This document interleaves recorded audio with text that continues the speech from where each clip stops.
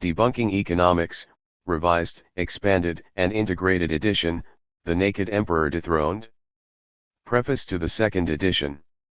Debunking Economics was far from the first book to argue that neoclassical economics was fundamentally unsound. If cogent criticism alone could have brought this pseudoscience down, it would have fallen as long ago as 1898, when Thorstein Veblen penned Why is Economics Not an Evolutionary Science? Veblen 1898. Yet in 1999, when I began writing Debunking Economics, neoclassical economics was more dominant than it had ever been. My reason for adding to this litany of thus far unsuccessful attempts to cause a long overdue scientific revolution in economics was the belief that a prerequisite for success was just around the corner. As I noted in my concluding chapter, I felt that a serious economic crisis was approaching, and that when this crisis hit, fundamental change in economic theory would be possible. I am not wishing an economic crisis upon the modern world. Instead, I think one has been well and truly put in train by the cumulative processes described in chapters 10 and 11 on finance. If that crisis eventuates, one which neoclassical economic theory argues is not possible, then economics will once again come under close and critical scrutiny.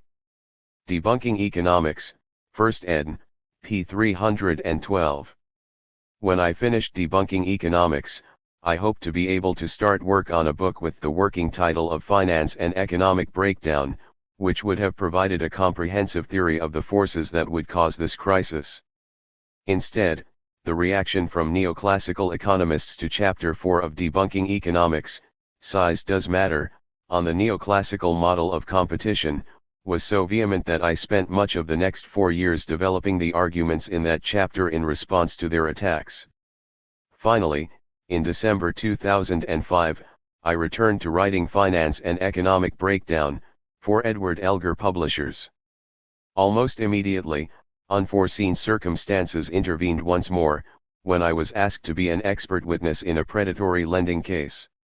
One look at the exponential growth in the debt-to-GDP ratios for Australia and the USA convinced me that a truly huge crisis was imminent. I decided that raising the public alarm was more important than writing an academic treatise on the topic, so I reluctantly delayed the book once more and turned to the media and the internet instead. I published a monthly report on debt, starting in November 2006, Keene 2006, became sufficiently well known in the media to be described as a media tart by some Australian critics, established the blog DebtWatch, www.debt-to-flatiron.com/blogs, which now has over 10,000 registered users and attracts about 50,000 unique readers each month, with about 25,000 of those being Australian, and most of the rest coming from America and the UK, and in what passed for spare time, worked to complete a model of debt deflation to inform my public comments. The economic crisis began with a vengeance in September 2007. Unemployment in the USA doubled in the next year, while a 5% rate of inflation rapidly gave way to 2% deflation. The complete failure of neoclassical economics to anticipate the crisis also meant, as I expected, that economic theory and economists are under public attack as never before. Their defense has been to argue that no one could have seen this coming. They have taken refuge in the phrase that this crisis was a black swan, using Nassim Taleb's phrase completely out of context, Taleb 2007, and ignoring the fact that I and many other non-neoclassical economists did in fact see this coming. I therefore decided that, for both positive and negative reasons, a new edition of Debunking Economics was needed. The negative reason is that there is no better time to attack a fallacious theory than after it has made a spectacularly wrong prediction. By arguing that the macroeconomy had entered a permanent Great Moderation, the phrase Ben Bernanke popularized to describe the apparent reduction in economic volatility and falls in unemployment and inflation between 1975 and 2007, neoclassical economics couldn't have been more wrong about the immediate economic future. Now is the time to show that, not only was this crisis eminently foreseeable, but also neoclassical economists were about the only ones who were ill-equipped to see it coming. The main positive reason is that, with the public and policy makers much more amenable to alternative ways of thinking about economics, now is the time to provide a brief and accessible look at an alternative, realistic model of the economy. There have also been some important developments in economics since the first edition, notably the growth of econophysics, and the concession by finance academics that the efficient markets hypothesis has been empirically disproven, Fama and French 2004. Several new chapters have been added on the dynamics of debt-based money, and the continuing economic crisis, currently called the Great Recession in America, and the global financial crisis in my home country, Australia, but which I fully expect to be renamed the Second Great Depression by future economic historians. These new chapters break the mold for the rest of the book, in that they are not critiques of the neoclassical theory of financial instability and economic crises, because there simply is no such theory. Instead they set out, in an introductory way, the non-neoclassical theories of debt deflation and endogenous money that I have played a role in developing, Keene 2008, 2009a, 2009b, 2010, and the model of financial instability that I will cover in detail in Finance and Economic Breakdown. I have also edited a number of chapters where there have been significant theoretical developments since the first edition. By far the most important development here has been a substantial deepening of the critique of the theory of the firm in size does matter. There is also substantially more information on why the theory of demand is false in the calculus of hedonism and the price of everything and the value of nothing, and a record of the recanting of the efficient markets hypothesis by its major advocates Fama and French in the addendum to The Price is Not Right. Lastly, a book that was in its first incarnation almost exclusively about microeconomics now covers microeconomics and macroeconomics in roughly equal measure. The one glaring omission is the absence of any discussion of international trade theory. The reason for this is that, while the flaws in the theory of comparative advantage are, to me, both huge and obvious, a detailed critique of the mathematical logic has not yet been done, and nor is there a viable alternative. That is a task that I may tackle after Finance and Economic Breakdown is completed, but not before. Looking back, the reception of the first edition was both gratifying and predictable. The gratifying side was the public reception. Sales far exceeded the norm for this class of book. It continued to sell well a decade after it was first published, and the critical response from the public was almost universally positive. The predictable side was the reaction from neoclassical economists. They disparaged the book in much the way they have treated all critics. As Keynes once remarked, he expected his work to be treated as being both quite wrong and nothing new. My critique received the same treatment, and as well neoclassicals were incensed by my critique of the theory of the firm. Their rejoinders to that critique led me to develop it far beyond the version first published in 2001, and in ways that I thought would be very difficult to convey without mathematics, but which in fact I found quite easy to explain in the addendum to Size Does Matter. However, for a detailed treatment mathematics is still necessary, so for those who can cope with the odd, or rather frequent equation, the most accessible papers are in the journals, Keene 2003, 2004, Keene and Standish 2006, 2010, and book chapters, Keene 2005, 2009a. The paper in the free online journal The Real World Economic Review is the most easily accessed of these. www.paecon.net/pay-review/issue53/Keene-Standish53.pdf, while my chapter in the book A Handbook for Heterodox Economics Education, edited by Jack Reardon and published by Routledge, A Pluralist Approach to Microeconomics, covers the critique of the Marshall-Lien model of the firm in a manner that should be useful to academics and school teachers.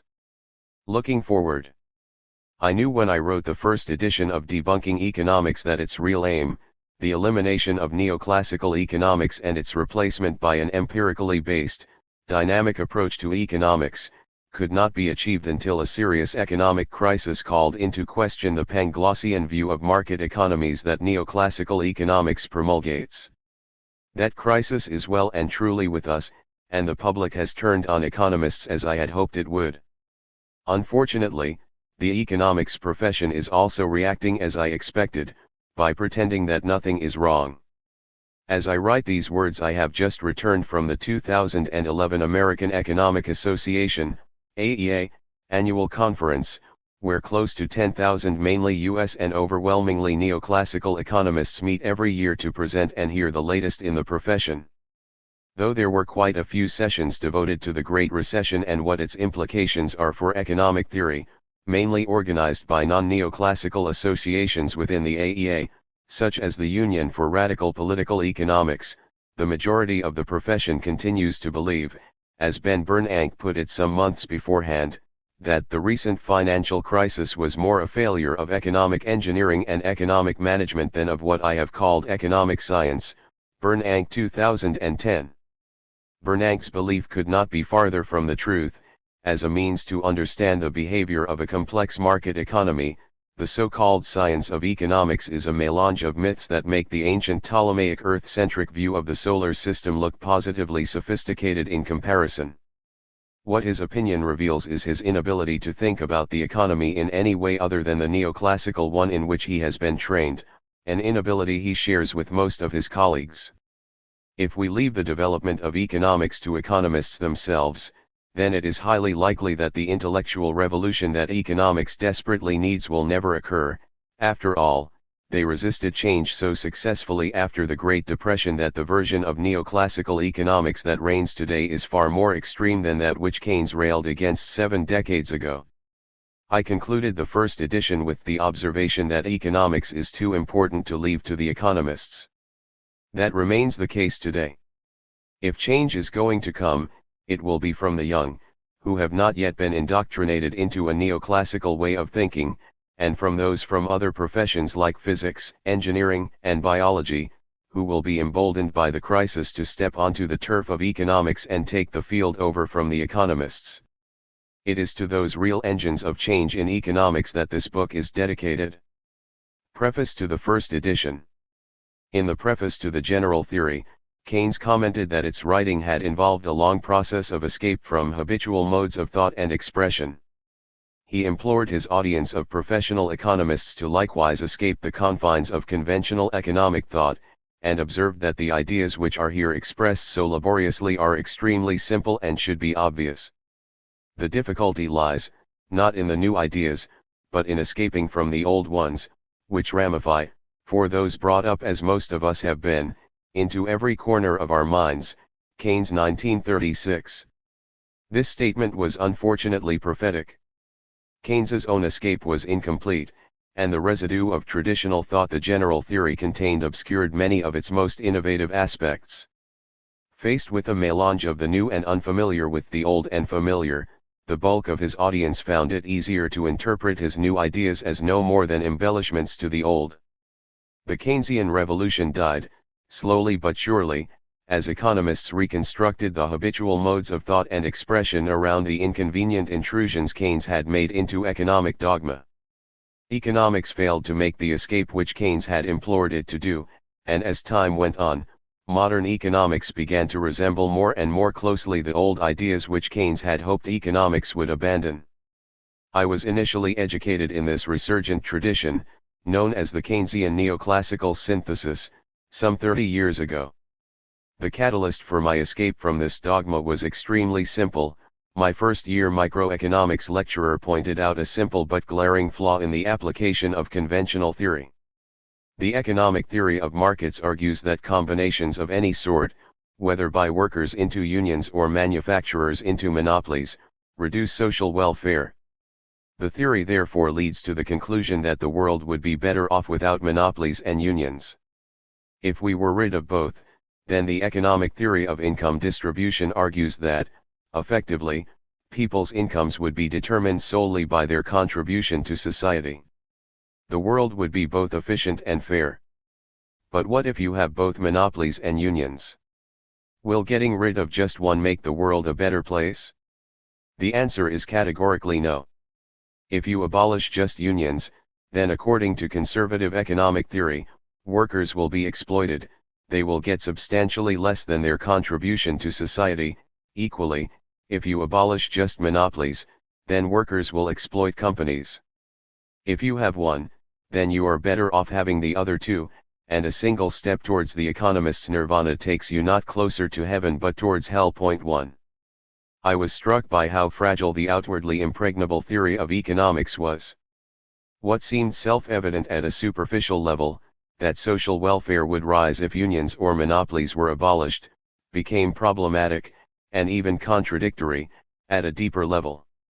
Had I come across that fragility in my honors or postgraduate education, which is when students of economics normally learn of such things, I would quite possibly have been willing to gloss over it, as most economists do.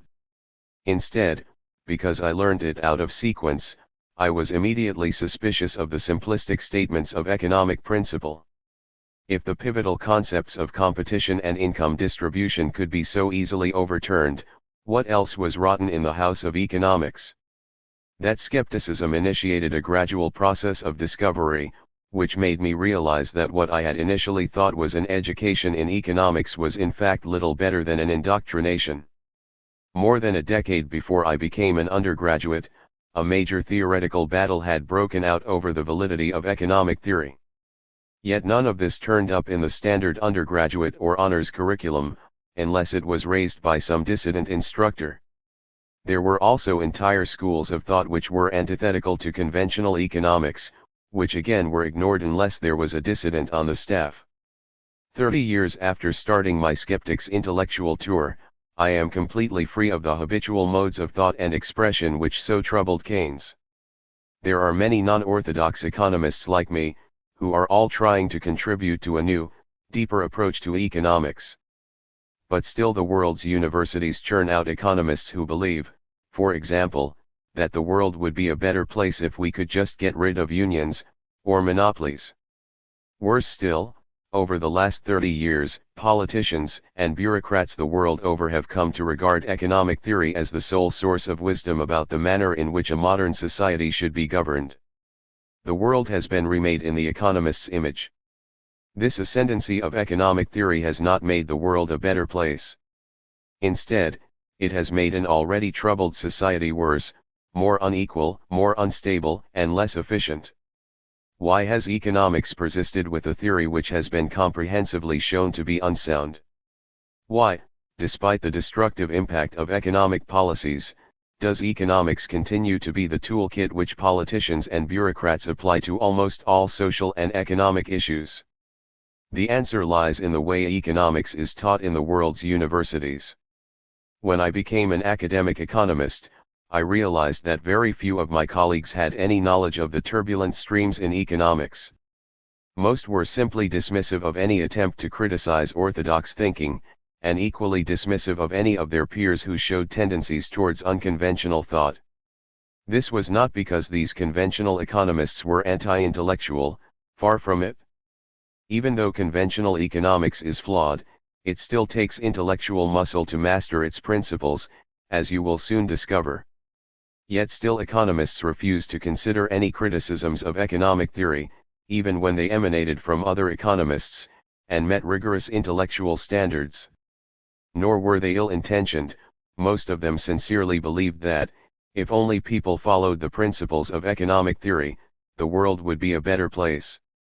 For a group of people who espoused a philosophy of individualistic hedonism, they were remarkably altruistic in their commitment to what they saw as the common good. Yet the policies they promoted often seemed to non-economists to damage the fabric of human society, rather than to enhance it. They also rejected out of hand any suggestion that they were ideologically motivated. They were scientists, not political activists. They recommended market solutions, not because they were personally pro-capitalist, but because economic theory proved that the market was the best mechanism by which to determine economic issues.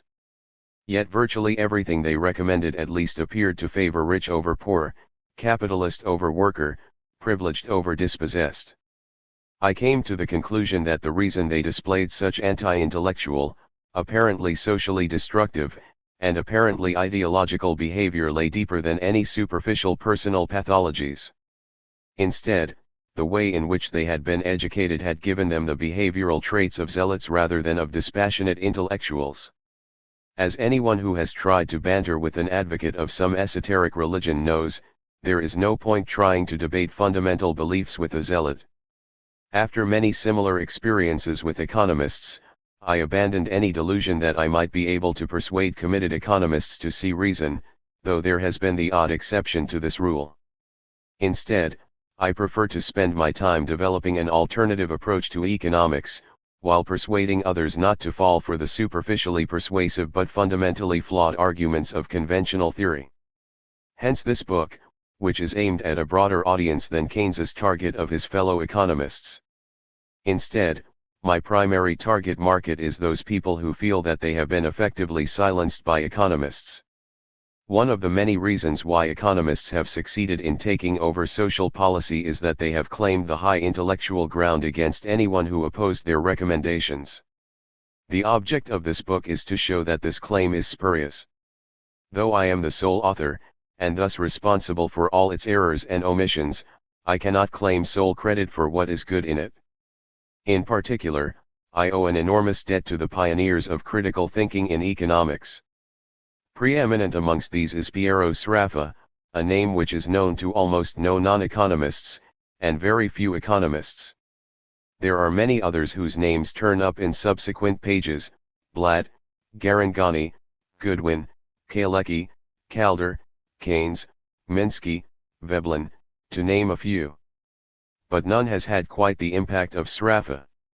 I owe a more personal debt to those few teachers who were, as I am now, dissidents in a sea of believers.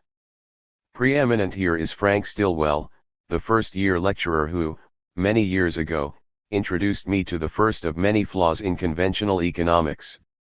I also gratefully acknowledge the influence which Ted Wheelwright's panoptic knowledge of the many currents in economic thought had upon my intellectual development.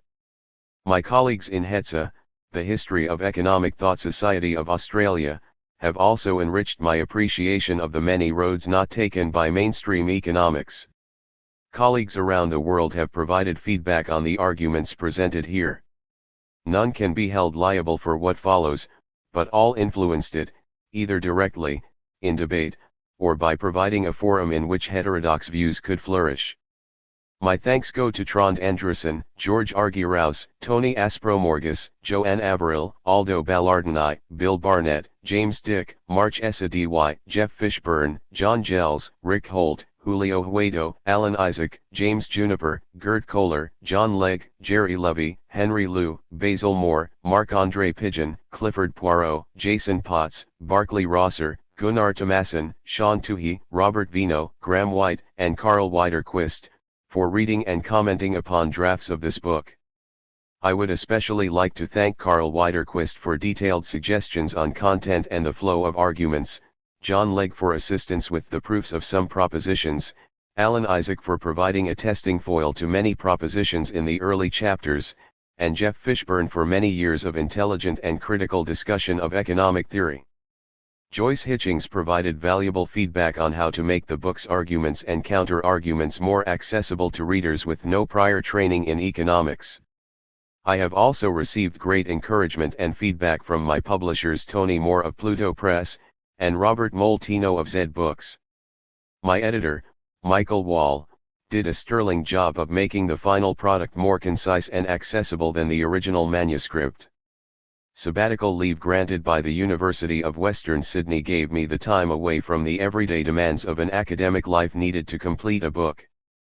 The Jerome Levy Institute of Bard College, New York, and the Norwegian University of Science and Technology in Trondheim, Norway, kindly accommodated me while the finishing touches were applied to the manuscript.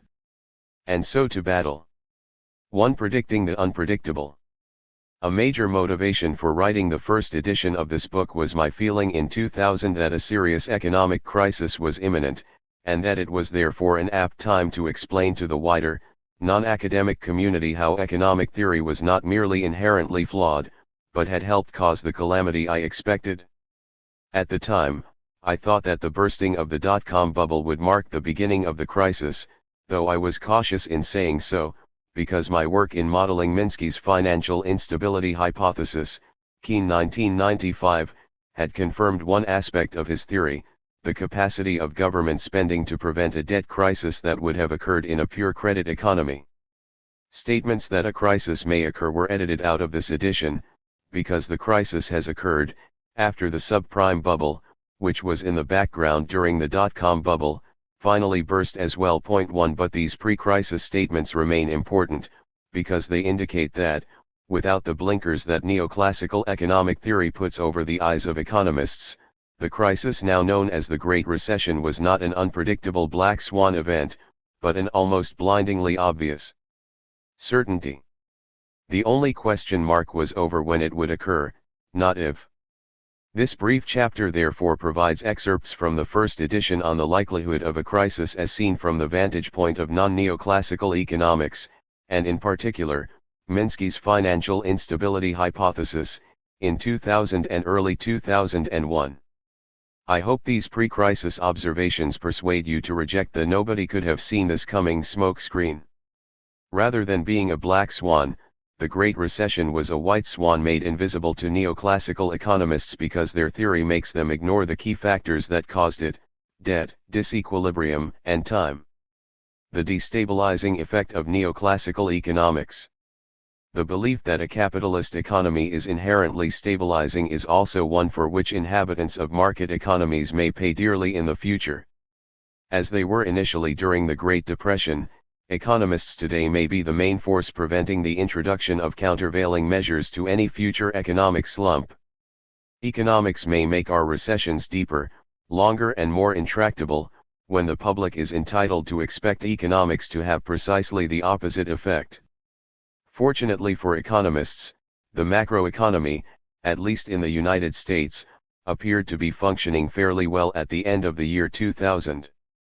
It is thus possible for economists to believe and preach almost anything, because they can bask in the entirely coincidental fact that the macroeconomy appears healthy. However, this accidental success may not last long if the pressures which have been clearly growing in the financial side of the economy finally erupt. Keane 2001a, 213. Possibility of debt deflation in the USA. If a crisis does occur after the internet bubble finally bursts, then it could occur in a milieu of low inflation, unless oil price pressures lead to an inflationary spiral. Firms are likely to react to this crisis by dropping their margins in an attempt to move stock, or to hang on to market share at the expense of their competitors. This behavior could well turn low inflation into deflation. The possibility therefore exists that America could once again be afflicted with a debt deflation, though its severity could be attenuated by the inevitable increase in government spending that such a crisis would trigger. America could well join Japan on the list of the global economies walking wounded, mired in a debt-induced recession, with static or falling prices and a seemingly intractable burden of private debt. Ibid. 254. The likelihood of a Japanese outcome for America after the crash. Only time will tell whether the bursting of the internet bubble will lead to as dire an outcome as the Great Depression. Certainly, on many indicators, the 1990s bubble has left its septuagenarian relative in the shade. The price-to-earnings ratio peaked at over 1.5 times the level set in 1929. The private and corporate debt-to-output ratio is possibly 3 times what it was prior to the Great Crash, and prices, though rising in some sectors, are generally quiescent. On all these fronts, Fisher's debt deflation theory of Great Depression seems a feasible outcome. On the other hand, Minsky argued that big government could stabilize an unstable economy, by providing firms with cash flow from which their debt commitments could be financed despite a collapse in private spending. Certainly, the U.S. government of 2000 is big when compared to its 1920s counterpart, and its automatic and policy interventions will probably attenuate any economic crash to something far milder than the Great Depression. What appears more likely for post-internet America is a drawn-out recession like that experienced by Japan since its bubble economy collapsed in 1990, Ibid. 256-7. The impact of the Maastricht Treaty on Europe during a crisis. Macroeconomics is economic policy par excellence, but economic theory itself has virtually reached the position that there should be no macroeconomic policy. The clearest evidence of this is the Maastricht Treaty, which made restricting budget deficits to no more than 3% of GDP a condition for membership of the European Union. While some fudging has been allowed to make membership possible in the first place, when an economic crisis eventually strikes, Europe's governments may be compelled to impose austerity upon economies which will be in desperate need of a stimulus. Ibid. 212-13. The efficient markets hypothesis encouraging debt-financed speculation. According to the efficient markets hypothesis, the trading profile of the stock market should therefore be like that of an almost extinct volcano. Instead, even back in the 1960s when this sharp paper was written, the stock market behaved like a very active volcano. It has become even more so since, and in 1987 it did a reasonable, though short-lived, impression of Krakatoa. In 2000, we saw 25% movements in a week. October 2000 lived up to the justified reputation of that month during bull markets. Heaven only knows how severe the volatility will be when the bubble finally bursts. Ibid. 232. What can I say? By promulgating the efficient markets hypothesis, which is predicated on each investor having the foresight of Nostradamus, economic theory has encouraged the world to play a dangerous game of stock market speculation. When that game comes unstuck, America in particular will most likely find itself as badly hobbled by debt as Japan has been for the past decade. This speculative flame may have ignited anyway, but there is little doubt that economists have played the role of petrol throwers rather than firemen. When crisis strikes, conventional economists will be the last people on the planet who can be expected to provide sage advice on how to return to prosperity, unless, as often happens in such circumstances, they drop their theoretical dogmas in favor of common sense. When the Great Crash of 1929 led to the Great Depression of the 1930s, many of the erstwhile heroes of the finance sector found themselves in the dock. It is unlikely that any particular economists will find themselves so arraigned, but there is little doubt that economic theory has been complicit in encouraging America's investing public to once again delude itself into a crisis. Ibid. 256. Deregulation and crisis. Deregulation of the financial sector was not the sole cause of the financial instability of the past 20 years. But it has certainly contributed to its severity, by removing some of the limited constraints to cyclical behavior which exist in a regulated system. These deregulations were moot as reforms by their proponents, but they were in reality retrograde steps, which have set our financial system up for a real crisis. I can only hope that, if the crisis is serious enough, then genuine reform to the finance sector will be contemplated. Reform, of course, cannot make capitalism stable, but it can remove the elements of our corporate system which contribute most strongly to instability. The major institutional culprit has to be the finance sector itself, and in particular the elements of the stock market which lead to it behaving more like a casino than a place of reasoned calculation. Surely, when the internet bubble really bursts, it will be time to admit that one fundamental excess of the market as currently organized is its ability to allow sky-high valuations to develop. Ibid. 255-6.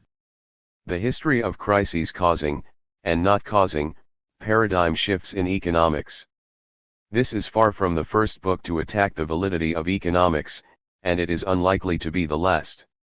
As Kerman commented, economic theory has seen off many attacks, not because it has been strong enough to withstand them, but because it has been strong enough to ignore them. Part of that strength has come from the irrelevance of economics. You don't need an accurate theory of economics to build an economy in the same sense that you need an accurate theory of propulsion to build a rocket. The market economy began its evolution long before the term economics was ever coined, and it will doubtless continue to evolve regardless of whether the dominant economic theory is valid. Therefore, so long as the economy itself has some underlying strength, it is a moot point as to whether any challenge to economic orthodoxy will succeed. However, while to some extent irrelevant, economics is not mostly harmless. The false confidence it has engendered in the stability of the market economy has encouraged policymakers to dismantle some of the institutions which initially evolved to try to keep its instability within limits. Economic reform, undertaken in the belief that it will make society function better, has instead made modern capitalism a poorer social system, more unequal, more fragile, more unstable. And in some instances, as in Russia, a naive faith in economic theory has led to outcomes which, had they been inflicted by weapons rather than by policy, would have led their perpetrators to the International Court of Justice.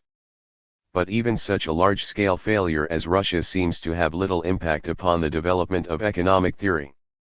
For economics to change, it appears that things have to go wrong on a global scale, in ways which the prevailing theory believed was impossible. There have been two such periods this century.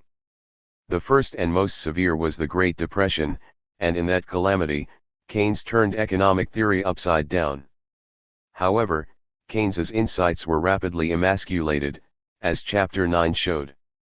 Keynesian economics became dominant, but it certainly was not the economics of Keynes. The second was the stagflationary crisis, the coincidence of low growth, rising unemployment, and high inflation during the 1970s. That crisis led to the final overthrow of the emasculated creature that Keynesian economics had become, and its replacement by an economic orthodoxy which was even more virile than that against which Keynes had railed. One step forward and two steps back, with the first step backwards being taken when the economy was doing well, in the aftermath of the Depression and World War II, and hence when the ramblings of economists could comfortably be ignored. That historical record is both comforting and disturbing. Change is possible in economics, but normally only when the fabric of society itself seems threatened, and change without crisis can involve the forgetting of recent advances. It is possible, therefore, that economic theory may continue to function mainly as a surrogate ideology for the market economy, right up until the day, in some distant future, when society evolves into something so profoundly different that it no longer warrants the moniker capitalism. I hope, however, that events follow a different chain. I am not wishing an economic crisis upon the modern world. Instead, I think one has been well and truly put in train by the cumulative processes described in chapters 10 and 11. If that crisis eventuates, one which neoclassical economic theory argues is not possible, then economics will once again come under close and critical scrutiny. Ibid. 311-12. Public reactions to the failure of neoclassical economics. This time, the chances are much better that something new and indigestibly different from the prevailing wisdom will emanate from the crisis. As this book has shown, critical economists are much more aware of the flaws in conventional economics than they were during Keynes's day. Non-orthodox analysis is much more fully developed, and advances in many other fields of science are there for the taking, if economics can be persuaded, by force of circumstance, to abandon its obsession with equilibrium. The first factor should mean that the lines will be much more clearly drawn between the old orthodoxy and the new. The latter two should mean that the techniques of the old orthodoxy will look passé, rather than stimulating, to a new generation of economists schooled in complexity and evolutionary theory. But ultimately, schooling is both the answer and the problem. If a new economics is to evolve, then it must do so in an extremely hostile environment, the academic journals and academic departments of economics and finance, where neoclassic orthodoxy has for so long held sway. Point to the nurturing of a new way of thinking about economics could largely be left in the hands of those who have shown themselves incapable of escaping from a 19th century perspective. There are two possible palliatives against that danger. The first is the development, by non-orthodox economists, of a vibrant alternative approach to analyzing the economy which is founded in realism, rather than idealism. Such a development would show that there is an alternative to thinking about the economy in a neoclassical way, and offer future students of economics a new and hopefully exciting research program to which they can contribute. The second is an informed and vigilant public. If you have struggled to the end of this book, then you now have a very strong grasp on the problems in conventional economic thought, and the need for alternative approaches to economics. Depending on your situation, you can use this knowledge as a lever in all sorts of ways. If you are or you advise a person in authority in the private or public sectors, you should know now not to take the advice of economists on faith. They have received far too easy a ride as the accepted vessels of economic knowledge. Ask a few inquiring questions, and see whether those vessels ring hollow. When the time comes to appoint advisors on economic matters, quiz the applicants for their breadth of appreciation of alternative ways to think economically, and look for the heterodox thinker rather than just the econometric technician. If you are a parent with a child who is about to undertake an economics or business degree, then you're in a position to pressure potential schools to take a pluralist approach to education in economics. A quick glance through course structure booklets and subject outlines should be enough to confirm what approach they take at present. If you are a student now, well, your position is somewhat compromised. You have to pass exams, after all. I hope that, after reading this book, you will be better equipped to do that. But you are also equipped to disturb the equilibrium of both your fellow students and your teachers, if they are themselves ignorant of the issues raised in this book. You have a voice, which has perhaps been quiescent on matters economic because you have in the past deferred to the authority of the economist. There is no reason to remain quiet. I commented at the beginning of this book that economics was too important to leave to the economists. I end on the same note, Ibid. 312-13. Postscript 2011. As these excerpts emphasize, the never-ending crisis in which the USA and much of the OECD is now ensnared was no black swan. Its inevitability was obvious to anyone who paid attention to the level of debt-financed speculation taking place, and considered what would happen to the economy when the debt-driven party came to an end. The fact that the vast majority of economists pay no attention at all to these issues is why they were taken by surprise.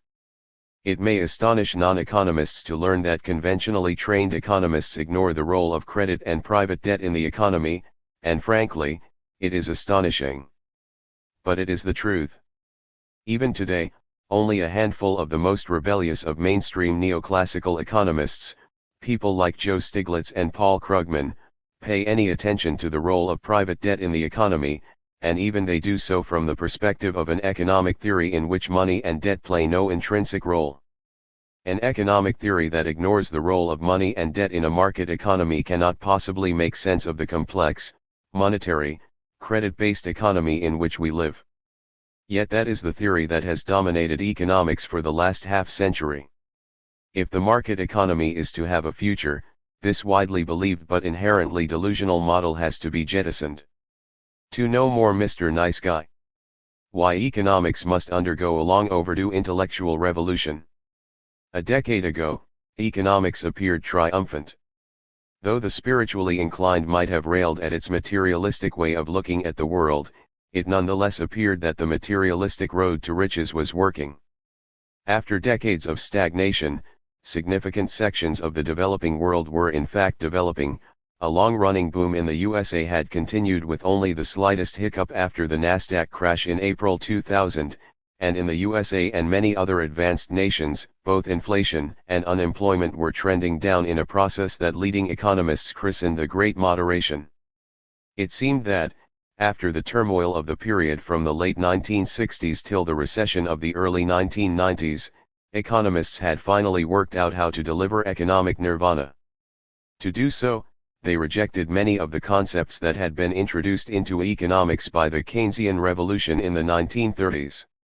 The resulting theory of economics was called neoclassical economics, to distinguish it from the Keynesian economics it had overthrown, though in a confusing twist, the major subgroup within neoclassical economics called itself New Keynesian. Point 1. In many ways, it was a return to the approach to economics that had been dominant prior to Keynes, and for that reason it was often referred to as the neoclassical counter-revolution. At a practical level, neoclassical economics advocated reducing government intervention in the economy and letting markets, especially finance markets, decide economic outcomes unimpeded by politicians, bureaucrats, or regulations. Counter-cyclical government budget policy, running deficits during downturns and surpluses during booms, gave way to trying to run surpluses all the time, to reduce the size of the government sector. The only policy tool in favor was manipulation of the interest rate, by a politically independent central bank which itself was controlled by neoclassical economists, with the objective of controlling the rate of inflation. At a deep theoretical level, neoclassical economics replaced many tools that Keynes and his supporters had developed to analyze the economy as a whole, macroeconomics, with their own tools. Unlike the analytic tools of Keynesian macroeconomics, the new neoclassical macroeconomics toolset was derived directly from microeconomics, the theory of how the individual agents in the economy behave. Purge. Not all academic economists joined in this overthrow of the previous Keynesian orthodoxy. Many fought against it, though ultimately to no avail, and academic economics eventually divided into roughly 6 camps: the dominant neoclassical school that represented perhaps 85% of the profession, and several small rumps called post-Keynesian, institutional, evolutionary, Austrian and Marxian economics. An outsider might have expected this situation to lead to vigorous debates within the academy. In fact, what eventually evolved was a mixture of both hostility and indifference. Neoclassical economists didn't pay any attention to what these rumps said, but they also gave up on early attempts to eliminate them. Try as they might, they could never get rid of the dissidents completely, for 2 main reasons. First, some, like myself, had always been opposed to neoclassical economics, and were hard to remove because of impediments like academic tenure.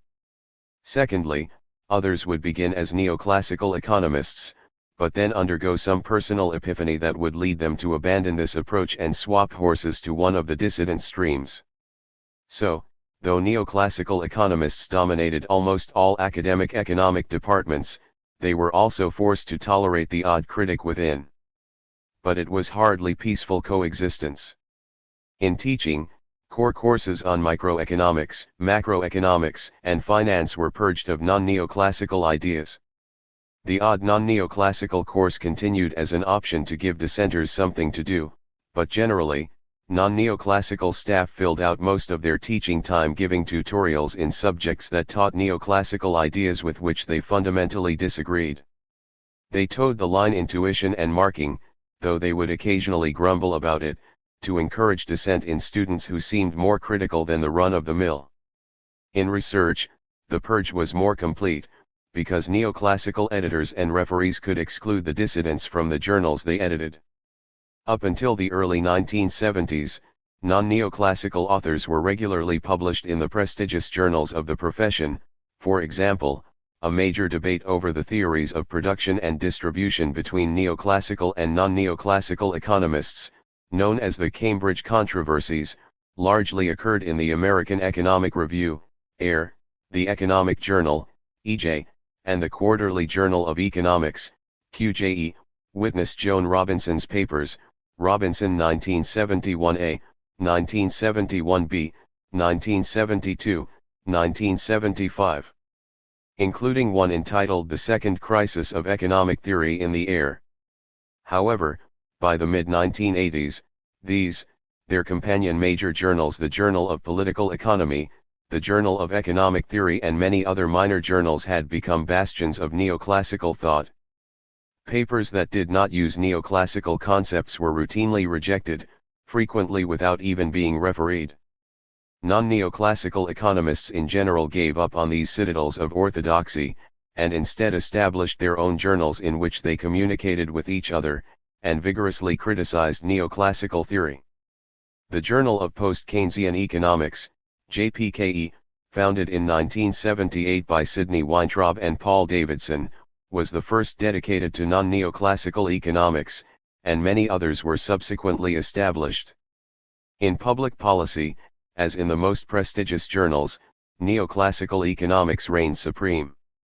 Few dissidents were ever appointed to positions of public influence too, and most bureaucratic positions were filled by graduates from the better colleges who, because of the purging of non-neoclassical ideas from the core curriculum, generally didn't even know that any other way of thinking about economics was possible. To them, Neoclassical economics was economics' triumph. This purge within academia was aided and abetted by developments in the economy itself. Inflation, which had been as low as 1% in the early 1960s, began to rise in a series of cycles to a peak of 15% in 1980. Unemployment, which had in the past gone down when inflation went up, began to rise as well in the 1970s, in apparent contradiction of Keynesian doctrine. As a result, the media and the public were clamoring for change, supporting the efforts of leading neoclassicals like Milton Friedman to overthrow their Keynesian overlords in the academy. The public policy focus shifted from the Keynesian emphasis upon keeping unemployment low, and tolerating higher inflation as a side effect, to keeping inflation low, in the belief that this would allow the private sector to do its thing and achieve full employment. The initial results were mixed. Inflation plunged as Fed Chairman Volcker pushed the cash rate 3 to 20%, but unemployment exploded to its post-war peak of almost 11% in 1983. But that painful crisis proved to be the worst under neoclassical management of economic policy. The next recession in the early 1990s had a peak unemployment rate of less than 8%. The one after that in 2003 had a peak unemployment rate of 6.3%. Inflation had also come down, and fluctuated in a band between 1 and 4%, with occasional spikes up to 6%, far below the tumultuous level of the period from 1965 to 1985, when the average had been over 6%. Neoclassical economists enshrined the objective of keeping inflation low in the rules they set for central banks, which instructed them to manipulate the rate of interest to keep inflation in a narrow band between 1 and 3%. Looking back on how neoclassical economics had remodeled both economic theory and economic policy, the current U.S. Federal Reserve Chairman Ben Bernanke saw 2 decades of achievement.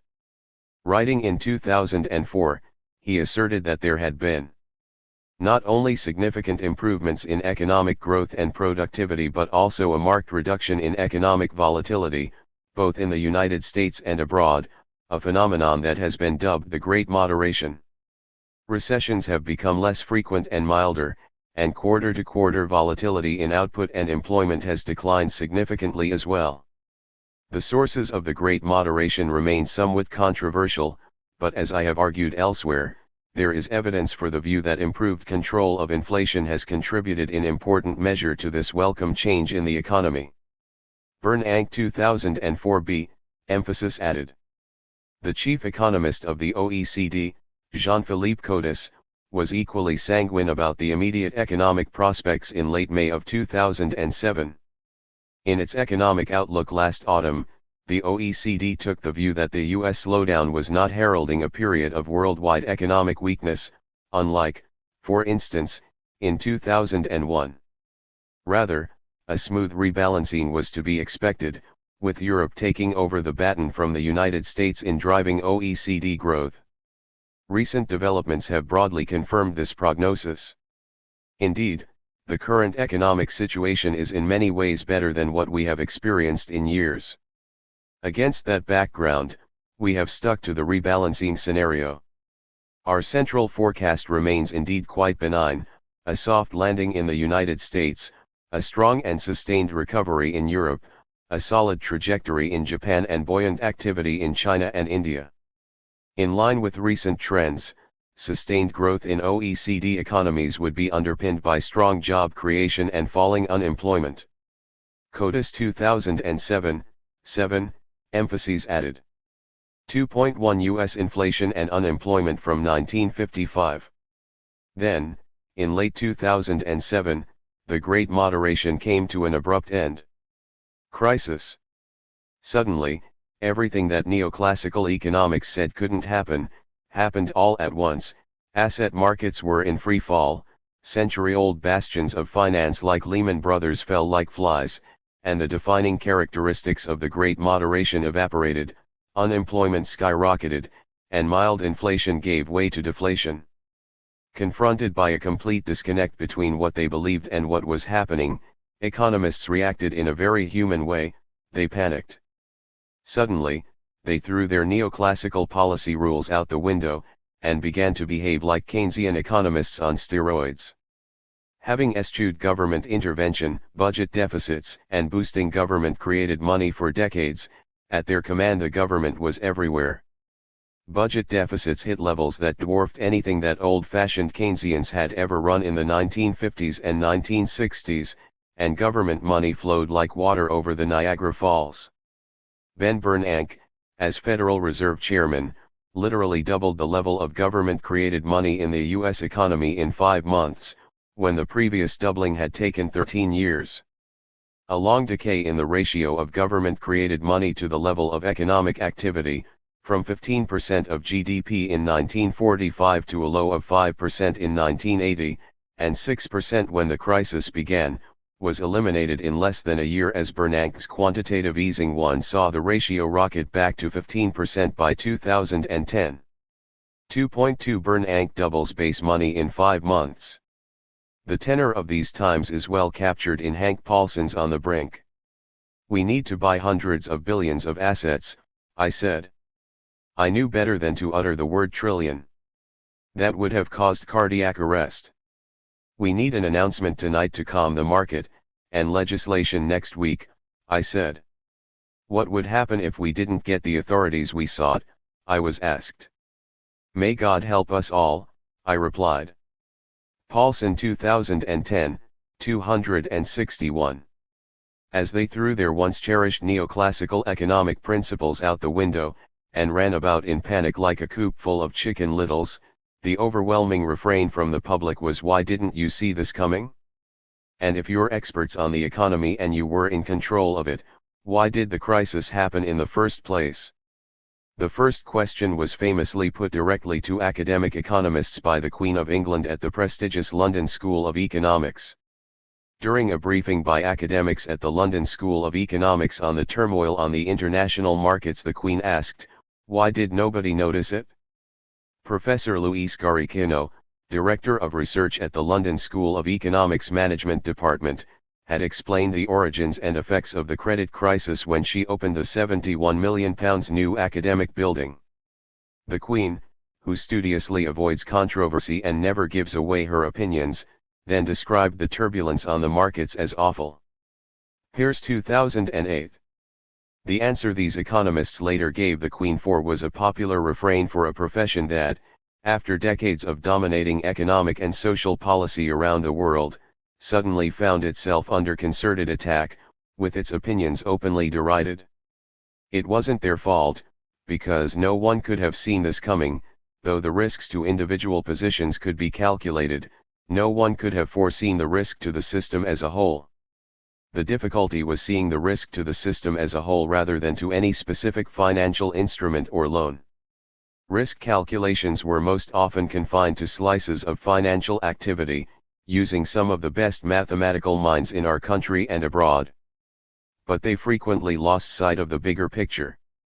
Besley and Hennessy 2009, 1. Balderdash. Though the precise timing of the crisis was impossible to pick, a systemic crisis was both inevitable and, to astute observers in the mid-2000s, likely to occur in the very near future. That is why I and a handful of other unconventional economists went public in the years leading up to the crisis, warning whenever and however we could that a serious economic calamity was imminent. No one saw this coming. In a paper with the mocking title of "No One Saw This Coming, Understanding Financial Crisis Through Accounting Models 5, Bessemer 2009, 2010, 2011, Dutch academic Dirk Bessemer trawled through academic and media reports looking for any people who had warned of the crisis before it happened, and who met the following exacting criteria. Only analysts were included who provided some account of how they arrived at their conclusions. Went beyond predicting a real estate crisis, also making the link to real sector recessionary implications, including an analytical account of those links. The actual prediction must have been made by the analyst and available in the public domain, rather than being asserted by others. The prediction had to have some timing attached to it. Bessemer 2009, 7. Bessemer came up with 12 names, myself and Dean Baker, Wing Godley, Fred Harrison, Michael Hudson, Eric Jansen, Jacob Brockner Madsen and Jens Kager Sørensen, Kurt Richebacher, Nuri L. Rubinai, Peter Schiff, and Robert Schiller. He also identified 4 common aspects of our work. 1. A concern with financial assets as distinct from real sector assets. 2. With the credit flows that finance both forms of wealth. 3. With the debt growth accompanying growth in financial wealth, and 4. With the accounting relation between the financial and real economy. Ibid. 8. Table 2.1 Anticipations of the Housing Crisis and Recession. If you have never studied economics before, this list may surprise you. Don't all economists consider these obviously important economic issues? As you will learn in this book, the answer is no. Neoclassical economic theory ignores all these aspects of reality, even when, on the surface, they might appear to include them. Bessemer gives the example of the OECD's Small Global Forecasting Model, which makes forecasts for the global economy that are then disaggregated to generate predictions for individual countries. It was the source of Codis's statement, "Our central forecast remains indeed quite benign," in the September 2007 OECD Economic Outlook. This OECD model apparently includes monetary and financial variables. However, these are not taken from data, but are instead derived from theoretical assumptions about the relationship between real variables, such as the gap between actual output and potential output, and financial variables. As Bessemer notes, the OECD's model lacks all of the features that dominated the economy in the lead-up to the crisis. There are no credit flows, asset prices or increasing net worth driving a borrowing boom, nor interest payment indicating growing debt burdens, and no balance sheet stock and flow variables that would reflect all this. Ibid. 19. How come? Because standard neoclassical economic theory assumes that the financial system is rather like lubricating oil in an engine. It enables the engine to work smoothly, but has no driving effect. Neoclassical economists therefore believe that they can ignore the financial system in economic analysis, and focus on the real exchanges going on behind the veil of money. They also assume that the real economy is, in effect, a miracle engine that always returns to a state of steady growth, and never generates any undesirable side effects, rather like a pure hydrogen engine that, once you take your foot off the accelerator or brake, always returns to a steady 3000 revs per minute, and simply pumps pure water into the atmosphere. 6. To continue the analogy, the common perspective in the approaches taken by the economists Bessemer identified is that we see finance as more akin to petrol than oil. Without it, the real economy engine revs not at 3000 rpm, but 0, while the exhaust fumes contain not merely water, but large quantities of pollutants as well. As the financial crisis made starkly evident, neoclassical economists were profoundly wrong. The issues they ignored were vital to understanding how a market economy operates, and their deliberate failure to monitor the dynamics of private debt was the reason why they did not see this crisis coming, and why they are the last ones who are likely to work out how to end it. Consequently, neoclassical economics, far from being the font of economic wisdom, is actually the biggest impediment to understanding how the economy actually works, and why, periodically, it has serious breakdowns. If we are ever to have an economic theory that actually describes the economy, let alone one that helps us manage it, neoclassical economics has to go. Revisionism. Yet this is not how neoclassical economists themselves have reacted to the crisis. Bernanke, whose appointment as chairman of the U.S. Federal Reserve occurred largely because he was regarded by his fellow neoclassical economists as the academic expert on the Great Depression, has argued that there is no need to overhaul economic theory as a result of the crisis. Distinguishing between what he termed economic science, economic engineering, and economic management, he argued that the recent financial crisis was more a failure of economic engineering and economic management than of what I have called economic science. Shortcomings of economic science were for the most part less central to the crisis. Indeed, although the great majority of economists did not foresee the near collapse of the financial system, Economic analysis has proven and will continue to prove critical in understanding the crisis, in developing policies to contain it, and in designing longer-term solutions to prevent its recurrence. Bernanke 2010, 3. However, Bernanke's primary argument in defense of neoclassical economics is simply silly, because he defends modern economic theory by pointing to the work of theorists that most neoclassical economists would never have heard of. The fact that dependence on unstable short-term funding could lead to runs is hardly news to economists. It has been a central issue in monetary economics since Henry Thornton and Walter Bagehot wrote about the question in the 19th century, Ibid. 6. This might give non-economists the impression that the works of Thornton and Bagehot are routinely studied by today's economists, or that today's neoclassical economic toolkit is based, among other pillars, on such historically informed sources. However, a significant aspect of the neoclassical counter-revolution was the abolition of courses on economic history and the history of economic thought, in which the works of Thornton and Bagehot would have occasionally featured. Today, only rebel, non-neoclassical economists, or a central banker with a personal interest in monetary history like Bernanke, is likely to have read Thornton, Bagehot, or any analysis of any financial crises prior to this one.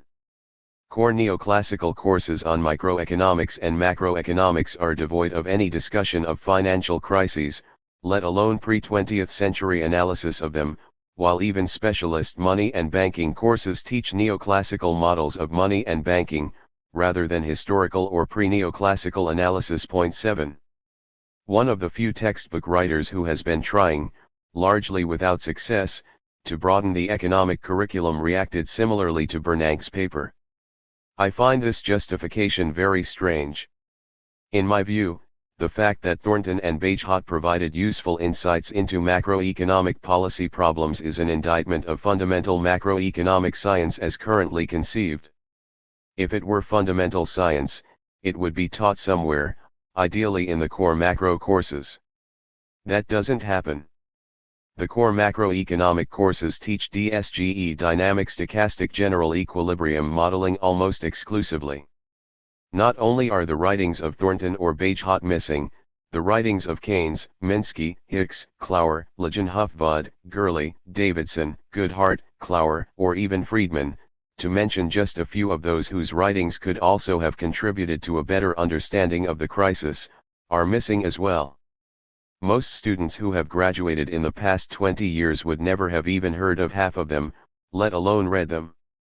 If nobody reads them, and their ideas aren't part of the material that students study or learn, how can Bernanke consider them part of modern economic science? Cullender 2011, 4-5, emphasis added. In other words, defending modern economics by pointing to the work of pre-neoclassical economists is rather like rebutting criticisms of modern art by extolling the virtues of Leonardo da Vinci. It is a fob-off, rather than a serious response to criticism. Bernanke comes closer to engaging with reality when he admits that mainstream neoclassical models failed to predict the crisis. Standard macroeconomic models, such as the workhorse New Keynesian model, did not predict the crisis, nor did they incorporate very easily the effects of financial instability. Bernanke 2010, 16-17. But rather than seeing this as a weakness that necessitated revision, Bernanke defended these models on the basis that they are appropriate for non-crisis times. Do these failures of standard macroeconomic models mean that they are irrelevant or at least significantly flawed? I think the answer is a qualified no. Economic models are useful only in the context for which they are designed.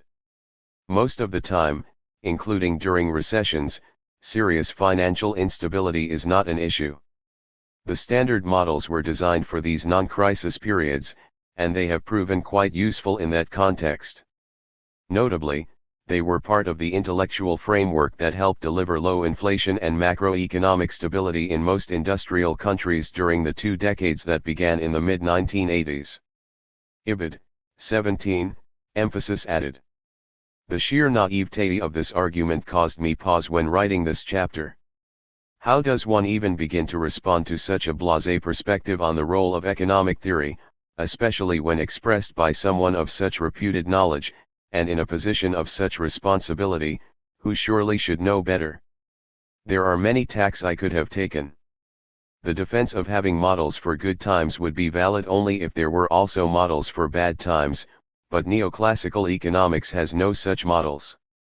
The quaint belief that the conditions prior to the crisis, the so-called Great Moderation, had no connection with the events that followed shows that he has no idea as to what caused the Great Recession. Ultimately, the most apposite critique of Bernank's defense of the indefensible is to compare his position with that of the post-Keynesian economist Hyman Minsky. Minsky argued that, since crises like the Great Depression have occurred, a crucial test for the validity of an economic theory is that it must be able to generate a depression as one of its possible states. Can it, a Great Depression, happen again? And if it can happen, why didn't it occur in the years since World War II? These are questions that naturally follow from both the historical record and the comparative success of the past 35 years. To answer these questions, it is necessary to have an economic theory which makes Great Depressions one of the possible states in which our type of capitalist economy can find itself. Minsky 1982, 5. On this basis, Minsky rejected neoclassical economics for the very reason that Bernanke defends it above. In its core models, a depression is an impossibility. Therefore, the neoclassical model is an inadequate basis for modeling and understanding capitalism. The abstract model of the neoclassical synthesis cannot generate instability.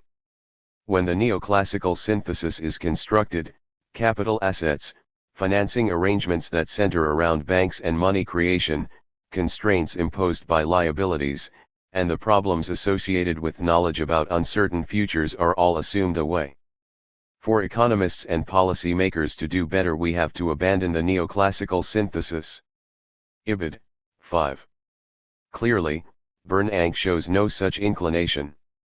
Even in the aftermath of a financial crisis that took him and the vast majority of neoclassical economists completely by surprise, and which terrified them as much as it bewildered the public, Bernanke and his many neoclassical colleagues still cling to their belief in an economic theory that asserts that events like this could never happen. Ignorance. A major reason for Bernanke's inability to accept that the core of neoclassical economics is irrelevant or at least significantly flawed is that, in common with so many of his neoclassical peers, he innately believes that the neoclassical model of the economy is essentially correct, so much so that even the financial crisis could not shake his faith in it. This faith emanates from the seductive nature of the neoclassical vision. It portrays capitalism as a perfect system, in which the market ensures that everything is just right. It is a world in which meritocracy rules, rather than power and privilege as under previous social systems. This vision of a society operating perfectly without a central despotic authority is seductive, so seductive that neoclassical economists want it to be true. This faith is maintained by a paradoxical, transcendental truth: neoclassical economists don't understand neoclassical economics. Their belief that it is a coherent, comprehensive theory of how a market economy operates is based on a profound ignorance of the actual foundations of the theory. 8. In one sense, their ignorance is utterly justified, because they are behaving in the same way that professionals do in genuine sciences like physics. Most physicists don't check what Einstein actually wrote on the theory of relativity, because they are confident that Einstein got it right, and that their textbooks accurately communicate Einstein's core ideas. Similarly, most economists don't check to see whether core concepts like supply and demand microeconomics or representative agent macroeconomics are properly derived from well-grounded foundations, because they simply assume that if they're taught by the textbooks, then there must be original research that confirms their validity. In fact, the exact opposite is the case: the original research confirms that all these concepts are false. Virtually every concept that is taught as gospel in the textbooks has been proved to be unsound in the original literature. If they actually appreciated what the foundations were, and how utterly flawed they really are, then neoclassical economists would run a mile from their beliefs, and feel compelled to look for alternatives. But they have no knowledge of the actual state of neoclassical economics because their education shields them from it, Right from their very first exposure to economic theory, for the rest of the book, if I say economics without qualification, I will normally mean neoclassical economics, unless otherwise noted. Educated into ignorance. If the real world were accurately described by economic textbooks, there would not now be a financial crisis, and nor would there ever have been one in the past either. The Great Depression would not have happened. The economy would instead be either in equilibrium, or rapidly returning to it, with full employment, low inflation, and sensibly priced assets. Of course, the real world is nothing like that. Instead, it has been permanently in disequilibrium, and in near turmoil, ever since the financial crisis began in 2007. So the textbooks are wrong. But there is a bizarre irony in this disconnect between reality and economic textbooks. If those same textbooks gave an accurate rendition of the underlying theory, they would describe an economy that generated cycles, was in disequilibrium all the time, and was prone to breakdown. This is not because the theory itself envisages a turbulent, cyclical world, far from it. The underlying neoclassical vision of the market economy is of permanent equilibrium, just as the textbooks portray it. However, there are preconditions for that state of equilibrium to apply, and deep economic research has established that none of them holds. These preconditions arise from the neoclassical practice of analyzing the economy from the point of view of individual agents, where those agents can be consumers, firms, workers, or investors. Generally speaking, though the description of the individual itself can be criticized as stylized and barren, this analysis is internally consistent. If you accept the model's assumptions, then the conclusions about individual behavior flow logically from them. However, to be a theory of economics rather than one of individual psychology, this model of the individual must be aggregated to derive a model of a market, where many individual consumers and sellers interact, or an entire economy where multiple markets interact with each other. The analysis of the individual must be aggregated somehow, to derive a theory of the aggregate entity called the market or the economy. In literally every case, the attempt to move from the analysis of the individual to the aggregate failed, in the sense that results that were easily derived for the isolated individual could not be derived for the aggregate. But this failure to derive a coherent model of aggregate economic behavior was suppressed from the economics textbooks. Students were therefore taught a theory of how markets and economies behave which was strictly true only for isolated individuals, and was false for markets and economies themselves. As I explain in the next chapter, this applies to the simplest and in many ways most fundamental concept in neoclassical economics, the downward-sloping demand curve that is one half of its iconic supply and demand analysis of markets. The theory proves that an individual's demand curve is downward-sloping, i.e. that an individual will buy more units of a commodity if its price falls, but the attempt to prove that the market demand curve also sloped downwards failed. However, textbooks writers are either truly ignorant of this failure, or delude themselves about the failure, or deliberately obfuscate it. For example, the latest edition of Samuelson's textbook, whose first edition in 1948 set the neoclassical standard for economic instruction ever since, asserts that to derive a market demand curve, all you have to do is add together individual demand curves, and the resulting market demand curve will behave just like the individual demand curves from which it was derived. The market demand curve is found by adding together the quantities demanded by all individuals at each price. Does the market demand curve obey the law of downward sloping demand? It certainly does, Samuelson and Nordhaus 2010, 48. That statement is provably false. The true situation is honestly stated in a leading research book, the Handbook of Mathematical Economics. Market demand functions need not satisfy in any way the classical restrictions which characterize consumer demand functions. The utility hypothesis tells us nothing about market demand unless it is augmented by additional requirements. Schaefer and Sonnenschein 1982, 671. As I explain in the next chapter, the additional requirements needed to ensure that a market demand curve slopes downwards are patently absurd. The realistic conclusion therefore is that market demand curves should have any shape except the one that is drawn in the textbooks, and standard supply and demand analysis becomes impossible. However, economics students don't get to learn about this or any other aggregation failure. As the extract from Samuelson and Nordhaus illustrates, neoclassical textbooks present a sanitized, uncritical rendition of conventional economic theory, either ignoring problems with aggregation, or directly contradicting the results of advanced research. The courses in which these textbooks are used do little to counter this mendacious presentation. Students might learn, for example, that externalities reduce the efficiency of the market mechanism.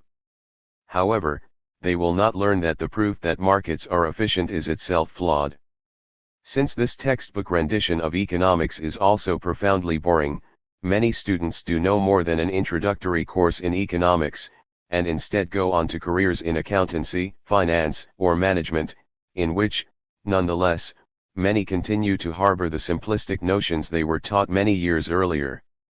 The minority which continues on to further academic training is taught the complicated techniques of neoclassical economic analysis, with little to no discussion of whether these techniques are actually intellectually valid.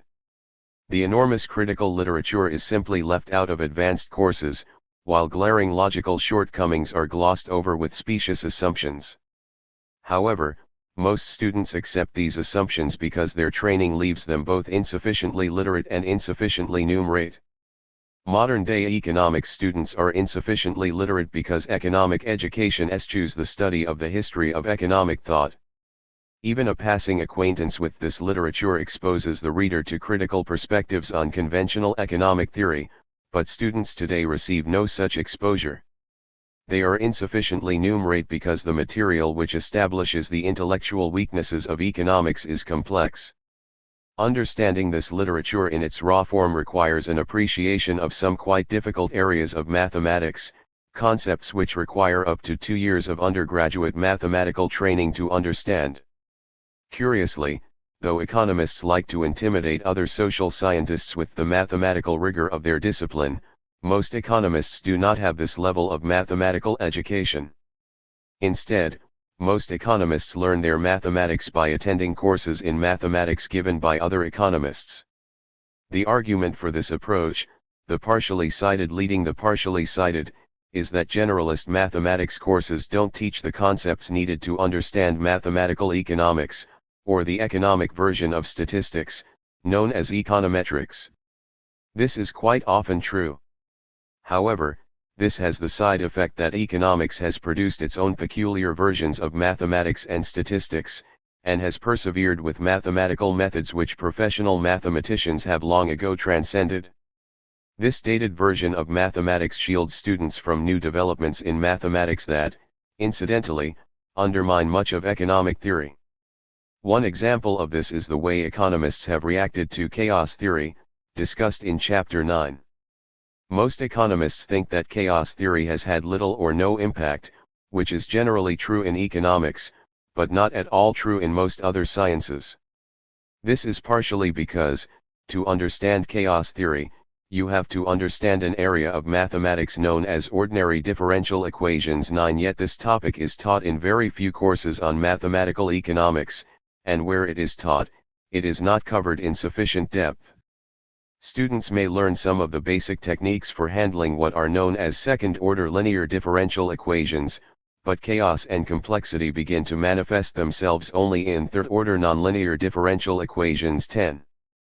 Economics students therefore graduate from master's and PhD programs with an uncritical and unjustified belief that the foundations of economic analysis are sound, no appreciation of the intellectual history of their discipline, and an approach to mathematics which hobbles both their critical understanding of economics, and their ability to appreciate the latest advances in mathematics and other sciences. A minority of these ill-informed students themselves go on to be academic economists, and then repeat the process. Ignorance is perpetuated. The attempt to conduct a critical dialogue within the profession of academic economics has therefore failed, not because neoclassical economics has no flaws, but because, figuratively speaking, neoclassical economists have no heirs. As Bernanke's reaction shows, even the global financial crisis wasn't enough to make them listen. So then, no more Mr. Nice Guy. If economists can't be trusted to follow the Queensberry rules of intellectual debate, then we critics have to step out of the boxing ring and into the streets. Does economics matter? Economists have been justly criticized for failing to anticipate the financial crisis, but if that had been their only failing, they would be no different to weather forecasters who failed to warn of a destructive storm. They could be at fault for failing to give the warning, but you couldn't blame them for the storm itself. Economics, on the other hand, has direct responsibility for the economic storm we are currently experiencing. This is not to say that capitalism is inherently stable, far from it. But the beliefs and actions of economists made this economic crisis far worse than it would have been without their interventions. First, the naive theories they developed, especially in finance, encouraged reckless behavior in finance by their ex-students. More than a generation of business students were unleashed on the world who believed, or at least paid lip service to, the fallacies that finance markets always price financial assets correctly, and that debt was good. Secondly, economists also developed many of the tools of the financial trade that Warren Buffett so aptly described as weapons of financial mass destruction. Options pricing models, value at risk formulas and the like were all based on neoclassical economics, and many were developed by academic economists, some of whom received the Nobel Prize in Economics for their inventions. Thirdly, probably their greatest negative contribution to human history was that, as regulators, they allowed the excesses of the finance sector to go on for perhaps 2 decades longer than would have occurred without their rescues. Here, pride of place goes to the central bankers, especially Alan Greenspan. In Chapter 12, I make the case that were it not for the extreme rescue efforts he initiated in 1987, the stock market crash of that year would have precipitated a serious recession, but one far milder than that we are now experiencing. Instead, that rescue and the many others in the crises that followed, the savings and loans crisis, the long-term capital management crisis, and finally the dot-com crisis, encouraged the speculative excesses of Wall Street to continue. The ultimate result was the subprime crisis, the fallout from which was so big that a further rescue was impossible. The key indicator here, and the key reason that I and the others Bessemer identified as having predicted the crisis could tell that one was coming, is the ratio of private debt to national income, known as GDP, which stands for Gross Domestic Product. Every time the US Fed, and its counterparts in the rest of the OECD, rescued the financial sector from its latest folly, that sector continued doing what it is best at, creating debt.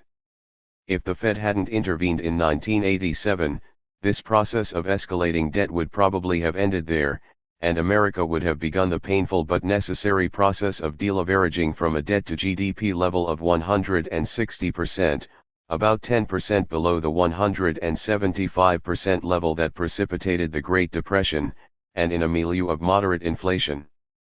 Instead, rescued by the Fed, the financial sector lived to lend another day, and went through the veritable 9 lives of the cat before the excesses of the subprime bubble brought Wall Street to its knees.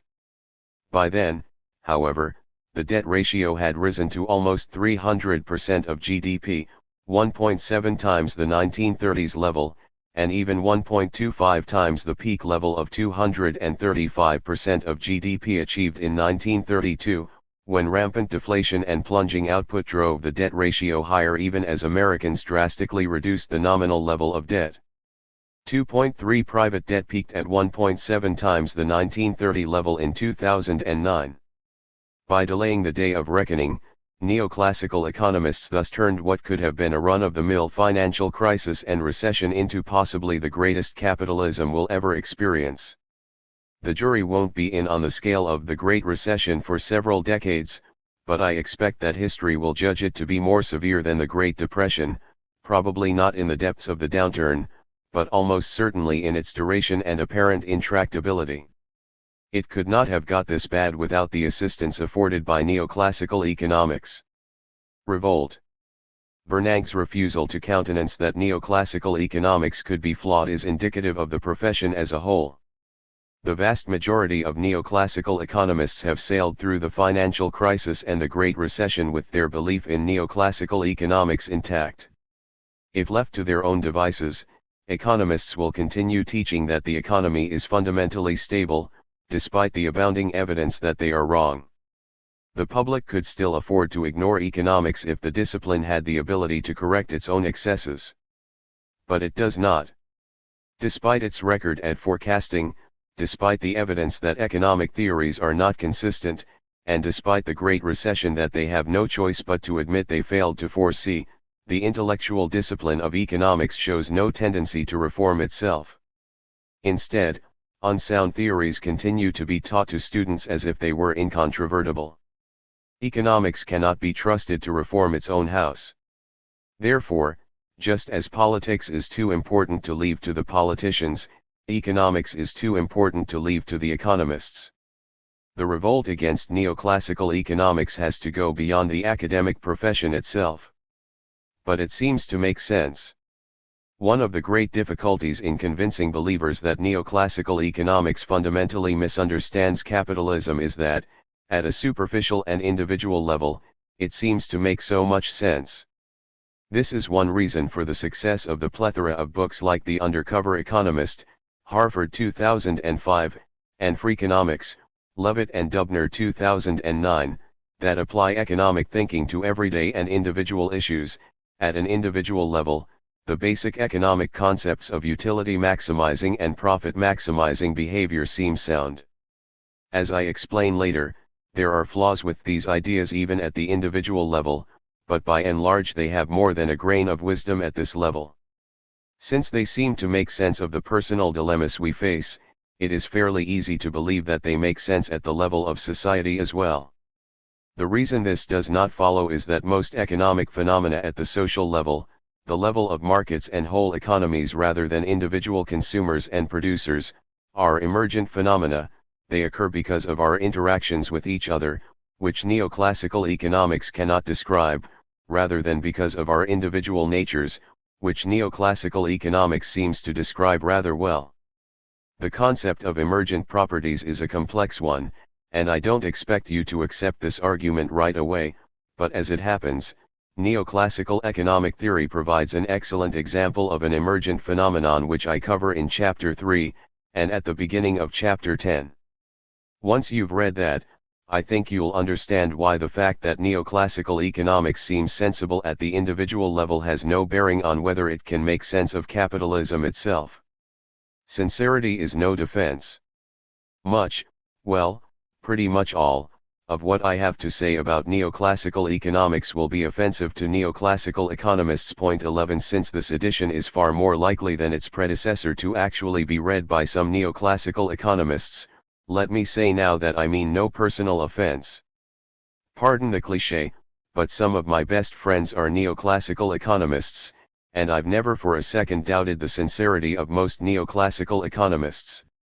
Though many in the public believe that neoclassical economists say what they say for personal gain, or to curry favor with the powers that be, the vast majority of neoclassical economists that I have met, or whose work I have read, are undoubtedly sincere in the belief that their work is intended to improve society as a whole, and not merely the situation of the powerful within it.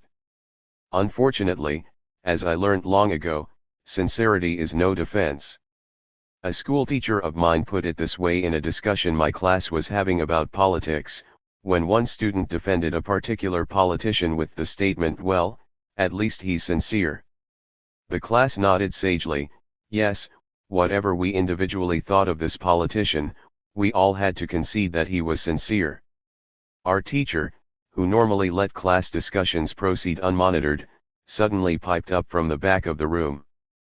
"Don't overrate sincerity," he said. "The most sincere person you'll ever meet is the maniac chasing you down the street with an axe, trying to chop your head off." I never did find out what personal experience led to that epiphany for Brother Gerard, but I've had many opportunities to reflect on its wisdom since. The most dangerous people on the planet are those who sincerely believe something that is false. So while there is a mass of criticism of neoclassical economics, and of neoclassical economists for believing in it, I mean no offense to neoclassical economists as people. But as would-be scientists, their beliefs should not be provably false, as most of neoclassical economics is. Debunking Economics, a User's Guide. Who is this book for? Interest in economics as an intellectual pursuit for its own sake has waned significantly over the last 30 years, and I have often heard academic economists lament this fact, especially since falling student enrollments have undermined their job security. I am not at all amazed by this drop in interest. It is a predictable side effect of the very philosophy of life which neoclassical economists espouse. Point 12 They have told all and sundry that the world would be a better place if we all focused upon our own self-interest, and let the market take care of the common good.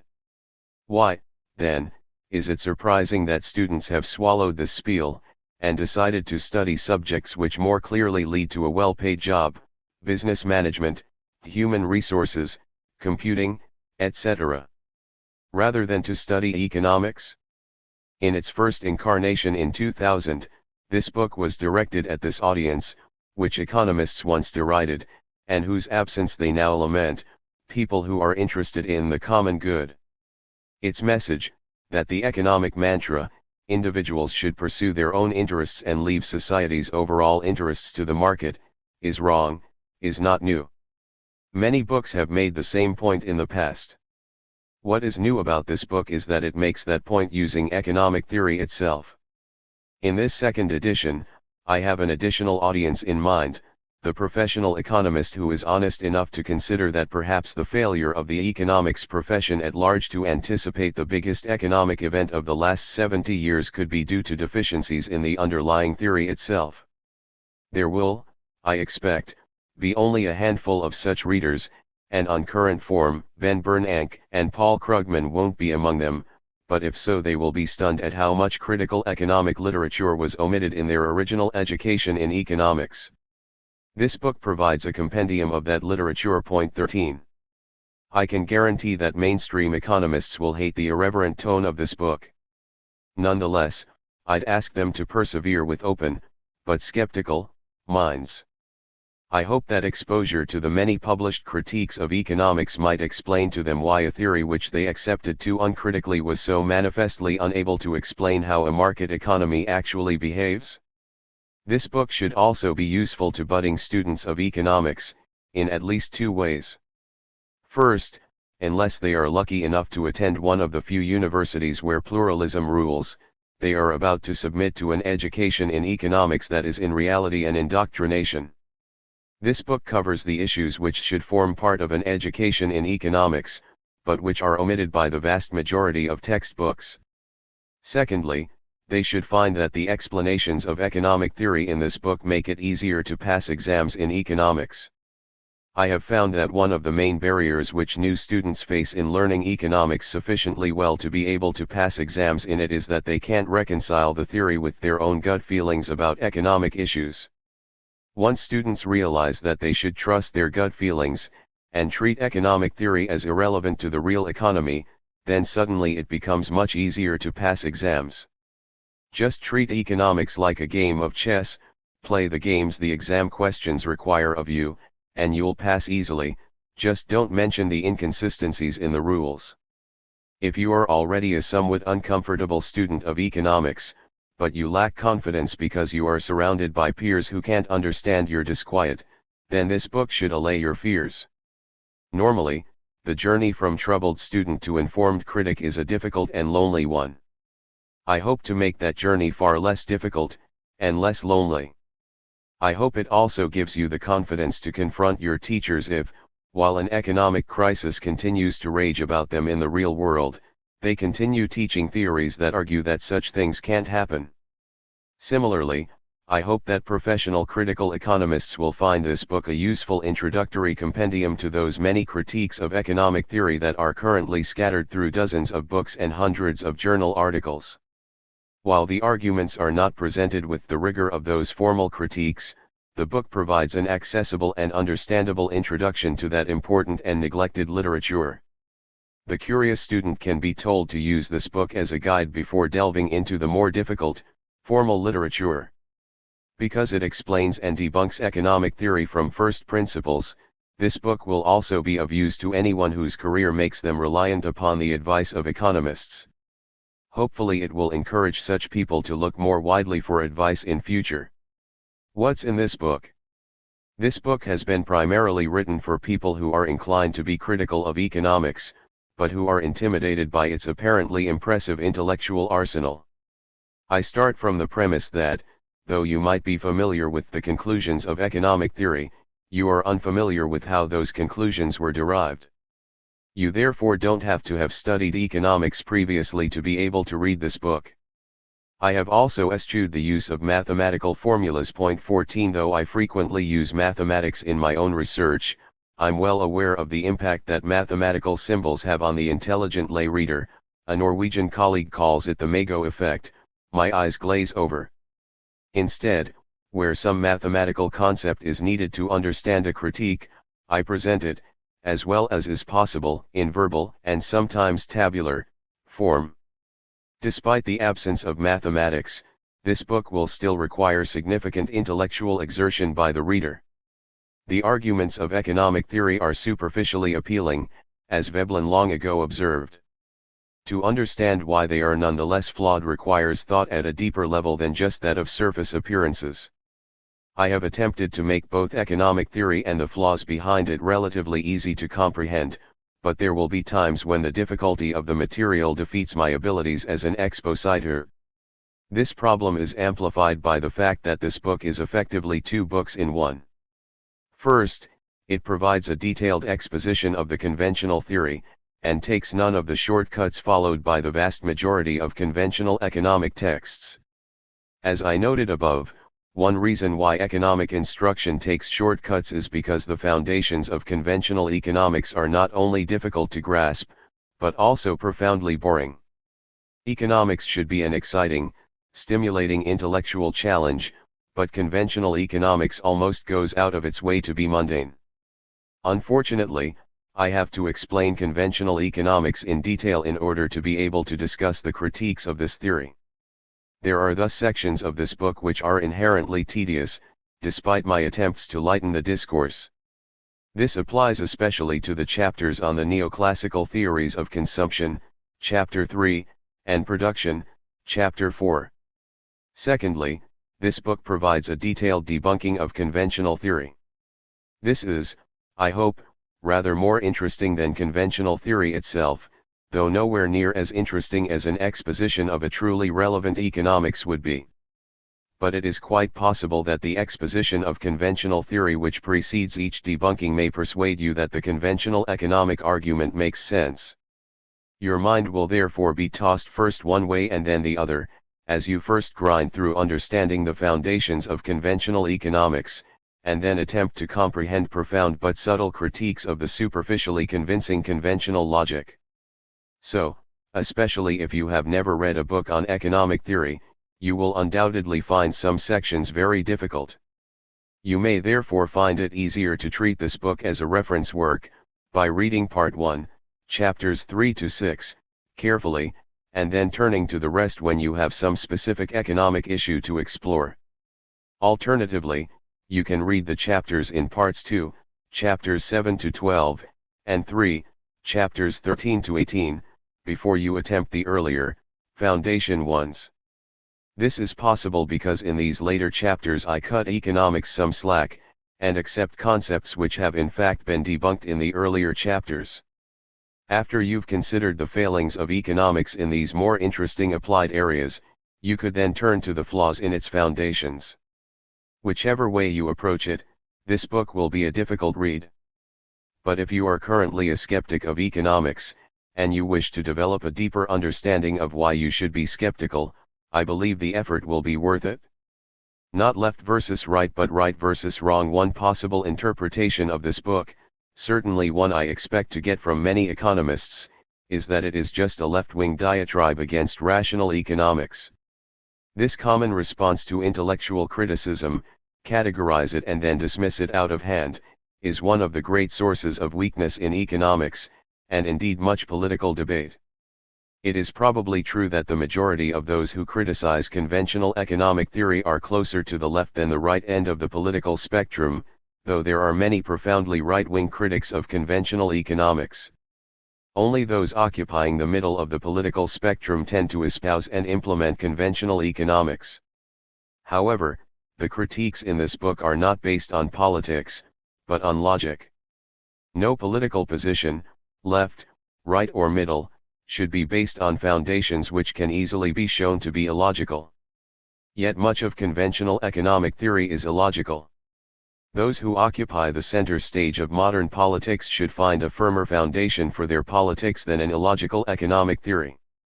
The same comment, of course, applies to those at the left-wing end of the political spectrum, who base their support for radical social change on conventional Marxian economics. As I argue in Chapter 17, conventional Marxism is as replete with logical errors as is neoclassical economics, even though Marx himself provides a far better foundation for economic analysis than did Walras or Marshall.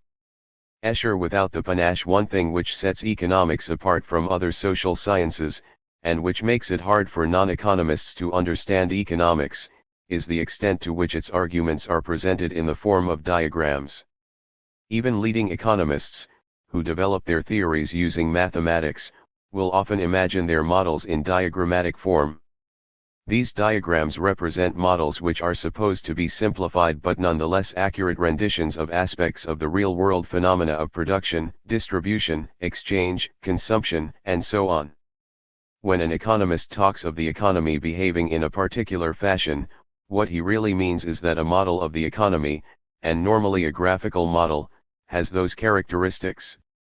To learn economics, then, one has to learn how to read diagrams and interpret the models they represent. This applies to critics as much as believers, but the very act of learning the diagrams tends to separate one from the other. Most critical thinkers find the process tedious, and drop out of university courses in economics. Most of those who stay become seduced by the diagrams and models, to the point where they have a hard time distinguishing their models from reality. The critical thinkers, who could not cope with the diagrammatic representation of economic reality, were fundamentally correct. Economic reality cannot be shoehorned into diagrams.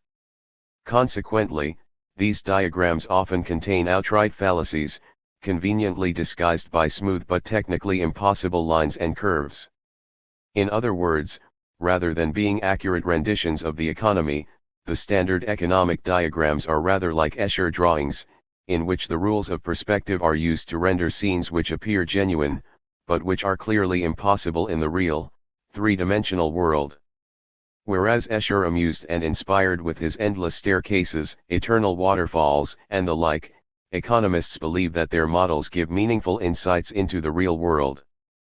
But they could only do so if the Escher-like assumptions economists make could apply in reality, if, metaphorically speaking, water could flow uphill. Since it cannot, economic models are dangerously misleading when used to determine real-world policy. Obviously, therefore, I do not wish to encourage you to think diagrammatically, since this mode of thought has helped to confuse economics rather than to inform it. However, to be able to understand where economics has gone wrong, you need to see what has led it astray. I have attempted to explain economic theory without diagrams, but it is still probable that to be able to fully comprehend the fallacies in neoclassical economics, you will need to learn how to read diagrams, though not, I hope, to believe them. See where are the diagrams. Blow by blow in most chapters, I take a key facet of economics, and first state the theory as it is believed by its adherents. I then point out the flaws in this superficially appealing theory, flaws that have been established by economists and, in most instances, published in economic journals. As I show, the effect of each flaw is normally to invalidate the theoretical point completely, yet in virtually every case, economics continues on as if the critique had never been made. Economics is a moving target, and the outer edges of the theory sometimes bear little resemblance to what is taught at undergraduate level. Except in the case of macroeconomics, I concentrate upon the fare served up to undergraduates, rather than the rarefied extremities of new research, mainly because this is the level at which most economists operate, but also because much of the work done at the theoretical cutting edge takes as sound the foundations learned during undergraduate days. However, for some topics, notably macroeconomics, the difference between undergraduate and postgraduate economics is so extreme that I cover both topics. The Great Recession has resulted in a much expanded treatment of macroeconomics, and also 2 new chapters that break the mold of the rest of the book by being expositions of my own approach to economics. Chapter by chapter the book commences with 2 introductory chapters, which hopefully you have just read. Chapter 1, Predicting the Unpredictable, shows that the unpredictable Great Recession was easily foreseeable almost a decade before it occurred. Chapter 2, No More Mr. Nice Guy, gives an overview of the book. Part 1, Foundations, considers issues which form part of a standard education in economics, the theories of demand, supply, and income distribution, and shows that these concepts have very rickety foundations. It has 4 chapters. Chapter 3, The Calculus of Hedonism, reveals that economics has failed to derive a coherent theory of consumer demand from its premise that people are no more than self-interested hedonists. As a result, economic theory can't justify a crucial and seemingly innocuous element of its analysis of markets, that demand for a product will fall smoothly as its price rises. Far from being innocuous, this failure cripples neoclassical theory, but neoclassical economists have both ignored this failure, and responded to it in ways that make a mockery of their claims to being scientific. Chapter 4, Size Does Matter, shows that the economic theory of the firm is logically inconsistent. When the inconsistencies are removed, 2 of the central mantras of neoclassical economics, that price is set by supply and demand and equating marginal cost and marginal revenue maximizes profits, are shown to be false. Economic theory also cannot distinguish between competitive firms and monopolies, despite its manifest preference for small competitive firms over large ones. Chapter 5, The Price of Everything and the Value of Nothing, argues that the theory of supply is also flawed, because the conditions which are needed to make the theory work are unlikely to apply in practice. The concept of diminishing marginal returns, which is essential to the theory, is unlikely to apply in practice. Supply curves are likely to be flat, or even downward sloping, and the dynamic nature of actual economies means that the neoclassical rule for maximizing profit is even more incorrect than it was shown to be in the previous chapter. Chapter 6, To Each According to His Contribution, looks at the theory of the labor market. The theory essentially argues that wages in a market economy reflect workers' contributions to production. Flaws in the underlying theory imply that wages are not in fact based on merit, and that measures which economists argue would reduce unemployment may in fact increase it. Part 2, Complexities, considers issues which should be part of an education in economics, but which are either omitted entirely or trivialized in standard economics degrees. It has 5 chapters. Chapter 7, The Holy War Over Capital, complements Chapter 5 by showing that the theory of capital is logically inconsistent. Profit does not reflect capital's contribution to output, and changing the price of capital relative to labor may have perverse impacts on demand for these factors of production. Chapter 8, There is Madness in Their Method, examines methodology and finds that, contrary to what economists tell their students, assumptions do matter. What's more, the argument that they don't is actually a smokescreen for neoclassical economists, and especially journal editors, since they routinely reject papers that don't make the assumptions they insist upon. Chapter 9, Let's Do the Time Warp Again, discusses the validity of applying static, timeless, analysis to economics when the economy is clearly dynamic itself. The chapter argues that static economic analysis is invalid when applied to a dynamic economy, so that economic policy derived from static economic reasoning is likely to harm rather than help an actual economy. Chapter 10, Why They Didn't See It Coming, tracks the development of macroeconomics into its current sorry state, and argues that what has been derided as Keynesian macroeconomics was in fact a travesty of Keynes's views. It explains the otherwise bizarre fact that the people who had the least inkling that a serious economic crisis was imminent in 2007 were the world's most respected economists, while only rebels and outsiders like myself raised the alarm. Chapter 11, The Price is Not Right, deals with the economic theory of asset markets, known as the efficient markets hypothesis. It argues that the conditions needed to ensure what economists call market efficiency, which include that investors have identical, accurate expectations of the future, and equal access to unlimited credit, cannot possibly apply in the real world. Finance markets cannot be efficient, and finance and debt do affect the real economy. Chapter 12, Misunderstanding the Great Depression and the Great Recession, returns to macroeconomics, and considers the dominant neoclassical explanation of the Great Depression, that it was all the fault of the Federal Reserve.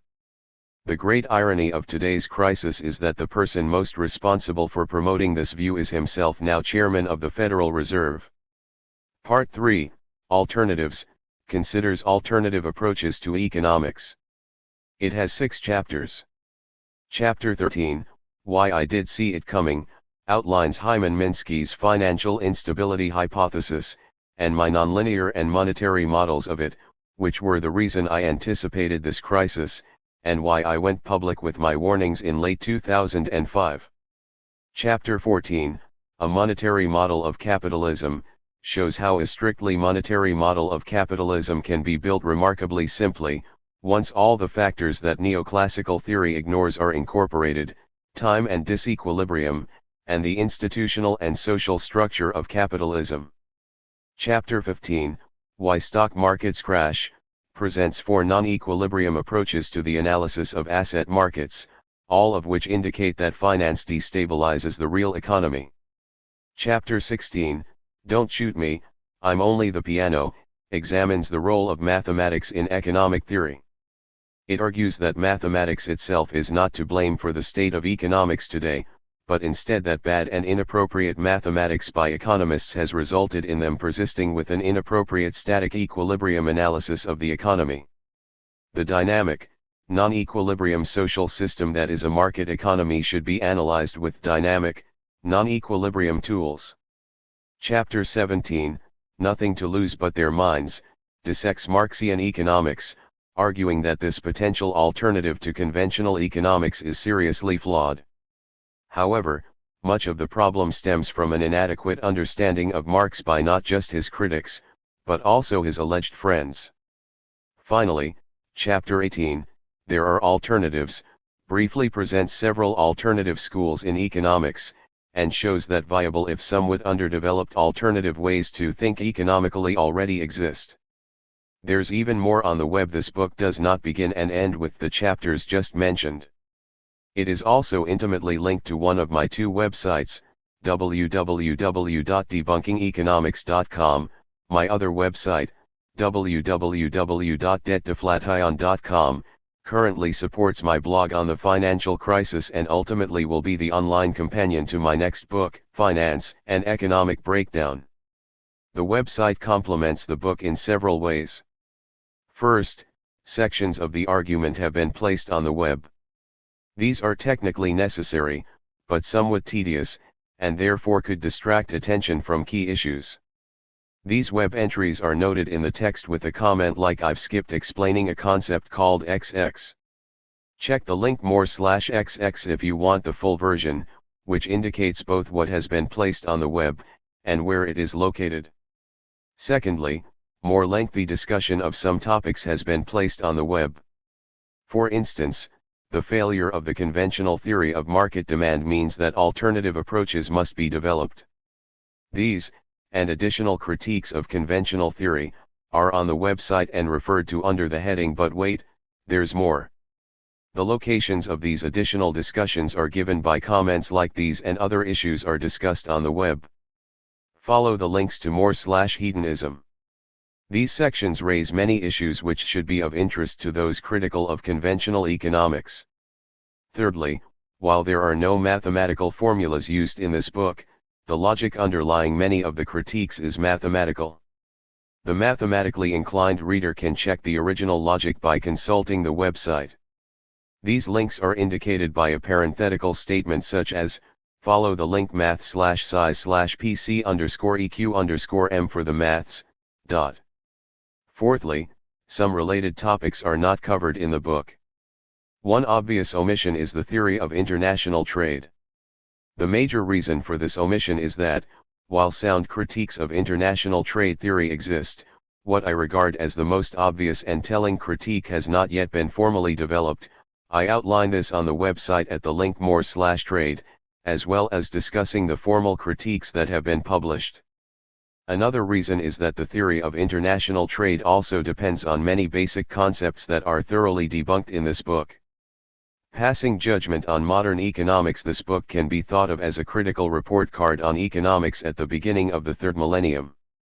Economic theory, as we know it today, was born in the late 19th century in the work of Jevons, Walras, Menger and, somewhat later, Marshall. I have a reasonably high regard for these founders of what has become mainstream economics. They were pioneers in a new way of thinking, and yet, in contrast to their modern disciples, they were often aware of possible limitations of the theory they were trying to construct. They expected their heirs to extend the boundaries of economic analysis, and they expected economics to develop from the precocious but hobbled child to which they gave birth into a vibrant and flexible adult. Instead, economics today is written with internal inconsistencies. An economic model will start with some key proposition, and then contradict that proposition at a later stage. For example, the theory of consumer demand begins with the proposition that each consumer is unique, but then reaches a logical impasse which it sidesteps by assuming that all consumers are identical. This raises an important general point about scientific theories. Any theory will have some starting point, which can be chosen in any of a number of ways. Newtonian physics, for example, began with the starting point that any object subject to a force, in a vacuum, will accelerate. Einsteinian physics began with the starting point that the speed of light, also in a vacuum, sets an absolute speed limit for any material object. Clearly the starting point of a theory can be challenged, but the basis of such a critique is normally what we might term external consistency. That is, since the theory is supposed to describe some objective reality, it must be possible to show significant consistency between the predictions of the theory and that objective reality. Here the degree of proof often comes down to some statistical measure of accuracy. Using the example of physics again, it is obvious that, at the speeds which humans could impart to a physical body during the 19th century, the Newtonian vision was extremely accurate. Internal consistency, on the other hand, requires that everything within the theory must legitimately follow from its starting point. Here, statistical accuracy is not good enough. The fit of the theory with the starting point from which it is derived must be exact. If a theory at some point requires a condition which contradicts its starting point, or any other aspect of itself, then the theory is internally inconsistent and therefore invalid. It is possible to criticize much of economics on the basis that reality isn't like that, and this is occasionally done in the subsequent chapters. However, in general I take two allegedly related aspects of economic theory, the theory of individual consumption and the theory of the market demand curve, for example, and show that to get from one to the other, a clearly contradictory condition must be imposed. A theory cannot survive with such contradictions, or rather, it should not. They are clear signals that something is fundamentally wrong with the starting position of the theory itself, and that real progress involves radically revising or even abandoning that starting point. Even some of the most committed economists have conceded that, if economics is to become less of a religion and more of a science, then the foundations of economics should be torn down and replaced. However, if left to its own devices, there is little doubt that the profession of academic economics would continue to build an apparently grand edifice upon rotten foundations. The founding fathers of modern economics would, I expect, be surprised to find that a manner of thinking they thought would be transitional has instead become ossified as the only way one can do economics and be respectable. They would, I hope, be horrified to find that the limitations of economic theory have been soundly established, and that most respectable economists nevertheless transgress these limits without conscience, and often without knowledge. Respectability be damned. Like the populace watching the parade of the emperor, respectability has led us to kowtow to a monarch in fine cloth, when an unindoctrinated child can see that the emperor has no clothes. It's time to expose the nakedness of neoclassical economics. Part 1: Foundations. The logical flaws in the key concepts of conventional economics. The belief that price and quantity are jointly determined by the interaction of supply and demand is perhaps the most central tenet of conventional economics. In Alfred Marshall's words, supply and demand are like the two blades of a pair of scissors, both are needed to do the job, and it's impossible to say that one or the other determines anything on its own. Demand for a commodity falls as its price rises, supply rises as price rises, and the intersection of the two curves determines both the quantity sold and the price. This argument still forms the core of modern instruction in economics, and much of economic policy is directed at allowing these twin determinants to act freely and unfettered, so that economic efficiency can be at its maximum. But both mainstream and dissident economists have shown that the real world is not nearly so straightforward as Marshall's famous analogy. The next 4 chapters show that the blades of supply and demand cannot work in the way economists believe. 3. The calculus of hedonism. Why the market demand curve is not downward sloping. Maggie Thatcher's famous epithet that there is no such thing as society succinctly expresses the neoclassical theory that the best social outcomes result from all individuals looking after their own self-interest. If individuals consider only their own well-being, the market will ensure that the welfare of all is maximized. This hedonistic, individualistic approach to analyzing society is a source of much of the popular opposition to economics. Surely, say the critics, people are more than just self-interested hedonists, and society is more than just the sum of the individuals in it. Neoclassical economists will concede that their model does abstract from some of the subtler aspects of humanity and society. However, they assert that treating individuals as self-interested hedonists captures the essence of their economic behavior, while the collective economic behavior of society can be derived by summing the behavior of this self-interested multitude. The belief that the economic aspect of society is substantially more than the sum of its parts, they say, is misguided. This is not true. Though mainstream economics began by assuming that this hedonistic, individualistic approach to analyzing consumer demand was intellectually sound, it ended up proving that it was not. The critics were right, society is more than the sum of its individual members, and a society's behavior cannot be modeled by simply adding up the behaviors of all the individuals in it. To see why the critics have been vindicated by economists, and yet economists still pretend that they won the argument, we have to take a trip down memory lane to late 18th century England. The Colonel. Adam Smith's famous metaphor that a self-motivated individual is led by an invisible hand to promote society's welfare asserts that self-centered behavior by individuals necessarily leads to the highest possible level of welfare for society as a whole. Modern economic theory has attempted, unsuccessfully, to prove this assertion. The attempted proof had several components, and in this chapter we check out the component which models how consumers decide which commodities to purchase. According to economic theory, each consumer attempts to get the highest level of satisfaction he can from his income, and he does this by picking the combination of commodities he can afford which gives him the greatest personal pleasure. The economic model of how each individual does this is intellectually watertight. Point 1. However, economists encountered fundamental difficulties in moving from the analysis of a solitary individual to the analysis of society, because they had to add up the pleasure which consuming commodities gave to different individuals. Personal satisfaction is clearly a subjective thing, and there is no objective means by which one person's satisfaction can be added to another's. Any two people get different levels of satisfaction from consuming, for example, an extra banana, so that a change in the distribution of income which effectively took a banana from one person and gave it to another could result in a different level of social well-being. Economists were therefore unable to prove their assertion, unless they could somehow show that altering the distribution of income did not alter social welfare. They worked out that two conditions were necessary for this to be true: a. that all people have to have the same tastes, b. that each person's tastes remain the same as his income changes, so that every additional dollar of income was spent exactly the same way as all previous dollars, for example, 20 cents per dollar on pizza, 10 cents per dollar on bananas, 40 cents per dollar on housing, etc. The first assumption in fact amounts to assuming that there is only one person in society, or that society consists of a multitude of identical drones, since how else could everybody have the same tastes?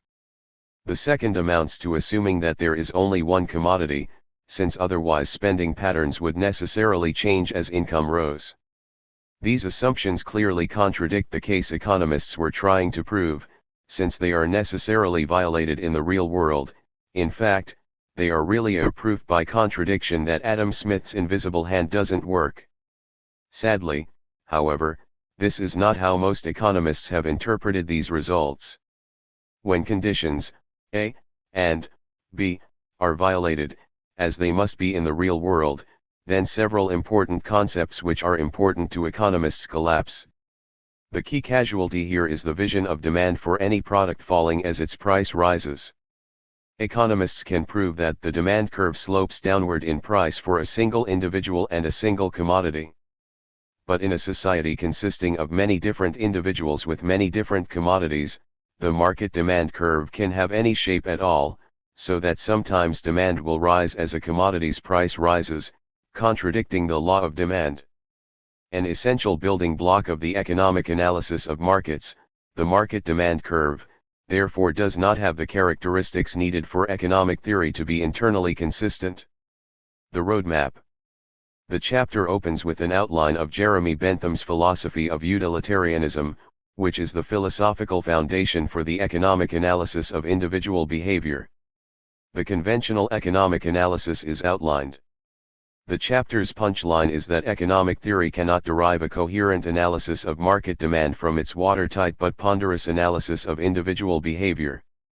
In addenda, I show that this analysis is only a toy model anyway.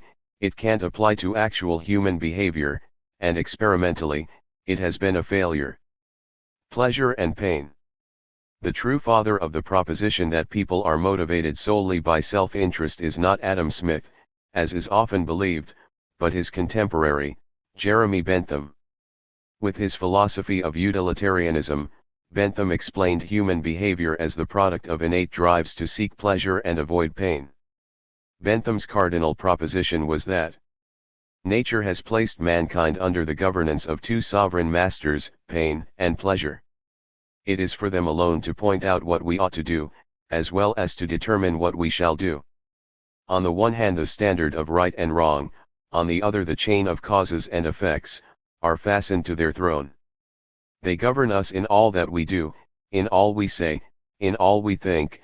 Every effort we can make to throw off our subjection, will serve but to demonstrate and confirm it. In a word, a man may pretend to abjure their empire, but in reality he will remain subject to it all the while. Bentham 1948-1780. Thus Bentham saw the pursuit of pleasure and the avoidance of pain as the underlying causes of everything done by humans, and phenomena such as a sense of right and wrong as merely the surface manifestations of this deeper power. You may do what you do superficially because you believe it to be right, but fundamentally you do it because it is the best strategy to gain pleasure and avoid pain. Similarly, when you refrain from other actions because you say they are immoral, you in reality mean that, for you, they lead to more pain than pleasure. Today, economists similarly believe that they are modeling the deepest determinants of individual behavior, while their critics are merely operating at the level of surface phenomena. Behind apparent altruism, behind apparent selfless behavior, behind religious commitment, lies self-interested individualism. Bentham called his philosophy the principle of utility, ibid, and he applied it to the community as well as the individual. Like his Tory disciple Maggie Thatcher some 2 centuries later, Bentham reduced society to a sum of individuals. The community is a fictitious body, composed of the individual persons who are considered as constituting as it were its members. The interests of the community then is, what? The sum of the interests of the several members who compose it. It is in vain to talk of the interest of the community, without understanding what is in the interest of the individual. Ibid. The interests of the community are therefore simply the sum of the interests of the individuals who comprise it, and Bentham perceived no difficulty in performing this summation. An action then may be said to be conformable to the principle of utility when the tendency it has to augment the happiness of the community is greater than any it has to diminish it. Ibid. This last statement implies measurement, and Bentham was quite confident that individual pleasure and pain could be objectively measured, and in turn summed to divine the best course of collective action for that collection of individuals called society. Point 2. Bentham's attempts at such measurement look quaint indeed from a modern perspective, but from this quaint beginning economics has erected its complex mathematical model of human behavior. Economists use this model to explain everything from individual behavior, to market demand, to the representation of the interests of the entire community. However, as we shall shortly see, economists have shown that the model's validity terminates at the level of the single, solitary individual. Flaws in the glass. In most chapters, the critique of conventional theory has been developed by critics of neoclassical economics, and neoclassical economists are unaware of it because, in general, they cope with criticism by ignoring it. This isn't the case with this first critique because, ironically, it was an own goal. The people who proved that the theory was flawed were themselves leading neoclassical economists, who were hoping to prove that it was watertight. It is not. While economics can provide a coherent analysis of the individual in its own terms, it is unable to extrapolate this to an analysis of the market. Since this critique was developed by neoclassical economists themselves, many mainstream academic economists are aware of it, but they either pretend or truly believe that this failure can be managed with a couple of additional assumptions. Yet, as you'll see shortly, the assumptions themselves are so absurd that only someone with a grossly distorted sense of logic could accept them. That twisted logic is acquired in the course of a standard education in economics. This education begins with students being taught conclusions which would apply if the theory had no logical flaws. Students normally accept that these conclusions have been soundly derived from the basic economic propositions of individual behavior, and they are in no position to believe otherwise, since the basic building blocks of this analysis are not taught at the introductory level because they are too hard. This abbreviated induction is sufficiently boring to dissuade the majority of business students from pursuing further economics, and they graduate in some other discipline. However, a minority find the game intriguing, and continue on to another year. In later undergraduate years, they finally encounter indifference curves and the derivation of the individual demand curve.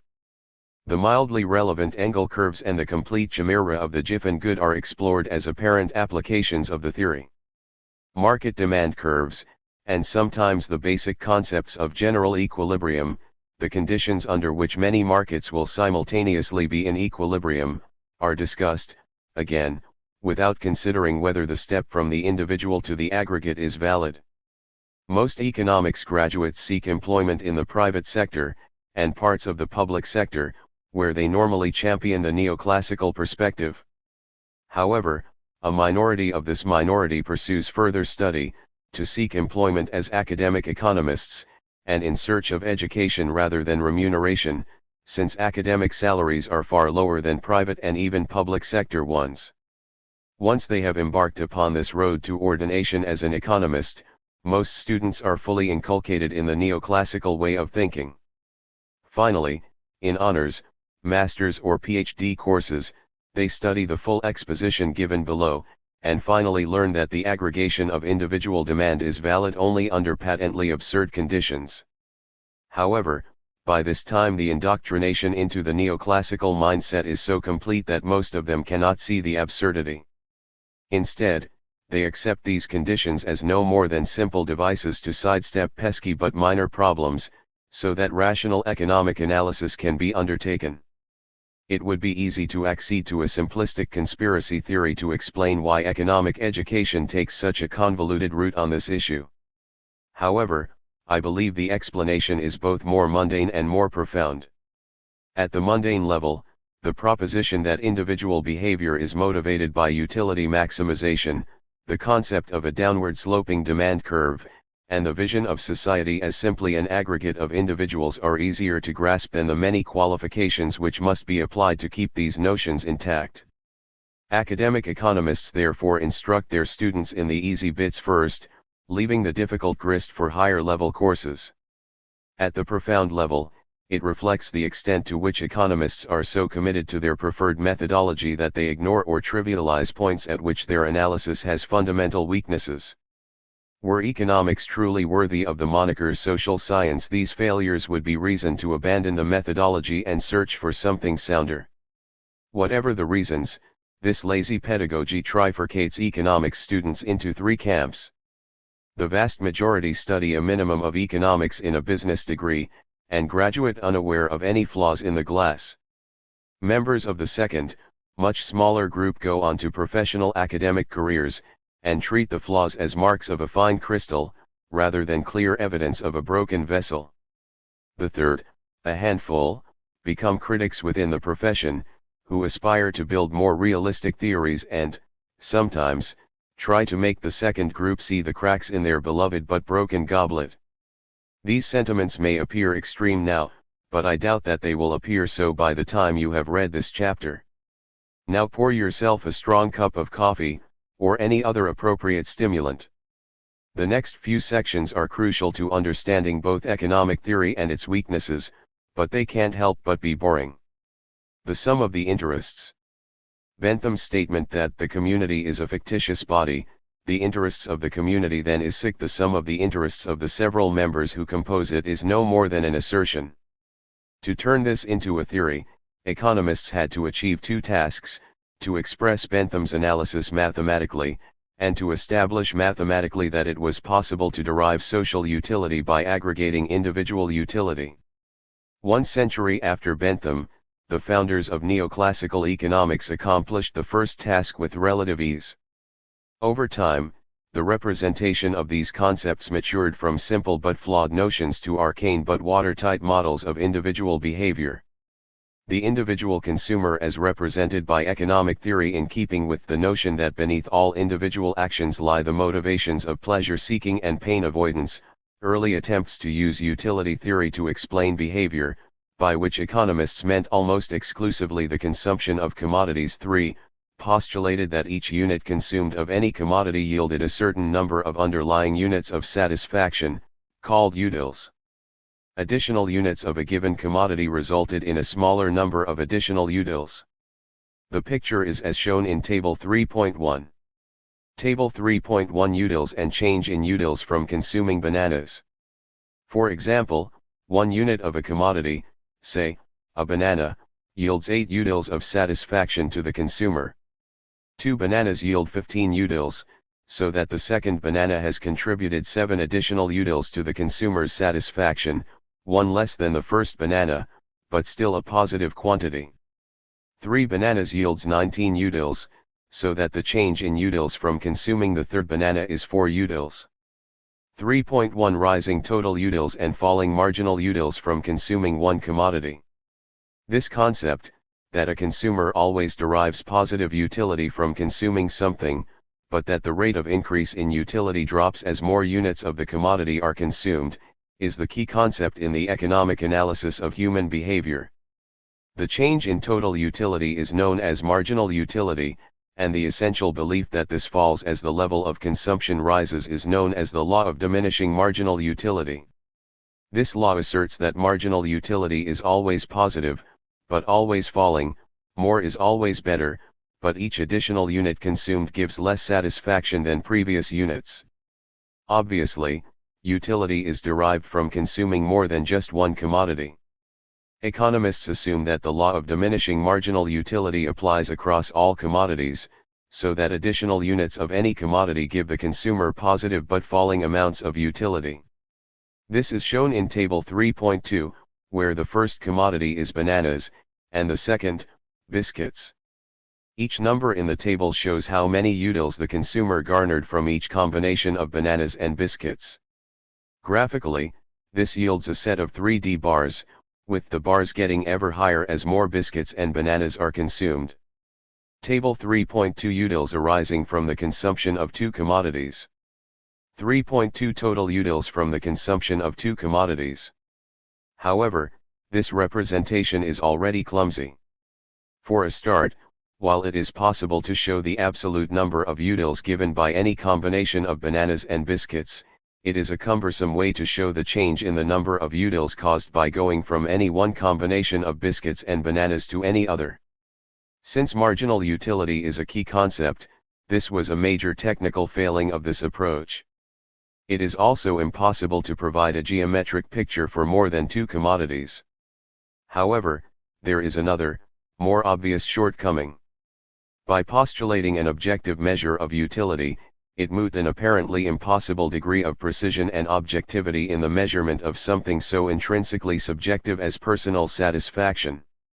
As a result, the cardinal concept of objectively measurable utility gave way to an ordinal for notion, where all that could be said is that one combination of commodities gave more or less satisfaction than another combination. 5. 3.3 total utils represented as a utility hill. Metaphorically, this treated utility as a mountain, and the consumer as a mountain climber whose objective was to get as high up this mountain as possible. The mountain itself was a peculiar one.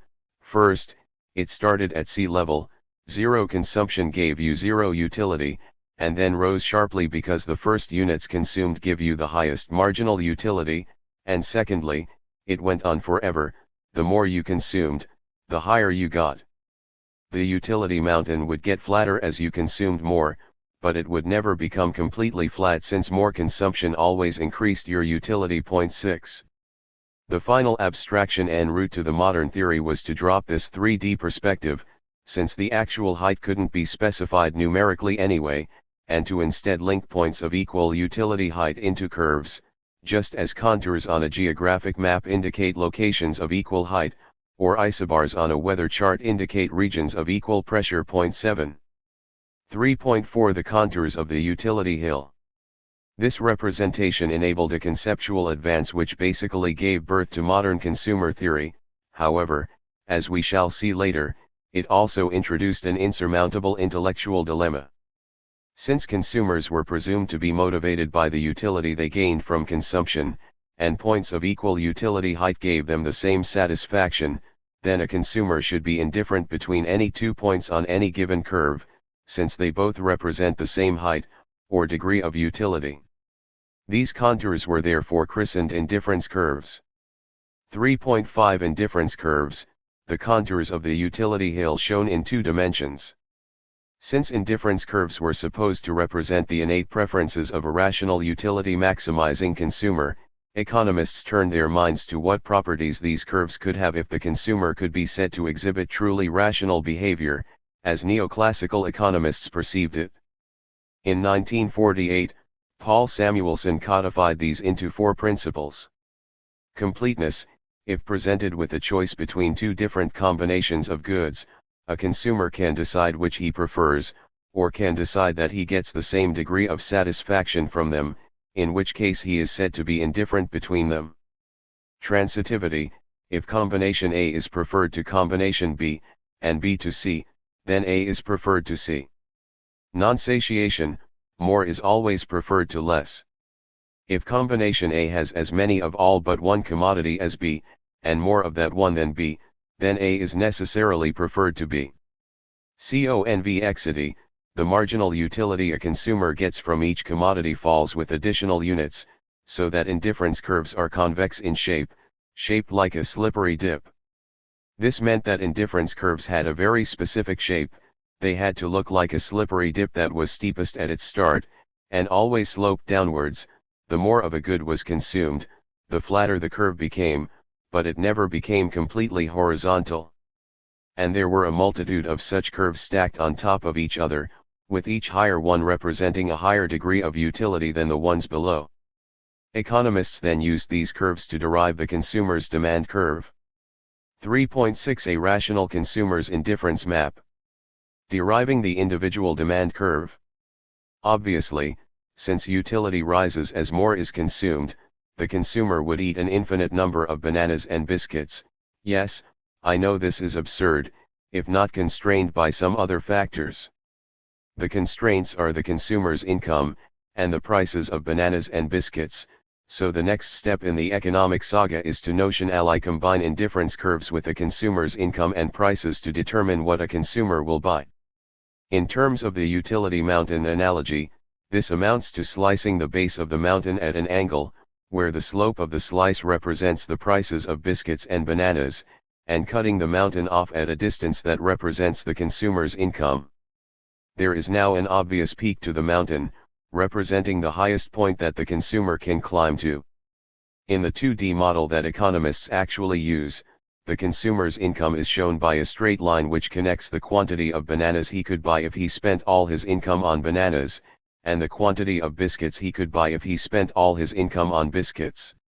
If the consumer's income was $500, and biscuits cost 10 cents each, then he could purchase 5,000 biscuits. If bananas cost $1 each, then he could purchase 500 bananas. The budget line then connects these 2 points in a straight line, so that another feasible combination is 4,000 biscuits and 100 bananas. 3.7 Indifference curves, the budget constraint, and consumption. According to economists, a rational consumer would purchase the combination of biscuits and bananas which maximized his utility. This combination occurs where the budget line just touches a single indifference curve. In the 3D analogy, it's reaching the edge of the cliff at its highest point. If the consumer purchased any other feasible combination of biscuits and bananas using his income, then he would be foregoing some utility, which would be irrational. 8. Have you started to fall asleep yet? Sorry, but as I warned, this stuff is boring. But have some more coffee and stay tuned. After a few more introductory bits, things start to get interesting. The impact of changing prices on consumer demand. At this point, we have presented only the economic explanation of how a consumer will determine the consumption of any one bundle of commodities, given a fixed income and fixed prices. But what interests economists is what they call a demand curve, which shows how demand for a commodity changes as its price changes, while the consumer's income remains constant. This last condition is crucial, and as we'll see shortly, it is where the whole enterprise comes unstuck. Economists are trying here to separate how a consumer's behavior changes when prices change, from how behavior changes when incomes change. To do this, they have to assume that a change in prices won't change the consumer's income. This is okay if we're considering an isolated consumer who makes a living from, say, producing clothing. Changing the price of bananas will have precious little impact on the income he makes from producing clothing. If we consider a lower price for bananas, then the number of bananas the consumer can buy rises. If at the same time his income and the price of biscuits remain constant, then the budget line moves farther out on the bananas axis, but remains in the same spot on the biscuits axis. In the 3D analogy, this is like cutting a slice through the utility mountain at a different angle. The maximum point in the biscuits direction remains the same, but the maximum point in the bananas direction rises, and the overall hill is larger too. The consumer's maximum utility has risen because he can buy more. 3.8 Deriving the demand curve. Economic theory then repeats this process numerous times, each time considering the same income and same price for biscuits, but a lower and lower price for bananas. Each time, there will be a new combination of biscuits and bananas that the consumer will buy, and the combination of the prices and quantities of bananas purchased is the consumer's demand curve for bananas. We finally have a demand curve, which normally slopes downwards as economists predicted. But it doesn't have to. There is still one wrinkle left. This is because, when the price of one good falls, and your income remains fixed, it's possible to increase the consumption of all goods, not just the one that has become cheaper. It is even possible that your consumption of the good that has become cheaper could actually fall as its price falls, if it is so undesirable that you consume it simply because you are poor. Economists call such commodities Giffen goods, and their favorite alleged example is potatoes during the potato famine in Ireland in the 19th century. They argue that as the price of potatoes rose during the famine, the Irish could no longer afford to buy more palatable goods like pork, so their consumption of potatoes actually rose as the famine continued and the price of potatoes also rose. 3.9 Upward sloping demand curve. How's that coffee cup going? Empty. Then it's time you got a refill. There are two more tedious sections to come before the punchline that makes this banal trudge worthwhile. Income and substitution effects and the law of demand. The fact that a fall in price actually lets you consume more of everything can mean that it's possible for the demand curve for a given good to slope upwards at some points, to show the consumer consuming less as its price falls, and therefore more of it as its price rises. This anomaly occurs because when the price of a commodity falls, the consumer's real income in effect increases. This can be seen in our bananas and biscuits example. If the price of bananas falls while income and all other prices remain constant, then the consumer can buy more bananas without reducing his purchases of any other commodities. Therefore he is materially better off, even though his income hasn't changed. This in turn can lead to perverse effects if one item in his shopping basket is relatively undesirable compared to more expensive alternatives, say, instant coffee rather than freshly ground beans, and it plays a large role in his budget. If the price of this commodity falls, it is possible the consumer could respond to the effective increase in income by consuming less of this product, even though it has become cheaper. The increase in overall well-being due to the price of a commodity falling is known as the income effect. It can lead you to consume more of the product, or it can lead you to consume less, it depends on the commodity. The pure impact of a fall in price for a commodity is known as the substitution effect. So long as we are dealing with goods, things which increase the consumer's utility, then the substitution effect is always going to be in the opposite direction to the change in price. For this reason, economists say that the substitution effect is always negative. They don't mean that substitution is a bad thing, but that price and quantity move in opposite directions. If price falls, consumption rises. The income effect can be negative too, so that you consume more of a good as the fall in its price effectively increases your real income. But it can also be positive. You can consume less of a good when the fall in its price effectively increases your real income. The always negative substitution effect is the phenomenon economists are trying to isolate with the demand curve, to establish what they call the law of demand, that demand always increases when price falls. This law is an essential element of the neoclassical model of how prices are set, which says that in competitive markets, supply will equal demand at the equilibrium price. For this model to work, it's vital that there is only one price at which that happens, so it's vital for the model that demand always increases as price falls, and similarly that supply always rises as price rises. However, the income effect can get in the way. Economists thus found it necessary to search for a way to divide the impact of any change in price into the income effect and the substitution effect. If the income effect could be subtracted from a price change, this would leave the substitution effect as the pure impact on consumption of a change in relative prices. The problem is, though, that neither the income effect nor the substitution effect is directly observable. All we actually see is a consumer's purchases changing as the price of a commodity changes. Economists dreamt up a way of at least notionally subtracting the income effect from a price change, using indifference curves. The clue is that, with income fixed and price falling, the lower price lets a consumer enjoy a higher effective standard of living, which in their model was manifested by the consumer reaching a higher indifference curve. Since, to an economist, the real object of individual behavior is utility maximization, and since any point on a single indifference curve generates the same utility as any other point, then in utility terms the consumer's psychic income is constant along this curve. The substitution effect of a price fall could thus be isolated by holding the consumer's utility constant by keeping him to the same indifference curve, and rotating the budget constraint to reflect the new relative price regime. This amounts to reducing the consumer's income until such time as he can achieve the same level of satisfaction as before, but with a different combination of biscuits and bananas. Then the budget constraint is moved out to restore the consumer's income to its actual level, and, voila, we have separated the impact of a price change into the substitution and income effects. 3.10 Separating out the substitution effect from the income effect. The demand curve derived from neutralizing the income effect is known as the Hicksian compensated demand curve, after both the person who first dreamed it up, the English economist John Hicks, and the procedure used. It finally establishes the law of demand for a single, isolated consumer. The demand for a commodity will rise if its price falls.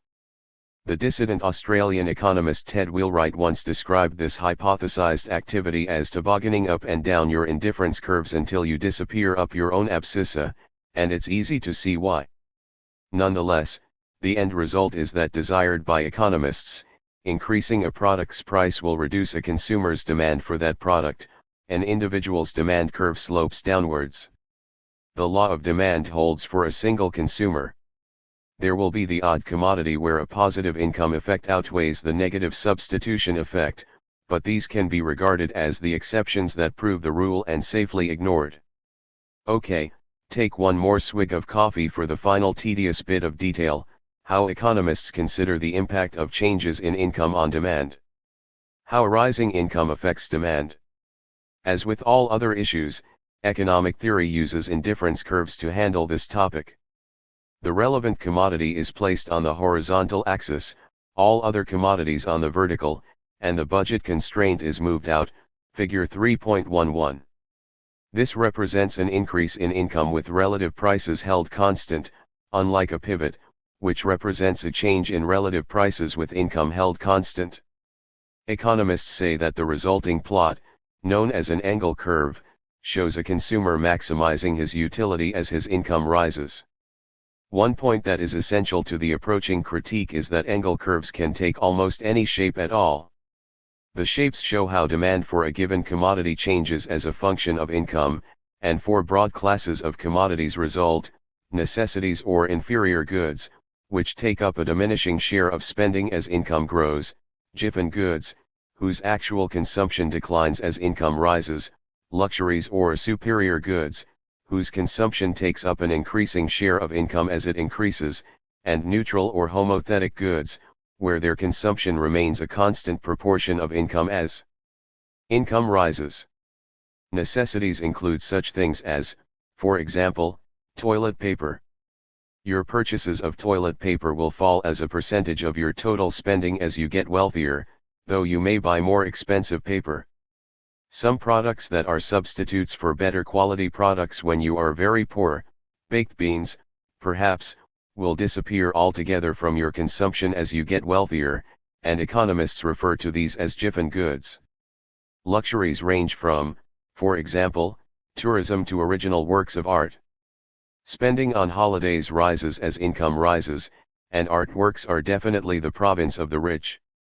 I can't provide an example of a neutral good, because strictly speaking, there are none. Spending on such a commodity would constitute the same percentage of income as a person rose from abject poverty to unimaginable wealth, and there is simply no commodity which occupies the same proportion of a homeless person's expenditure as it does of a billionaire's. But economists nonetheless have termed a word for someone whose preferences look like this. They call this pattern of consumption homothetic. I call it neutral in figure 3.11d. 3.11 Angle curves show how spending patterns change with increases in income. Strictly speaking, no one could have homothetic preferences, and society in general would not display homothetic preferences either. As income rose, the pattern of consumption of both individuals and society would change. Poor individuals and societies spend most of their money on staples, such as rice, while rich individuals and societies spend most of theirs on discretionary items, like the latest high-tech gadgets. It may seem like explaining the obvious to say this, but the point is crucial to the approaching critique. As you age and as your income, hopefully, rises, your consumption pattern will change, as will the consumption pattern of a society as it gets richer. Thus any consumer is going to have lots of necessities and luxuries in his consumption, but no homothetic goods. 2 is a crowd. The law of demand has thus been proved, but only for a single consumer. Is it possible to generalize it so that it applies at the level of the market as well? In a nutshell, the answer is no. In the first of the many aggregation fallacies that plague neoclassical economics, what applies when one consumer is isolated from all others does not apply when there is more than one consumer. What is true of Robinson Crusoe, so to speak, is not true of the society consisting of Robinson Crusoe and Man Friday. With Crusoe alone on his island, the distribution of income doesn't matter. But when Man Friday turns up, the distribution of income does matter, in ways that completely undermine everything involved in deriving an individual's demand curve. One condition for deriving an individual's Hickshian compensated demand curve for bananas was that changing the price of bananas didn't directly alter that individual's income. 9 That condition fails when you move from a one-person, two-commodity model to a two-person, two-commodity world, let alone anything more complicated, because changing the price of bananas, relative to biscuits, will alter the incomes of both individuals. Unless they're clones of each other, one individual will earn more than the other from selling bananas, so an increase in the price of bananas makes the banana producer, let's call him Crusoe, richer, while making Friday poorer. This means that Crusoe is capable of buying more biscuits when the price of bananas rises. It's no longer possible to change the price of bananas while keeping constant the number of biscuits that the consumer can buy. The complications don't stop there. Since the theory of the supply curve, which we'll encounter in the next 2 chapters, assumes that an increase in demand will drive up the price, the budget line can't be a line, it must be a curve. In the isolated consumer example, not only did we assume that changing prices didn't alter the consumer's income, we also assumed that the consumer's purchases didn't affect the market price. This assumption is also invalid once we consider more than one consumer, which we must do to construct a market demand curve.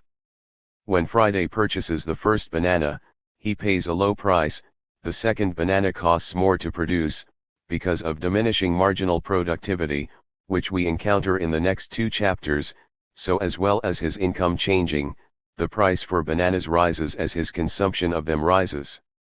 Each additional banana that Friday buys will therefore be more expensive than the previous one.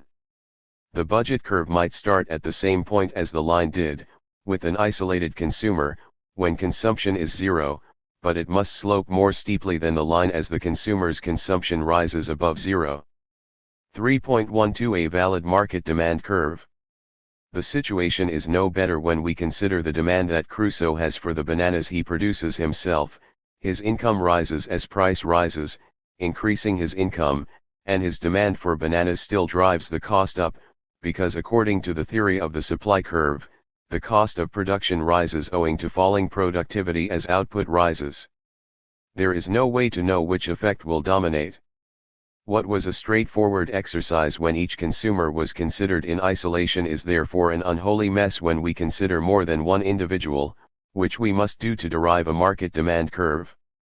You can still derive points of tangent between these moving budget curves and the fixed indifference curves for each individual, and thus derive an individual demand curve, but it will no longer necessarily obey the law of demand, and you can no longer easily separate the income and substitution effects either, since you cannot control incomes independently of prices anymore. Finally, the market demand curve that is produced by summing these now poorly behaved individual demand curves will conflate these wildly varying influences. Increasing price will favor the producer, thus increasing his demand, while disadvantaging the consumer, thus decreasing his demand. Rising income for the luxury good producer will increase his income while decreasing that of the necessity producer. As the sum of these tendencies, the market demand curve will thus occasionally show demand rising as price falls, but it will also occasionally show demand falling as price falls. It will truly be a curve, because, as the neoclassical economists who first considered this issue proved, Gorman 1953, it can take any shape at all, except one that doubles back on itself. Crucially, it can disobey the so-called law of demand. The quantity demanded can rise as the price rises. This has nothing to do with snob value, or price signaling quality, or any of the behavioral wrinkles that critics often throw at the assumptions that neoclassical economists make. The wavy demand curve shown in Figure 3.12 can be generated by ordinary, everyday commodities as soon as you move beyond the isolated individual. This result, known as the Sonnenschein-Mantel-de-Brue conditions, proves that the law of demand does not apply to a market demand curve. If the market demand curve can have any shape at all, then there can be two or more possible demand levels for any given price, even if all consumers are rational utility maximizers who individually obey the law of demand.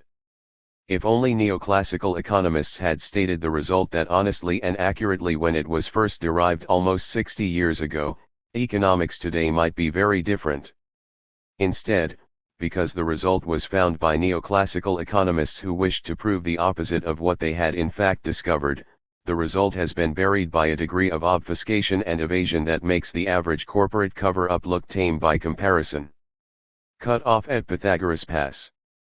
This result was first derived by neoclassical economists who had posed the question under what conditions will the market demand curve have the same properties as the individual demand curve, and they were hardly pleased with their discovery.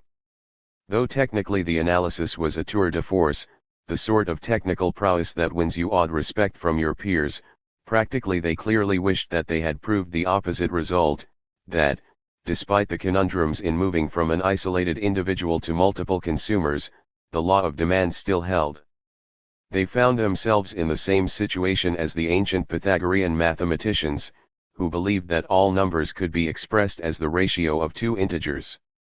The discovery that this was not the case destroyed with one stroke the belief that everything could be expressed in integers, on which the whole Pythagorean philosophy up to then had been based. Von Kurt 1945, 260. Today, we're all familiar with the fact that if you draw two lines at right angles that are precisely 1 inch long, and draw a line between them, that line's length will be the square root of 2 inches long, which is an irrational number, a number that can't be expressed as the ratio of two integers. The fact that combining two rational numbers according to the laws of geometry generates an irrational number is now common knowledge. Neither mathematics nor the world has collapsed as a result. In fact, both mathematics and the world are far richer for this discovery and the many that followed on from it. However, the initial reaction of Pythagorean mathematicians to this discovery was brutal. They allegedly drowned Hippasus of Metapontum, who was the first to discover that irrational numbers existed. But to their credit, they subsequently embraced the existence of irrational numbers, and mathematics developed dramatically as a result. Economists could have reacted intelligently to their discovery too. They had proved that if you take two consumers whose individual demand curves obey the law of demand, and add them together to get a market demand curve, that curve does not necessarily obey the law of demand. So adding two or more rational consumers together generates an irrational market. Therefore, market analysis has to transcend the simple rules that seem to work for isolated consumers, just as mathematicians had to transcend the rules that apply when mathematical operations on rational numbers return only rational numbers. Such a reaction by economists could have led to a far richer vision of economics than the simplistic one in which the law of demand applies, and in which all markets are assumed to be in equilibrium. Unfortunately, the way that they did react made the irate Pythagoreans who drowned Hippasus look like amateurs. Rather than drowning the discoverer of the result, neoclassical economists drowned the result itself. Having proved that in general the law of demand did not apply at the level of the market, they looked for the conditions under which it would apply, and then assumed that those conditions applied to all markets. It's as if Pythagoreans, on discovering that the square root of 2 was an irrational number, forbade forevermore the drawing of equal-sided right-angled triangles. The Pythagorean analogy continues to apply here, because the conditions that were needed to ensure that the law of demand applied at the market level are in fact a proof by contradiction that it can't apply. Proof by contradiction is a venerable mathematical technique, and it can be used to establish that the square root of 2 is an irrational number. Not knowing the answer to a question, is the square root of 2 a rational number? You assume that the answer is yes, and then follow through the logic of your assumption. If you generate a contradiction, you then know that the correct answer is no, the square root of 2 is not a rational number. 10. The two conditions that economists found were necessary to guarantee that the law of demand applied to the market demand curve were: a. That all angle curves are straight lines, and b. That the angle curves of all consumers are parallel to each other. The first condition means that all commodities have to be neither luxuries nor necessities nor inferior goods, but neutral or homothetic. Therefore your ratios in which you consume different goods would have to remain fixed regardless of your income. If on an income of $100 a week, you spent $10 on pizza, then on an income of $100,000 a week you would have to spend $10,000 on pizza. 3.13 Straight line angle curves. Clearly this is nonsense. As incomes rise, your consumption pattern would alter. There is only one situation in which this wouldn't apply: if there was only one commodity to consume. That is the real meaning of condition A. There is only one commodity. Condition B is just as absurd. For all consumers to have parallel angle curves, all consumers have to have identical tastes. Clearly this is also nonsense. Different consumers are identifiable by the very fact that they do have different tastes. Even saying that the angle curves of different consumers are parallel to each other is an obfuscation. It implies that two consumers could have parallel but different angle curves, just as two lines that are parallel to each other but separated by an inch are clearly different lines. However, as anyone who has studied geometry at school knows, parallel lines that pass through the same point are the same line. Since a consumer with zero income consumes zero goods in neoclassical theory 11, all angle curves pass through the point 0 bananas, 0 biscuits when income is 0. Therefore condition B really is that the angle curves of all consumers are identical. There is only one situation in which this could apply: if there was only one consumer. That is the real meaning of these two conditions. The law of demand will apply if, and only if, there is only one commodity and only one consumer. But in such a situation, the very idea of a law of demand makes no sense. The whole purpose of the law of demand is to explain how relative prices are set, but if there is just one commodity and one consumer, then there can be no relative prices. We have a contradiction. We start from assuming that the law of demand applies, and then find that for this to be true, there can be only one commodity and one consumer, a situation in which the law of demand has no meaning. These conditions are thus a proof by contradiction that the law of demand does not apply to the market demand curve. Market demand does not necessarily increase when price falls, even if individual demand does. This discovery is thus akin to the Pythagorean discovery of irrational numbers. Adding together rational consumers can result in an irrational market. This discovery should have had an equally revolutionary, and ultimately beneficial, impact upon economic theory. The simple parables of intersecting demand and supply curves would have had to give way to a more complicated but necessarily more realistic theory, in which prices would not be in equilibrium and the distribution of income would alter as prices alter. If only. Drowning the result. The economist who first discovered this result, the Hippasus of neoclassical economics, was William Gorman. As noted earlier, Hippasus was, allegedly, drowned for his trouble. Gorman, on the other hand, drowned his own result. He proved the result in the context of working out whether there was an economy-wide equivalent to an individual's indifference curves. We will show that there is just one community indifference locus through each point if, and only if, the angle curves for different individuals at the same prices are parallel straight lines. Gorman 1953, 63, emphasis added. He then concluded, believe it or not, that these conditions were intuitively reasonable. The necessary and sufficient condition quoted above is intuitively reasonable. It says, in effect, that an extra unit of purchasing power should be spent in the same way no matter to whom it is given. Ibid. 64. Intuitively reasonable? As I frequently say to my own students, I couldn't make this stuff up.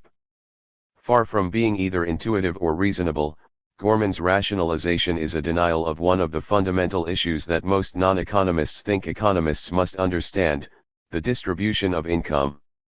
If the distribution of income changes, then surely the consumption pattern of society will change. I regard Gorman's statement here as the economic equivalent of the remark attributed to Marie Antoinette on being told that the peasants had no bread, let them eat cake. 12. Gorman's original result, though published in a leading journal, was not noticed by economists in general, possibly because he was a precursor of the extremely mathematical economist who became commonplace after the 1970s but was a rarity in the 1950s. Only a handful of economists would have been capable of reading his paper back then. Consequently, the result was later rediscovered by a number of economists, hence its convoluted name as the Sonnenschein-Mantel-Debreu conditions. These economists were far less sanguine than Gorman about the conditions needed for the law of demand to apply to a market demand curve. However, they still failed to make the logical leap to realize that they had disproved a core belief of neoclassical economics, and their statements of the result were, if anything, even more obtuse than was Gorman's. Can an arbitrary continuous function be an excess demand function for some commodity in a general equilibrium economy? We prove that every polynomial is an excess demand function for a specified commodity in some n-commodity economy. Every continuous real-valued function is approximately an excess demand function. Sonnenschein 1972, 549-50. Translating this into English, a polynomial is a function consisting of constants and powers of some variable. The most well-known polynomials are the equation for a straight line, which is a polynomial of order 1, and a parabola, a polynomial of order 2. Any smooth curvy line that doesn't cross over itself can be fitted by a polynomial of sufficiently high order, so what Sonnenschein is saying here is that a demand curve can take any shape at all, except one that intersects with itself. 13 Therefore the law of demand does not apply to the market demand curve. His joint summary of this result with Schaeffer for the Encyclopedic Handbook of Mathematical Economics, ETAL 1981-93, was more aware of the absurdity of the conditions, but still didn't connect the dots to comprehend that the conditions were a proof by contradiction that the law of demand is false. First, when preferences are homothetic and the distribution of income, value of wealth, is independent of prices, then the market demand function, market excess demand function, has all the properties of a consumer demand function. Second, with general, in particular non-homothetic, preferences, even if the distribution of income is fixed, market demand functions need not satisfy in any way the classical restrictions which characterize consumer demand functions. The importance of the above results is clear. Strong restrictions are needed in order to justify the hypothesis that a market demand function has the characteristics of a consumer demand function. Only in special cases can an economy be expected to act as an idealized consumer. The utility hypothesis tells us nothing about market demand unless it is augmented by additional requirements. Schaeffer and Sonnenschein 1993. As opaque as those statements might be, if they had been clearly passed on to economics students, the realization that the simple parables of supply and demand had to be replaced by something more sophisticated could have developed. If only. Don't tell the children. We now confront what will become a common theme in this book, the mendacious nature of economic textbooks. In the hands of economics textbook writers, the opaque but accurate statements of the SMD conditions above either disappear completely, or are portrayed in such a way that their significance will be perceived only by hypercritical students, like yours truly when I suffered through these courses while doing my master's. For many years, the leading text for honors, master's, and PhD programs was Hal Varian's Microeconomic Analysis, Varian 1992. Varian summarized this research so opaquely that it's no surprise that most PhD students, including those who later went on to write the next generation of undergraduate textbooks, didn't grasp how profoundly it challenged the foundations of neoclassical theory. Varian started with the vaguest possible statement of the result: unfortunately, the aggregate demand function will in general possess no interesting properties, hence, the theory of the consumer places no restrictions on aggregate behavior in general. The statement "no interesting properties" could imply to the average student that the market demand curve didn't differ in any substantive way from the individual demand curve, the exact opposite of the theoretical result. The next sentence was more honest, but rather than admitting outright that this meant that the law of demand didn't apply at the market level, he immediately reassured students that there was a way to get around this problem, which was to suppose that all individual consumers' indirect utility functions take the Gorman form, where the marginal propensity to consume good J is independent of the level of income of any consumer and also constant across consumers. This demand function can, in fact, be generated by a representative consumer, IBID, 153-4, emphases added. Curiously, the innocuous word "generated" in this edition replaced the more loaded word "rationalized" in the 1984 edition. Finally, when discussing aggregate demand, he made a vague and reassuring reference to more technical work. It is sometimes convenient to think of the aggregate demand as the demand of some representative consumer. The conditions under which this can be done are rather stringent, but a discussion of this issue is beyond the scope of this book. Varian 1984, 268. It's little wonder that PhD students didn't realize that these conditions, rather than merely being rather stringent, undermine the very foundations of neoclassical economics. They then went on to build representative agent models of the macroeconomy in which the entire economy is modeled as a single consumer, believing that these models have been shown to be valid. In fact, the exact opposite is the case. The modern replacement for Varian is Andrew Moscholel's hyper-mathematical, but utterly non-empirical, microeconomic theory, Moscholel, Winston et al. 1995. At one level, this text is much more honest about the impact of the SMD conditions than was Varian's. In a section accurately described as "Anything Goes," the Sonnenschein-Mantel-Debreu theorem, Moscholel concludes that a market demand curve can have any shape at all, even when derived from consumers whose individual demand curves are downward sloping. Can an arbitrary function coincide with the excess demand function of an economy for every p price? Of course, the arbitrary function must be continuous, it must be homogeneous of degree 0, and it must satisfy Walras' law. But for any arbitrary function satisfying these three conditions, it turns out that the answer is, again, yes. IBID, 602. But still, the import of this result is buried in what appear to the student to be difficult problems in mathematics, rather than a fundamental reason to abandon supply and demand analysis.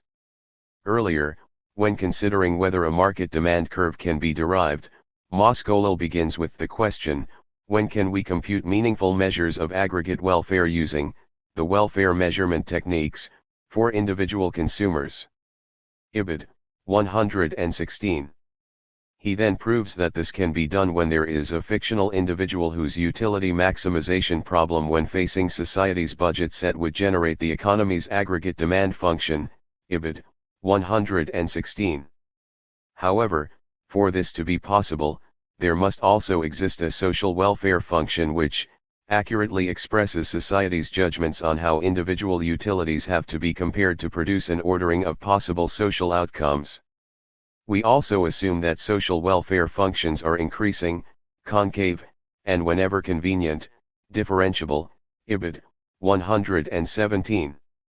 This is already a case of assuming what you wish to prove.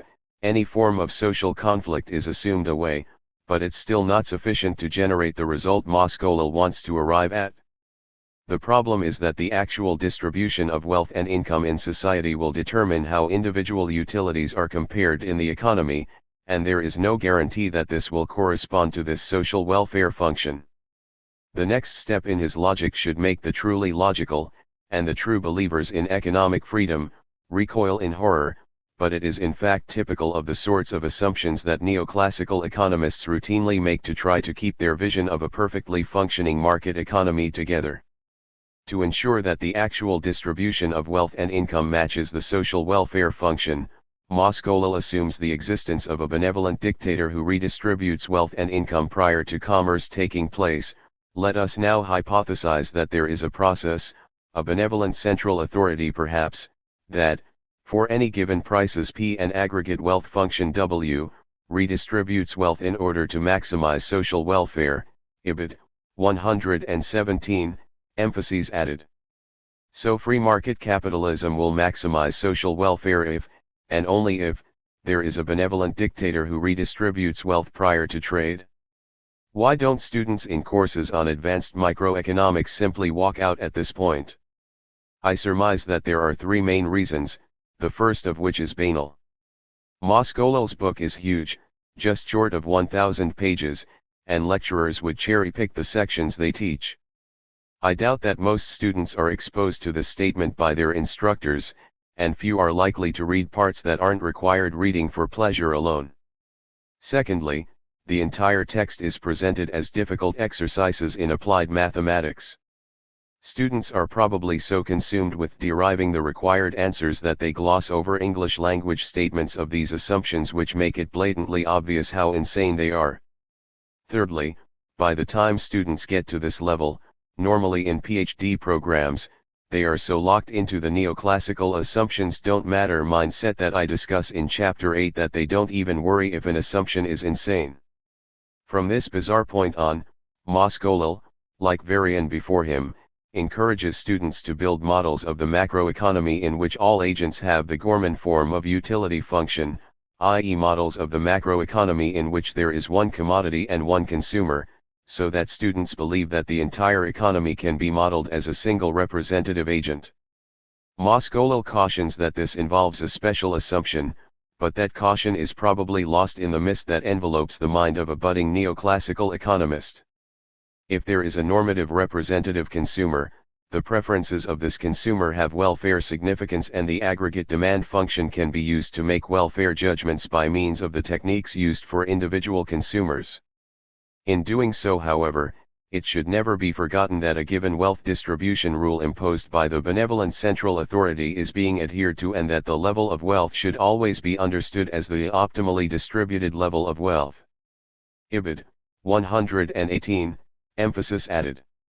These high-level texts, though, are at least honest that there is a problem in aggregating from the individual consumer to the market demand curve. Undergraduate students instead are reassured that there is no problem. Paul Samuelson's iconic undergraduate textbook makes the following didactic statement about how a market demand curve is derived, and whether it obeys the law of demand, which flatly contradicts the SMD results. The market demand curve is found by adding together the quantities demanded by all individuals at each price. Does the market demand curve obey the law of downward sloping demand? It certainly does. If prices drop, for example, the lower prices attract new customers through the substitution effect. In addition, a price reduction will induce extra purchases of goods by existing consumers through both the income and the substitution effects. Conversely, a rise in the price of a good will cause some of us to buy less. Samuelson and Nordhaus 2010, 48, emphasis added. The leading undergraduate textbook today, by Gregory Mankiw, is equally misleading. It also implies that all that is needed to derive a market demand curve is to horizontally sum individual demand curves. The table in Figure 2 shows the demand schedules for ice cream for the two individuals in this market, Catherine and Nicholas. The market demand at each price is the sum of the two individual demands. Notice that we sum the individual demand curves horizontally to obtain the market demand curve. Mankiw 2008, 68. Other undergraduate textbooks either ignore the issue completely, or make similarly false statements. Who, then, can blame undergraduate economics students for believing that all is well with the underlying theory? The blame instead lies with textbook writers, and the question this raises is, do they know they are at fault? Did they knowingly conceal this advanced result from their students, or were they themselves ignorant of it? Samuelson was certainly aware of Gorman's result, though he may not have followed the subsequent work of Sonnenschein and others because he believed he had proved that the law of demand does apply to the market demand curve. Samuelson 1956. And so he had, but using an assumption which shows how utterly unrealistic even the most famous of neoclassical economists can be. He began quite sensibly, by noting that it was absurd to model an entire country as a single utility-maximizing individual. What defense do we make when challenged on the use of community indifference curves for a country or group of individuals? I suppose one of the following. A. We may claim that our country is inhabited by Robinson Crusoe alone and claim only to show how trade between such single-person countries is determined. This is admittedly not very realistic. B. In order to give the appearance of being more realistic, we may claim that our country is inhabited by a number of identical individuals with identical tastes. They must also have identical initial endowments of goods if this artifice of examining what happens to the representative individuals' indifference curves is to give us a true description of the resulting market equilibrium. This case, too, is not very realistic, though it may seem a slight improvement over Robinson Crusoe. Ibid. 3. He then noted that most shopping is done by families, and since these consist of separate individuals, it is impossible even to construct a family indifference curve, so that consumption by a family will also violate the foundations of the law of demand, the so-called axioms of revealed preference, which are discussed in the addendum to this chapter. However, he next surmised that if, within the family, optimal transfers of income are undertaken, then a family indifference curve can be constructed which has all the properties of an individual indifference curve. Since blood is thicker than water, the preferences of the different members are interrelated by what might be called a consensus or a social welfare function which takes into account the deservingness or ethical worths of the consumption levels of each of the members. The family acts as if it were maximizing their joint welfare function. Income must always be reallocated among the members of our family society so as to keep the marginal social significance of every dollar equal. Ibid. 10-11, emphasis added. Finally, he hypothesized that if the entire nation behaves like one big happy family, and optimally reallocates income between its members prior to consumption, then society will also have well-behaved indifference curves that obey the law of demand. The same argument will apply to all of society if optimal reallocations of income can be assumed to keep the ethical worth of each person's marginal dollar equal.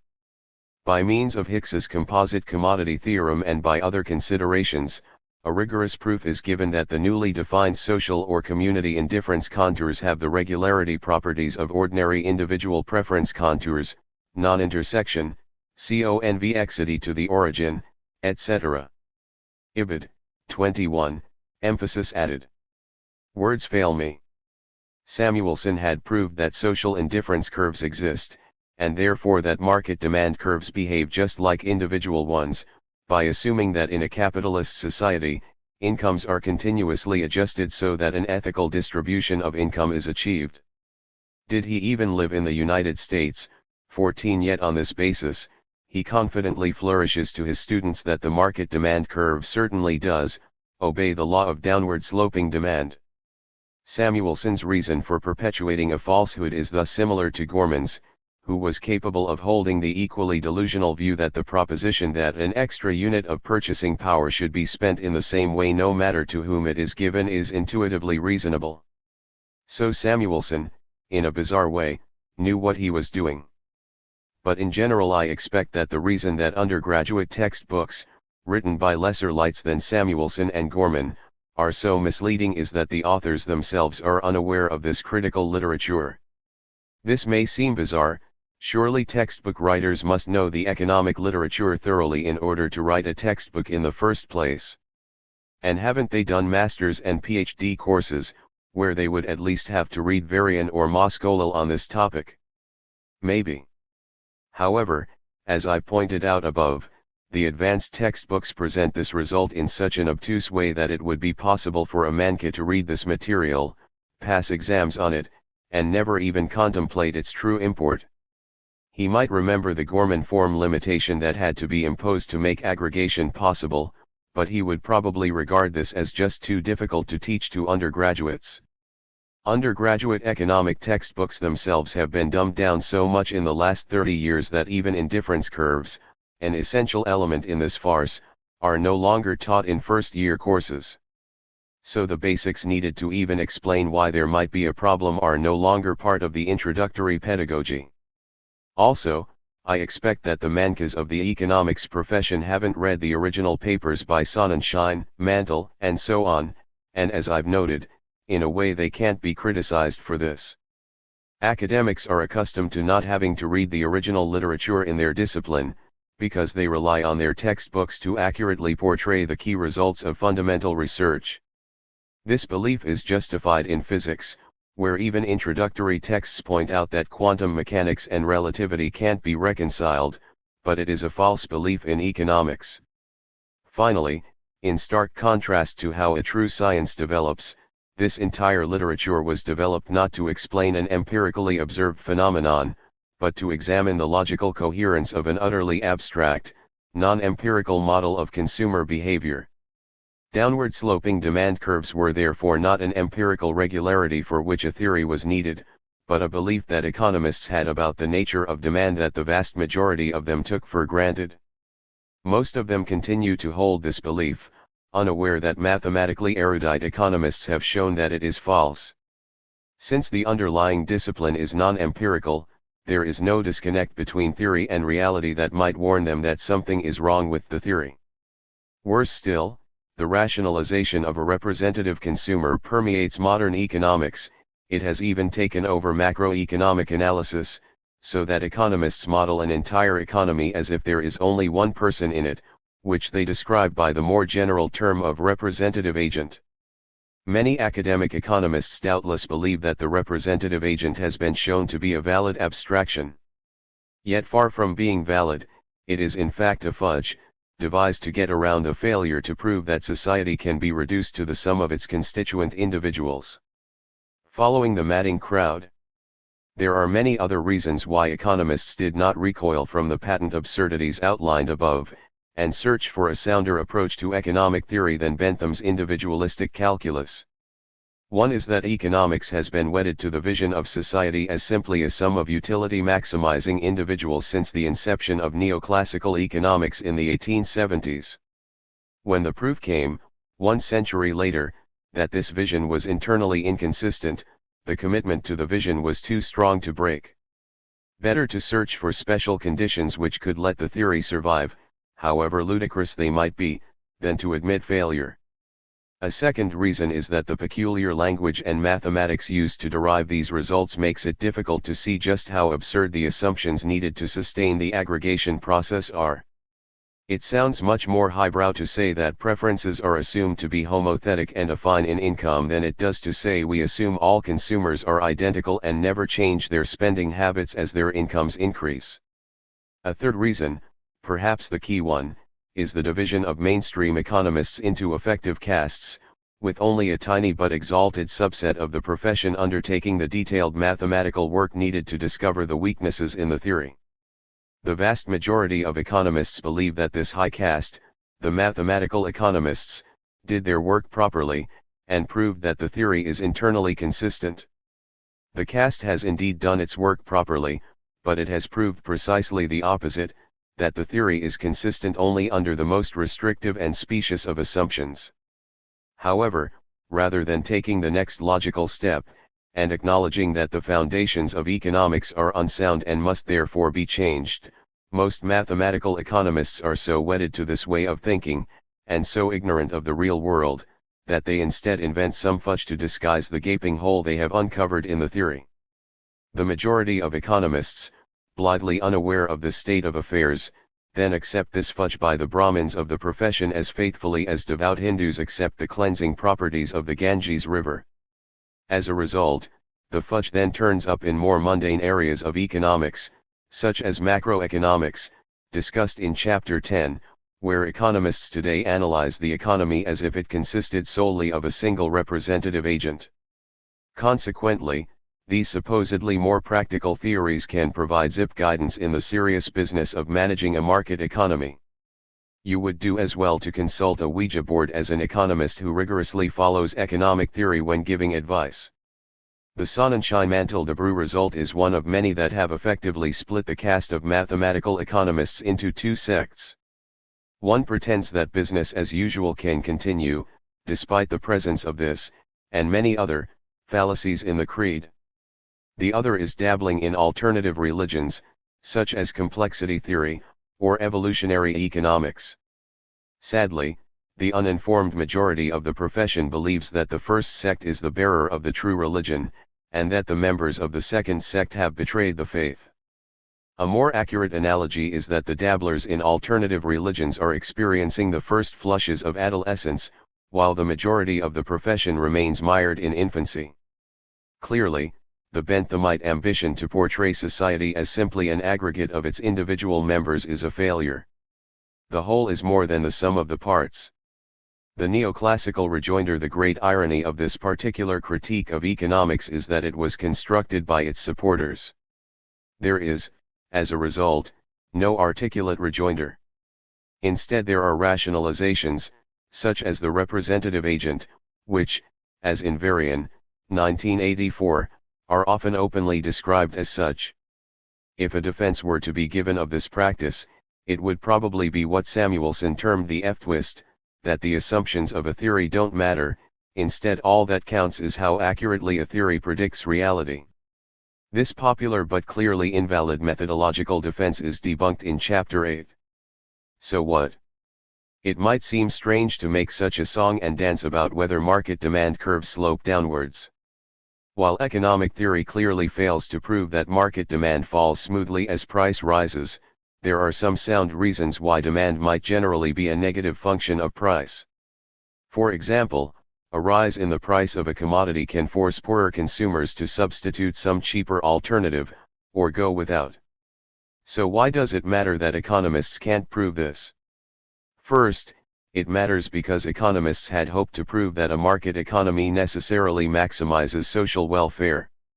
The SMD conditions establish that there is no measure of social welfare that is independent of the existing distribution of income, and that the distribution of income is not based solely on merit.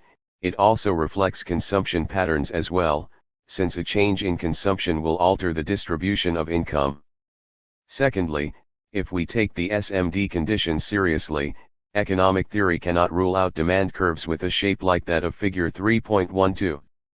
Aesthetics aside, one of the many problems which such a curve presents for economic theory is that the resulting marginal revenue curve is even more volatile, and it can intersect the marginal cost curve, which we confront in the next chapter, in more than one place. This possibility undermines one of the key articles of the neoclassical faith, that everything happens in equilibrium.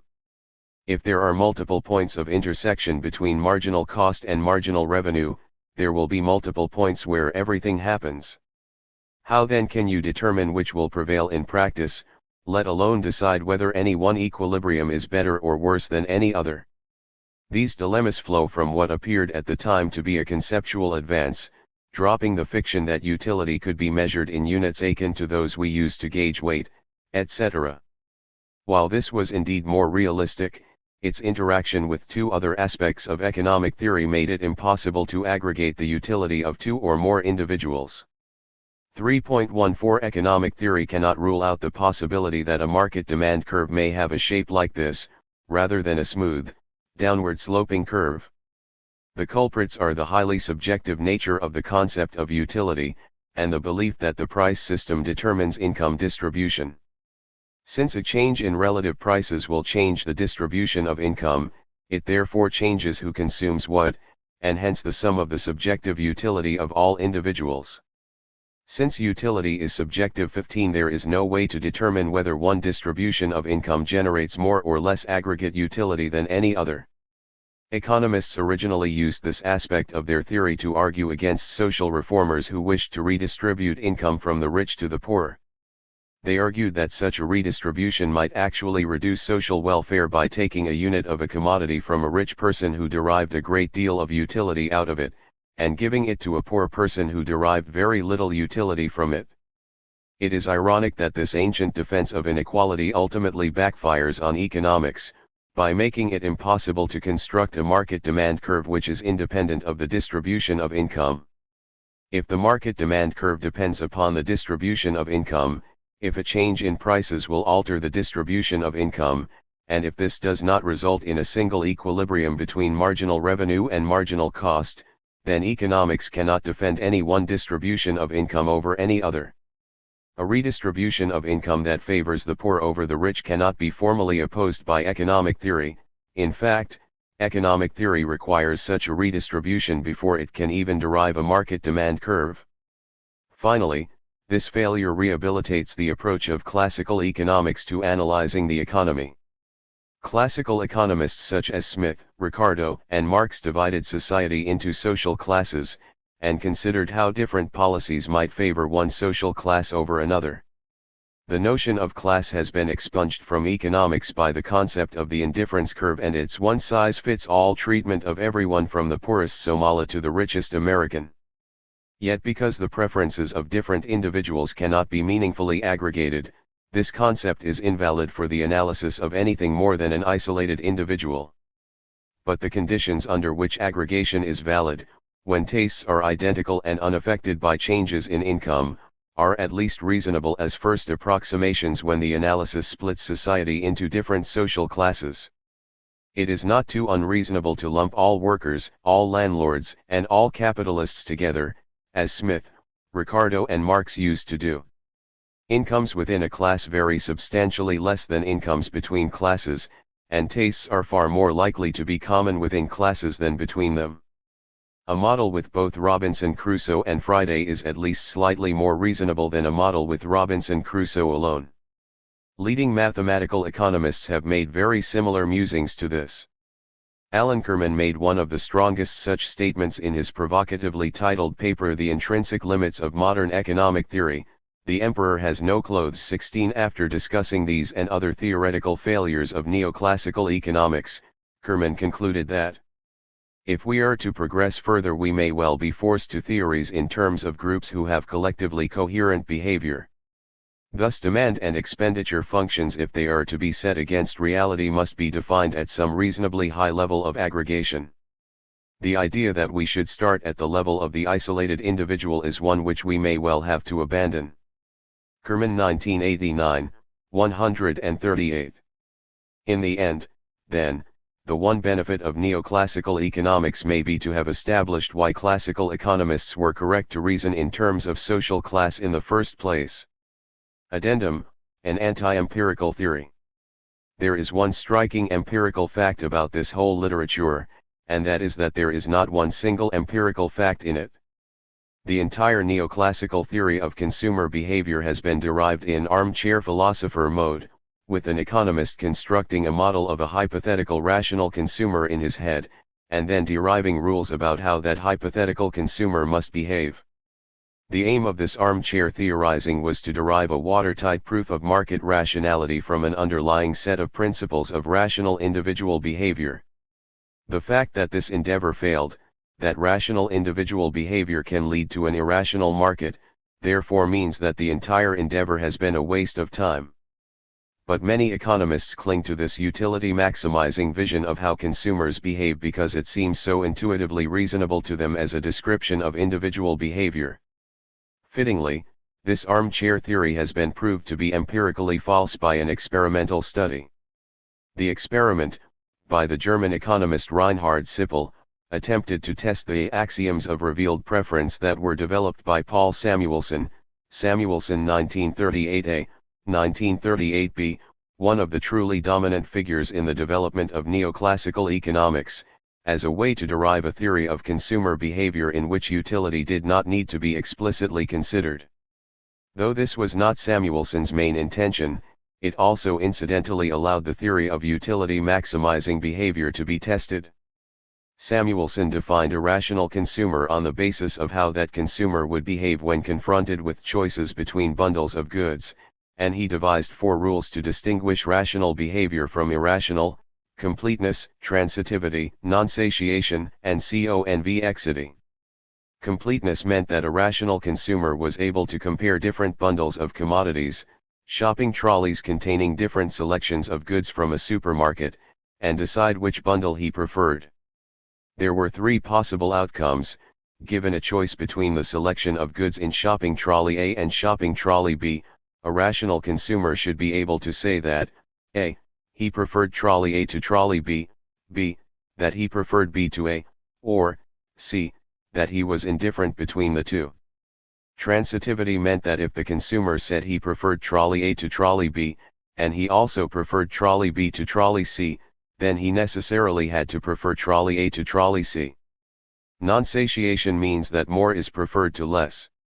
So if trolley B has the same contents as trolley A plus one additional chocolate bar, trolley B must be preferred to trolley A. Finally, the most complex property was convexity, which is a mathematical expression of the concept of diminishing marginal utility. It argues that if you have two very different shopping trolleys, A and B, then any linear combination of the contents of these two trolleys should be preferred to the trolleys themselves. For example, imagine that trolley A contains 10 chocolate bars and nothing else, while trolley B contains 10 packs of chips and nothing else. 10 other shopping trolleys could be constructed by swapping one chocolate bar for one pack of chips, each of which would be more desirable than trolleys A and B. These rules sound reasonable to most people when first explained to them. Like many concepts in neoclassical economics, they are superficially appealing, but Sippel's experiment concluded that, if obeying these rules makes one rational, then the vast majority of us are irrational.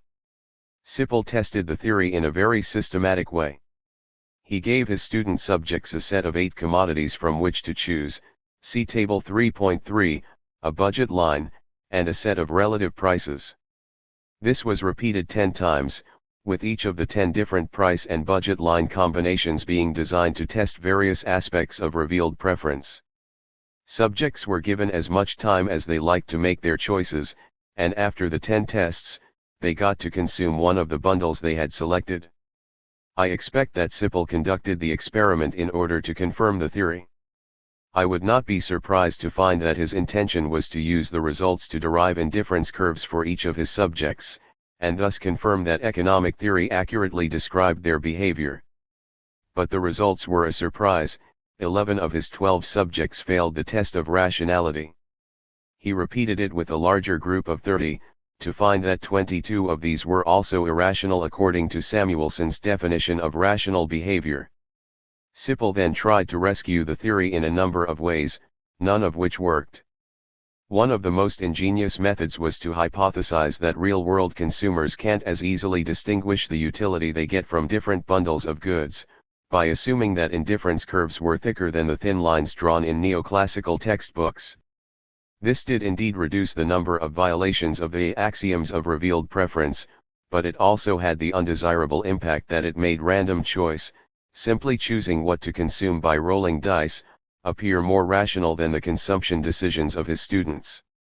Table 3.3 The commodities in Sippel's revealed preference experiment. To his great credit, Sippel concluded with an understated but accurate reflection on the implications of his experiment for economic theory. We conclude that the evidence for the utility maximization hypothesis is at best mixed. While there are subjects who appear to be optimizing, the majority of them do not. The high power of our test might explain why our conclusions differ from those of other studies where optimizing behavior was found to be an almost universal principle applying to humans and non-humans as well. In contrast to this, we would like to stress the diversity of individual behavior and call the universality of the maximizing principle into question. We find a considerable number of violations of the revealed preference axioms, which contradicts the neoclassical theory of the consumer maximizing utility subject to a given budget constraint. We should therefore pay closer attention to the limits of this theory as a description of how people actually behave, i.e. as a positive theory of consumer behavior. Recognizing these limits, we economists should perhaps be a little more modest in our imperialist ambitions of explaining non-market behavior by economic principles. Sippel 1997, 1442-3. Sippel did not speculate as to what his subjects were actually doing if they weren't in fact maximizing their utility, but it is fairly easy to show that these subjects were behaving rationally in the face of a real-world phenomenon of which armchair economic theorists are blithely unaware, The curse of dimensionality. Rational behavior and the curse of dimensionality. The neoclassical definition of rational behavior argues that a rational person, when confronted with a set of options, will attempt to choose the best option available. It appeared to Sippel that this was exactly what his subjects were doing. A closer look at the actual demand data corroborates the view that the subjects did not choose randomly. Every subject showed a marked preference for some of the goods while other goods were not chosen at all, even at low prices. Some subjects' demand was quite price inelastic, whereas others substituted cheaper goods for their more expensive counterparts, e.g. Coke for orange juice, sometimes to the extent that they always switched from one to the other, depending upon which was cheaper in the particular situation. There can be no doubt that the subjects tried to select a combination of goods that came as close as possible to what they really liked to consume given the respective budget constraints. Ibid. 1439. However, despite this intention to choose the best option, they failed to do so rationally according to Samuelson's rules. So what's at fault, human behavior, or the neoclassical model of rationality? The latter, of course. It is a toy model that looks okay on paper, but fails completely when one takes even a tiny step into the real world, as Sippel's experiment did. Let's look at what his subjects were being asked to do more closely. Sippel gave them a choice between 8 different commodities, and let them choose any amount of them that they could afford with their budget.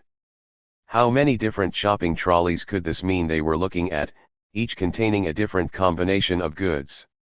Unfortunately, the answer is an infinite number of shopping trolleys, so let's simplify it and imagine that students considered their choices in discrete units, say 5-minute segments for the videos and computer games, 30 minutes, 35 minutes, and so on out to 60 minutes, 250 ml units of drinks, 400 ml, 650 ml, out to 2 liters, and 250 gram units of sweets, 400 grams, 650 grams, out to 2 kilos. This means roughly 8 different quantities for each of the 8 goods. How many different shopping trolleys does that give us? The answer will probably surprise you. You could fill over 16.7 million shopping trolleys with different combinations of these 8 goods. 64 would contain varying amounts of only one good, from 30 to 60 minutes of video, from 400 grams to 2 kilos of candy. The other 16.7 million plus would have varying combinations of all the goods available. This is a consequence of the real-world phenomenon that computer scientists have dubbed the curse of dimensionality. The standard neoclassical toy model of consumption shows you choosing between 2 different commodities. Most of these drawings don't show quantities on their axes, but if the quantities being considered were between 0 and 10 units of each good, then there would be 121 different combinations you could choose, 0 units of both, 0,0, 10 units of both, 10,10, and another 119 combinations in addition to that, 0,1, 1,0 right out to 10,9 and 9,10. The general rule for choices involving many commodities is that the number of different combinations equals 1 plus the number of units that you could buy of each commodity 17 raised to the power of the number of commodities you are considering. In the simple 2-commodity case, this results in 11 squared choices, or 121. Your budget might allow you to rule out 90% of these, leaving just 10 or so choices to consider.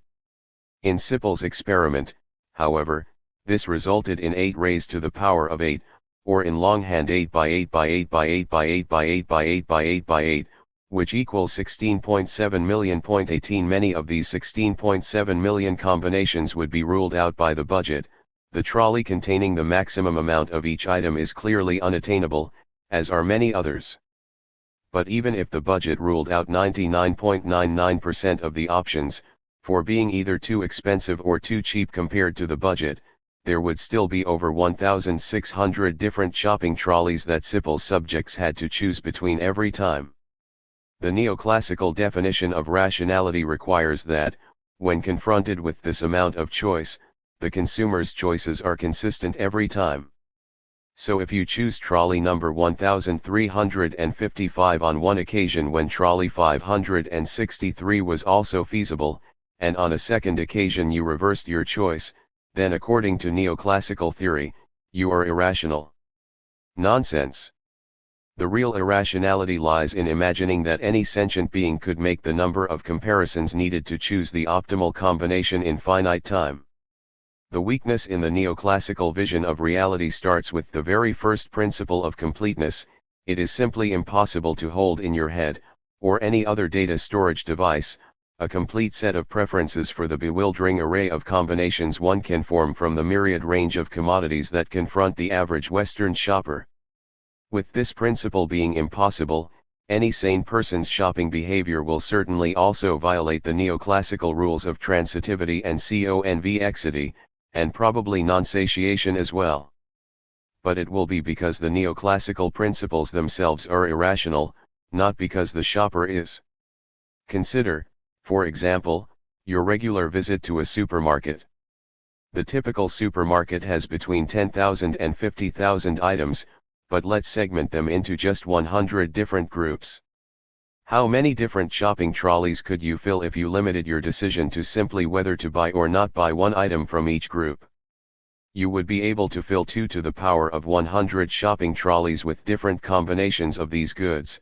That's 1,267, 650, 600, 228, 229, 401, 496, 703, 205, 376 trolleys in total, or in words over 1,000 million trillion shopping trolleys.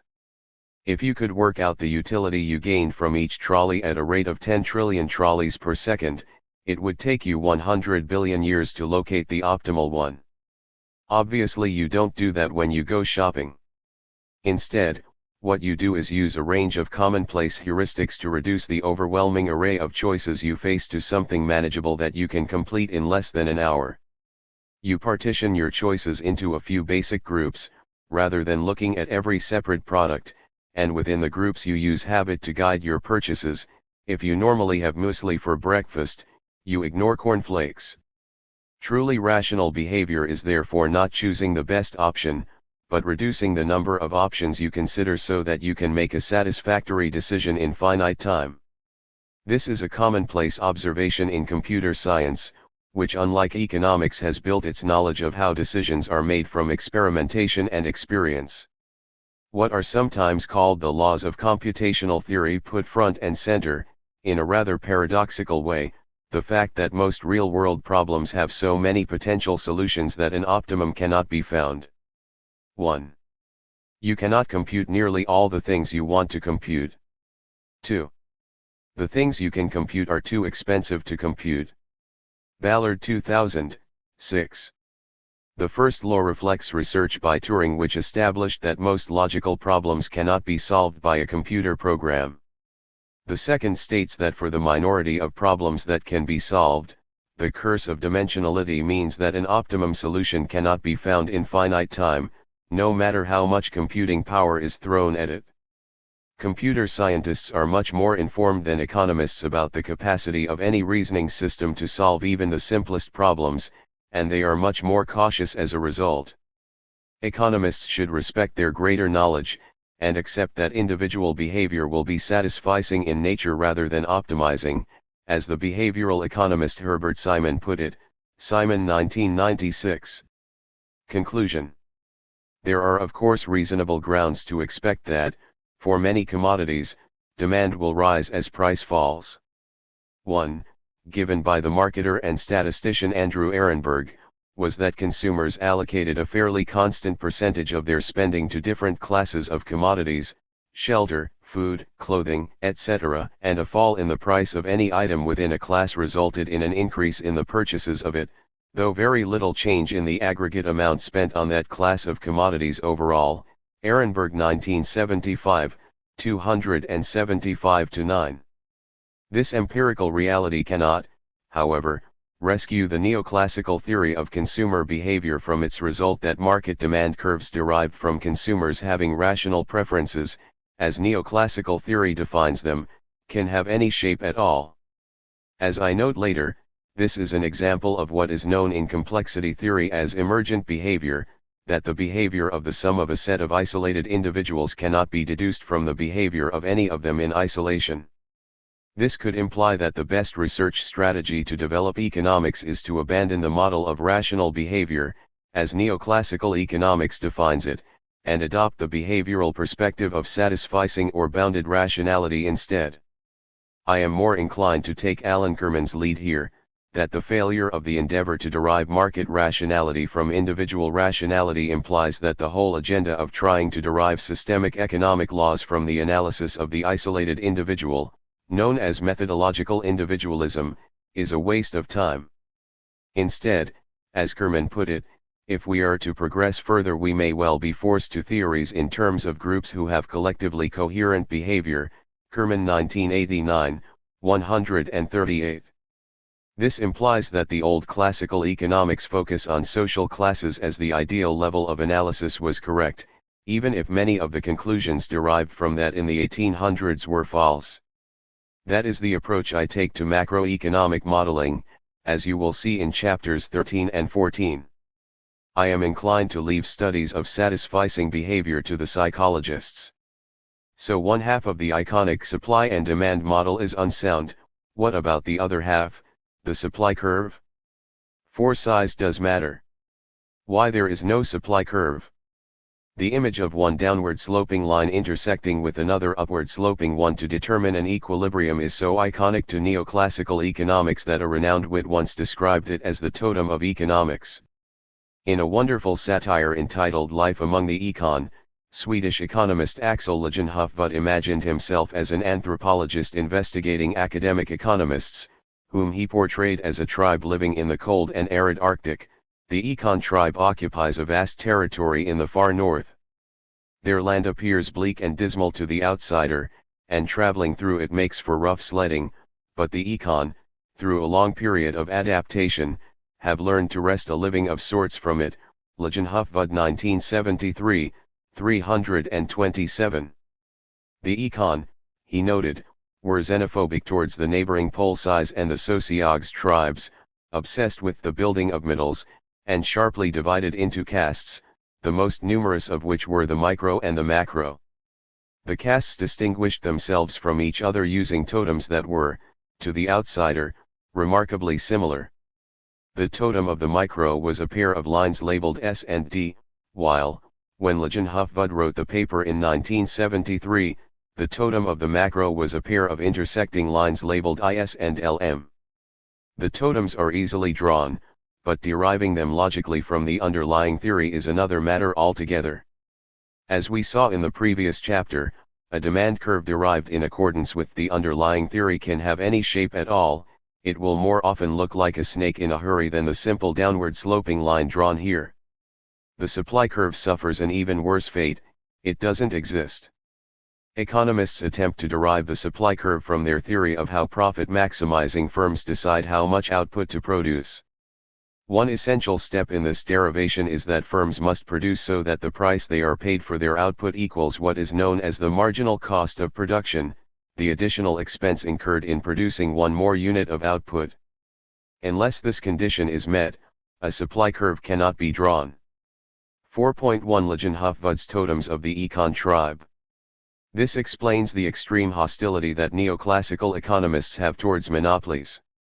It's not only because they can abuse the power that being a monopoly can confer, it's also because, according to neoclassical theory, a monopoly will set its price above the marginal cost of production. If monopolies were the rule, then there could be no supply curve, and standard neoclassical microeconomic analysis would be impossible. Conversely, neoclassical economists love the market structure they call perfect competition, because it guarantees that profit-maximizing behavior will cause firms to produce an output at which marginal cost equals price. Only it won't. The manner in which neoclassical economics derives the result that profit-maximizing behavior by competitive firms means that they will produce where marginal cost equals price commits one of the simplest mathematical mistakes possible. It confuses a very small quantity, an infinitesimal, as mathematicians describe it, with zero. When that error is corrected, it is easily shown that a competitive market will also set price above marginal cost, and therefore a supply curve that is independent of the demand curve can't be drawn. The other half of the totem of the micro disappears. The kernel. Try this party trick, convince someone that the world is flat, starting from the premise that it is a sphere. The argument is simple. If you take a small enough segment of the world, say, the 2 feet your victim is standing on, then the curvature of that segment is so small that it is, to all intents and purposes, flat. Then consider the segment you're standing on, it is also so small that it is effectively flat. Next, consider the angle between the 2 segments, it too will be so small that it is effectively zero. So these 2 small segments are effectively flat. Finally, extrapolate your argument from these 2 tiny segments and the angle between them up to the level of the entire globe. If you consider the segment your victim occupies and the segment behind him, that pair is also effectively flat. Keep on going, and the entire world is flat. The fallacy in the argument, clearly, is that while it will do as an approximation to treat your immediate surroundings as effectively flat, it will not do to ignore those imperceptible but non-zero angles if you move from the scale of 1 or 2 segments to the entire globe.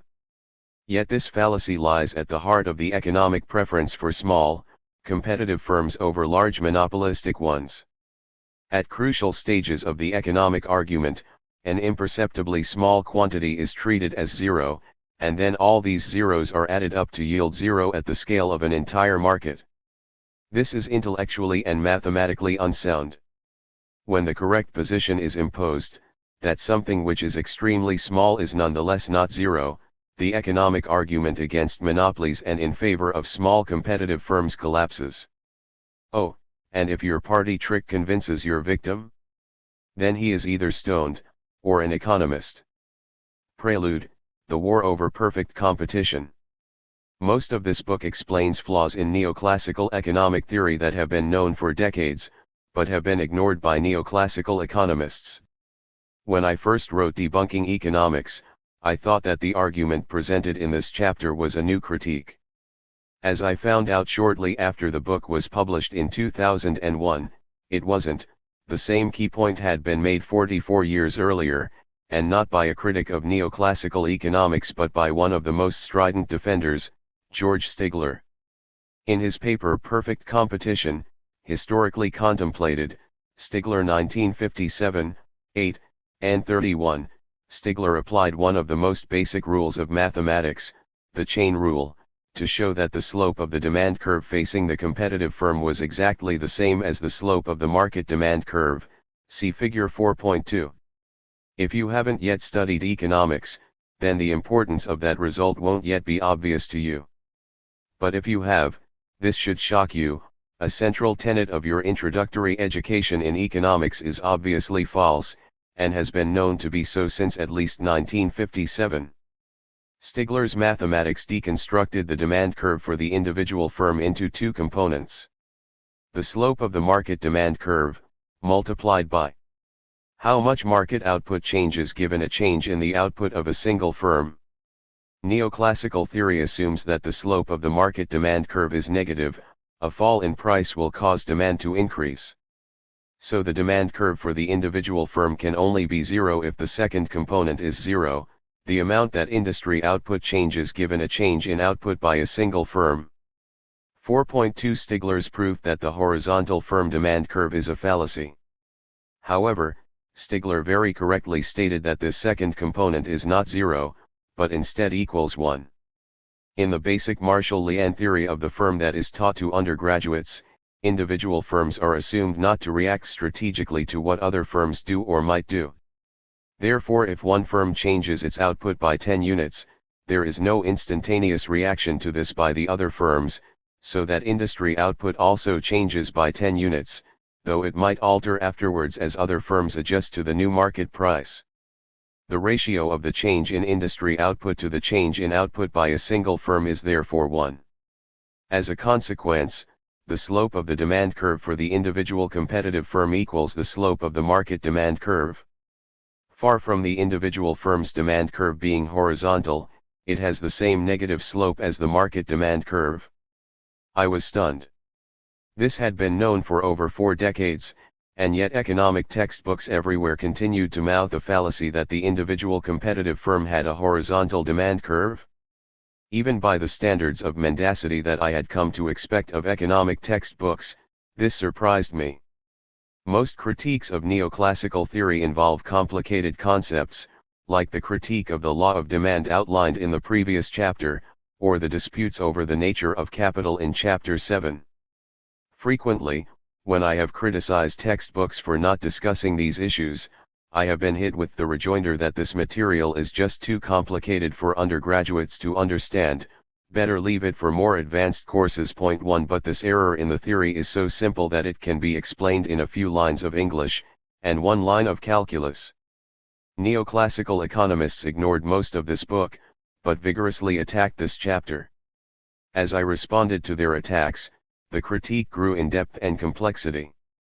Attempts to get it into neoclassical journals failed, but it was published in a range of non-neoclassical outlets, including the Journal of Interdisciplinary Physics Physicae, Keene and Standish 2006, A Guide to What's Wrong with Economics, Keene and Fulbrook 2004, The Handbook of Pluralist Economics Education, Keene 2009a, and the Real World Economics Review, Keene and Standish 2010. Point 2. Though nothing in that war with neoclassical economists challenged the accuracy of the case I first made in 2000, I have made extensive changes to this chapter to focus on the key challenge it makes to neoclassical orthodoxy, that a supply curve cannot be drawn. I have also added new material, including the key advance over the case made in 2000, a proof that the alleged profit maximizing formula, set marginal cost and marginal revenue equal to maximize profits, does not maximize profits. I derive another formula that does maximize profits, given the assumptions of neoclassical theory. The roadmap.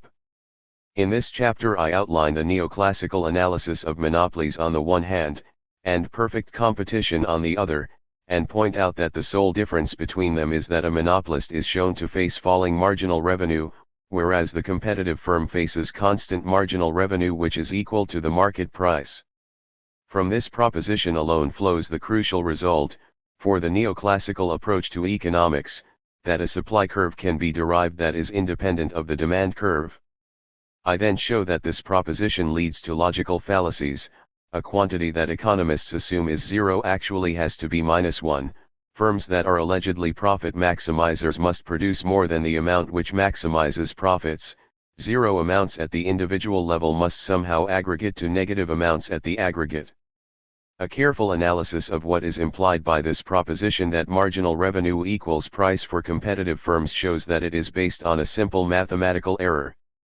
Once this is corrected, it is obvious that a competitive market with profit-maximizing firms that faces the same cost conditions as a monopoly will produce the same amount at the same price.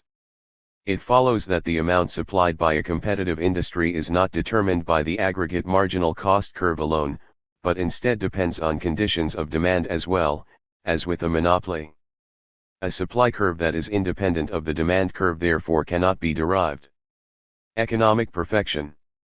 Pejorative expressions abound in economics, despite its claim to be a value-free science, and perfect competition is possibly the most value-laden of all. To economists, however, the word perfect has a very precise meaning. It is a market in which the competitively set price equals the marginal cost of production. This is perfect because, according to economic theory, it achieves the maximum possible gap between community welfare and the cost of providing it. Community welfare is maximized when the gap between total benefit to society from consuming a given product and the total cost of providing that benefit is as big as it can be. Given the shape that economists assume that these benefits and costs take, the benefit of consumption rising but at a decreasing rate, the cost of production rising at an increasing rate, the gap between the two is highest when the rate of change of total benefit equals the rate of change of total cost. The demand curve, which we deconstructed in the last chapter, represents the rate of change of the total benefit, while the supply curve represents the rate of change of total cost. Therefore the benefit to society is maximized where these two rates of change, one rising, the other falling, are equal. Producers are trying to maximize the benefit to them, their profits, not society's benefits. These two interests, consumers aiming to get the maximum benefit out of consumption, producers trying to get the maximum profit out of production, only coincide if the price equals the change in revenue that producers get from selling an extra unit, which economists call marginal revenue. This is because the price, the amount that consumers are willing to pay, tells you the marginal utility they get from the last item consumed. Only if this also equals the marginal revenue that the producer gets from selling this very last unit of output will the benefits to society also equal the individual gain for the producer who sells it. This can only occur if the marginal revenue for producing this last item sold equals its price. Only perfect competition guarantees this outcome, because, economists believe, only then does marginal revenue always equal price. Perfect competition is also perfect because a supply curve exists if, and only if, price equals marginal cost. Without perfect competition, though a marginal cost curve can still be drawn, this will not be the supply curve, and as we shall see, the amount supplied to the market will be less than the amount that will maximize social welfare. This concept of economic perfection relies upon downward-sloping market demand curves, which we already know is invalid. However, even if we accept, for the sake of argument, that the market demand curve is smoothly downward sloping and represents community welfare, the neoclassical argument for the superiority of the perfectly competitive market over the monopoly firm is still internally flawed. To establish this, we'll first consider the market form least favored by economics, monopoly. Point 3. Monopoly. A monopoly has the entire market demand curve to itself. If the market demand curve is smoothly downward sloping, the price at which its output can be sold decreases as the quantity it tries to sell increases. In this chapter I'll work with a hypothetical example in which the market price is assumed to start at $1,000 for the first unit sold, and then to drop by 5 cents for every additional unit. See Table 4.1. Table 4.1 Demand schedule for a hypothetical monopoly. This may seem silly if you've never read an economics textbook before. Why not simply use some real data on a real firm instead? And you are right. The reason, as I explain in Chapter 5, is that there are no such data. The revenue and costs of real firms are nothing like those assumed by neoclassical economists. As a result, they always use made-up number in their examples. To critique their theory, I have to do the same. So here we go. Since the firm can sell one unit of output for $1,000, its total revenue is $1,000, and its marginal revenue, the change in total revenue from $0 for 0 units sold, to $1,000 for 1 unit sold, is also $1,000. So price equals marginal revenue at this level, but as soon as another unit is sold, price and marginal revenue diverge. 2 units can only be sold if the firm drops the price for all units by 5 cents, so the market price becomes $999.95, the total revenue is $1,999.90, and the marginal revenue for the firm, the change in revenue from selling 1 unit to selling 2, is $999.90.4. The interests of the firm therefore diverge from those of society, since the marginal benefit to it, the marginal revenue, is less than the marginal benefit to society as a whole, the price. The price consumers are willing to pay drops smoothly as the quantity supplied rises, so that for an output of 10 units, the sale price has to drop to $999.55 per unit. The total revenue for selling 10 units is $9,995.50. If 11 units were to be sold, the monopolist would have to drop the price per unit by 5 cents to $999.50 each. Total revenue would be $10,994.50, 11 times $999.50, and marginal revenue would be $999. The same process continues indefinitely, so that if output were 2001 units, then sale price would have to drop to $900. Total revenue would be $1,800,900, and marginal revenue, the amount of additional revenue added by selling the 2002nd unit, would be $800. Eventually, the point is reached at which any further increase in output requires a price cut which reduces, rather than increases, total revenue. In this example, this occurs at an output of 10,001 units, where the sale price is $500. The sale of the 10,001st unit adds nothing to total revenue, and any increase in sales past this point actually reduces total revenue. Marginal revenue has become negative. That covers the revenue side of the analysis. The picture is completed by the analysis of costs, which I'll cover extensively in Chapter 5. Briefly, the firm has two types of costs: fixed costs, which apply no matter what the level of output is, and variable costs, which depend directly on how many units are produced. Fixed costs are just that, fixed, so that the fixed cost per unit of output will fall as output rises. One fixed cost is the design of a product, and if this was, say, $10 million, then that component of the fixed costs per unit would be $1 million per unit when output was 10 units, and $1 per unit when output was 10 million units. Variable costs depend on how many units are produced. One obvious variable cost is labor, and clearly you will need more labor to produce 10 million units than to produce 10. Neoclassical economics also assumes that, eventually, the productivity of the variable inputs such as labor will fall as output rises. We explore this assumption in Chapter 5. Therefore the variable costs to produce the 10 millionth unit will be much higher than those for the 10th unit. In my example, fixed costs are $10,000, and variable costs are defined by an equation in which they start at just over $15 each, fall for a while but then ultimately rise. See Table 4.2.5. Variable costs fall for a while because the firm experiences rising marginal productivity as the ratio of the variable factors of production to fixed factors approaches the ideal level. This means that, for a while, the additional cost involved in producing the next unit of output falls. In my example, while it cost an additional $15 to go from producing 0 units of output to producing 1 unit, it cost only an additional $8.80 to go from producing 2001 units to 2002 units. This change in the cost of production resulting from producing one more unit is a very important concept in neoclassical economics, called the marginal cost of production.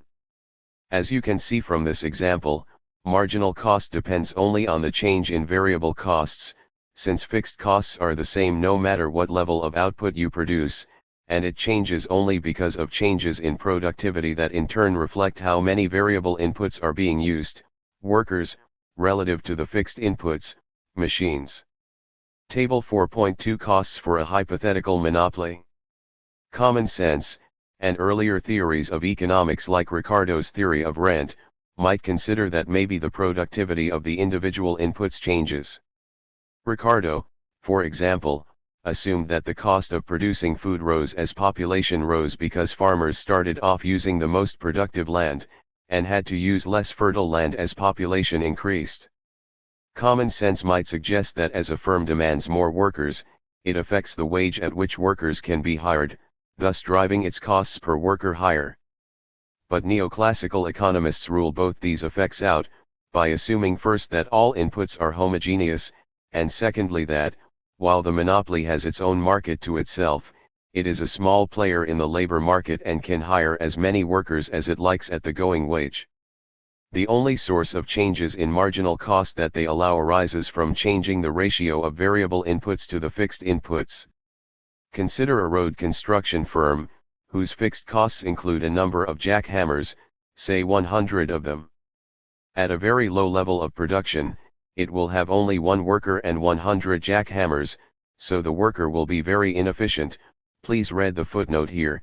Point 6 However, as the number of workers rises, the firm will approach the ideal ratio of one worker per jackhammer, at which point maximum efficiency will be reached. But once the firm hits the ideal ratio, additional workers will add to output at a diminishing rate. Marginal productivity will fall, and therefore marginal costs will rise. Table 4.3 combines the revenue information from Table 4.1 with the cost information from Table 4.2, and indicates the role of marginal revenue and marginal cost in identifying the point of maximum profit. For a while, each additional unit sold adds much more to revenue than it causes the total cost of production to rise. Marginal revenue exceeds marginal cost, and therefore the final column in the table, which shows marginal revenue minus cost, is positive. But once marginal revenue and marginal cost are equal, profit is maximized.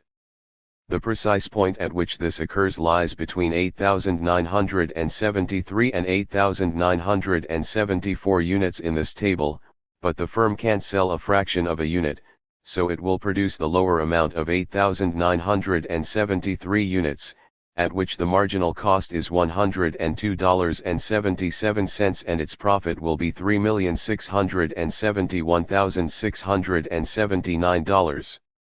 The second column tells us that the market is willing to pay a price of $551.40 per unit if total supply is 8,973 units, so the sale price is $448.63 higher than the marginal cost of production, and $409.19 above the average cost. Point 7. Thus, to maximize its profits, the firm produces where marginal cost equals marginal revenue, and sells the output at a much higher price. As well as substantially exceeding the average cost of production, the market price exceeds the marginal cost of producing the last unit sold. This means, in economic welfare terms, that the marginal benefit of the last unit sold exceeds the marginal cost of producing it. Society would therefore benefit from an increased level of production, since additional units of output would increase social welfare. But the monopolist has no incentive to produce more. In fact, producing any more would reduce his profits. Therefore, according to economists, monopolies reduce social welfare. 4.3 Profit maximization for a monopolist. Marginal cost equals marginal revenue, while price exceeds marginal cost.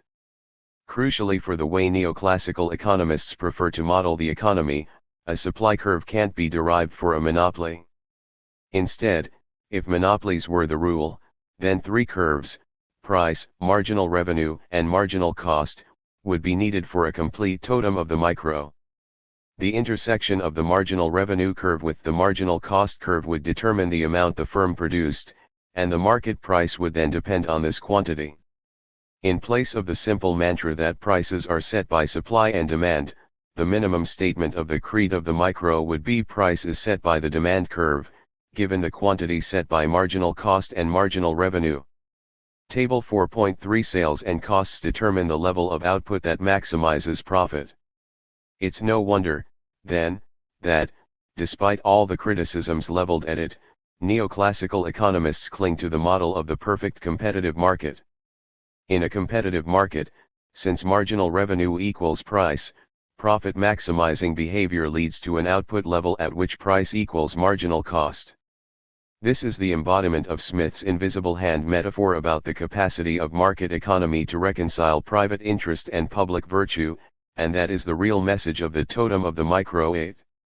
Perfect competition. The main distinguishing feature of the perfectly competitive market is the number of firms in it. Whereas a monopoly has just one firm, which therefore has the entire market demand curve to itself, a perfectly competitive market has many little firms, each competing for a tiny slice of total demand. In the standard Marshall-Lien model that economists teach in undergraduate courses, these firms are assumed to be profit maximizers who behave in an atomistic way.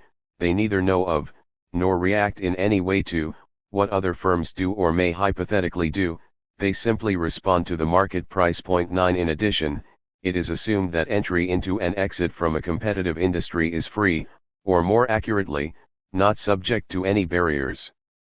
Therefore, firms outside the industry can move in at any time to take advantage of any above normal profits if they exist. Point 10. All firms are assumed to produce a product that is homogeneous from the consumer's point of view, so that there is no brand loyalty. All firms are therefore price takers. They cannot influence the market price, but instead must take price as given. At the market level, demand is still a negative function of price. Therefore, total market revenue will initially be a rising and then a falling function of price, and marginal revenue at the market level will be less than price, because to increase overall sales, the average price must fall. However, economists argue that for each price-taking firm, marginal revenue and price are identical. The argument is that since they are each so small, no single firm can influence the market price. As a result, if any firm increases its price above the market equilibrium price, it will lose all its customers, while if any firm decreases its price below the market equilibrium, it will suddenly be swamped by all customers for that commodity. Therefore, the firm effectively sees a horizontal demand curve, set by the intersection of supply and demand at the level of the market. Point 11. Given the assumption that they can sell as much as they like at the price set by the market, then as profit maximizers they will produce until the marginal cost of producing this amount equals the marginal revenue from doing so. Since price is a constant for them, marginal revenue equals price, so they produce at the point where marginal cost equals price. In a 100-firm industry whose costs are identical to the monopoly I discussed previously, this results in the representative firm producing about 135 units. 12. This then results in a profit of $22,255.26 for the firm, or $2,225,526 for the industry in total. 4.4 Profit maximization for a perfectly competitive firm. Marginal cost equals marginal revenue, which also equals price. Since the total revenue for a perfectly competitive firm is simply a constant price times the number of units it sells, increasing its sales has no effect on its price, so its marginal revenue is constant. This in turn is why a supply curve can be derived for perfect competition, but not for monopoly. The amount a monopolist will supply depends both on the firm's marginal cost function, and the market's demand function. Since both are needed to determine supply, and since many different demand curves can be drawn through the same point, each with a different slope and therefore different marginal revenue implications, it is impossible to derive a curve which shows how much a monopolist will supply at each price level. All you can do is consider specific examples of hypothetical demand curves, as I did to generate Table 1. However, for the perfectly competitive firm, since price equals marginal revenue, the amount the firm will produce corresponds in every case to its marginal cost curve. The supply curve of a single firm in a perfectly competitive market is thus its marginal cost curve. 4.5 A supply curve can be derived for a competitive firm, but not for a monopoly.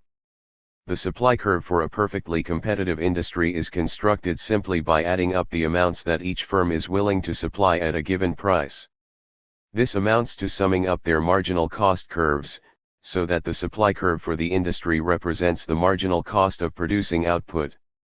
Since demand equals supply in equilibrium, the marginal benefit for the last unit consumed equals its marginal cost of production, and social utility is maximized. This results in both a higher level of output and a lower price than would occur if the industry were a monopoly. 4.6 A competitive industry produces a higher output at a lower cost than a monopoly. Checking our sums. This argument normally convinces economics students, and it explains much of the hostility economists in general have towards monopolies, or any market in which firms have some market power by virtue of their size. This social radicalism is unusual for a profession which is normally perceived as socially conservative. It is also curiously at odds with the real world, where it's fairly obvious that industries have a clear tendency to end up being dominated by a few large firms. Why fight the real world? Economists argue that their opposition to large firms, and their allegedly uncharacteristic radicalism on this issue, is based on sound analysis. But is it? Let's check, after first seeing how moving from a monopoly to a perfectly competitive industry would benefit society in my example. Table 4.4 adds up the costs and revenues of all the competitive firms, to show the aggregate outcome for a competitive industry with 100 firms. Note that the output of this industry, in the rows shown in italic, is higher than the monopoly's output, roughly 13,456 units, versus 8,973, and its price is lower, roughly $327.25 per unit, versus $551.40 for the monopoly. Economists therefore put forward 3 reasons to prefer a competitive industry to a monopoly. The competitive industry produces where marginal cost equals price, thus maximizing social welfare. It produces a higher level of output than a monopoly, and it sells this higher output at a lower price. However, the key reason why neoclassical economists themselves prefer perfect competition to monopoly is that perfect competition is the only market structure in which price and quantity are set by the intersection of the supply curve and the demand curve. 4.7 The standard supply and demand explanation for price determination is valid only in perfect competition. Well, that's the theory. Now we will consider a subtle but profound set of problems which invalidate this entire analysis. Calculus 101 for economists, infinites mals ain't zero. Throughout the economic analysis of perfect competition, the assumption is made that the perfectly competitive firm is so small, relative to the overall market, that its impact on the market can be treated as zero. As I intimated earlier in this chapter, this kind of logic is okay when you are dealing with local approximations, such as whether you can regard the ground on which you stand as either flat or curved, but it will not do when those local approximations are aggregated together. When we insist that infinitesimally small amounts are not in fact zero, the apparently watertight logic behind the comparison of monopoly and perfect competition falls apart.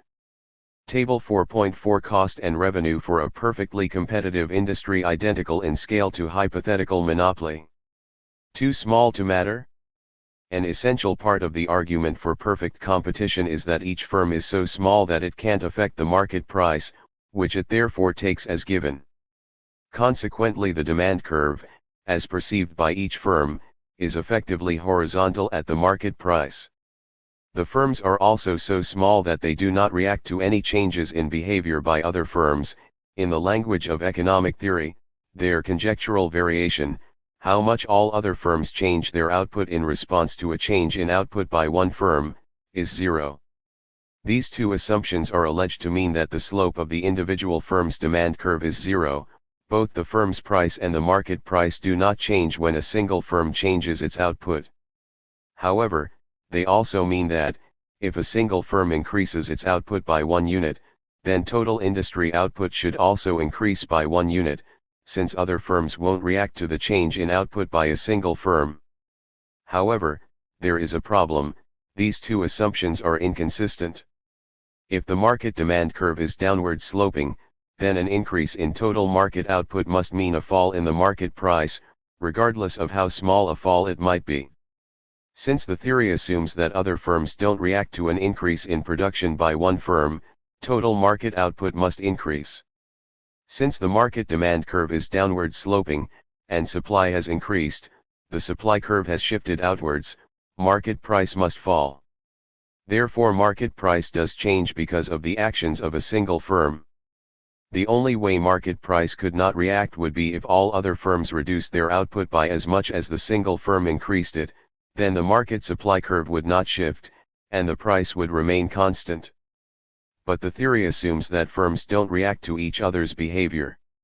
So the market price will be affected by the actions of a single firm, in which case the demand curve facing a single firm will be downward sloping, however slight the slope may be.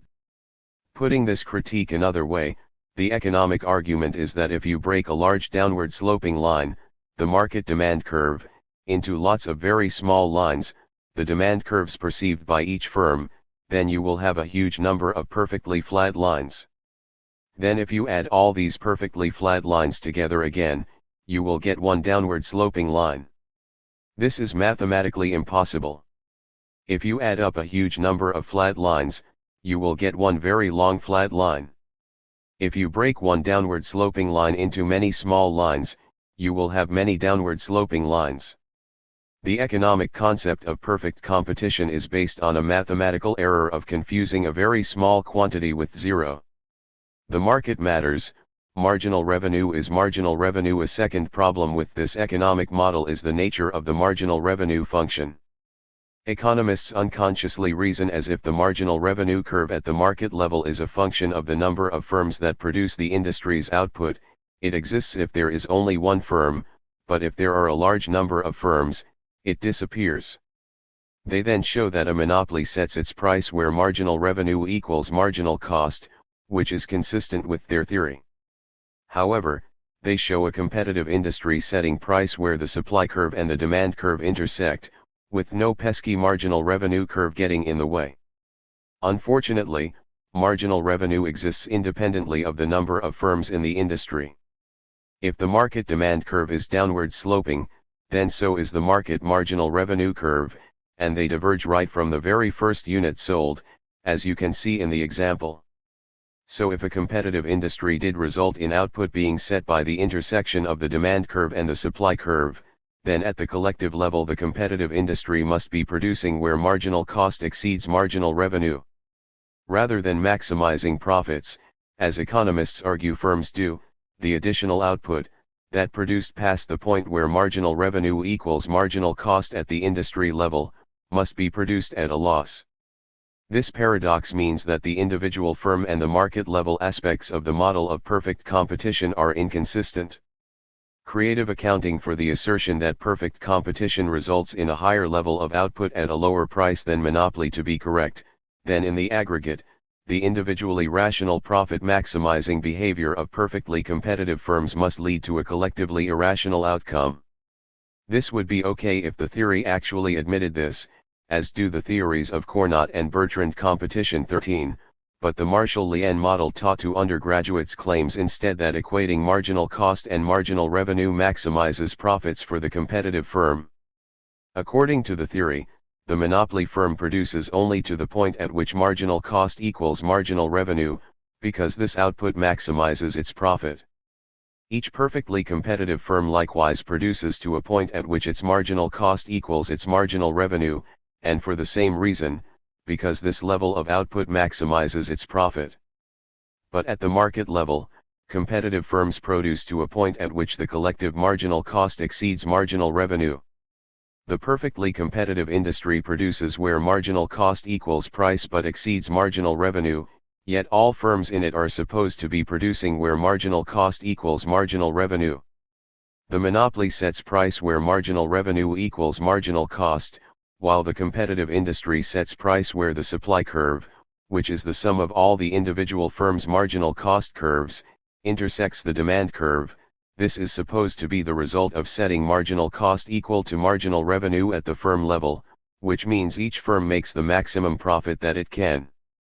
Yet at the aggregate level, while the monopoly has produced where profit is maximized, the competitive firms have produced beyond this point, so that the industry's output past the point of monopoly output has been produced at a loss, which is why the profit level for the competitive firm is lower than that for the monopoly, even though all its firms are supposed to be profit maximizers.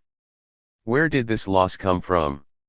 It certainly can't be seen in the standard graph economists draw for perfect competition, which shows the individual competitive firm making profits all the way out to the last item produced. Instead, this loss out of nowhere is hidden in the detail that economists lose by treating infinitesimally small quantities as zeros. If perfectly competitive firms were to produce where marginal cost equals price, then they would be producing part of their output past the point at which marginal revenue equals marginal cost. They would therefore make a loss on these additional units of output. As I argued above, the demand curve for a single firm cannot be horizontal, it must slope downwards, because if it doesn't, then the market demand curve has to be horizontal. Therefore, marginal revenue will be less than price for the individual firm. However, by arguing that an infinitesimal segment of the market demand is effectively horizontal, economists have treated this loss as zero. Summing zero losses over all firms means zero losses in the aggregate. But this is not consistent with their vision of the output and price levels of the perfectly competitive industry. The higher level of output must mean losses are incurred by the industry, relative to the profit maximizing level chosen by the monopoly. Losses at the market level must mean losses at the individual firm level, yet these are presumed to be zero by economic analysis, because it erroneously assumes that the perfectly competitive firm faces a horizontal demand curve. Perfect competition equals monopoly. The above critique raises an interesting question: what will the price and output of a perfectly competitive industry be, if we drop the invalid assumption that the output of a single firm has no effect on the market price? The answer is, the price and output levels of a competitive industry will be exactly the same as for the monopolist, if the aggregate marginal cost curve of the competitive firms is identical to the marginal cost of the monopoly, which economic theory assumes it is. Economic explanations of price setting in a competitive market normally start from the level of the market, where they show that the intersection of supply and demand sets both price and quantity. They then argue that the price set by this intersection of supply and demand is taken as given by each competitive firm, so that the supply curve for the individual firm is its marginal cost curve. Then they notionally add all these marginal cost curves up, to get the supply curve for the industry, and its point of intersection with the demand curve determines the market price. But there is a chicken and egg problem here. Which comes first, price being set by the intersection of supply and demand, or individual firms equating marginal cost to price? And why should a level of output which involves making a loss on part of output, the part past where market marginal revenue equals marginal cost, determine where each individual firm perceives price as being set? Economists have been bewitched by their own totem. They draw a downward sloping market demand curve, and an upward sloping supply curve, and assume that price and quantity must be set by the intersection of the two curves. But the supply curve is really only the aggregate of the marginal cost curves of all the competitive firms. It isn't a supply curve unless they can prove that, whatever the market demand curve looks like, the industry will supply the quantity given by the intersection of the demand curve and the aggregate marginal cost curve. This isn't the case in their own model of monopoly. The intersection of marginal cost and marginal revenue determines the quantity produced, while the price charged is set by the price the demand curve gives for that quantity. Price and quantity are not determined by the intersection of the demand curve and the marginal cost curve. Economists claim that price and quantity are set by the intersection of the demand curve and the aggregate marginal cost curve in the case of perfect competition, but their proof relies on the erroneous proposition that the demand curve perceived by each individual firm is, you guessed it, horizontal. Once this spurious proposition is removed, the price that the competitive firm takes as given is the price determined by the intersection of the market demand curve and the aggregate marginal cost curve, which is precisely the same price as a monopoly would charge. To argue otherwise is to argue for either irrational behavior at the level of the individual firm, so that part of output is produced at a loss, or that, somehow, individually rational behavior, maximizing profit, leads to collectively irrational behavior, so that profit maximizing behavior by each individual firm leads to the industry somehow producing part of its output at a loss. However, the essence of the neoclassical vision is that individually rational behavior leads to collectively rational behavior. Therefore, the price that the perfectly competitive firm will take as given when it adjusts its output is not a market price set by equating price to marginal cost, but a market price set by equating marginal revenue to marginal cost. The quantity produced at this price will be equivalent, when summed, to the output of a single monopolist. On the grounds of properly amended economic theory, monopoly and perfect competition are identical. Returns to scale and the durability of perfect competition. To date I have accepted the assumption that a monopoly has no scale advantages over a perfectly competitive firm, so that it is possible to sum the cost functions of numerous small firms and come up with aggregate costs similar to those of a large firm. In general, this assumption of scale invariant costs will be invalid. If we are simply considering the costs of producing a homogeneous product, then it is likely that a very large firm will have scale advantages over a very small one. In the vernacular of economics, large firms benefit from returns to scale. Returns to scale occur when the cost of production rises less rapidly than the output as the scale of production increases. A simple example is in farming, where farms need to be separated from each other by fences. The amount of fencing required depends on the perimeter of the farm. If we consider a square block of land, fencing will depend on the length of the four sides of the square. Cost is thus the cost of fencing per mile, times 4 times the length of a side. But the area enclosed by the fence depends on the length of a side squared. The output of a farm is related to its area, so that output is a function of the length of a side squared. Doubling the perimeter of a farm thus doubles its fencing costs, but increases its output fourfold. As a result, large farms have a scale advantage over smaller farms. A farm with a square mile of land requires 4 miles of perimeter fencing to each square mile, while a farm with 4 square miles of land requires 8 miles of perimeter fencing, or just 2 miles of perimeter fencing to each square mile of land. 4.8 double the size, double the costs, but 4 times the output. The same concept applies in numerous ways. For a substantial range of output, a large blast furnace will be more cost-effective than a smaller one, a large ship than a smaller one, a large car factory than a smaller one. If large firms have cost advantages over small ones, then given open competition, the large firms will drive the small ones out of business, though marketing and debt problems will limit the process, as Sraffa notes. Hence increasing returns to scale mean that the perfectly competitive market is unstable. It will, in time, break down to a situation of either oligopoly, several large firms, or monopoly, one large firm. Economists have been well aware of this dilemma since Marshall at the end of the 19th century, and the fiction that has been invented to cope with it is the concept of the long-run average cost curve. Point 14. The curve is U-shaped, which asserts that there is some ideal scale of output at which the cost of production is minimized. In the long run, all inputs can be varied, so this shape is supposed to represent increasing returns to scale up to the point of minimum cost, beyond which decreasing returns to scale start to occur, so that the cost of production rises. A competitive industry is supposed to converge to this ideal scale of output over time, in which case its many extremely big firms are safe from the predations of any much larger firm, since such a competitor would necessarily have higher costs. This defense is specious on several counts. First, the question of whether perfect competition can exist in a particular industry becomes an empirical one. What is the ideal scale of output, and how many firms could then occupy a particular industry at a particular time? For some industries, the answer might well be very many. The ever-popular wheat farm comes to mind. However, for some other industries, the answer might well be very few. It seems, for example, that the worldwide market for large intercontinental passenger airplanes can support at most 3 firms. The argument that, in the long run, this industry could be perfectly competitive because it could grow big enough to support hundreds or thousands of competitors is ludicrous. By the time the world was large enough to support hundreds of Boeings and Airbuses, it is highly likely that some entirely different form of transport would have superseded the airplane.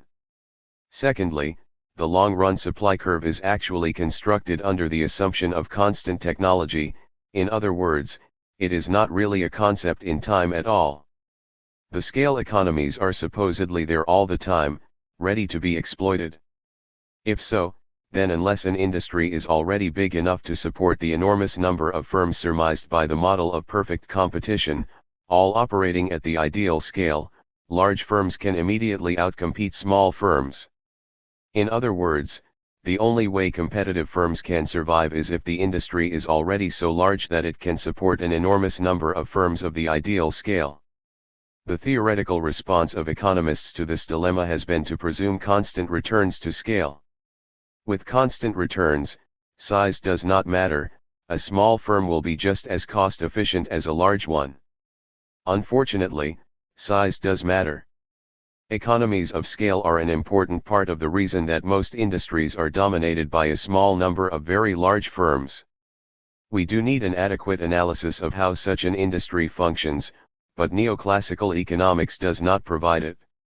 Addendum: the war over perfect competition.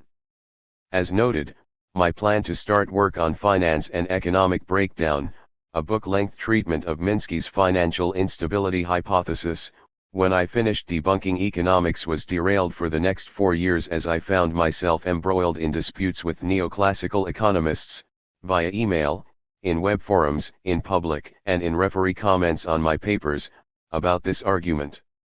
The end result was a substantial strengthening of the critique, the most important component of which was a proof that equating marginal cost and marginal revenue does not maximize profits. I developed this proof after realizing that the key result in this chapter, that the demand curve for a competitive firm cannot be horizontal, was discovered by the neoclassical economist George Stigler over half a century ago. Why, I wondered, did he nonetheless continue to subscribe to and defend neoclassical theory? Apart from the usual psychological explanation, that when you've committed yourself to a particular belief system and made your reputation in it, it is extraordinarily hard to accept that it might be false, there is a technical reason in the same paper.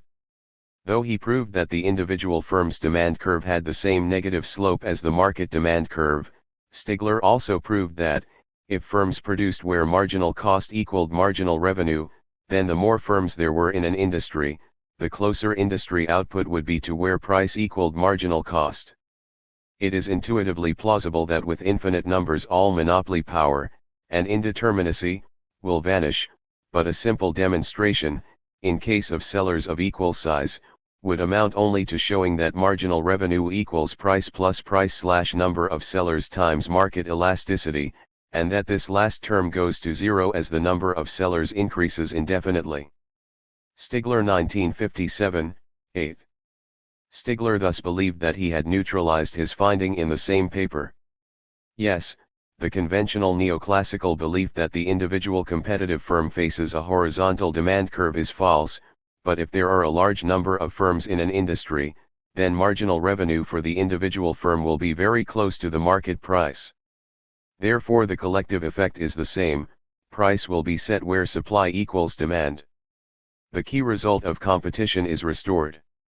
From this point on, the standard failings of neoclassical research and pedagogy took over.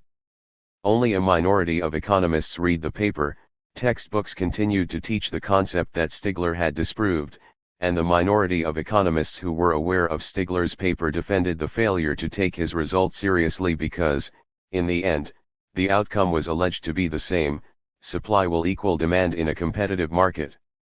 I instead saw a logical error. Stigler's proof that marginal revenue for the individual firm would converge to market price as the number of firms increased was correct, if those firms all set marginal revenue equal to marginal price. But all the problems that I had identified in this chapter still remained. In particular, producing where supply equaled demand required profit-maximizing firms to actually make losses on all goods sold past the point at which industry-level marginal revenue equaled marginal cost. There was only one explanation: equating marginal cost and marginal revenue couldn't be profit-maximizing behavior.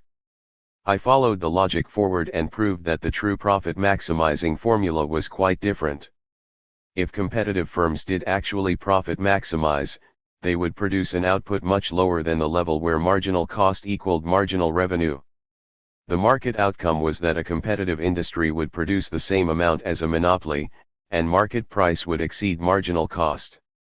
Equating marginal cost and marginal revenue does not maximize profits. The logic is fairly simple to follow if you imagine that you are running a competitive firm, and ask yourself this question: is my level of output the only factor that can affect my profits?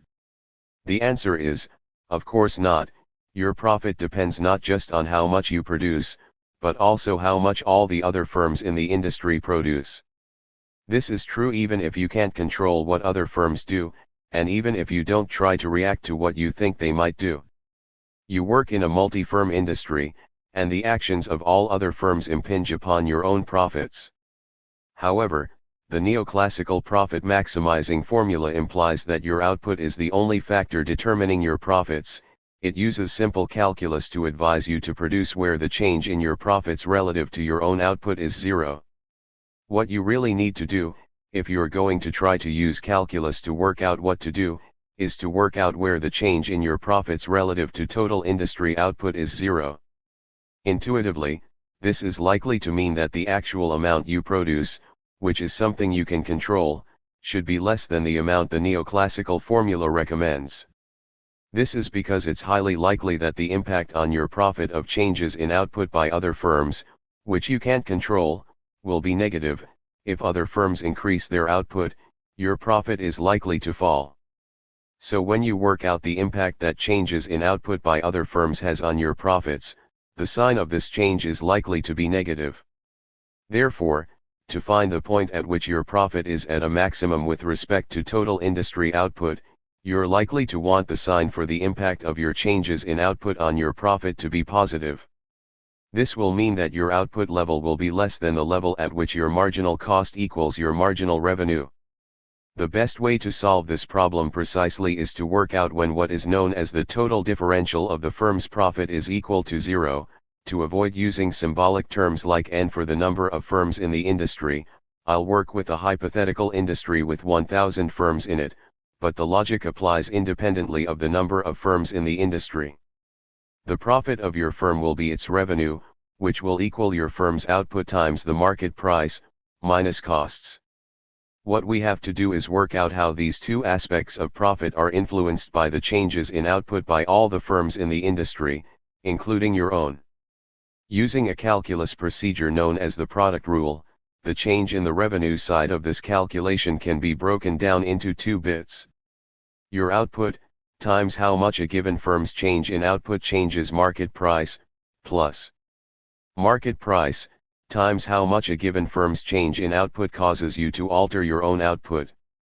Thanks to Stigler's accurate calculus from 1957, we know that we can substitute the slope of the market demand curve for how much a given firm's change in output changes market price, so the first term in the change in revenue calculation becomes your firm's output, times the slope of the market demand curve.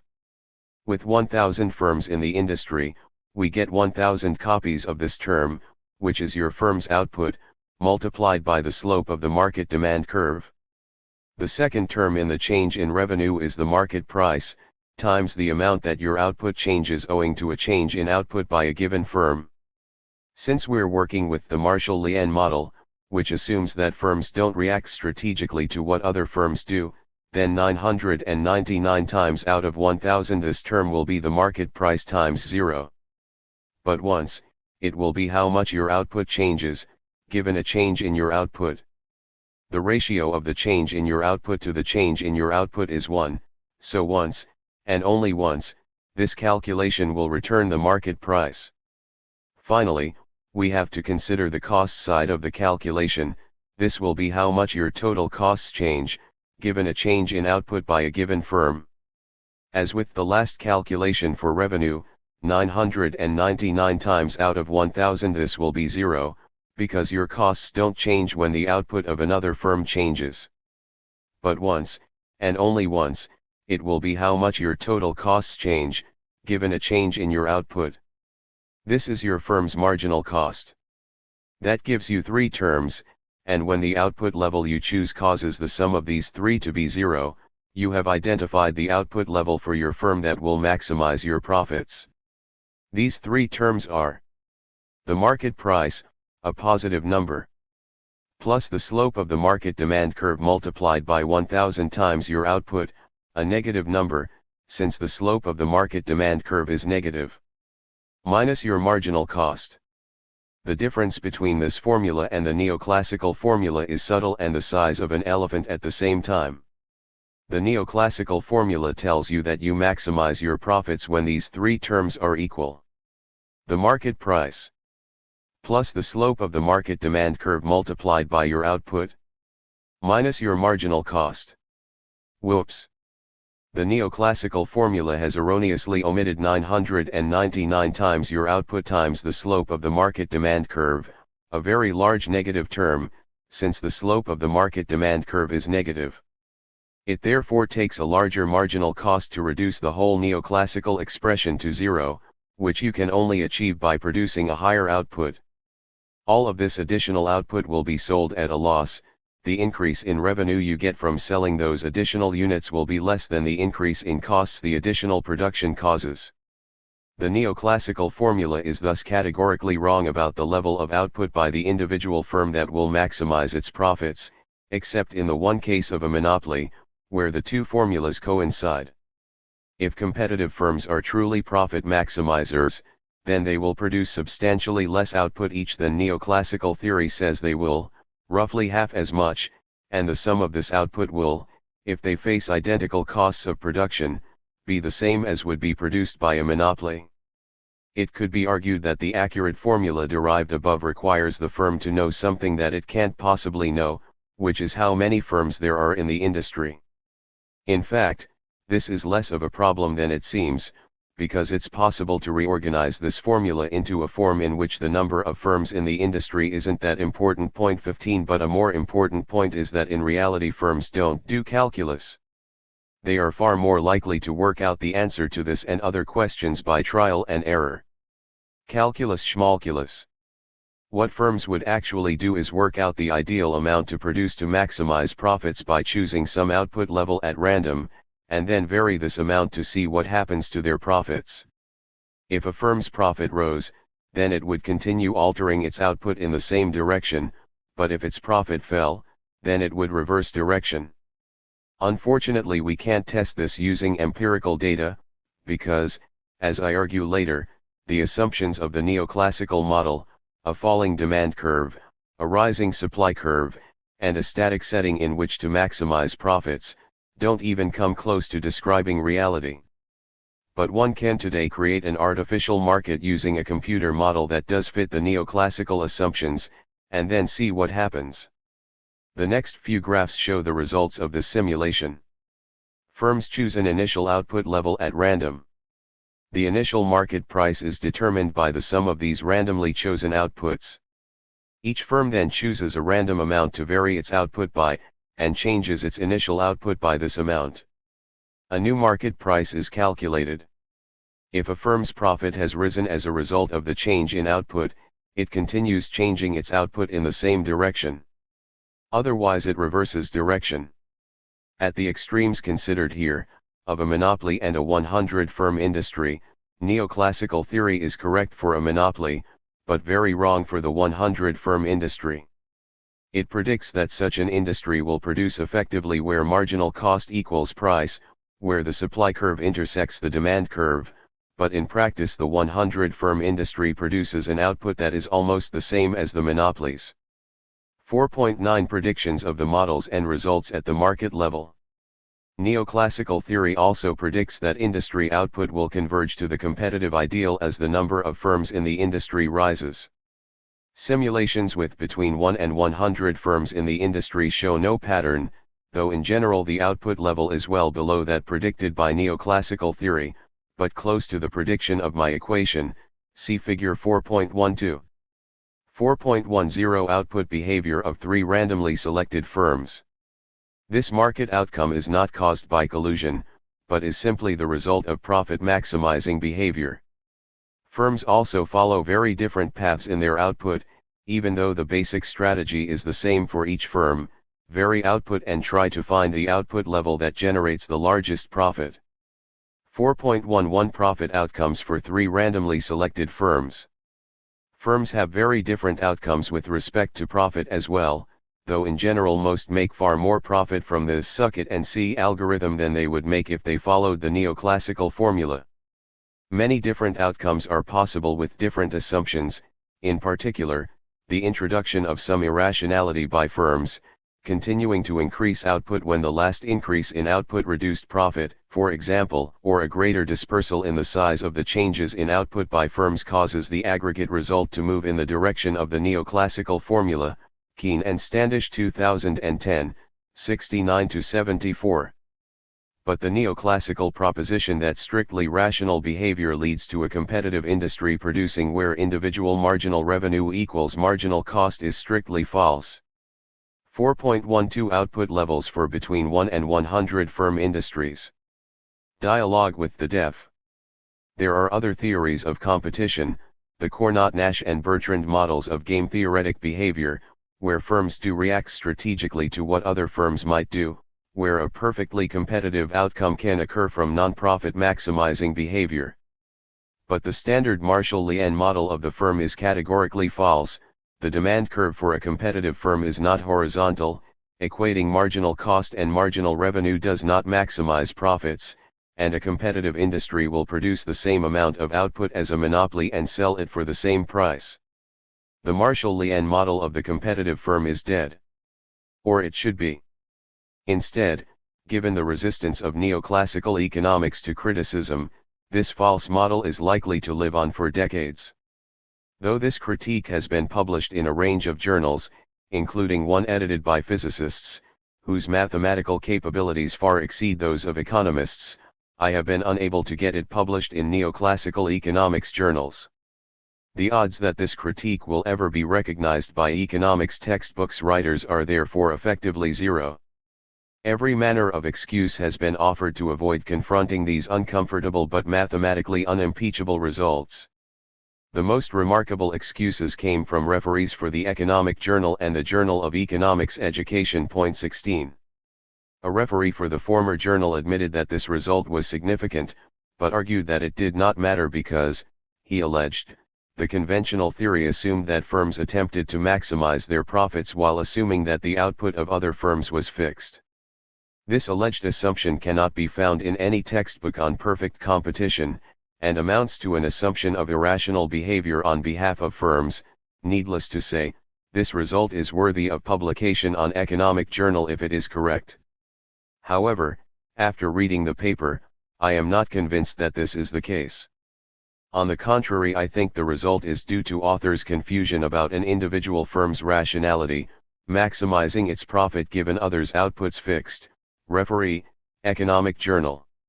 Though neoclassical economics has always insisted that it is a mathematically based theory, a referee for the Journal of Economics Education refused to consider that one of the most basic procedures in calculus, the chain rule, could be applied in microeconomics. Stigler's many attempts to save neoclassical theory have always caused more problems than they have solved. His version of the chain rule is contrary to the partial equilibrium method and thus is irrelevant. Referee, Journal of Economics Education. These and many other frankly irrational responses by editors and referees for other neoclassical journals emphasize a frequent refrain in this book, that neoclassical economics is far more a belief system than it is a science. So what? The main consequence of this critique for neoclassical economics is that it removes one of the two essential pillars of their approach to modeling the economy. Unless perfect competition rules, there is no supply curve. This fact goes a long way to explaining why neoclassical economists cling to using a notion that is so unrealistic, and so unlike any industry in the real world, because without it, their preferred method of modeling becomes impossible. Economics has championed the notion that the best guarantee of social welfare is competition, and perfect competition has always been its ideal. The critiques in this chapter show that economic theory has no grounds whatsoever for preferring perfect competition over monopoly. Both fail the economist's test of welfare, that marginal cost should be equated to price. Worse, the goal of setting marginal cost equal to price is as elusive and unattainable as the Holy Grail. For this to apply at the market level, part of the output of firms must be produced at a loss. The social welfare ideal thus requires individual irrationality.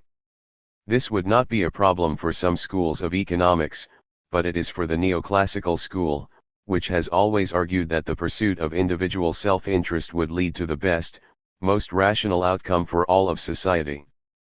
Economics can therefore no longer wave its preferred totem, but must instead only derive supply as a point determined by intersection of the marginal cost and marginal revenue curves. Worse still, once we integrate this result with the fact that the demand curve can have any shape at all, the entire totem of the micro has to be discarded. Instead of two simple intersecting lines, we have at least two squiggly lines for the demand side, marginal revenue and price, both of which will be curves, an aggregate marginal cost curve, and lots of lines joining the many intersections of the marginal revenue curve with the marginal cost curve to the price curve. The real totem of the micro is not the one shown at the beginning of this chapter, but a couple of strands of noodles wrapped around a chopstick, with lots of toothpicks thrown on top. Point 17. There is thus very little left of conventional economic theory. The last two chapters leave very little of the totem of the micro standing. In place of the simple intersecting supply and demand curve of conventional neoclassical belief, we have wavy intersecting lines. But even this is too generous to the neoclassical model, because, as Sraffa pointed out almost 90 years ago, there is no empirical justification for the one neoclassical microeconomics concept that we have not yet critiqued, the rising marginal cost curve. 5. The price of everything and the value of nothing. Why most products cost less to produce as output rises. We have already seen that both the demand and supply aspects of conventional economic analysis are unsound. First, market demand curves don't obey the law of demand, and can have any shape at all. Secondly, a supply curve doesn't exist. But surely, on the supply side, it makes sense that, to elicit a larger supply of a commodity, a higher price must be offered. There is, in fact, an alternative proposition, which held sway in economics for its first century.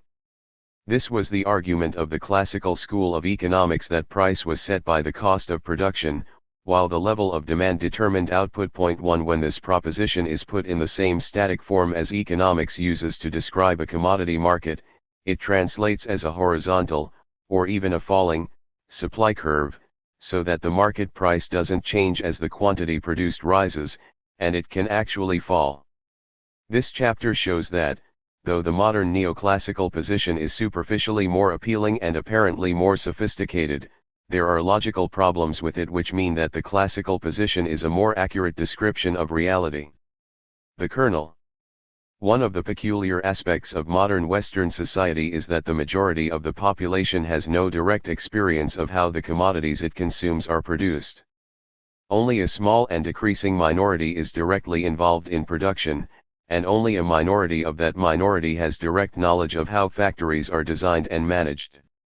In contrast to consumption, the conditions under which commodities are produced are a mystery to most people, and the economic analysis of production appears to illuminate that mystery. Neoclassical theory argues that, in the short run, productivity falls as output rises, so that higher levels of output result in higher prices. The marginal cost curve therefore slopes upwards, and a higher price has to be offered to entice firms to produce a higher output. Though this sounds intuitively plausible, when this theory was put to those who do know how factories are designed and managed, they rejected it as the product of the itching imaginations of uninformed and inexperienced armchair theorizers. Lee 1998, 73, citing Tucker. How could something which seems so reasonable to the inexperienced be so absurd according to those in the know? The answer in part lies in the assumptions economists make about production.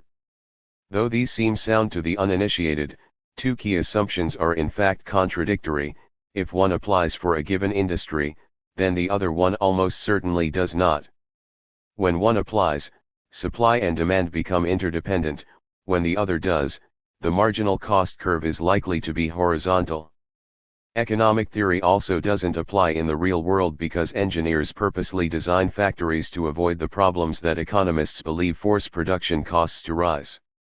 Factories are built with significant excess capacity, and are also designed to work at high efficiency right from low to full capacity. Only products that can't be produced in factories, such as oil, are likely to have costs of production that behave the way economists expect. The outcome is that costs of production are normally either constant or falling for the vast majority of manufactured goods, so that average and even marginal cost curves are normally either flat or downward sloping. This causes manufacturers no difficulties, but it makes life impossible for neoclassical economists, since most of neoclassical theory depends on supply curves sloping upwards. The roadmap. In this chapter I outline the neoclassical analysis of production, which concludes that productivity will fall as output rises, leading to rising costs of production. This in turn leads to a need for the market price to rise if producers are to supply more, which economists represent as a supply curve that slopes upward in price. Next I detail Sraffa's argument that two crucial assumptions of this analysis, that supply and demand are independent, and that at least one input to production can't be varied in the short run, are mutually exclusive. A number of potential neoclassical rejoinders to this argument are considered and dismissed. The outline of the neoclassical model of production below will probably convince you that the theory makes sense, but as with the corresponding section in Chapter 3, it is almost certain to bore you senseless. It is also unavoidably laden with jargon, and less accessible than Chapter 3 since few of us have any experience of production to the same depth as we have experience of consumption. So go back to the coffee pot, pour yourself a strong one, and read on. Diminishing productivity causes rising price.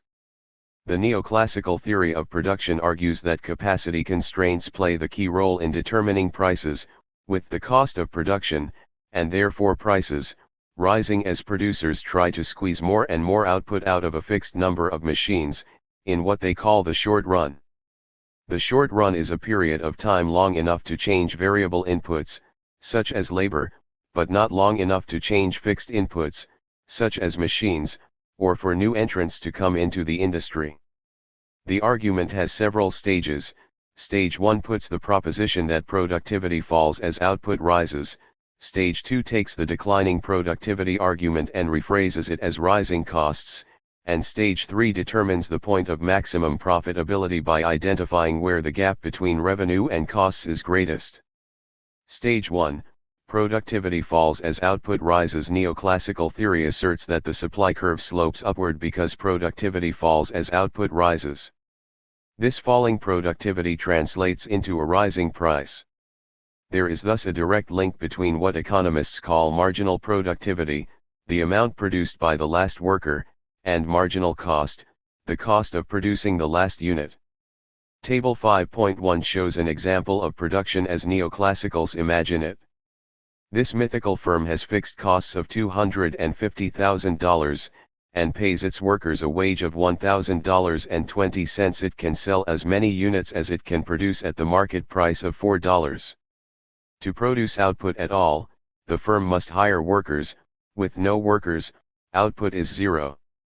The first worker enables the firm to produce 52 units of output. This is shown in the first row of the table. The labor input is 1 unit, and total output is 52 units. The marginal product of this worker, the difference between production without him, 0, and production with, is 52 units.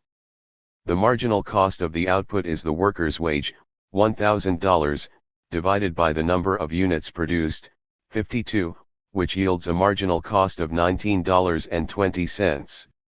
The average fixed costs of output at this point are enormous, $250,000 divided by just 52, or $4,807 per unit.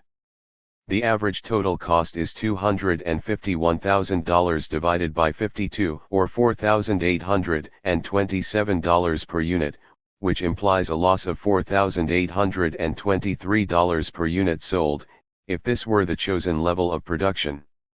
At this stage, production benefits from economies of scale. Just one worker had to perform all tasks, whereas a second worker allows them to divide up the jobs between them, so that each specializes to at least that extent.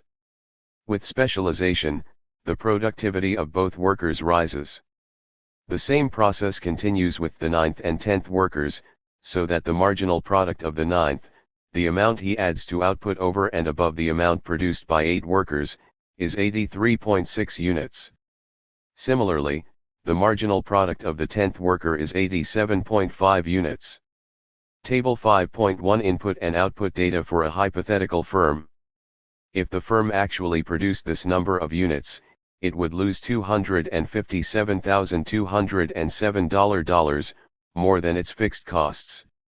However, the process of rising marginal productivity, and therefore falling marginal cost, comes to the rescue as output rises.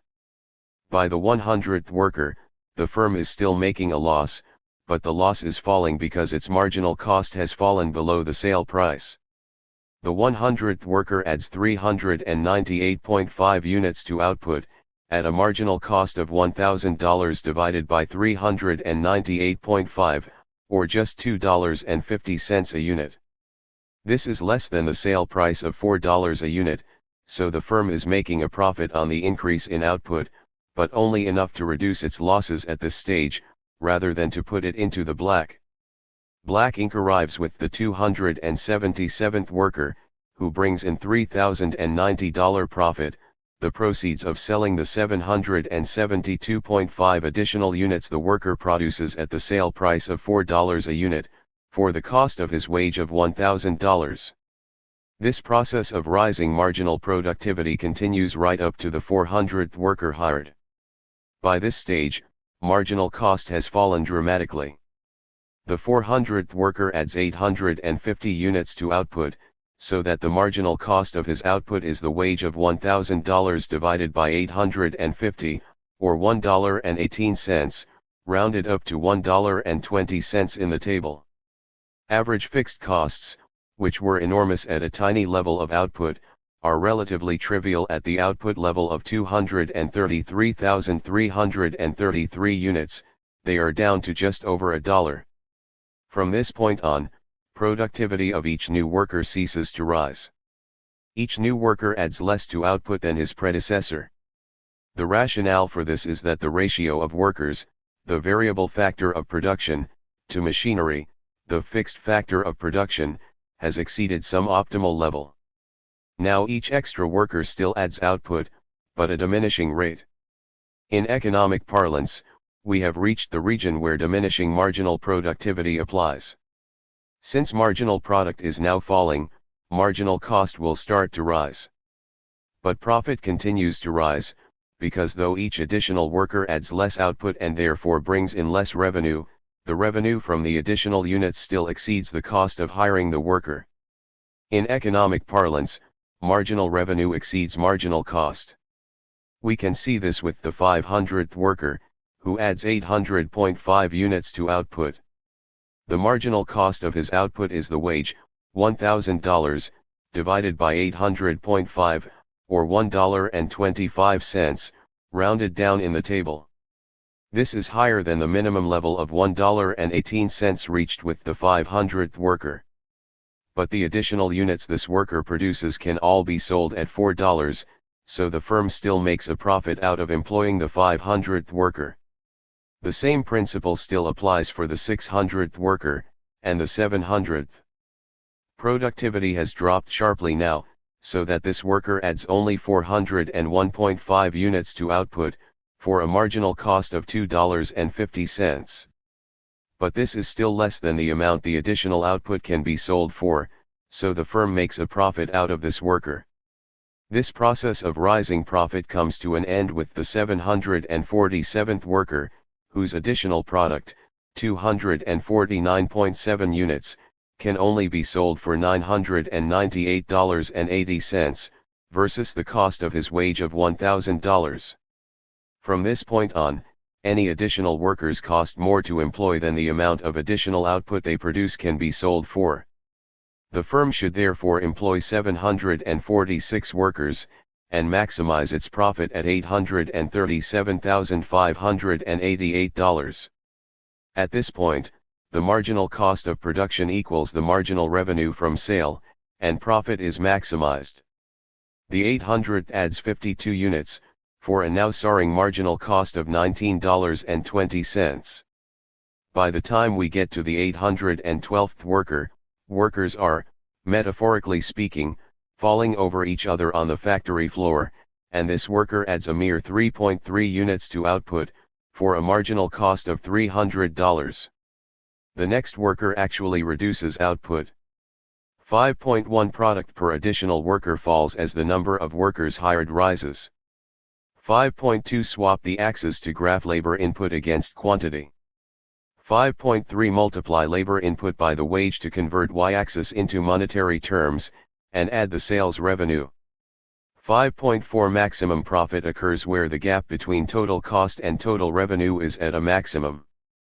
5.5 Deriving marginal cost from total cost.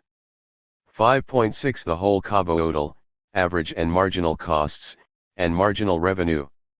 From minnow to market. The exposition above simply describes the situation for a single firm. To derive the market supply curve, we have to aggregate the supply curves of a multitude of producers, just as to complete the derivation of the market demand curve, the demand curves of a multitude of consumers had to be added together. 3 Since each individual firm's marginal cost curve is upward sloping, the market supply curve is also upward sloping. 5.7 The upward sloping supply curve is derived by aggregating the marginal cost curves of numerous competitive firms. Things don't add up. There is no doubt that the economic analysis of production has great superficial appeal, sufficient to explain much of the fealty which neoclassical economists swear to their vision of the market. But at a deeper level, the argument is fundamentally flawed, as Piero Sraffa first pointed out in 1926. The crux of Sraffa's critique was that the law of diminishing marginal returns will not apply in general in an industrial economy.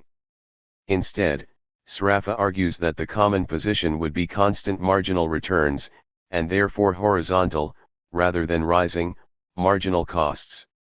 Sraffa's argument constitutes a fundamental critique of economic theory, since, as I've just explained, diminishing marginal returns determine everything in the economic theory of production. The output function determines marginal product, which in turn determines marginal cost. With diminishing marginal productivity, the marginal cost of production eventually rises to equal marginal revenue. Since firms seek to maximize profit, and since this equality of rising marginal cost to marginal revenue gives you maximum profit, this determines the level of output. If instead constant returns are the norm, then the output function instead is a straight line through the origin, just like the total revenue line, though with a different slope. If, as a factory owner would hope, the slope of revenue is greater than the slope of the cost curve, then after a firm had met its fixed costs, it would make a profit from every unit sold. The more units it sold, the greater its profit would be. In terms of the model of perfect competition, there would be no limit to the amount a competitive firm would wish to produce, so that neoclassical theory could not explain how firms, in a competitive industry, decided how much to produce. In fact, according to the conventional model, each firm would want to produce an infinite amount. 5.8 Economic theory doesn't work if Sraffa is right. This is so patently impossible within the uncorrected neoclassical model that, when told of Sraffa's critique, most neoclassicals simply dismiss it out of hand. If Sraffa was right, then why don't firms produce an infinite amount of goods? Since they don't, Sraffa must be wrong. This knee-jerk response to Sraffa's critique brings to mind the joke that an economist is someone who, when shown that something works in practice, comments, "Ah, but does it work in theory?" Sraffa instead put the opposite case: sure, the neoclassical model of production works in theory, if you accept its assumptions. But can the conditions that the model assumes actually apply in practice? If they can't, then regardless of how watertight the theory might be given its assumptions, it will be irrelevant in practice. It therefore should not be used as the theory of production, because above all else, such a theory must be realistic.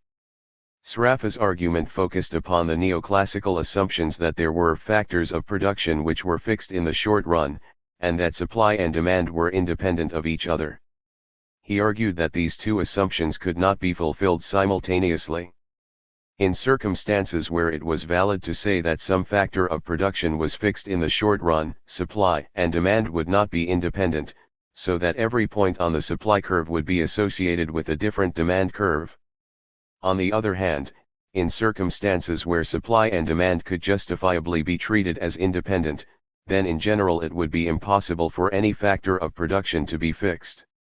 Hence the marginal costs of production would be constant. Sraffa began by noting that the preceding classical school of economics also had a law of diminishing marginal returns. However, for the classical school, it was not part of price theory, but part of the theory of income distribution. Its application was largely restricted to the explanation of rent. The classical argument was that farming would first be done on the best land available, and only when this land was fully utilized would land of a lesser quality be used. Thus, as population grew, progressively poorer land would be brought into use. This poorer land would produce a lower yield per acre than the better land. Diminishing marginal returns therefore applied, but they occurred because the quality of land used fell, not because of any relationship between fixed and variable factors of production. Sraffa argued that the neoclassical theory of diminishing marginal productivity was based on an inappropriate application of this concept in the context of their model of a competitive economy, where the model assumed that all firms were so small relative to the market that they could not influence the price for their commodity, and that factors of production were homogeneous. In the neoclassical model, therefore, falling quality of inputs couldn't explain diminishing marginal productivity. Instead, productivity could only fall because the ratio of variable factors of production to fixed factors exceeded some optimal level. The question then arises of when is it valid to regard a given factor of production, say, land, as fixed. Sraffa said that this was a valid assumption when industries were defined very broadly, but this then contradicted the assumption that demand and supply are independent. Sraffa's broad arrow: if we take the broadest possible definition of an industry, say, agriculture, then it is valid to treat factors it uses heavily, such as land, as fixed. Since additional land can only be obtained by converting land from other uses, such as manufacturing or tourism, it is clearly difficult to increase that factor in the short run. The agriculture industry will therefore suffer from diminishing returns, as predicted.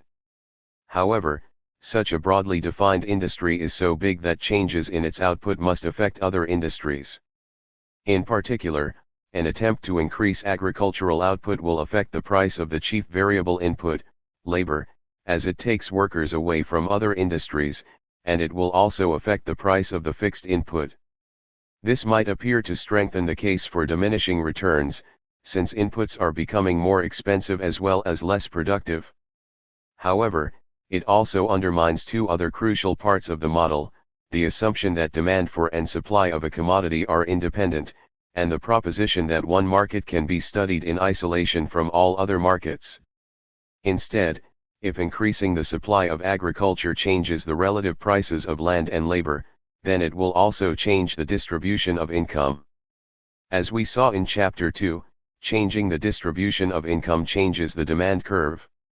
There will therefore be a different demand curve for every different position along the supply curve for agriculture. This makes it impossible to draw independent demand and supply curves that intersect in just one place.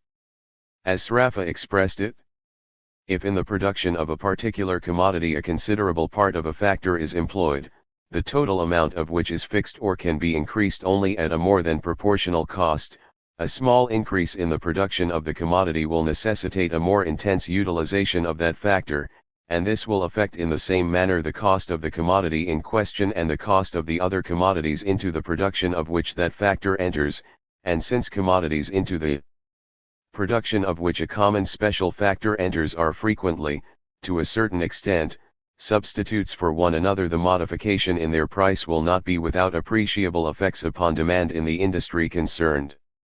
Sraffa 1926, 539. These non-negligible impacts upon demand mean that the demand curve for this industry will shift with every movement along its supply curve. It is therefore not legitimate to draw independent demand and supply curves, since factors that alter supply will also alter demand. Supply and demand will therefore intersect in multiple locations, and it is impossible to say which price or quantity will prevail. Thus, while diminishing returns do exist when industries are broadly defined, no industry can be considered in isolation from all others, as supply and demand curve analysis requires. 5.9 Multiple demand curves with a broad definition of an industry. As you can see, Sraffa's argument here was a precursor of the Sonnenschein-Mantel-Debreu conditions that undermine the neoclassical mode of the market demand curve, analyzed from the point of view of the producer rather than the consumer. This allows an upward sloping supply curve to be drawn, but makes it impossible to derive an independent demand curve. Sraffa's next argument leaves the demand curve intact, but undermines the concept of a rising supply curve. Sraffa's narrow arrow: when we use a more realistic, narrow definition of an industry, say, wheat rather than agriculture, Sraffa argues that, in general, diminishing returns are unlikely to exist. This is because the assumption that supply and demand are independent is now reasonable, but the assumption that some factor of production is fixed is not. While neoclassical theory assumes that production occurs in a period of time during which it is impossible to vary one factor of production, Sraffa argues that in the real world, firms and industries will normally be able to vary all factors of production fairly easily. Point 4: This is because these additional inputs can be taken from other industries, or garnered from stocks of underutilized resources. That is, if there is an increased demand for wheat, then rather than farming a given quantity of land more intensively, farmers will instead convert some land from another crop, say, barley, to wheat. Or they will convert some of their own land which is currently lying fallow to wheat production. Or farmers who currently grow a different crop will convert to wheat. As Sraffa expressed it, if we next take an industry which employs only a small part of the constant factor, which appears more appropriate for the study of the particular equilibrium of a single industry, we find that a small increase in its production is generally met much more by drawing marginal doses of the constant factor from other industries than by intensifying its own utilization of it, thus the increase in cost will be practically negligible. Ibid. 539. This means that, rather than the ratio of variable to fixed outputs rising as the level of output rises, all inputs will be variable, the ratio of one input to another will remain constant, and productivity will remain constant as output rises. This results in constant costs as output rises, which means a constant level of productivity. Output will therefore be a linear function of the inputs.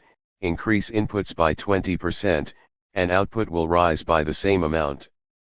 Since the shapes of the total, average, and marginal cost curves are entirely a product of the shape of the output curve, a straight line output curve results in constant marginal costs, and falling average costs.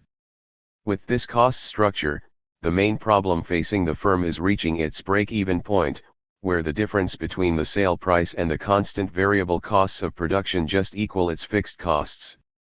From that point on, all sales add to profit. The firm's objective is thus to get as much of the market for itself as it can. This, of course, is not compatible with the neoclassical model of perfect competition. Irrational managers Sraffa's broad and narrow critiques accept that, if a firm's output was actually constrained by a fixed resource, then its output would at first rise at an accelerating rate, as the productivity of additional variable inputs rose. Then the rate of growth of output would reach a peak as the maximum level of productivity was reached, after which output would still rise, but at a diminishing rate. Finally, when even more variable inputs were added, total output would actually start to fall. In the vernacular of economics, the firm would at first experience increasing marginal productivity, then diminishing marginal productivity, and finally negative marginal productivity. However, Sraffa disputes even this proposition. He instead argues that a firm is likely to produce at maximum productivity right up until the point at which diminishing marginal productivity sets in. Any other pattern, he argues, shows that the firm is behaving irrationally. His argument is probably best illustrated with an analogy. Imagine that you have a franchise to supply ice creams to a football stadium, and that the franchise lets you determine where patrons are seated. If you have a small crowd one night, say, 1/4 of capacity, would you spread the patrons evenly over the whole stadium, so that each patron was surrounded by several empty seats? Of course not. This arrangement would simply force your staff to walk farther to make a sale. Instead, you'd leave much of the ground empty, thus minimizing the work your staff had to do to sell the ice creams. There's no sense in using every last inch of your fixed resource, the stadium, if demand is less than capacity. Sraffa argued that the same logic applied to a farm, or to a factory. If a variable input displays increasing marginal returns at some scale of output, then the sensible thing for the farmer or factory owner to do is leave some of the fixed resource idle, and work the variable input to maximum efficiency on part only of the fixed resource. To give a numerical example, consider a wheat farm of 100 hectares, where 1 worker per hectare produces an output of 1 bushel per hectare, 2 workers per hectare produces 3 bushels, 3 per hectare produces 6 bushels, 4 per hectare produces 10 bushels, and 5 workers per hectare produces 12 bushels. According to economists, if a farmer had 100 workers, he would spread them out 1 per hectare to produce 100 bushels of wheat. But, according to Sraffa, the farmer would instead leave 75 hectares of the farm idle, and work 25 hectares with the 100 workers to produce an output of 250 bushels. The farmer who behaves as Sraffa predicts comes out 150 bushels ahead of any farmer who behaves as economists expect. Similarly, economic theory implies that a farmer with 200 workers would spread them over the farm's 100 hectares, to produce an output of 300 bushels. But Sraffa says that a sensible farmer would instead leave 50 hectares fallow, work the other 50 at 4 workers per hectare, and produce an output of 500 bushels. One again, a Sraffian farmer is ahead of an economic one, this time by 200 bushels. The same pattern continues right up until the point at which 400 workers are employed, when finally diminishing marginal productivity sets in. A farm will produce more output by using less than all of the fixed input, up until this point. 5.10 A farmer who behaved as economists advise would forego the output shown in the gap between the two curves. This might seem a minor point, but as usual with Sraffa, there is a sting in the tail.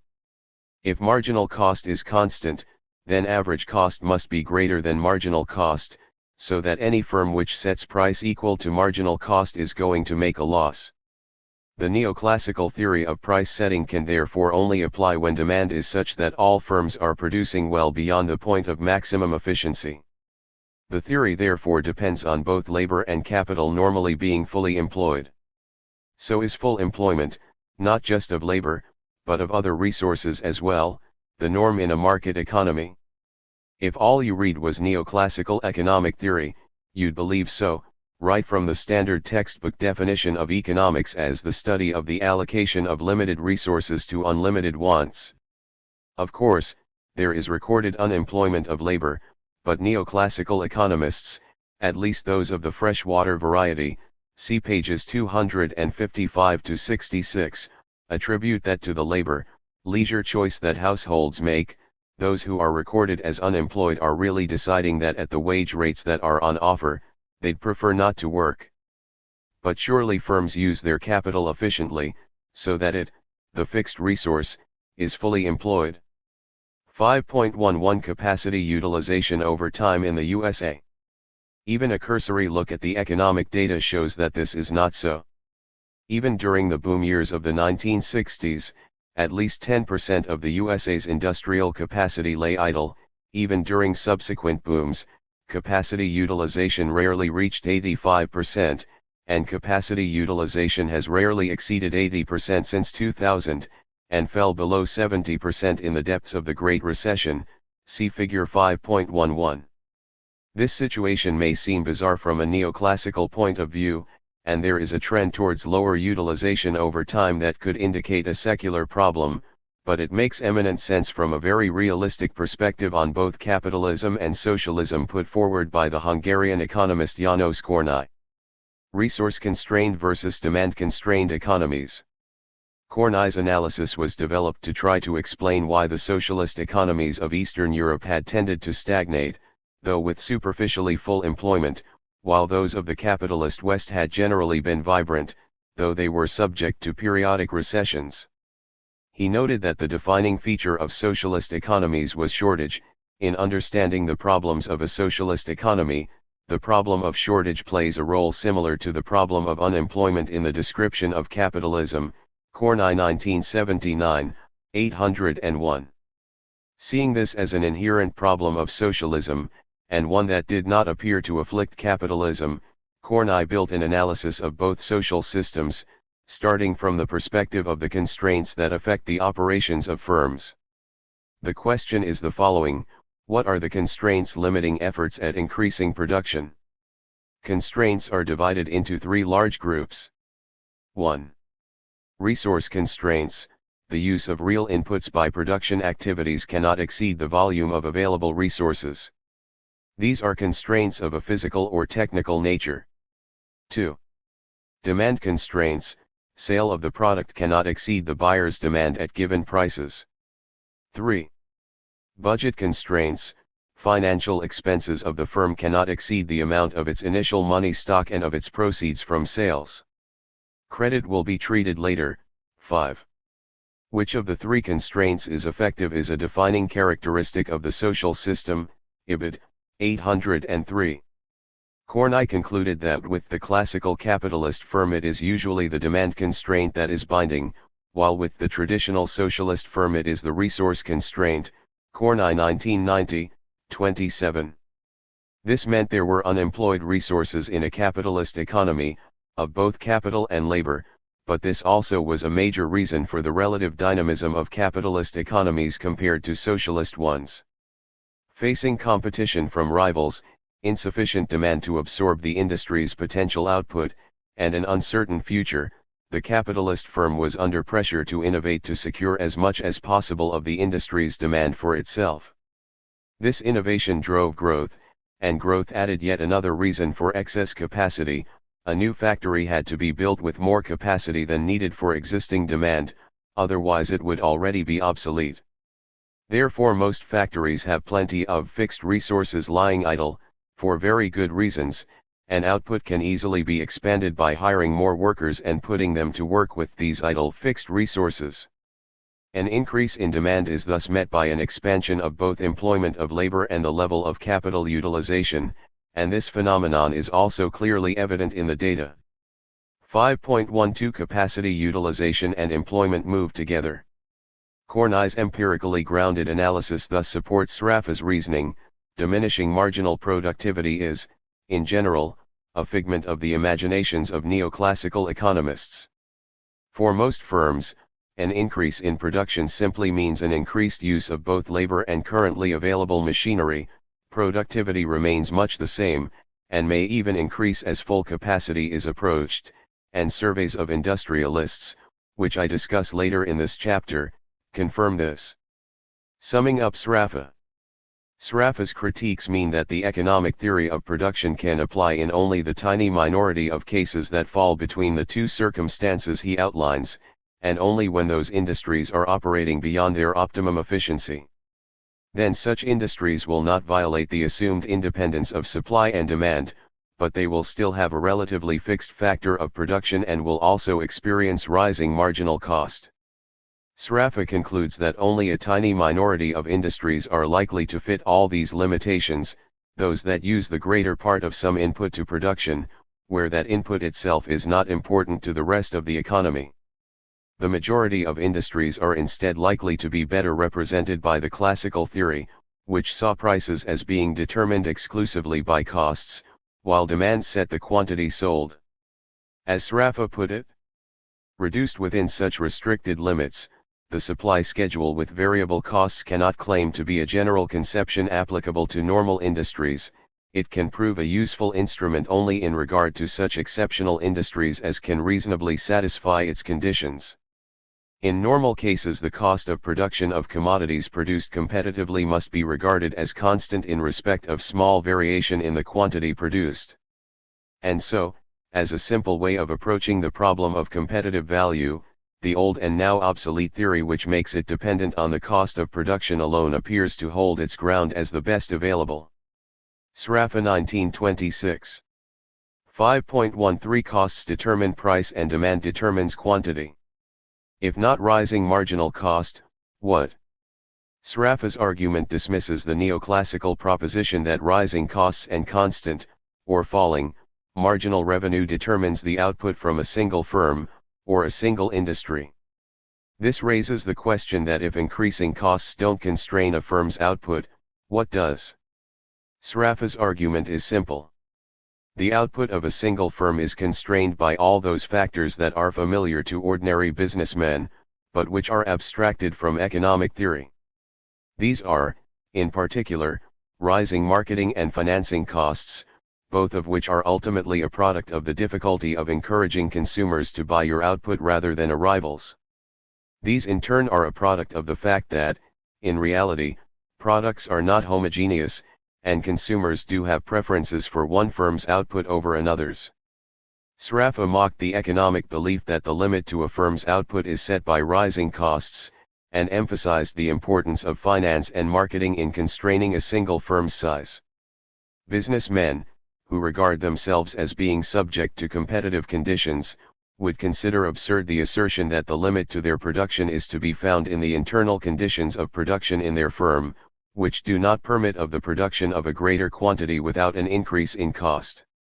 The chief obstacle against which they have to contend when they want gradually to increase their production does not lie in the cost of production, which, indeed, generally favors them in that direction, but in the difficulty of selling the larger quantity of goods without reducing the price, or without having to face increased marketing expenses.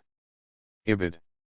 Economics assumes this real-world answer away by assuming that products are homogeneous, consumers are indifferent between the outputs of different firms and decide their purchases solely on the basis of price, that there are no transportation costs, etc. In such a world, no one needs marketing, because consumers already know everything, and only price, which consumers already know, distinguishes one firm's output from another. But Sraffa says that these postulates are the exception to the rule which applies in reality. In most industries, products are heterogeneous, consumers do not know everything, and they consider other aspects of a product apart from price. Even where products are homogeneous, transportation costs can act to give a single firm an effective local monopoly. As a result, even the concept of a competitive market, in which all firms are price takers, is itself suspect. Instead, most firms will to varying degrees act like monopolists, who, according to neoclassical theory, face a downward sloping demand curve. Each firm has a product that may fit within some broad category, such as, for example, passenger cars, but which is qualitatively distinguished from its rivals in a fashion that matters to a particular subset of buyers. The firm attempts to manipulate the demand for its product, but faces prohibitive costs in any attempt to completely eliminate their competitors and thus take over the entire industry. Not only must the firm persuade a different niche market to buy its product, to convince Porsche buyers to buy Volvos, for example, it must also convince investors and banks that the expense of building a factory big enough to produce for both market niches is worth the risk. Therefore, with the difficulty of marketing beyond your product's niche goes the problem of raising finance. The limited credit of many firms, which does not permit any one of them to obtain more than a limited amount of capital at the current rate of interest, is often a direct consequence of its being known that a given firm is unable to increase its sales outside its own particular market without incurring heavy marketing expenses. Ibid. Economic theory also can't be saved by simply adding marketing costs to the cost of production, and thus generating a rising marginal cost curve. As Sraffa pointed out, there are at least 3 flaws with this. First, it is a distortion of the truth. Marketing is not a cost of production, but a cost of distribution. Secondly, it is inconsistent with the underlying economic premise that marginal cost rises because of diminishing marginal productivity. Thirdly, it is implausible in the context of the economic theory of the firm. There is no point in saving the concept of a rising marginal cost curve by introducing marketing costs, since this requires acknowledging that one firm's product differs from another. If products differ from one firm to another, then products are no longer homogeneous, which is an essential assumption of the theory of perfect competition. It is far more legitimate to treat marketing as a cost of distribution, whose object is to alter the demand faced by an individual firm. Sraffa's critique strengthens the case made in the preceding chapters. Rather than firms producing at the point where marginal cost equals marginal revenue, the marginal revenue of the final unit sold will normally be substantially greater than the marginal cost of producing it, and output will be constrained, not by marginal cost, but by the cost and difficulty of expanding sales at the expense of sales by competitors. Point 6. Sraffa's alternative. However, Sraffa was not satisfied with this revised picture, which is still dominated by intersecting marginal revenue and marginal cost curves. He instead expressed a preference for a more realistic model, which focused upon those issues that are most relevant to actual businesses. The firm faces falling average costs as its large fixed costs are amortized over a larger volume of sales, and as its variable costs either remain constant or fall with higher output. 7. It will have a target level of output which it tries to exceed, and a target markup which it tries to maintain.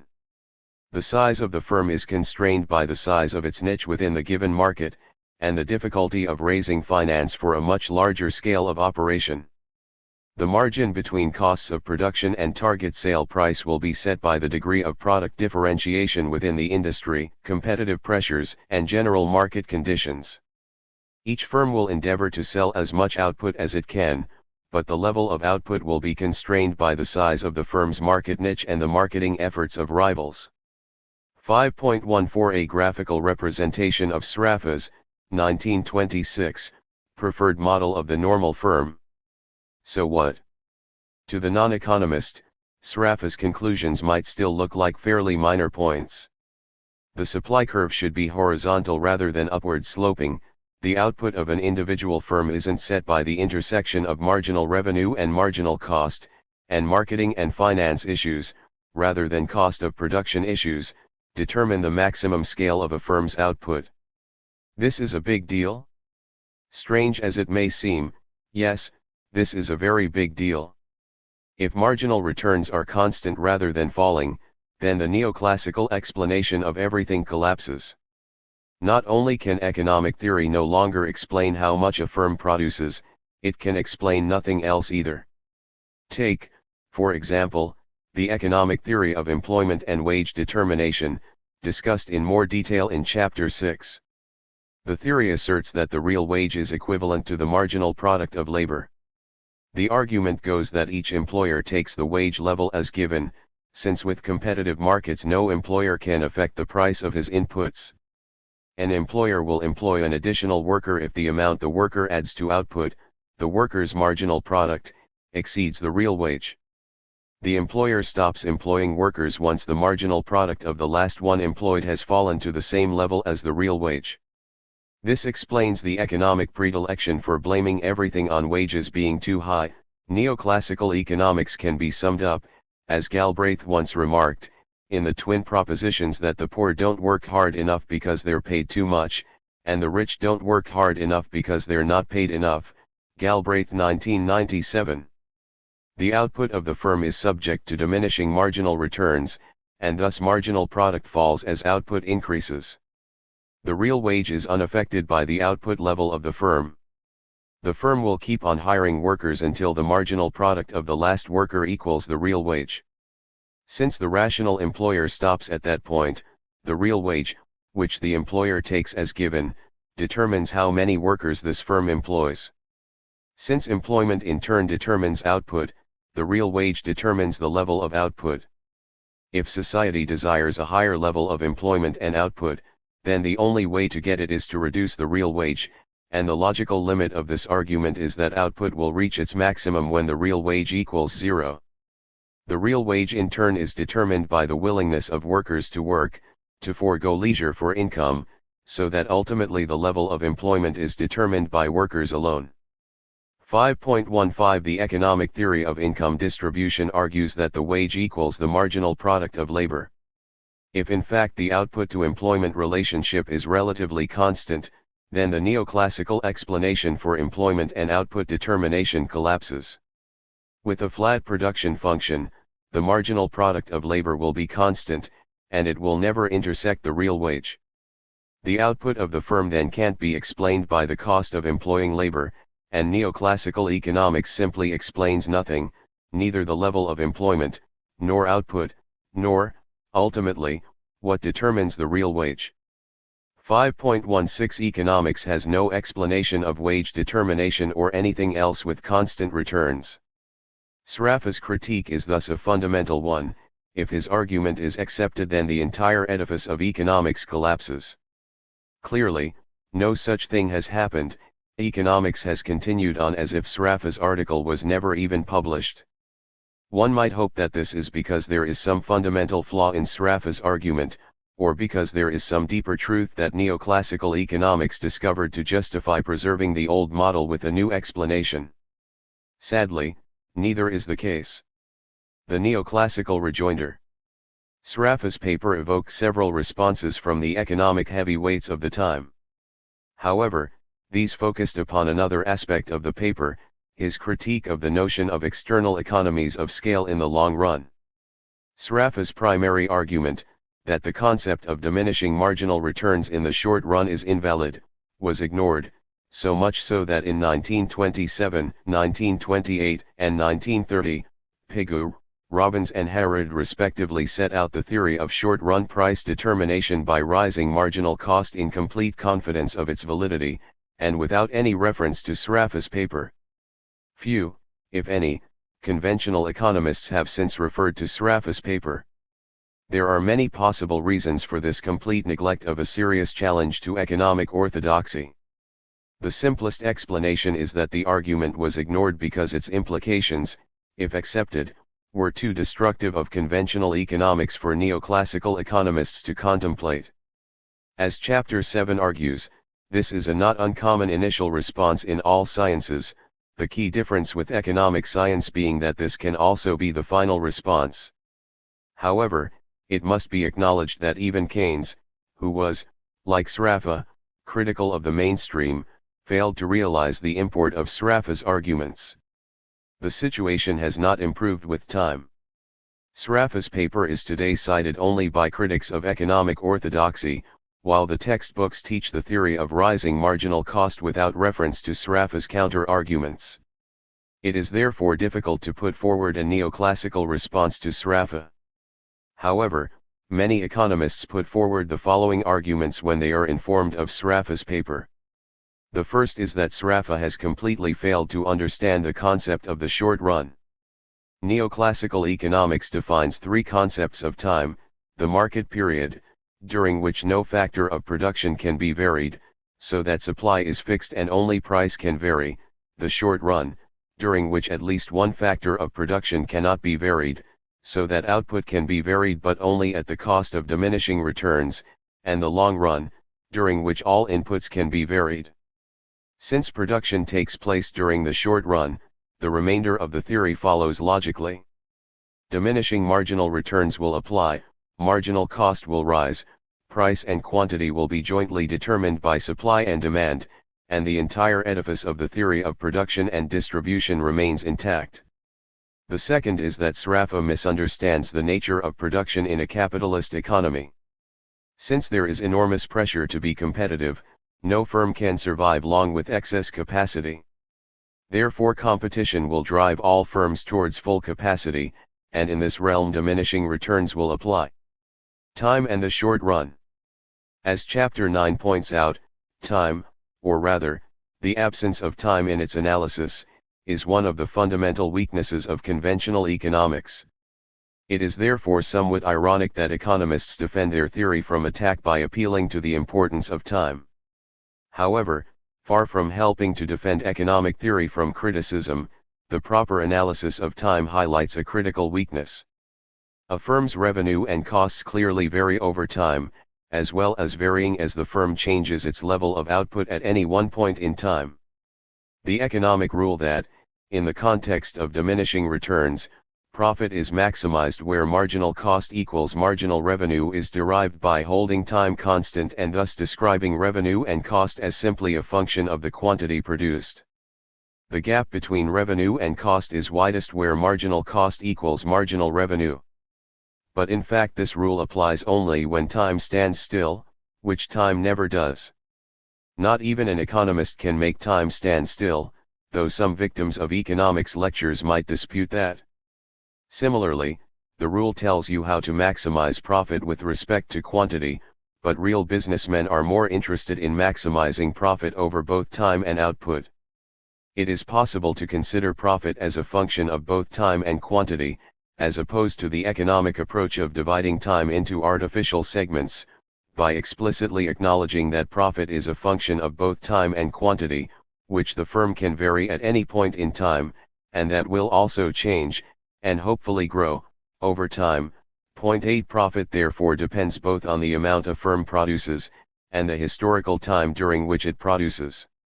Using a rule of mathematics, we can then decompose the change in profit into the contribution due to the progress of time, and the contribution due to changes in quantity, which will also change over time. This results in the formula: change in profit equals change in profit due to change in time multiplied by the change in time, plus change in profit due to change in quantity multiplied by the change in quantity. This formula tells us how big a change in profit will be, so if a firm wants to maximize its profit, it wants this number to be as big as possible.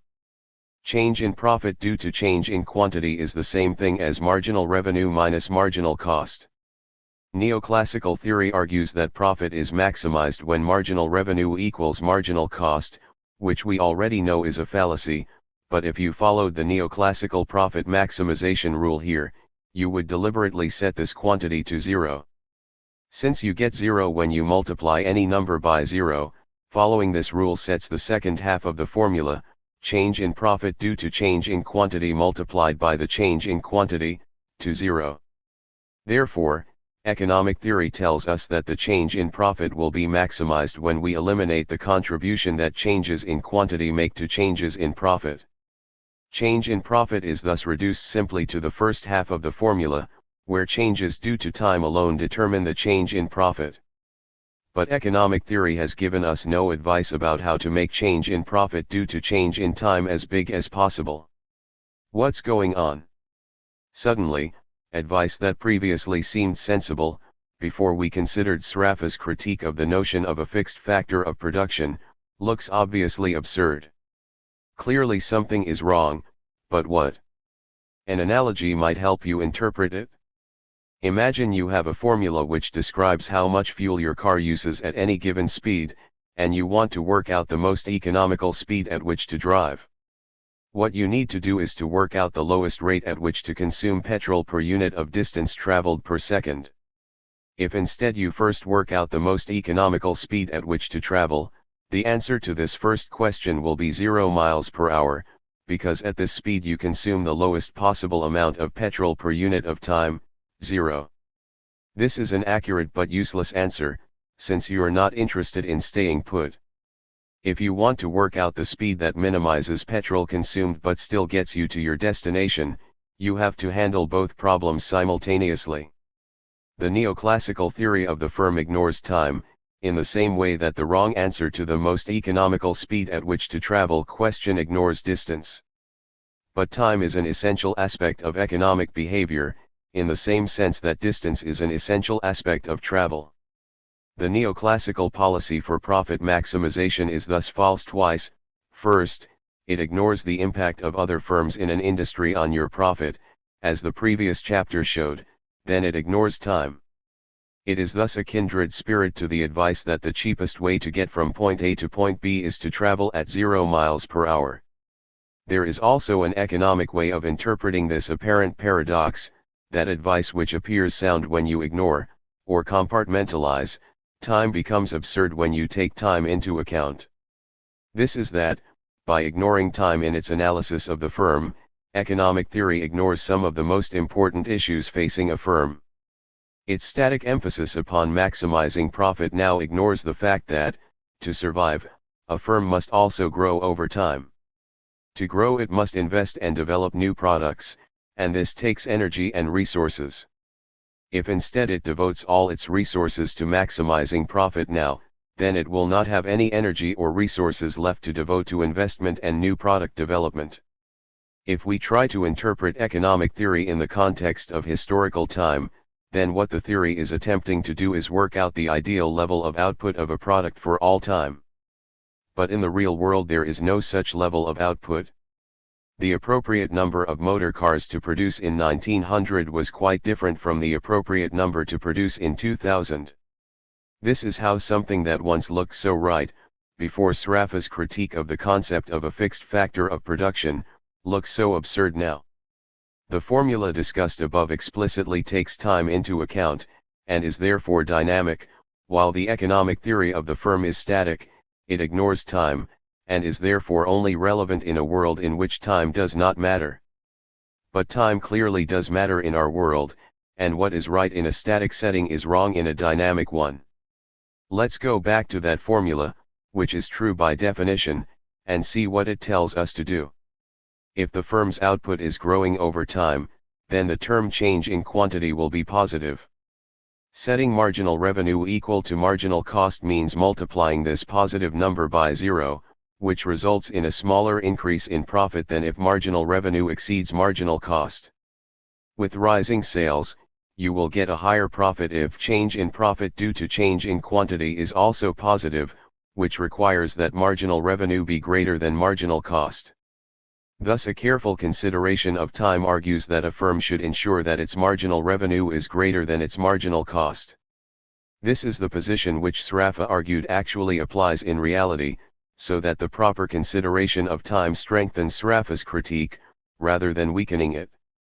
It also strengthens the point I made in the previous chapter that the neoclassical short-run profit maximization formula is false. It's false in the long run too.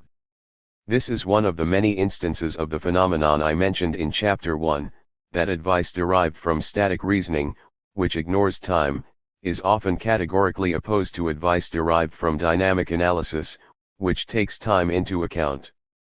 Since the economy is fundamentally dynamic, static analysis is therefore normally dangerously wrong.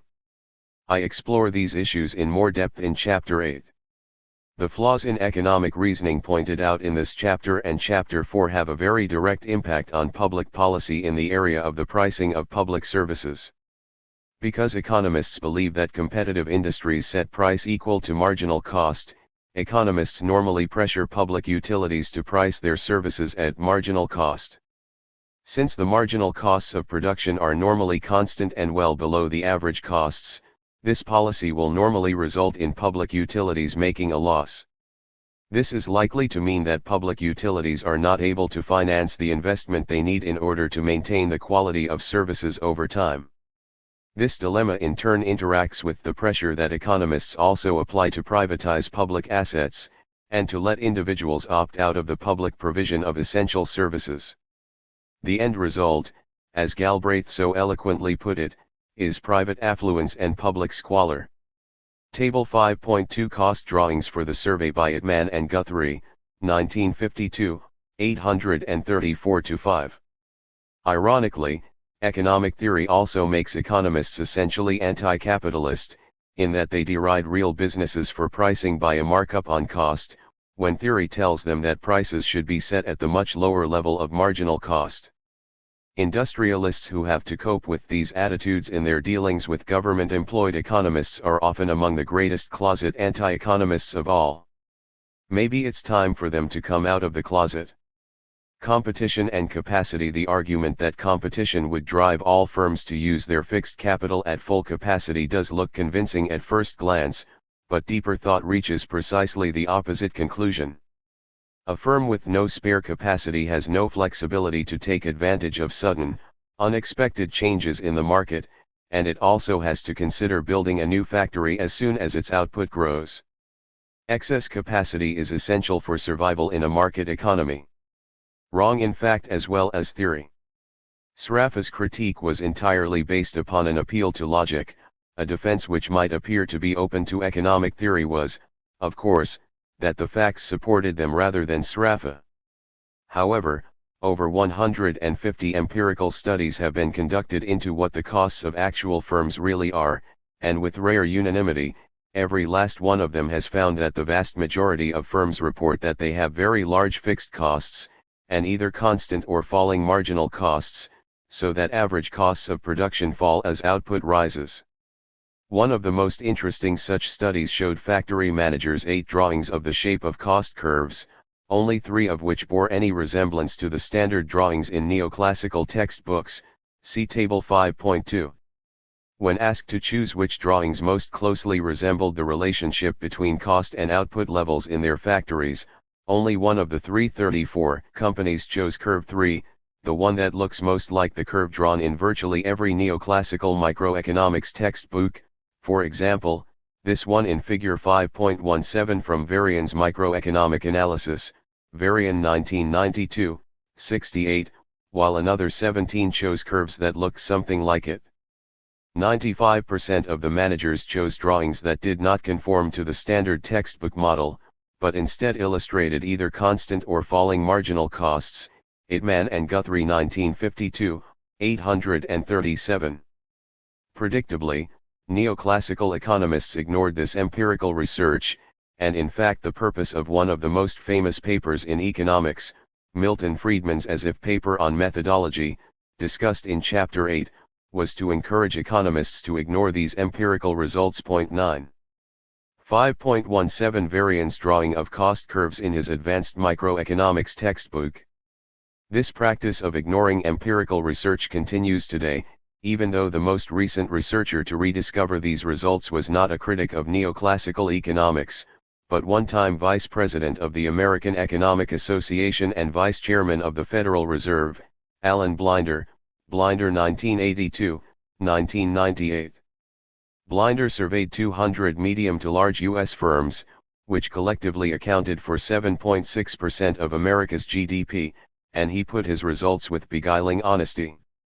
The overwhelmingly bad news here, for economic theory, is that, apparently, only 11% of GDP is produced under conditions of rising marginal cost. Firms report having very high fixed costs, roughly 40% of total costs on average. And many more companies state that they have falling, rather than rising, marginal cost curves.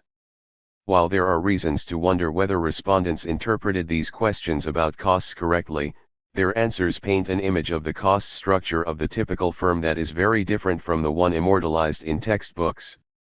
Blinder 1998, 102, 105, emphases added. The neoclassical model of the U-shaped average cost curve and rising marginal cost is thus wrong in theory and wrong in fact. That it is still taught as gospel to students of economics at all levels of instruction, and believed by the vast majority of neoclassical economists, is one of the best pieces of evidence of how truly unscientific economics is. Table 5.3 Empirical research on the nature of cost curves, summarizing Table 4 in Itman and Guthrie 1952, 838. A totem in tatters. While the neoclassical model of why production costs rise with output is thus fallacious, it is still feasible that, in some instances, price will rise as output rises.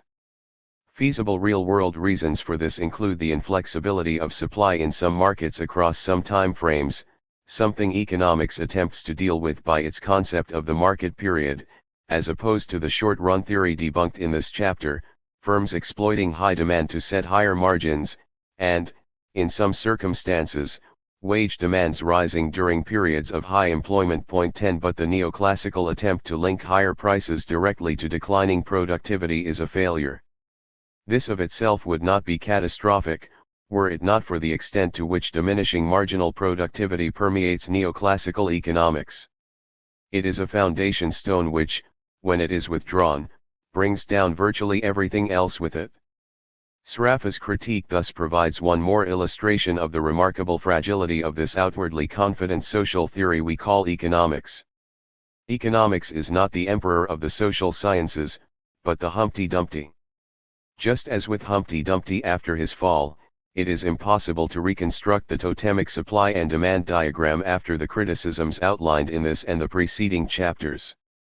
First, the Sonnenschein-Mantel-Debreu conditions show that diminishing marginal utility, which in theory applies at the individual level and means that individual demand curves slope downwards, doesn't survive aggregation to the market level, so that a market demand curve can have any shape at all, apart from doubling back on itself, or intersecting itself. Secondly, the marginal revenue curve derived from this demand curve will be even more unstable. Thirdly, equating marginal revenue and marginal cost isn't profit maximizing. Finally, diminishing marginal productivity is a theoretical and empirical fallacy, so that for most factories, marginal cost is either constant or falling. Taken together, these critiques eliminate the totem of the micro completely. Virtually every concept in neoclassical microeconomics depends on diminishing marginal productivity for firms on the one hand, and diminishing marginal utility for the community on the other. If both these foundations are unsound, then almost nothing else remains standing. Without diminishing marginal productivity, neoclassical economists cannot explain how a firm decides how much to produce. This alone invalidates their analysis of market structures and income distribution. Without a community utility map, everything from the analysis of optimum output levels to the theory of international trade collapses. Yet still they teach the standard mantra to their students, and still they apply the same simplistic logic to many other areas of economics. In the chapters to come, we will temporarily forget the criticisms of these fundamental building blocks, and examine the validity of neoclassical theory as it is applied to specific issues. As you will see, even if we allow, for the sake of argument, that demand falls smoothly as price rises, that production is subject to diminishing marginal returns, and that demand and supply set prices, the neoclassical theories of the distribution of income, the behavior of the macroeconomy, and the role of finance are all intellectually unsound. 6. To each according to his contribution. Why productivity doesn't determine wages. One of the most striking aspects of the late 20th century was the increase in the gap between the poorest worker and the richest. While many bemoaned this increase in inequality, economists counseled that the growing gap merely reflected the rising productivity of the highly paid. The basis for this advice is the proposition that a person's income is determined by his contribution to production, or more precisely, by the marginal productivity of the factor of production to which he contributes. Wages and profits, or factor incomes, as economists prefer to call them, reflect respectively the marginal product of labor and of capital. The argument that highly paid workers, merchant bankers, managers of major corporations, stock and money market traders, financial commentators, etc., deserve the high wages they receive compared to the less highly paid, nuclear physicists, rocket scientists, university professors, school teachers, social workers, nurses, factory workers, etc., is simply an extension of this argument to cover subgroups of workers. Members of the former group, we are told, are simply more productive than members of the latter, hence their higher salaries.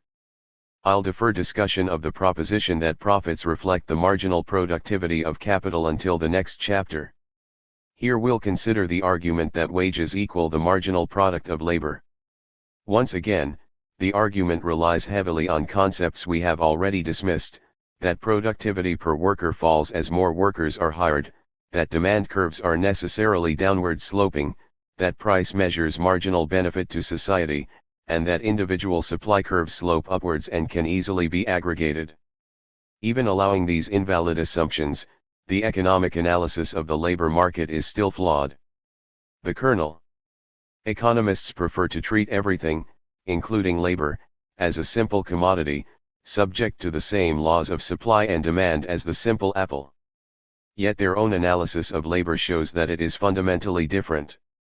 In all other markets, demand decisions are made by consumers and supply decisions by producers. But in the labor market, supply decisions are made by consumers, households supplying labor, whereas labor demand decisions are made by producers, firms hiring labor. Thus the conventional economic analysis of markets, which is suspect enough on its own terms, is highly unlikely to apply in this most crucial of markets. As a result, wages are highly unlikely to reflect workers' contributions to production, as economists argue. The roadmap.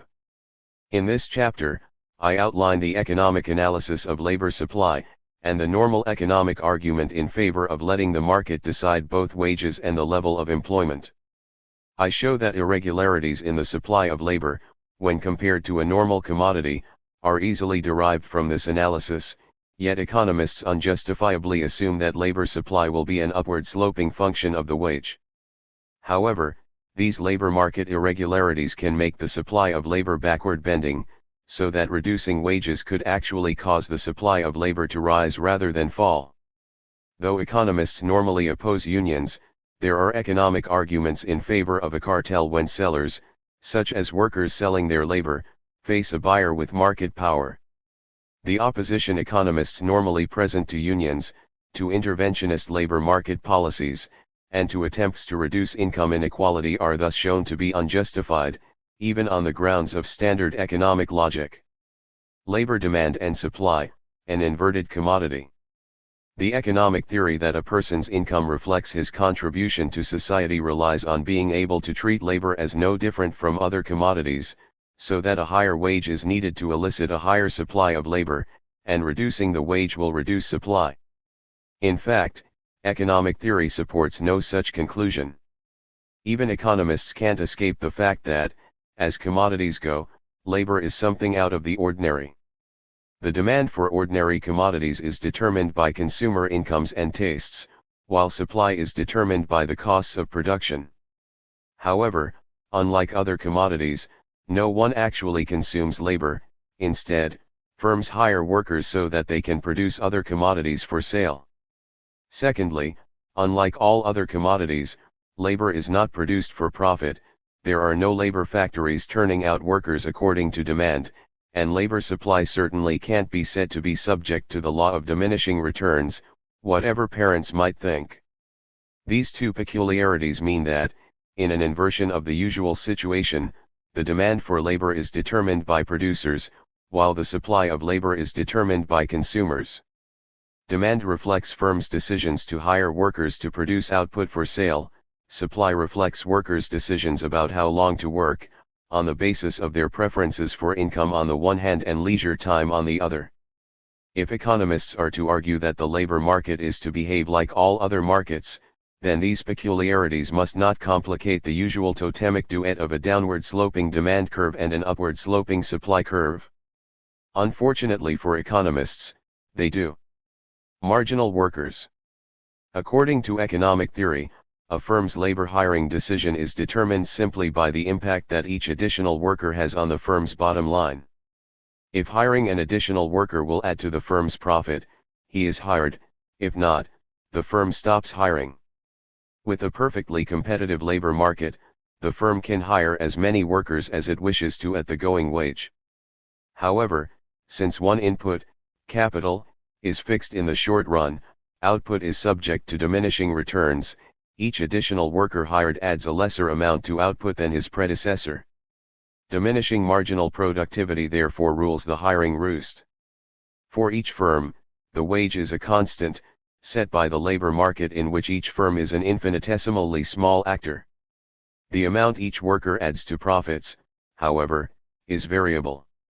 The firm keeps hiring workers up until the point at which the wage equals the amount for which the last worker's additional output can be sold. If the industry itself is perfectly competitive, the additional units can be sold without the firm having to reduce its price. Yes, I know that's been debunked already, but let's pretend otherwise. In general, the revenue the firm gains by hiring its last employee is equal to the price for which it sells its output, multiplied by the marginal product of the last worker. The firm's demand for labor is therefore the marginal physical product of labor multiplied by the price of the output. 6.1 The demand for labor curve is the marginal revenue product of labor. A disaggregated picture of this is used to explain why some workers get much higher wages than others. They, or rather the class of workers to which they belong, have a higher marginal revenue product than more poorly paid workers. Income disparities are the product of differential contributions to society, and though sociologists may bemoan it, both the rich and the poor deserve what they get. Aggregate demand. The demand curves for individual firms are aggregated to form this industry's demand curve for labor, which itself will be a small part of the economy-wide demand curve for labor, since workers can generate many different kinds of output. The real wage is set by the point of intersection of this aggregate demand for labor curve, labor's aggregate marginal revenue product curve, with the aggregate supply curve. Aggregate supply, in turn, is simply the sum of the supply decisions of individual workers. According to economists, a worker's decision about how much labor to supply is made the same way he decides how much to consume. Indifferent workers. Individual labor supply is determined by the individual's choice between work and leisure. Work is a bad in Bentham's calculus, work is a pain while leisure is a pleasure. Therefore the pain of work must be compensated for by the pleasure of the wage, to make up for the sacrifice of leisure required to earn the wage.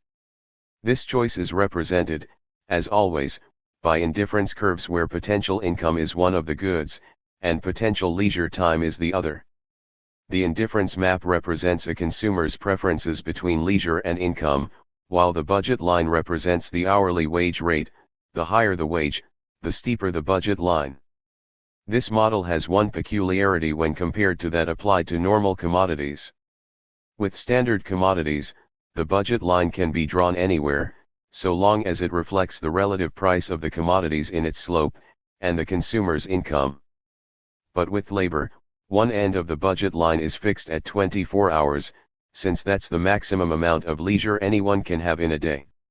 For this reason, all that the budget line can do in this model is pivot about the 24-hour mark, with the slope representing the hourly wage.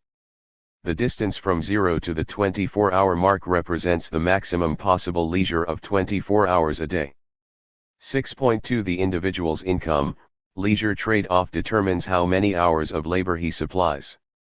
6.3 An upward sloping individual labor supply curve. As with the consumption of bananas and biscuits, the amount of leisure and income that a consumer will consume is worked out by varying the wage, and seeing what combination of leisure and work the consumer chooses. This generates an individual labor supply curve, not a demand curve, from this worker. The individual supply curve is then summed with that of all other workers to produce the market supply curve. We are back in the familiar economic territory of a downward sloping demand curve and an upward sloping supply curve intersecting to determine an equilibrium price, the average wage. The totem of the micro is once again held aloft. This argument, which strictly speaking applies to labor in the aggregate, is extended by analogy to a disaggregated level in order to explain why some workers get much higher wages than others. 6.4 Supply and demand determine the equilibrium wage in the labor market. At a policy level, this model is used to emphasize the futility of minimum wage legislation, demand management policies, and any other attempts to interfere with the free working of the market mechanism in this most political of markets. If a government attempts to improve workers' incomes by legislating a minimum wage, then this will result in unemployment, because it will increase the number of hours workers are willing to work, while reducing the demand from employers because the wage will now exceed the marginal product of labor.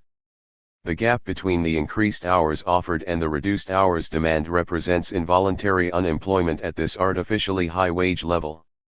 6.5 Minimum wage laws cause unemployment. Demand management measures, trying to boost aggregate demand to increase employment, will also fail, because they can't alter the marginal physical product of labor, which can only be done by raising the productivity of labor on the supply side. Attempts to increase aggregate demand will thus merely cause inflation, without increasing the real returns to firms. 6.6 Demand management policies can't shift the supply of or demand for labor. The essential message is that you can't beat the market. Whatever society may think is a fair wage level, or a socially desirable level of unemployment, ultimately the market will decide both income distribution and the rate of unemployment. Moreover, both these market outcomes will be fair, they will reflect individual productivity on the one hand, and the labor, leisure preferences of individuals on the other. Problems. There are at least 6 serious problems with this meritocratic view of income distribution and employment determination. The supply curve for labor can slope backwards, so that a fall in wages can cause an increase in the supply of labor. When workers face organized or very powerful employers, neoclassical theory shows that workers won't get fair wages unless they also organize. Sraffa's observations about aggregation, noted in Chapter 3, indicate that it is inappropriate to apply standard supply and demand analysis to the labor market. The basic vision of workers freely choosing between work and leisure is flawed. This analysis excludes one important class from consideration, bankers, and unnecessarily shows the income distribution game between workers and capitalists as a zero-sum game. In reality, there are, at least, three players in the social class game, and it's possible for capitalists and workers to be on the same side in it, as they are now during the Great Recession, and, most ironically, to maintain the pretense that market demand curves obey the law of demand, neoclassical theory had to assume that income was redistributed by a benevolent central authority, Moskolal et al. 1995, 117, prior to exchange taking place. Backward-bending supply curves. Neoclassical economists blithely draw upward-sloping individual and aggregate labor supply curves, but in fact it is quite easy to derive individual labor supply curves that slope downwards, meaning that workers supply less labor as the wage rises. 6.7 Indifference curves that result in less work as the wage rises. The logic is easy to follow. A higher wage rate means that the same total wage income can be earned by working fewer hours. This can result in an individual labor supply curve that has a perverse shape. Less labor is supplied as the wage rises. Economists normally get around anomalies like this by dividing the impact of a higher price into its income and substitution effects, where this time the price of labor is the hourly wage. The substitution effect necessarily means that you'll provide more labor, since each hour of leisure that you forego gives you a higher return. It's the income effect which stuffs things up, the fact that with a higher wage you can manage to get both a higher income and work fewer hours. This ruse works when you're considering normal commodities. You simply notionally alter a consumer's income. This was the basis of the Hitchian compensated demand curve that played a role in the proof of the law of demand for an individual consumer in Chapter 2. However, this is no use when considering labor supply, because while it's quite easy to notionally add or subtract income from a consumer, thus varying uniformly the amount of both biscuits and bananas that he can consume, it's not possible to add or subtract hours from a day. You can't magically give a worker 28 hours in a day, or take away 4. As a result, it makes no sense to separate the impact of an increase in the wage rate into its substitution effect and income effect. The fact that the substitution effect will always result in an increase in hours worked is irrelevant, since everyone will always have 24 hours to allocate between work and leisure. 6.8 Labor supply falls as the wage rises. Since an increase in wages will make workers better off, individual workers are just as likely to work fewer hours as more when the wage rate increases. Individual labor supply curves are just as likely then to slope backwards, showing falling supply as wages rise, as they are to slope forwards. 6.9 An individual labor supply curve derived from extreme and mid-range wage levels. At the aggregate level, a labor supply curve derived by summing many such individual supply curves could have any shape at all. There could be multiple intersections of the supply curve with the demand curve, accepting, for the moment, that a downward sloping demand curve is valid. There may be more than one equilibrium wage rate, and who is to say which one is valid? There is therefore no basis on which the aggregate amount of labor that workers wish to supply can be unambiguously related to the wage offered. Economic theory thus fails to prove that employment is determined by supply and demand, and reinforces the real-world observation that involuntary unemployment can exist, that the employment offered by firms can be less than the labor offered by workers, and that reducing the wage won't necessarily reduce the gap. This imperfection in the theory, the possibility of backward-bending labor supply curves, is sometimes pointed out to students of economics, but then glossed over with the assumption that, in general, labor supply curves will be upward sloping. But there is no theoretical, or empirical, justification for this assumption. This strong assumption would be of little consequence if economists didn't derive such strong conclusions from their model of the labor market. Declarations that minimum wage legislation is ineffective and causes unemployment, or that demand management policies can't alter the rate of unemployment, are hardly insignificant pronouncements. Their truth is dependent in part on the supply curve for labor being upward sloping. 6.10 An unstable labor market stabilized by minimum wage legislation. For example, if the aggregate demand and supply curves for labor both slope downwards, then the equilibrium of the two could be unstable. Falling supply could be met by falling demand, resulting in runaway unemployment. Putting a floor to this process via a minimum wage could actually make the labor market stable and decrease unemployment. Didactic policy positions should be based upon robust intellectual or empirical foundations, rather than the flimsy substrate of mere fancy. Neoclassical economists are quite prone to dismissing alternative perspectives on labor market policy on this very basis, that they lack any theoretical or empirical foundations. Yet their own policy positions on the labor market are based as much on wishful thinking as on wisdom. Monopoly and monopsony. The conclusion that workers receive the value of their marginal contribution to output depends upon the assumption that both the product market and the labor market are perfectly competitive. The notion of perfect competition has already been debunked, but even if it were intellectually sound, it is clearly a dubious thing to assume for an overall economy. If we instead accept that in practice both product and labor markets will not be perfectly competitive, then economic theory predicts that workers will not, in general, receive the value of their marginal contribution to production. In this more general case, economic theory concedes that workers' incomes are determined not only by their contribution to production, but also by the relative bargaining power of workers and employers. Let's first consider the case in which the product market is not perfectly competitive. Workers are being hired by firms that have to reduce their average selling price to increase output. In this case, the price received per unit falls as output increases. Marginal revenue is thus less than price, and the worker's marginal revenue product is the product of marginal revenue and marginal productivity. One ironic consequence of this analysis, given how vehemently anti-union most neoclassical economists are, is that neoclassical theory can be shown to favor the existence of trade unions. Without trade unions, the labor supply will be competitive and will therefore be exploited, because the wage will be less than the price for which the marginal worker's output can be sold. With a trade union acting as a single seller of labor, however, the price charged for each additional worker will rise as more workers are hired. This situation, known as a monopsony or single seller, means that the marginal cost of supply lies above the supply curve. With a monopoly seller of labor confronting non-competitive purchasers of labor, the wage is indeterminate. It will lie between the minimum set by the marginal revenue product of labor, which means that firms are exploiting workers, and the maximum set by the rising marginal cost of workers, which means that workers are exploiting firms.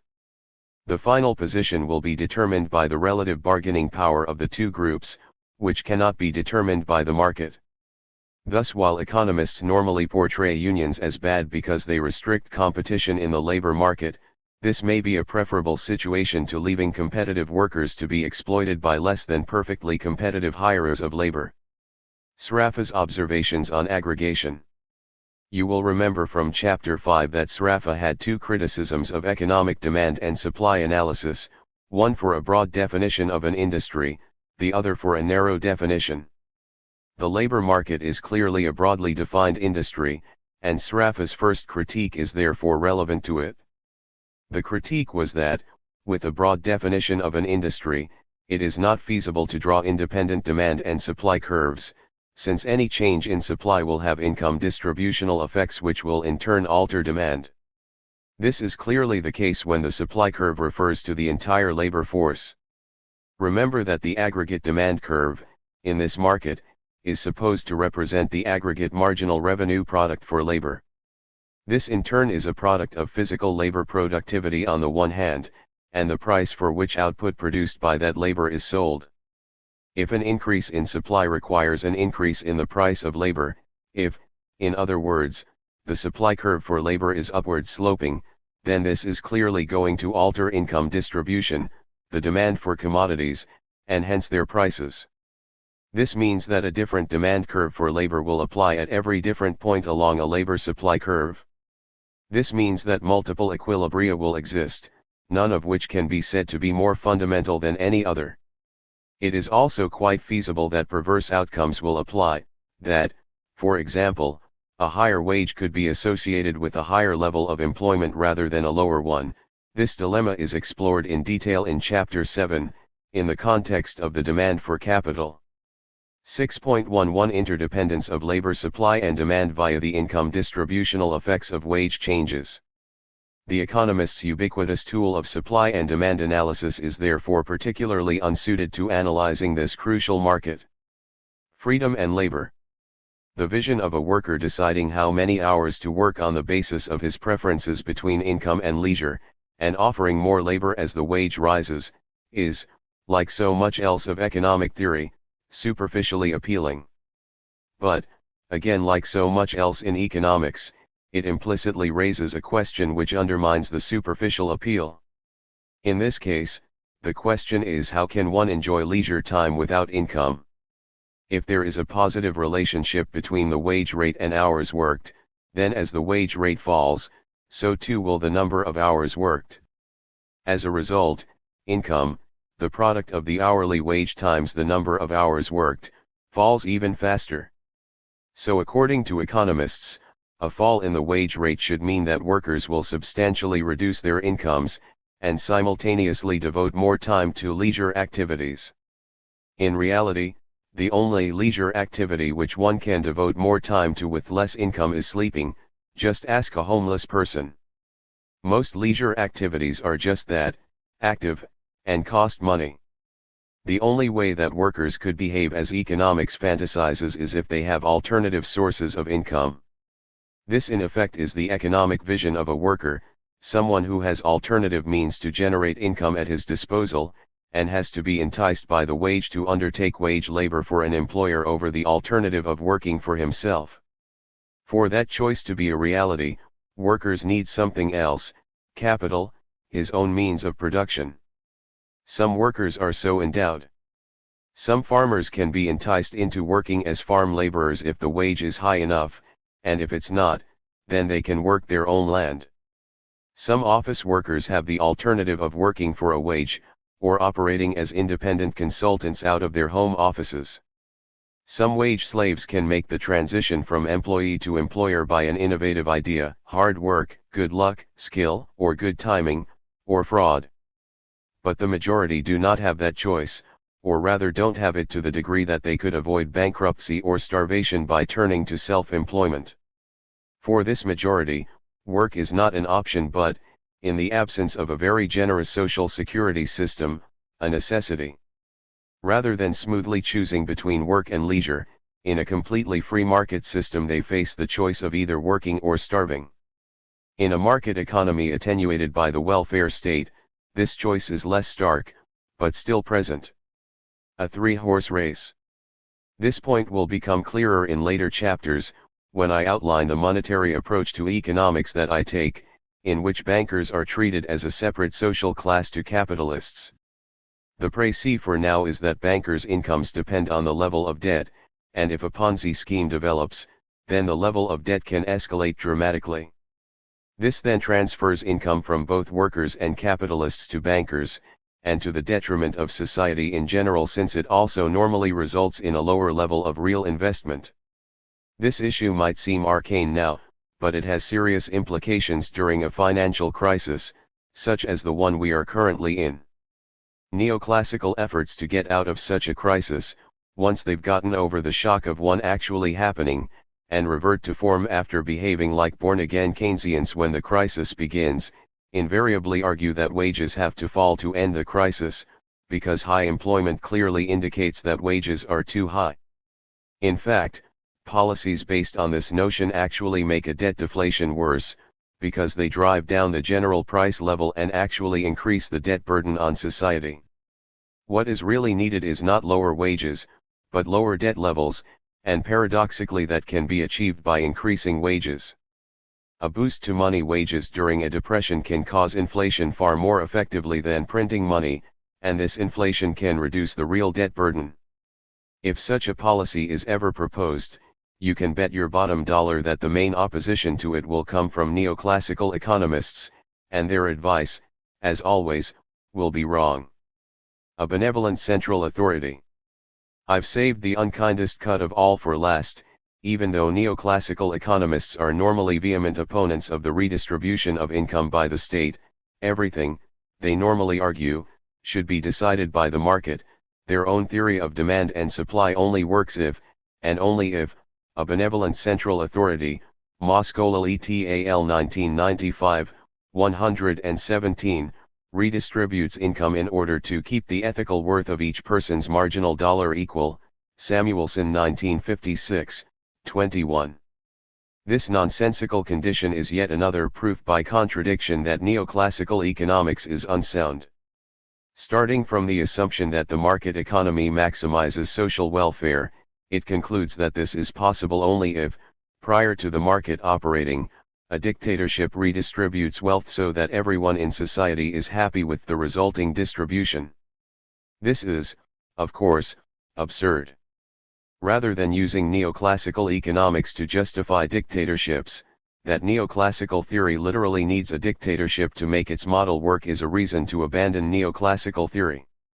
The fact that neoclassical economists not only cling to their theory but argue against income redistribution in policy debates also shows how little they understand their own theory. Normally this happens because the analysis that establishes bizarre results like this is only in the journal literature that most neoclassical economists don't read, in this case, Samuelson's 1956 paper Social Indifference Curves. However, here I have to thank Andrew Moscolal and colleagues for putting this nonsense in their market-dominating PhD textbook Microeconomic Theory, which makes it impossible for neoclassical economists to hide behind their ignorance of their own literature. This section is worth reiterating here, even though I previously cited some of it in Chapter 3. For it to be correct to treat aggregate demand as we did individual demand, there must be a positive representative consumer. However, although this is a necessary condition for the property of the aggregate demand that we seek, it is not sufficient. We also need to be able to assign welfare significance to this fictional individual's demand function. This will lead to the definition of a normative representative consumer. To do so, however, we first have to be more specific about what we mean by the term social welfare. We accomplish this by introducing the concept of a social welfare function.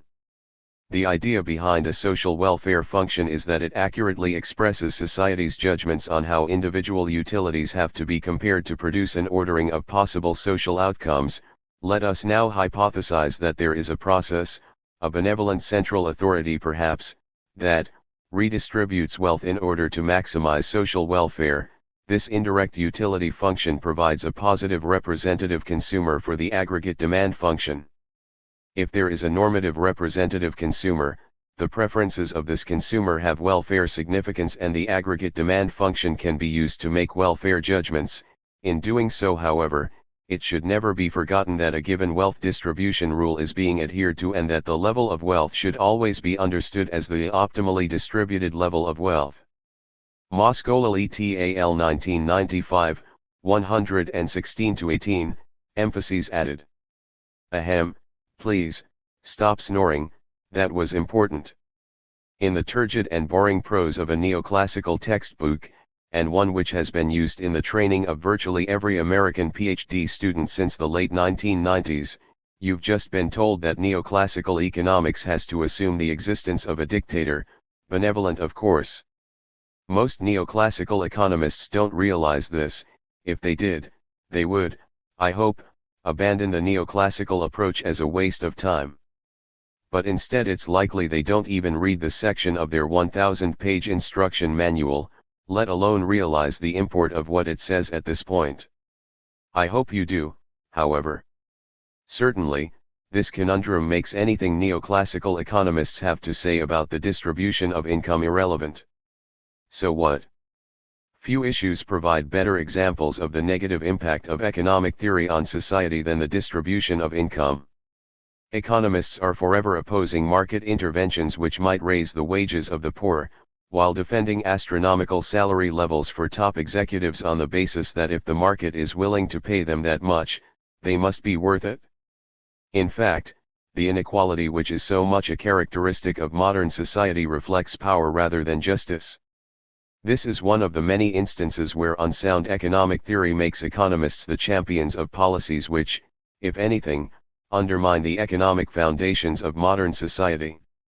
Economics should accept that labor is unlike any other commodity, and develop an analysis suited to its peculiarities, rather than attempt to warp this most personal of markets to fit the conventional cloth of supply and demand. Keynes did just that in the general theory. But mainstream economics after Keynes pulled away from this innovation on the basis that Keynes's argument did not have good microeconomic foundations. As this and the preceding 3 chapters have shown, conventional microeconomic theory itself has unsound foundations. And things get even worse when we turn our attention to problems with the other factor of production, capital. Part 2: Complexities. Issues omitted from standard courses that should be part of an education in economics. 7. The Holy War over Capital. Why the productivity of capital doesn't determine profits. The economist Dharma Kumar is said to have once remarked that time is a device to stop everything from happening at once, and space is a device to stop everything from happening in Cambridge. Nevertheless, a lot did happen at Cambridge during the 1960s and 1970s, where Cambridge refers to both Cambridge, Massachusetts, USA, and Cambridge, England. The former is home to the Massachusetts Institute of Technology, better known by its initials MIT, the latter is the home of the famous University of Cambridge. MIT was the bastion for the leading true believers in economics, while the University of Cambridge housed an important group of heretics. For 20 years, these two Cambridges waged a theoretical holy war over the foundations of neoclassical economics. The first shot was fired by the heretics, and after initial surprise the true believers responded strongly and confidently. Yet after several exchanges, the leading bishop of the true believers had conceded that the heretics were substantially correct. Summing up the conflict in 1966, Paul Samuelson observed that the heretics merit our gratitude for pointing out that the simple homilies of economic theory are not in general true. He concluded that if all this causes headaches for those nostalgic for the old-time parables of neoclassical writing, we must remind ourselves that scholars are not born to live an easy existence. We must respect, and appraise, the facts of life. Samuelson 1966, 583. One might hope that such a definitive capitulation by as significant an economist as Paul Samuelson would have signaled a major change in the evolution of economics. Unfortunately, this was not to be.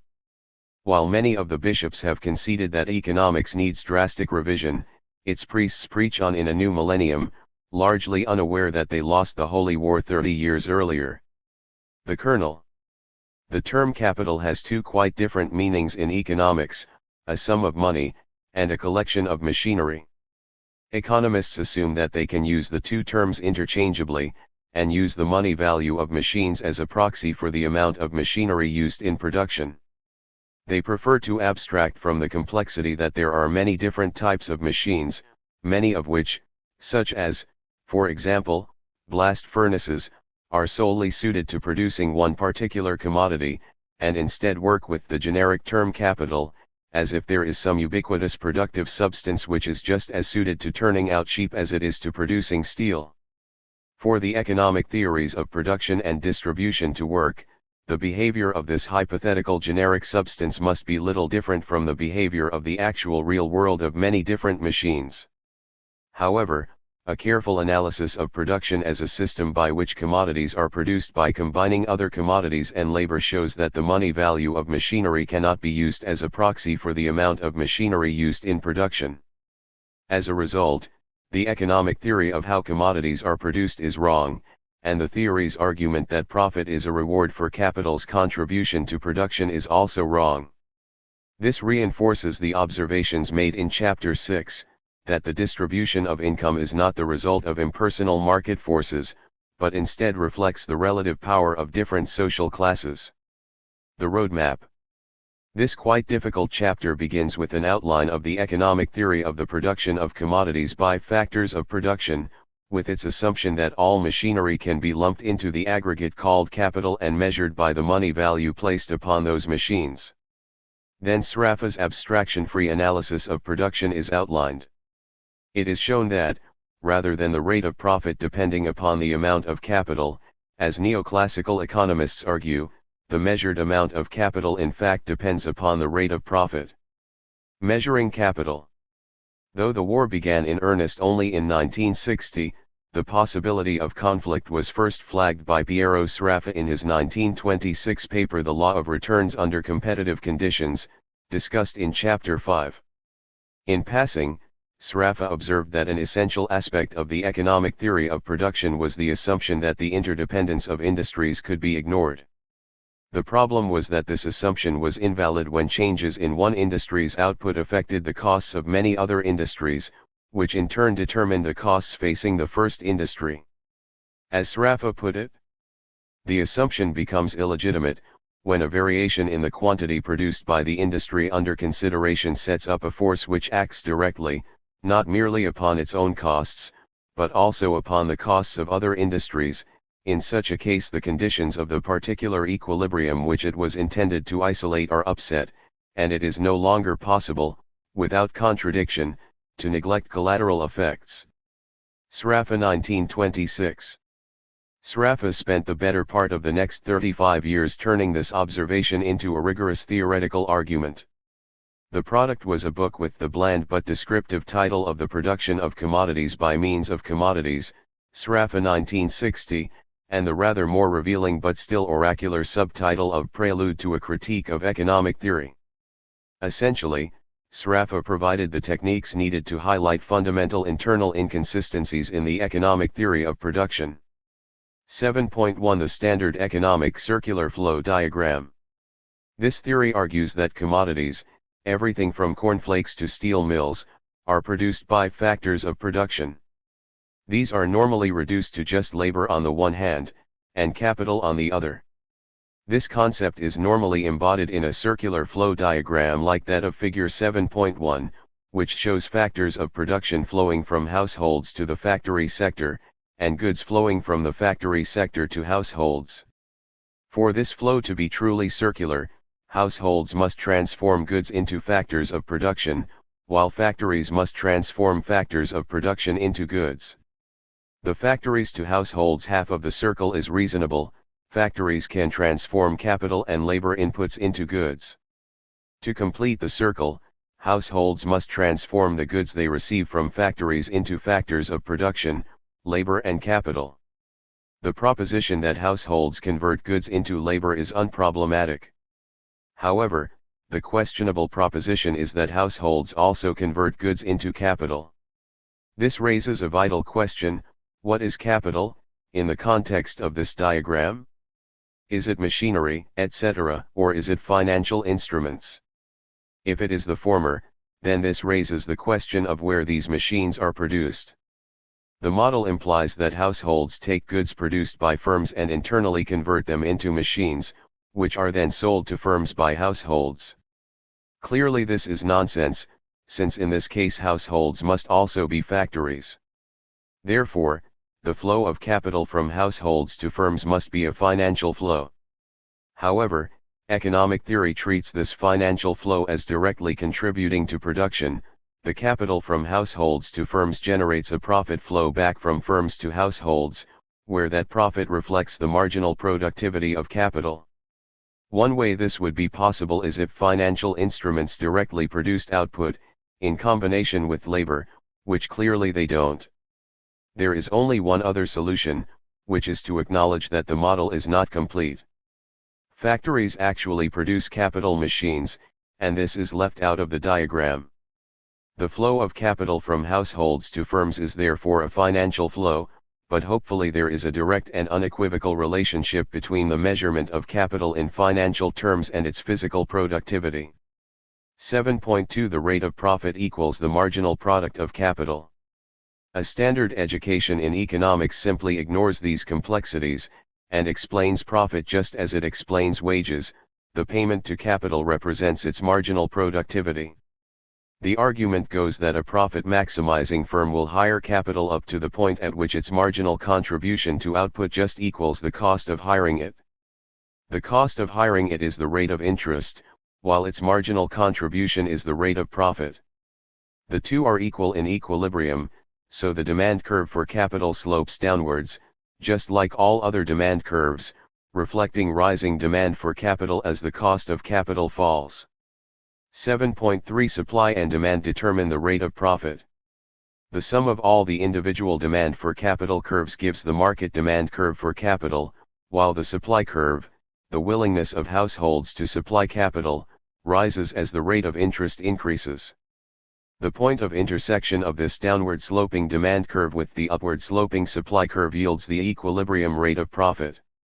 This argument should already be looking somewhat suspect to you, after the previous chapters. For instance, production is supposed to occur in the short run, when at least one factor of production can't be varied. That notion appears at least arguably okay when capital is the fixed factor, though we've shown it to be invalid even there. But it makes no apparent sense to imagine that machinery is now variable while labor is fixed. Surely machinery should be the least flexible factor of production, so that if it can be varied, then everything else can be varied too. The arguments put by Sraffa against the concept of diminishing marginal productivity can also be applied here in a simple and devastating critique, which was first put formally by Badawi in 1969. As with the labor market, the capital market is a broadly defined industry. There would be thousands of products being lumped together into the general rubric of capital, and there is no industry which does not use some capital as an input. This raises Sraffa's argument in Chapter 5, that a change in the price of such an input would affect numerous industries, and therefore alter the distribution of income. This is a similar point to that made earlier for the labor market, but it can now be put in a more explicit form. Point 1. If we notionally divide all people into either workers or capitalists, then total income will be the sum of wages and profits. Profits in turn are the product of the rate of profit, times the amount of capital hired.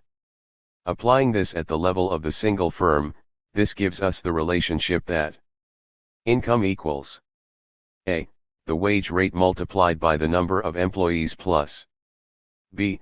The rate of profit multiplied by the stock of capital. If we now consider changes in output, which we have to do to derive the marginal product of capital, then a rule of mathematics tells us that the changes in output have to equal the changes in wages and profits. Another rule of mathematics lets us decompose the change in profits into two bits, the rate of profit times the change in capital, and capital times the change in the rate of profit. Point 2. This yields the relationship that change in income equals A. Change in the wages bill, which we leave aggregated, plus B. Change in profit, which we disaggregate. Disaggregating changes in profit leads to the statement that change in income equals A. Change in the wages bill, plus B. The rate of profit multiplied by the change in capital, plus C. The amount of capital multiplied by the change in the rate of profit. At the level of the individual firm, economists assume that A and C are zero. A change in the firm's level of output caused solely by hiring more capital has no impact on either the real wage or the rate of profit. Thus the relationship can be reduced to change in income equals A. Change in wages 0, plus B. The rate of profit multiplied by the change in capital 1/3, plus C. Capital multiplied by the change in the rate of profit 0. Cancelling out the terms we know are 0 or 1 yields the desired relationship. Change in output due to a change in capital, marginal product, equals the rate of profit. However, while this is a reasonable approximation at the level of the individual firm, it is not true at the level of the overall economy. There, any change in capital will definitely have implications for the wage rate, and for the rate of profit. Therefore the aggregate relationship is change in output due to a change in capital, marginal product, equals A.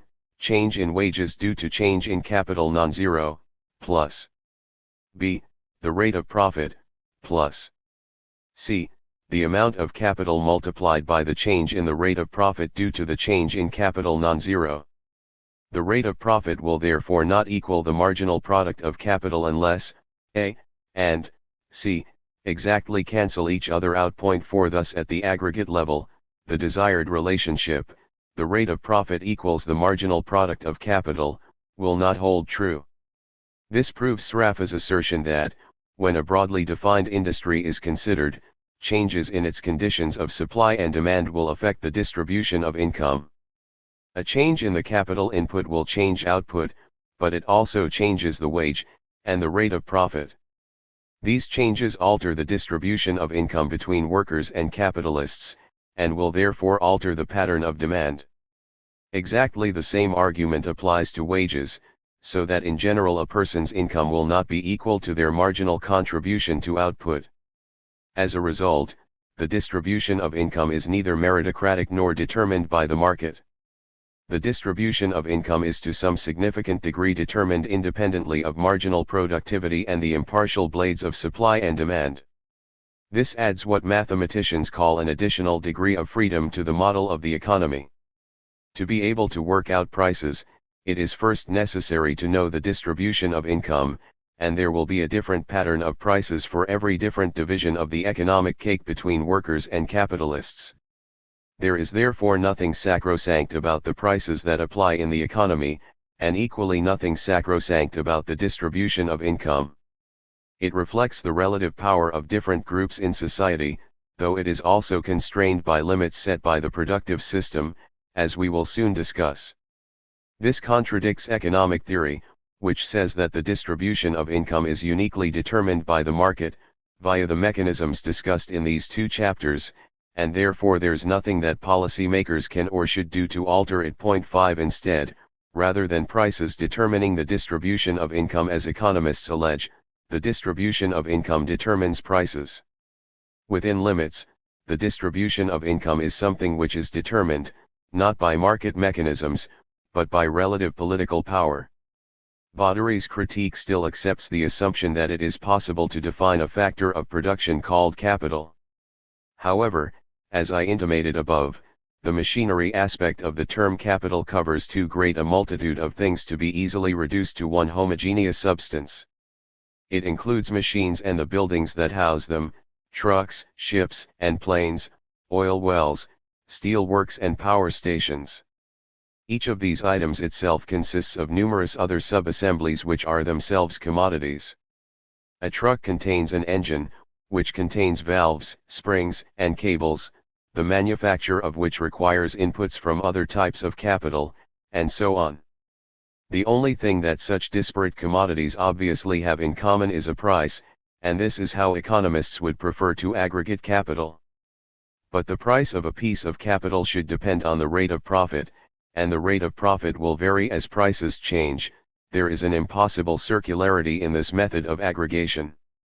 This problem was explicitly considered by Sraffa in his 1960 magnum opus. His purpose was to provide a firm foundation upon which a critique of the economic theory of production and income distribution could be built. He built his argument up stage by stage, with great care taken at each stage to make sure that the analysis was sound. This meticulous method uncovered a number of paradoxes that invalidated the simplistic beliefs economists held about the relationship between productivity and income. Just as the peculiar conditions of production of labor complicate the argument that the wage equals the marginal product of labor, so do the more conventional conditions of the production of capital disturb the argument that profit represents the marginal productivity of capital. Note: the next section is possibly the most difficult part of this entire book. If you're satisfied with the debunking above, then you can skip this section for now and move to the next chapter. But I do recommend reading this section at some stage. The whole box and dice. Sraffa's technique was to eschew the initial aggregation of capital, and to say, in place of factors of production produce goods, that goods produce goods, in concert with labor. Sraffa then used this assumption-free model of production to show that the economic theories of price and of income distribution were invalid. The essential point in his analysis was that capital does not exist as an easily definable entity, yet such an existence is necessary for the simple parable that profit represents the marginal productivity of capital to be true. He made this point by constructing a series of models that directly confronted the true complexity of a system of commodity production. Sraffa built his models up very carefully, from a simple model with very little real-world realism to a more complex model which, with one exception, was a fairly realistic rendition of a market system of production. The exception was that Sraffa considered an economy in equilibrium, when a real-world economy is certain not to be in equilibrium. However, Sraffa's purpose was to critique economics on its own terms, and since economics assumes equilibrium, Sraffa made the same assumption. He took it to its logical conclusion, considering an economy which was not only in equilibrium now, but had been in equilibrium for the indefinite past. Model 1, production with no surplus. His first model was one in which the economy was just able to reproduce itself, and in which there was no fixed capital. Instead, all inputs were circulating capital which are used up in each round of production. In this economy, the output of each industry was just sufficient to supply the demand for its output by itself and the other industries. Labor was not explicitly treated, but it was feasible to envisage that part of the inputs to an industry represented workers receiving a subsistence wage. Sraffa's example is shown in Table 7.1. In this hypothetical economy, combining 240 quarters of wheat, 12 tons of iron and 18 pigs in a production process results in an output of 450 quarters of wheat. Similarly, 90 quarters of wheat, 6 tons of iron and 12 pigs are used to produce 21 tons of iron, and 120 quarters of wheat, 3 tons of iron and 30 pigs are used to produce 60 pigs. The total output of each sector just equals the amount of its output used to produce both its own output and that of all other sectors.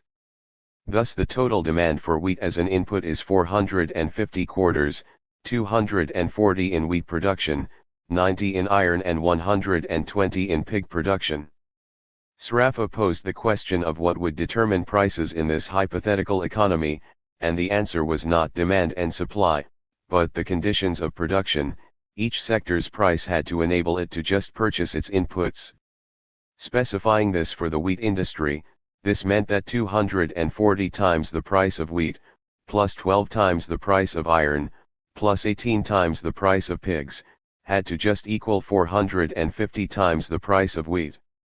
Similar equations applied for iron and pigs, and with 3 equations, the price equations for each sector, and 3 unknowns, the prices, there was one unique set of prices which made it possible for the economy to reproduce. 6. Table 7.1 Sraffa's hypothetical subsistence economy. Neoclassical economists might have endeavored to find the set of prices by considering the demand curves for wheat, pigs, and iron, and the supply curves for wheat, pigs, and iron, and solving these to find the set of relative prices that equated supply and demand in each industry. However, in this context this would have been overkill. The only prices that work for this economy are those that enable each sector to buy its inputs. Model 2, production with a surplus. The next step towards realism was to consider an economy which produced a surplus, where at least one sector produced more of its output than was used up to produce itself and all other commodities. This step closer to a real market economy raises the issue of profits, which weren't an issue in the first model.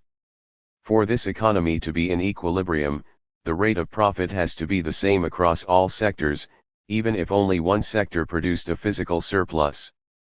Otherwise, capitalists in sectors with a low rate of profit would be tempted to move to sectors with a high rate of profit, and the economy would not be in equilibrium.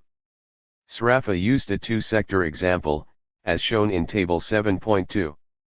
Table 7.2 Production with a surplus. This economy uses 280 quarters of wheat and 12 tons of iron to produce 575 quarters of wheat, another 120 quarters of wheat and 8 tons of iron are used to produce 20 tons of iron. 175 bushels of wheat are produced over and above the 400 used in production, whereas the entire 20 tons of iron are used up in producing wheat and iron. For a uniform rate of profit are to apply, the prices in this economy must be such that the money value of inputs, multiplied by 1 plus R, must equal the money value of its outputs. For this example economy, the price ratio is 15 bushels of wheat for 1 ton of iron, and the uniform rate of profit is 25%. Model 3, production with a surplus and explicit labor. The economy above had to have labor in it, since nothing can be produced without labor. Point 7. However, this was not explicitly shown. The next model added further realism by showing that output was produced by combining both commodities and labor in a production process. This introduces the wage as an additional unknown, and establishes the first element in Sraffa's critique of the economic theory of income distribution. Rather than prices determining the distribution of income, the distribution of income between wages and profits must be known before prices can be calculated. Point 8. Sraffa then shows that there is an appropriate measuring stick, the standard commodity, which reveals a simple, linear relationship between the wage W, the actual rate of profit R, and the maximum feasible rate of profit for a given economy, R. 9. The wage W falls linearly as the rate of profit R rises towards its maximum value R. The example economy in Table 7.2 has a maximum rate of profit of 25%, and results in the wage/profit function shown in Figure 3.1. If the wage W is 0.8, which means that workers' wages represent 80% of the surplus output of this economy, then the corresponding rate of profit R is 5%. This is shown numerically in Table 7.3. Table 7.3 Relationship between maximum and actual rate of profit and the wage share of surplus. What this table says is that if workers, for example, get a zero wage, then all of the surplus goes to the capitalists, who then make a profit of 25%. If, however, workers get 10% of the surplus as their wage, then the rate of profit falls to 23%, rounded up. The same linear process continues right out to the point at which workers get 100% of the surplus, at which point capitalists get nothing and therefore have a rate of profit of 0. 7.4 The wage/profit frontier measured using the standard commodity. Clearly, this analysis is reasonably realistic, and therefore, one might think, rather innocuous. However, this apparently innocuous step sets up the coup de grace for the economic theory of income distribution. The punchline: capital behaving badly. The key concept in the neoclassical theory of income distribution is that factors get paid in accordance with their marginal contribution to output in the context of diminishing marginal returns. This means that as the supply of a factor increases, its return should fall. The difficulty is, as alluded to earlier, that it is not easy to see how one can add units of capital together. Workers can be aggregated by adding up the number of hours they work, after notionally standardizing for different levels of productivity by multiplying the hours of skilled labor by some amount to reflect higher productivity. Land can be aggregated by adding up acres, and again by adjusting numerically for varying degrees of fertility. But machines have no apparent common property apart from price. This is in fact how economic theory aggregates capital, but this involves an obvious circularity, because the price of a machine reflects the profit expected from it, yet the rate of profit is the ratio of profit to price. Sraffa proposed an ingenious and logically sound method of aggregation, to reduce capital to dated inputs of labor. The previous linear relationship between the wage and the rate of profit was an essential element in this analysis. All items of capital are produced by other items of capital and labor. When an economy has been in equilibrium for the indefinite past, it is thus possible to regard the value of a machine as being equal to the value of the machines used to produce it, plus the value of the labor involved, times a rate of profit to reflect the passage of time. If we notionally treat the period of production as a year, then if the equilibrium rate of profit is 5%, 1.05 times the value of the inputs last year should equal the value of the machine this year.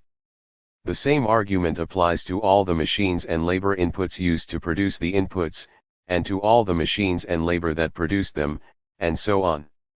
If we repeat this process, and each time reduce machinery inputs to the machinery and labor used to produce them, then we get a set of labor terms and a declining, but never zero, residual of machinery inputs.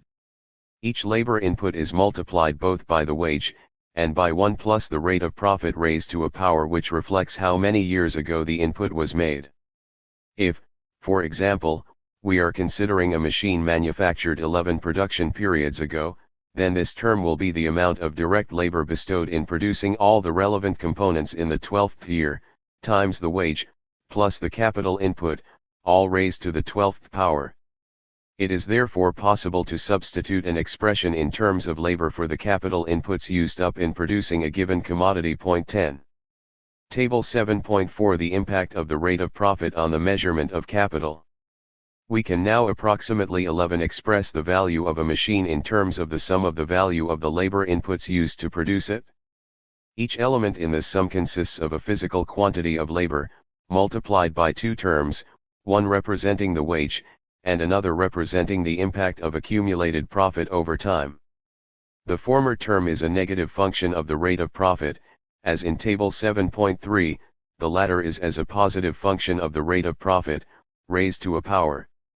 The former will fall in size as the rate of profit rises, the latter will rise, and it will also rise more for inputs made a long time ago. This combination of opposing effects, one term that falls as R falls, the other that rises as R falls, evokes the possibility that one effect can prevail for a time, only to be overwhelmed by the opposite effect at a higher rate of profit. Therefore, the individual terms that interact to determine the value of an item of capital can rise for a while as the rate of profit rises, only to fall as the rate of profit rises still further. This can be illustrated using Sraffa's example economy where the maximum rate of profit was 25%, and considering a machine which was made using 1 unit of labor as an input at some time in the past. If the rate of profit was 0, then no matter how many years ago that machine was made, if a machine cost 1 standard commodity unit to make, its measured value would still be 1, as shown by the first row of Table 7.4. If the rate of profit was instead 1%, then the measured value of that machine falls to 0.96, if it is used today, reflecting the lower value of labor in terms of Sraffa's measuring stick. The value of the machine rises a bit if it was made 2 years ago, because its value is calculated to be 0.96 times 1 plus the rate of profit. This is 0.96 times 1.01, or roughly 0.97. This larger amount, though, is still less than 1, which would have been its value if the rate of profit had been 0.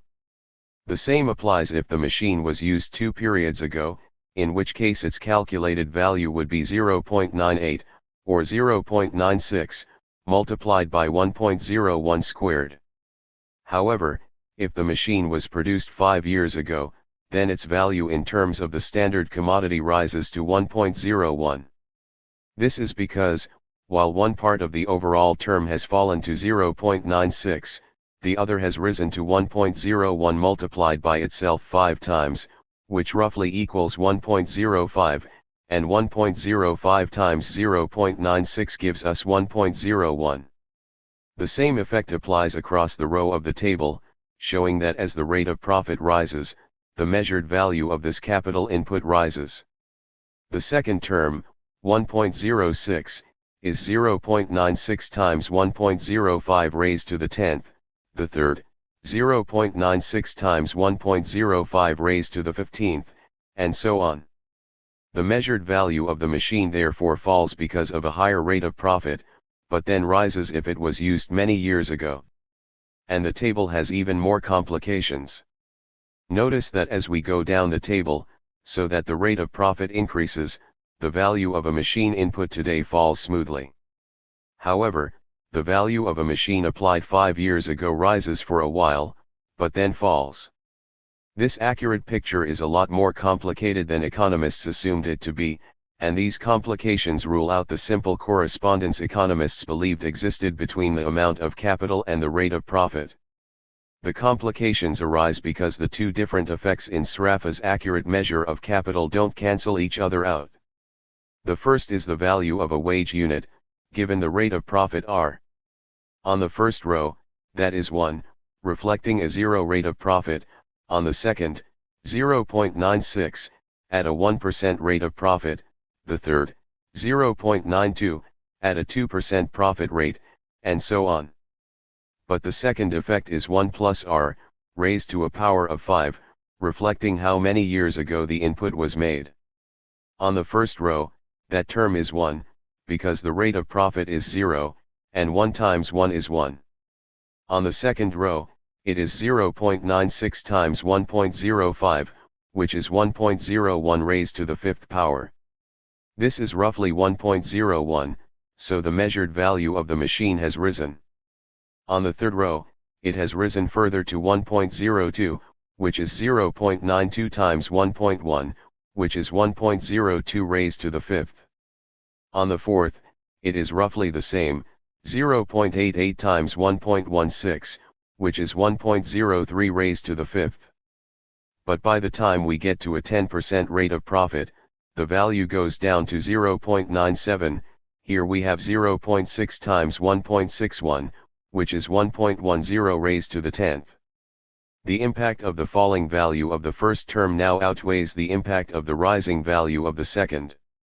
By the time we get to a rate of profit of 20%, the value of this machine, in terms of the standard commodity, has fallen to just 0.5, having been as high as 1.02 at lower rates of profit.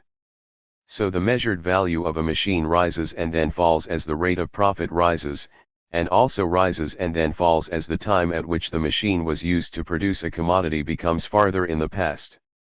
This is not exactly how economists think about capital as a factor of production. They had hoped that the rate of profit would fall smoothly as the amount of capital used in production rose, so that capital, like labor, would manifest diminishing marginal productivity.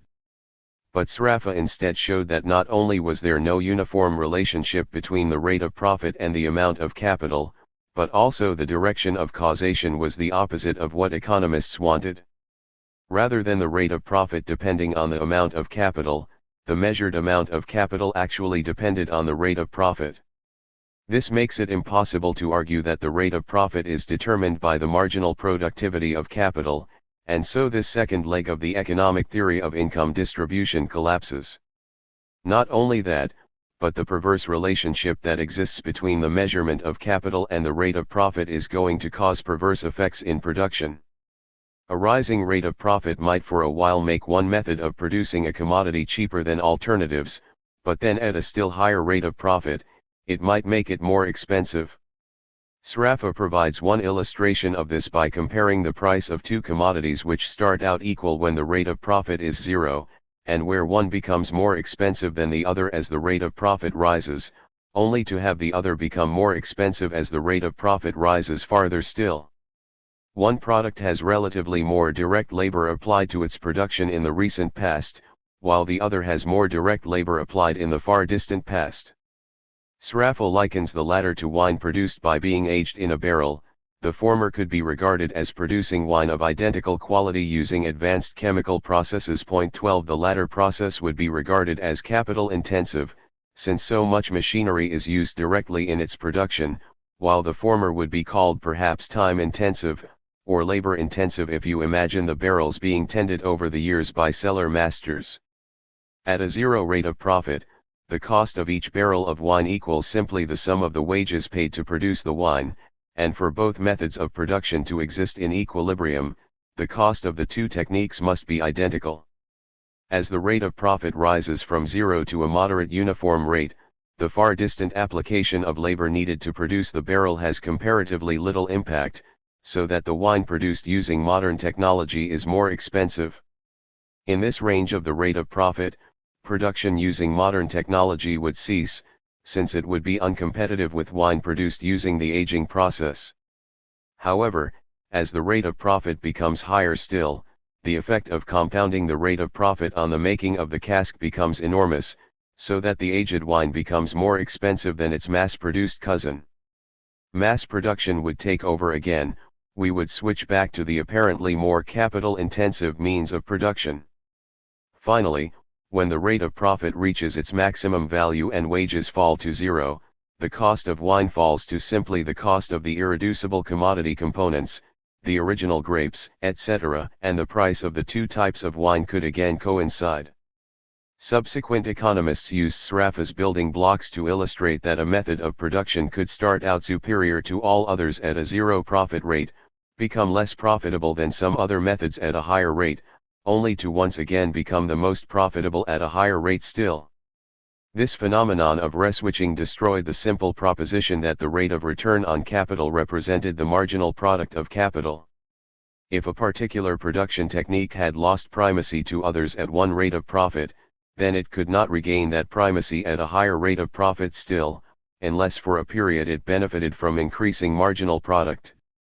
But if marginal product could alternately rise and fall, then there was no necessity that the market for capital should be well behaved. Demand curves could slope up as well as down, supply curves down as well as up, and no unique equilibrium position could be defined. The causes of this apparent paradox are that the concept of capital as a homogeneous substance is an illusion, and that what is capital intensive depends on the rate of profit. If the rate of profit is low, then the labor embodied in an ancient wine barrel is of little consequence, and the process of aging wine may well appear to be labor intensive. But if the rate of profit is high, then compounding of this high rate of profit makes that ancient wine barrel of great value, and the process could be described as capital intensive. Rather than the rate of profit depending on the quantity of capital, the quantity of capital, in terms of its value measured in embodied labor value, depends upon the rate of profit. The intricate and interdependent processes of production thus generate many opportunities for factor returns to move one way and then the other as factor intensities rise. There is therefore no consistent relationship between factor productivity and factor incomes. Instead, the distribution of income between wages and profits is largely independent of the system of production. The distribution of income is a social phenomenon. Economists fought against this conclusion, but every apparent victory was shown to be invalid. Ironically, the rebuttals to economic rejoinders often showed that the only conditions under which the economic position could hold would be if the ratio of capital to output was the same in all industries. This is the same condition needed to make Marx's labor theory of value hold, yet the neoclassical revolution which gave us modern economic theory was supposedly free of the nonsense conditions needed by its Marxian rival. So what? Just as Chapter 6 showed that the wage can't be explained as the marginal product of labor, this chapter has established that economic theory cannot justify the existing rate of profit as somehow reflecting the marginal productivity of capital. Instead, the rate of profit reflects relative power in our society, as well as the technical capabilities of factories and the success or otherwise of recent waves of investment. It is clearly possible for the rate of profit to be too high or too low, but conventional economics is of no use in establishing either level. Ignorance is bliss. Of course, the average economist would never tell you that economic theory had suffered such a devastating blow. This is because the average young economist doesn't even know that this intellectual bout took place. The concepts in this debate don't make it onto the curriculum for either undergraduate or postgraduate students. Older economists cannot avoid some knowledge of the war, but they either erroneously believe that their camp won, or they dismiss the issue completely. Today, economic theory continues to use exactly the same concepts which Sraffa's critique showed to be completely invalid: capital as an amorphous mass that can be costlessly moved from producing any commodity to any other, whose return reflects its marginal productivity, and which can be aggregated by adding up its price times quantity. There are few better signs of the intellectual bankruptcy of economics than this. However, this madness is often justified by an appeal to a methodological precept that the absurdity of a theory's assumptions is irrelevant, all that matters is that the theory's predictions accord with reality. We now turn to consider this popular but false defense of economics.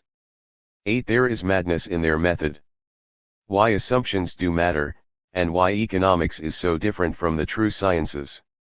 Economics would have us believe that it is a science, fully able to stand tall beside the more conventional physical sciences and mathematics. After the preceding chapters, you should be inclined to reject that belief. Surely, whatever science is, one might hope that it is undertaken with more impartiality, regard for the facts and logical consistency than economics has displayed.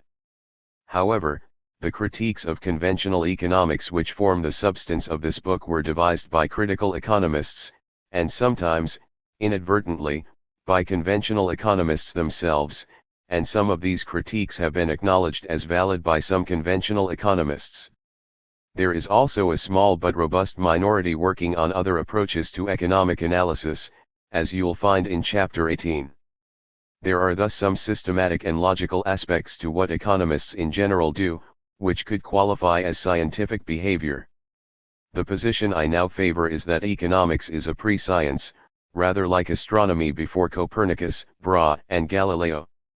I still hold out hope of better behavior in the future, but given the travesties of logic and anti-empiricism that have been committed in its name, it would be an insult to the other sciences to give economics even a tentative membership of that field. Point 1.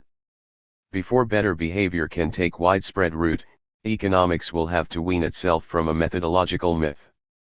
This is the proposition, first put by Milton Friedman, that a theory cannot be judged by its assumptions, but only by the accuracy of its predictions. Leaving aside the question of whether economics has ever accurately predicted anything, the argument that the more significant the theory, the more unrealistic are the assumptions is simply bad philosophy. The kernel.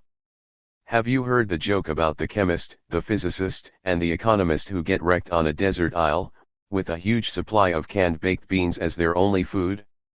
The chemist says that he can start a fire using the neighboring palm trees, and calculate the temperature at which a can will explode. The physicist says that she can work out the trajectory of each of the baked beans, so that they can be collected and eaten. The economist says, hang on, guys, you're doing it the hard way. Let's assume we have a can opener too. That assumption is not too different from the type of assumption that economists routinely make, and yet they defend themselves on the apparently convincing grounds that the assumptions don't matter. A theory can be evaluated only on the basis of the accuracy of its predictions. This methodological defense is invalid, because it confuses negligibility assumptions, which argue that some minor details can be ignored, with domain assumptions, which determine the range of applicability of a given theory. Assumptions also do matter to economists, in that they genuinely believe that their theories describe reality, and they reject economic argument that is not based upon their preferred set of assumptions. The roadmap. In this chapter I outline the paper in which Friedman introduced the notion that assumptions don't matter. Following Musgrave, I classify assumptions under three headings: negligibility assumptions, domain assumptions, and heuristic assumptions. Friedman's paradoxical statement that the more significant the theory, the more unrealistic the assumptions is only partially true of the first class of assumptions, and manifestly untrue of the latter two classes. Finally, I detail the many ways in which assumptions do matter to economists. A paradoxical proposition. There would be few if any academic economists who have not had a lecture disturbed by some recalcitrant student, interjecting that the assumptions of the model being discussed are unrealistic. Fortunately, there is a simple weapon at hand, an appeal to the authority of Milton Friedman that a theory can't be judged by its assumptions, but only by how well its predictions accord with reality. In fact, Friedman's case went farther. He argued that unrealistic assumptions were the hallmark of good theory. In what Paul Samuelson later dubbed the F-twist, Friedman argued that truly important and significant hypotheses will be found to have assumptions that are wildly inaccurate descriptive representations of reality, and, in general, the more significant the theory, the more unrealistic the assumptions, in this sense. The reason is simple. A hypothesis is important if it explains much by little, that is, if it abstracts the common and crucial elements from the mass of complex and detailed circumstances surrounding the phenomena to be explained and permits valid predictions on the basis of them alone. To be important, therefore, a hypothesis must be descriptively false in its assumptions. It takes account of, and accounts for, none of the many other attendant circumstances, since its very success shows them to be irrelevant for the phenomena to be explained. To put this point less paradoxically, the relevant question to ask about the assumptions of a theory is not whether they are descriptively realistic, for they never are, but whether they are sufficiently good approximations for the purpose in hand. And this question can be answered only by seeing whether the theory works, which means whether it yields sufficiently accurate predictions. Friedman, 1953. The proposition that a theory is not regarded as a description of reality, but merely as a way of predicting the future, is known as instrumentalism. This position is superficially appealing, and sufficiently persuasive to quieten the average interjector. It appears scientific, in that most scientists would admit that their theories can never exactly describe reality. It also implies a healthy dose of theoretical agnosticism, in that the economist is purportedly detached from his theory, and is only really interested in the facts. However, despite its superficial appeal, instrumentalism suffers from several flaws, which were clearly set out by the philosopher Alan Musgrave in 1981. Musgrave argued that there were three classes of assumptions, and that Friedman's dictum was only partially true in the least important of them. Negligibility assumptions. Negligibility assumptions state that some aspect of reality has little or no effect on the phenomenon under investigation. Friedman's paper made heavy use of the example of a ball being dropped near the earth, which fell very nearly as if it had been dropped in a vacuum. In this instance it was valid to assume that the ball was falling in a vacuum, since air resistance has negligible impact on the ball's fall. However, the same was obviously not true of a feather dropped under the same circumstances. Friedman argued that though it was unrealistic to assume the ball was dropped in a vacuum, the theory of gravity had great explanatory power. It explained much, the acceleration of bodies in free fall close to the Earth, with very little, a gravitational constant and simple calculus. This theory should be dropped in favor of another only if a rival is at least as accurate and equally acceptable on other grounds, or when there exists a theory that is known to yield better predictions but only at a greater cost. Friedman, 1953. Musgrave argued that many of Friedman's musings were reasonable in this domain, but that even here his dialectical proposition that the more significant the theory, the more unrealistic the assumptions is overblown. In fact, it is possible to rephrase these unrealistic statements as realistic ones. For example, it is realistic to say that air resistance is negligible for dense bodies falling from rest over short distances. As Musgrave put it, these assumptions are not necessarily descriptively false, for they do not assert that present factors are absent but rather that they are irrelevant for the phenomena to be explained. Galileo's assumption that air resistance was negligible for the phenomena he investigated was a true statement about reality, and an important part of the explanation Galileo gave of those phenomena. Musgrave, 1981. However, negligibility assumptions are the minnows of the assumptions family. Far more important are domain assumptions, and it is these to which rightly troubled students often object. Domain assumptions. A domain assumption specifies the conditions under which a particular theory will apply. If those conditions do not apply, then neither does the theory. An economic example of this is the assumption that risk can be used as a proxy for uncertainty, an assumption that permeates the conventional theories of macroeconomics and finance, which we will investigate in chapters 10 and 11. Risk applies to situations in which the regularity of past events is a reliable guide to the course of future events. Gambling gives us many such examples. If a tossed coin is seen to land showing heads roughly half the time, then you can reliably bet that there will be a 50/50 chance of heads in the future. If anyone bet you that heads would in future come up only 40% of the time, it would be sensible to take the bet. A risky event will have a probability associated with it, and a variance of outcomes around those probabilities, which can be reliably estimated using the techniques of statistics. Uncertainty applies when the past provides no reliable guide to future events. Though the fact that we cannot predict the future is the essence of the human condition, the very nebulousness of uncertainty means that many people, and certainly the vast majority of economists, have difficulty grasping the concept. As a result, they act as if the quantifiable concept of risk can be safely substituted for unquantifiable uncertainty. A somewhat intimate example might illustrate the fallacy of identifying uncertainty with risk. Point 3. Imagine that you are very attracted to a particular individual, and that you know this person has gone out with 20% of those who have asked him or her out in the past. Does this mean that you have a 20% chance of being lucky if you pop the question? Of course not.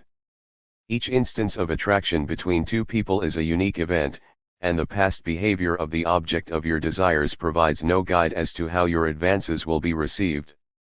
How he or she will react cannot be reduced to some statistical prediction based on past apparent regularities. From your perspective, their reaction is truly uncertain, and this uncertainty is at the root of much of the angst that romantic attraction generates. A similar observation can be made about each new business investment. Even if similar investments have been made in the past, the economic environment of a new investment differs from those which have gone before. Past trends therefore cannot be confidently extrapolated to predict future performance, but this procedure is the essential assumption behind using statistics to calculate risk. The assumption that risk can be used as a proxy for uncertainty when evaluating investments is therefore unrealistic. A theory that makes such an assumption is quite clearly not better than an alternative one which does not, quite the opposite in fact. This assumption says that the domain of relevance of the theory is a world in which the future is simply subject to chance. Since there is no such world, the domain of applicability of theories which make such an unrealistic assumption is nowhere. Yet assumptions of this type abound in economic theory, especially, it must be said, in the work of Milton Friedman. Such an assumption should be made only if it fits into Musgrave's third class, the heuristic assumption.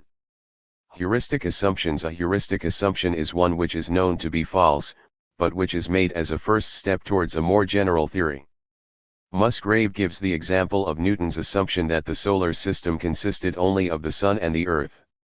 This gave rise to the theory that planets would follow elliptical orbits, which is a reasonable medium-term guide to actual planetary orbits in our solar system.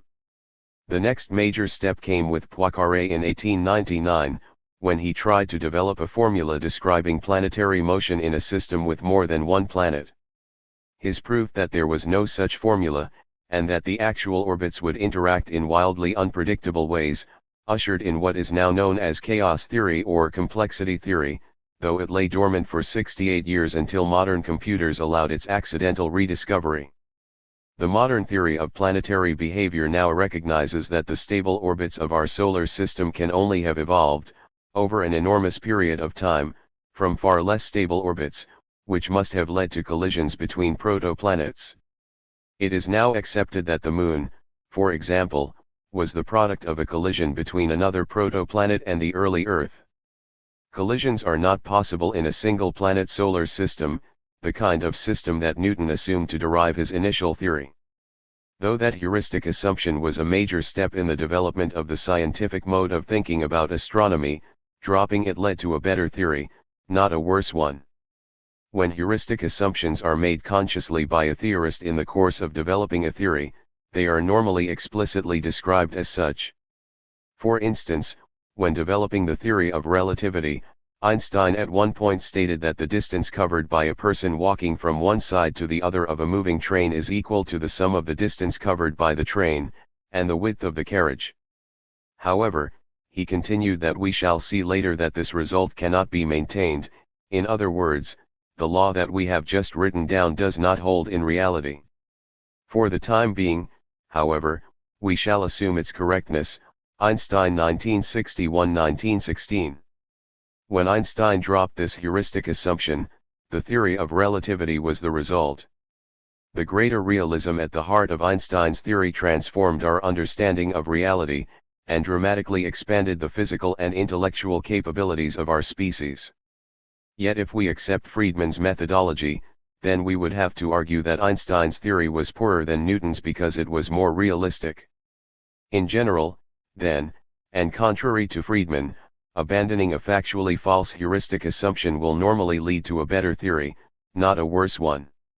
Judging the assumptions, theories can therefore be evaluated by their assumptions to some extent, if one has an intelligent taxonomy of assumptions.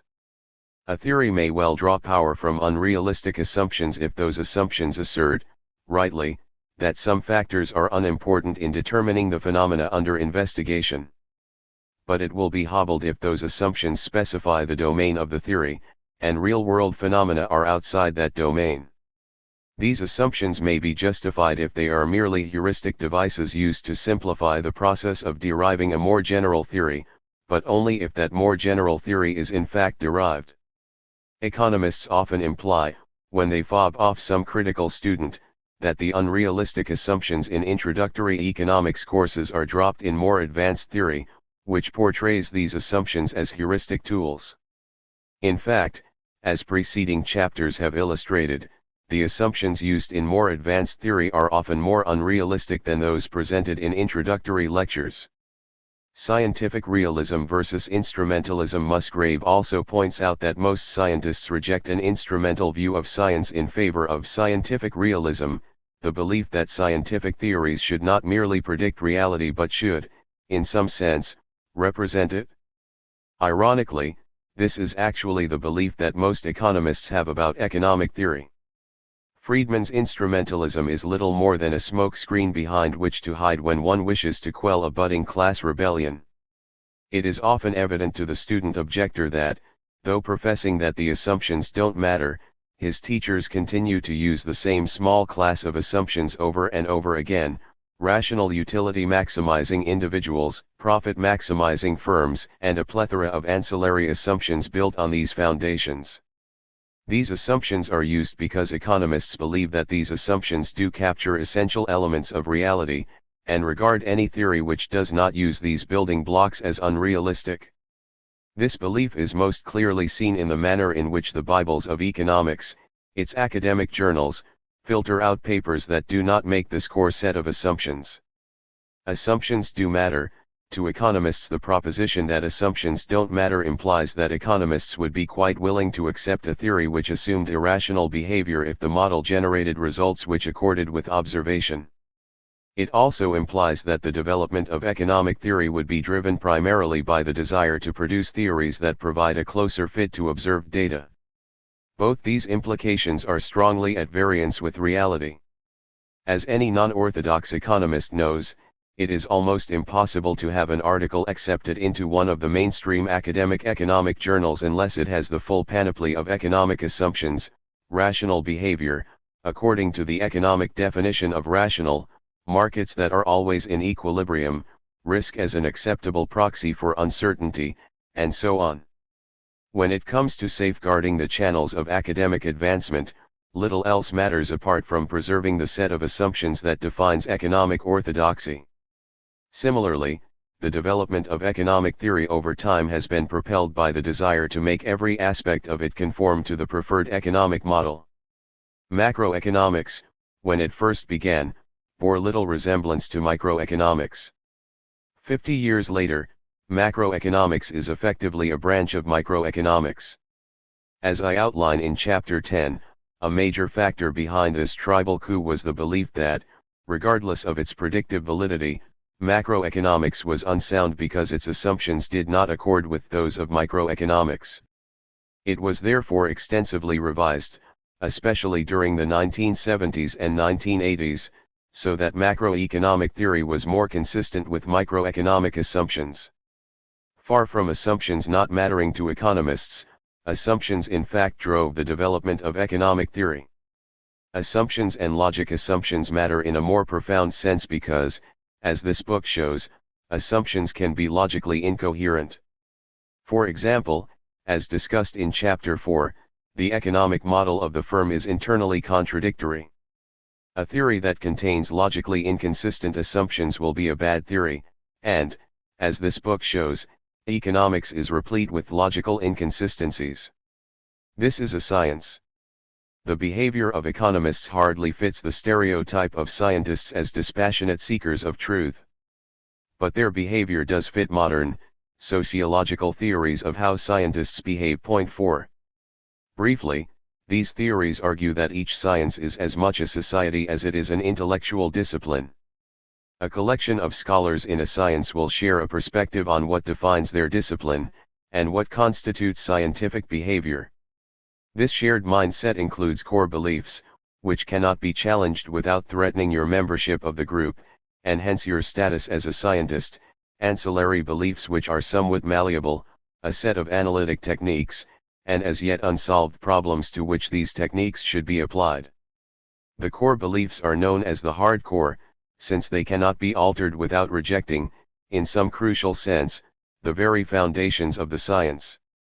The ancillary beliefs are known as the protective belt, since their function is to protect the core beliefs from attack.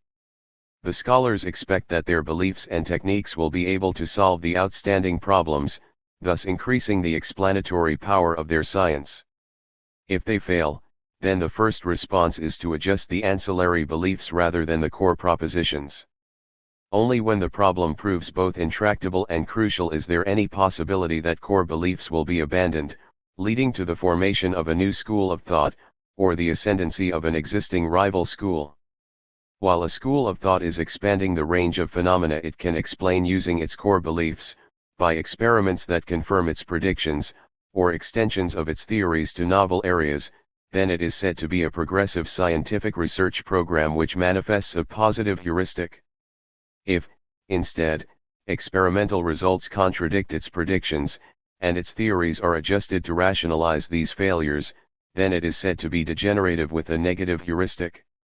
It is possible for more than one such collection of scholars to exist in a science at any one time, so it makes sense to speak of schools of thought within a science. Each school of thought will compete with the others, emphasizing their weaknesses and its own strengths. Clearly, this sociological description of a science fits the historical record of economics. At the beginning of the third millennium, there are at least 5 schools of thought. The neoclassical school is clearly dominant, but there are several other competing schools, in particular, the post-Keynesian, Austrian, and evolutionary schools of economics. Each is developing its own approach to explaining similar phenomena, and there is clearly a rivalry between the minority schools and neoclassical economics. The other schools criticize neoclassical economics while it largely ignores its rivals. However, it might be thought that this provides a fairly demeaning perspective on science itself. Surely this behavior is aberrant, and true sciences are beyond this petty bickering? No, strange as it may seem, a similar picture can be painted even of the queen of sciences, physics. Quantum uncertainty? In order to comprehend some of the bizarre results of experimental particle physics, most physicists argue that matter is in some sense probabilistic, and that the observer fundamentally affects reality. If an observer tries to tie down one aspect of a particle, say, its location, then some other aspect becomes fundamentally unknowable. Physicists say that an elementary particle is always in a superposition of both states, and testing for one leads to the other state resolving itself in a completely random way. The act of observing a particle thus directly, but unpredictably, alters its state. This is not because of any statistical properties of large numbers of electrons, but because randomness is an inherent feature of fundamental particles. Two crucial aspects of this Copenhagen school interpretation of quantum reality are, a. that particles can be treated as wave functions in what is known as the wave-particle duality, so that a fundamental particle can be completely represented by its wave function, and, b. that there are two sets of physical laws, one which applies when there is no observer, superposition, and one which exists when there is an observer. The most famous popular representation of what this means, when put in terms of everyday objects, is Schrödinger's cat. This is a thought experiment in which a box contains a cat, a radioactive element, and a vial of poison. If the radioactive element emits a particle, the vial opens and the cat dies. If it doesn't, the cat lives. What state is the cat in before an experimenter opens the lid to see whether it is alive or dead? In the Copenhagen school interpretation, the cat is in a superposition of being both alive and dead. The act of the observer opening the box resolves the cat into one or other state. But this is not the only way to make sense of the experimental data. A rival interpretation, established by David Bohm, provides a completely deterministic interpretation, with none of the quantum uncertainty of the Copenhagen school. It can explain the same experimental results as can the Copenhagen school, and some which it can't explain, without resorting to the apparently metaphysical position that the observer somehow affects reality at the quantum level. In Bohm's theory, Schrödinger's cat is either alive and well if the radioactive element hasn't emitted a particle, or dead if it has, independent of the human observer who eventually opens the box to check. How have physicists reacted to this coexistence of two rival explanations of reality? As the physicist David Albert sees it, in much the same way that economists have reacted to alternative schools of thought, by refusing to take them seriously. It is worth citing Albert at some length to show that, quite possibly, scientists in other disciplines are no different from economists when it comes to their reaction to intellectual challenges to accepted dogma. Despite all the rather spectacular advantages of Bohm's theory, an almost universal refusal even to consider it, and an almost universal allegiance to the standard formulation of quantum mechanics, has persisted in physics, astonishingly, throughout most of the past 40 years. Many researchers have perennially dismissed Bohm's theory on the grounds that it granted a privileged mathematical role to particles.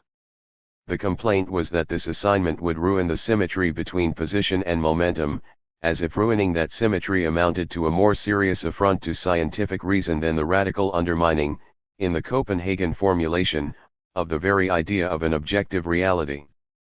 Others dismissed Bohm's theory because it made no empirical predictions, no obvious ones, that is, that differed from those of the standard interpretation, as if the fact that those two formulations had much in common on that score somehow transparently favored one of them over the other. Still others cited proofs in the literature that no deterministic replacement for quantum mechanics of the kind that Bohm had already accomplished was even possible. Albert 1994. After the above was published in the first edition, several physicists contacted me and put forward criticisms of Bohm's theory. However, the relevance of his theory in the context of this chapter was the alleged behavior of physicists in rejecting this alternative perspective in the manner described by Albert. At this sociological level, therefore, economics appears to have some similarities to the conventional sciences, though the extent to which alternative perspectives are suppressed in economics is far greater than in physics. A degenerate scientific research program. There was a time when the neoclassical school of economics was clearly progressive, while its main rival was clearly degenerate. When the neoclassical school coalesced in the 1870s in the works of Jevons, Menger, and Walras, the preceding classical school was in crisis. The classical school always had a difficulty in explaining the relationship between what it called value and prices, yet it insisted that value was in some way fundamental to the determination of price. This problem was accentuated by the work of the final member of the classical school, Karl Marx, the subject of chapter 17. At the same time, the neoclassical school was expanding its core belief that human behavior was driven by the desire to maximize utility. This had developed from a guiding principle, in Bentham's hands, to a coherent theory of consumer and producer behavior in the hands of Jevons, and to an explanation for the overall coordination of a market economy in Walras.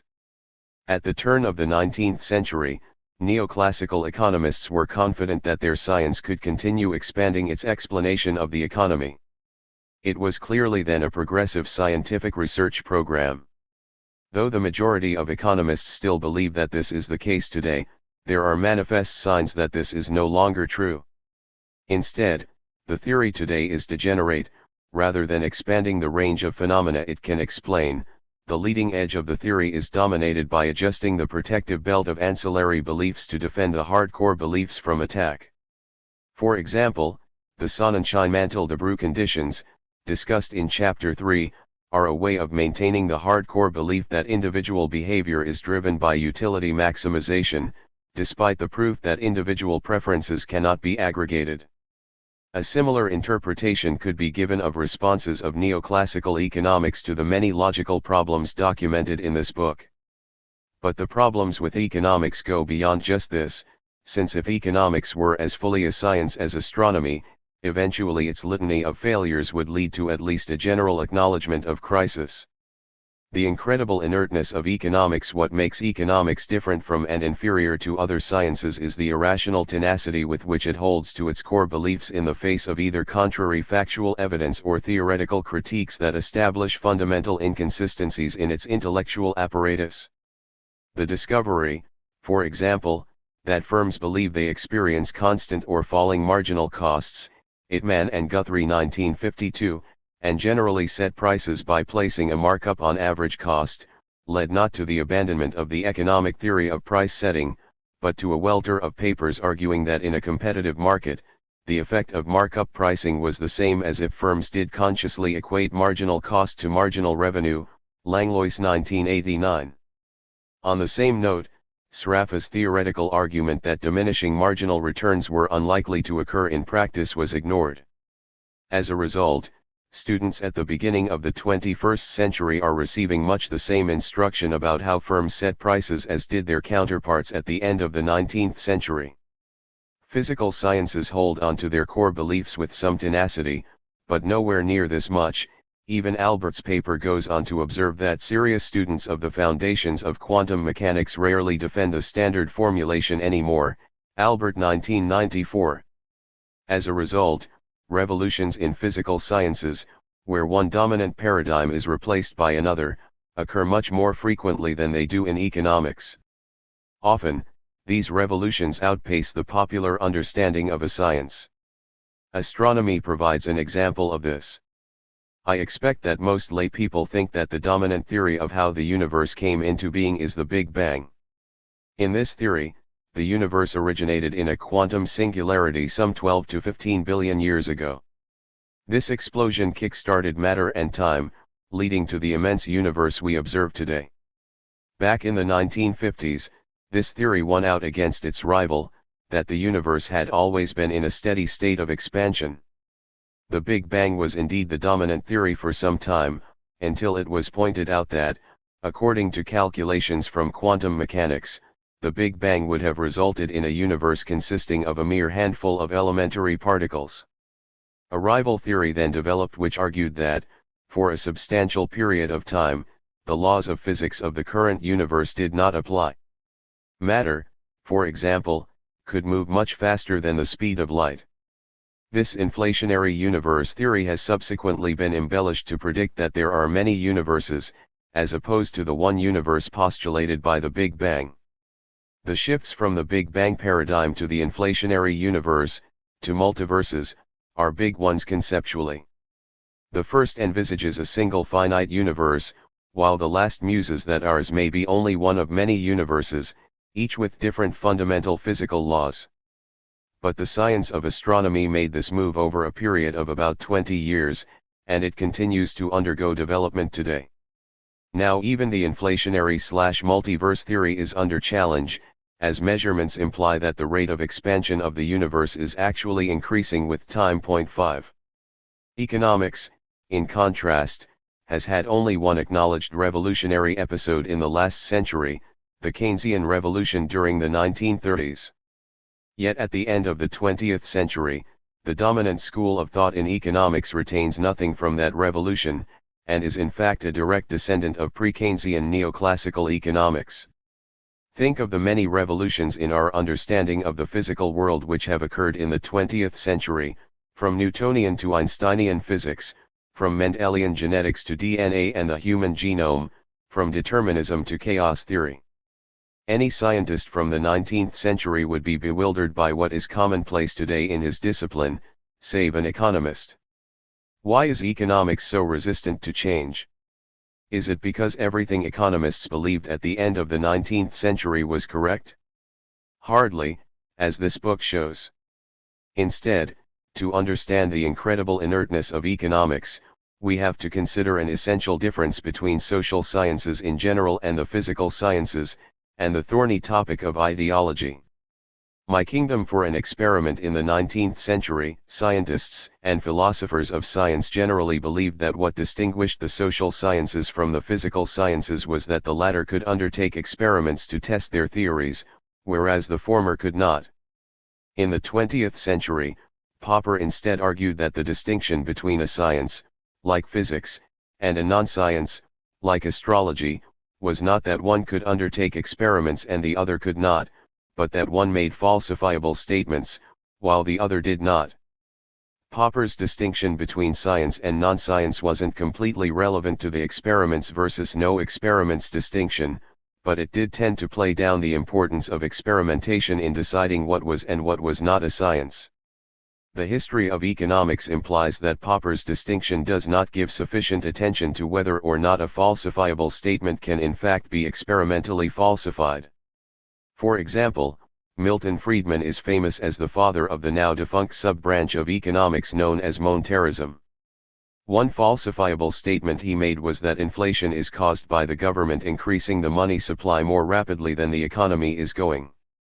This implied that, to reduce inflation, all the government had to do was to increase the money supply more slowly than the economy was growing. This was the basis of the economic policies of Margaret Thatcher, yet eventually this approach was abandoned. One reason why was that the government was never able to meet its targets for the rate of growth of the money supply. It might aim to increase it by, say, 6%, only to see it grow by 11%. Also, the relationship between the three crucial variables in Friedman's theory, the rate of inflation, the rate of growth of the economy, and the rate of growth of the money supply, was never as watertight in practice as it appeared to be in his theory.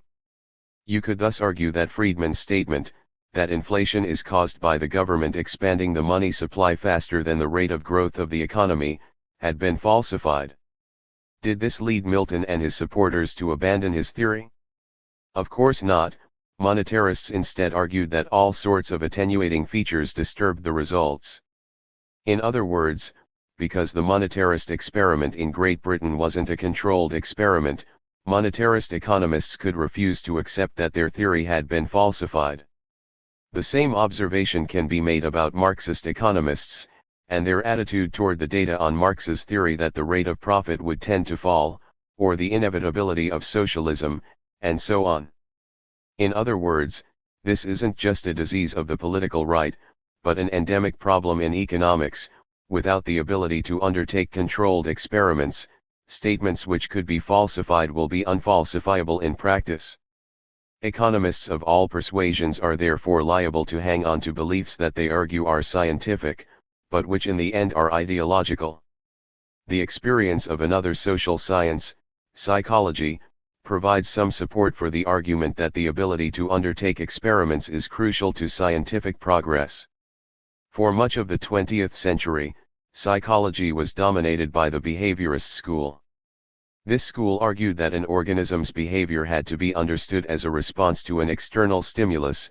It was unscientific to postulate any unobservable mental processes of the organism which mediated between the stimulus and the response. To this school, complex behavior, such as playing a piano, had to be understood as a chain of stimuli and responses. However, experiments showed that even average pianists move their hands too quickly for the tactile information to pass along the sensory nerves to the central nervous system and for the command to move the hands to be sent down the motor nerves. Therefore, the behaviorist hypothesis that each new action is a response to an external stimulus is implausible. Bond 2000. This and several other experimental falsifications of behaviorism led to its demise, and replacement by cognitive psychology, which accepts that there are cognitive processes that determine our behavior which we, as psychologists, must explain, even if they are not directly observable, ibid.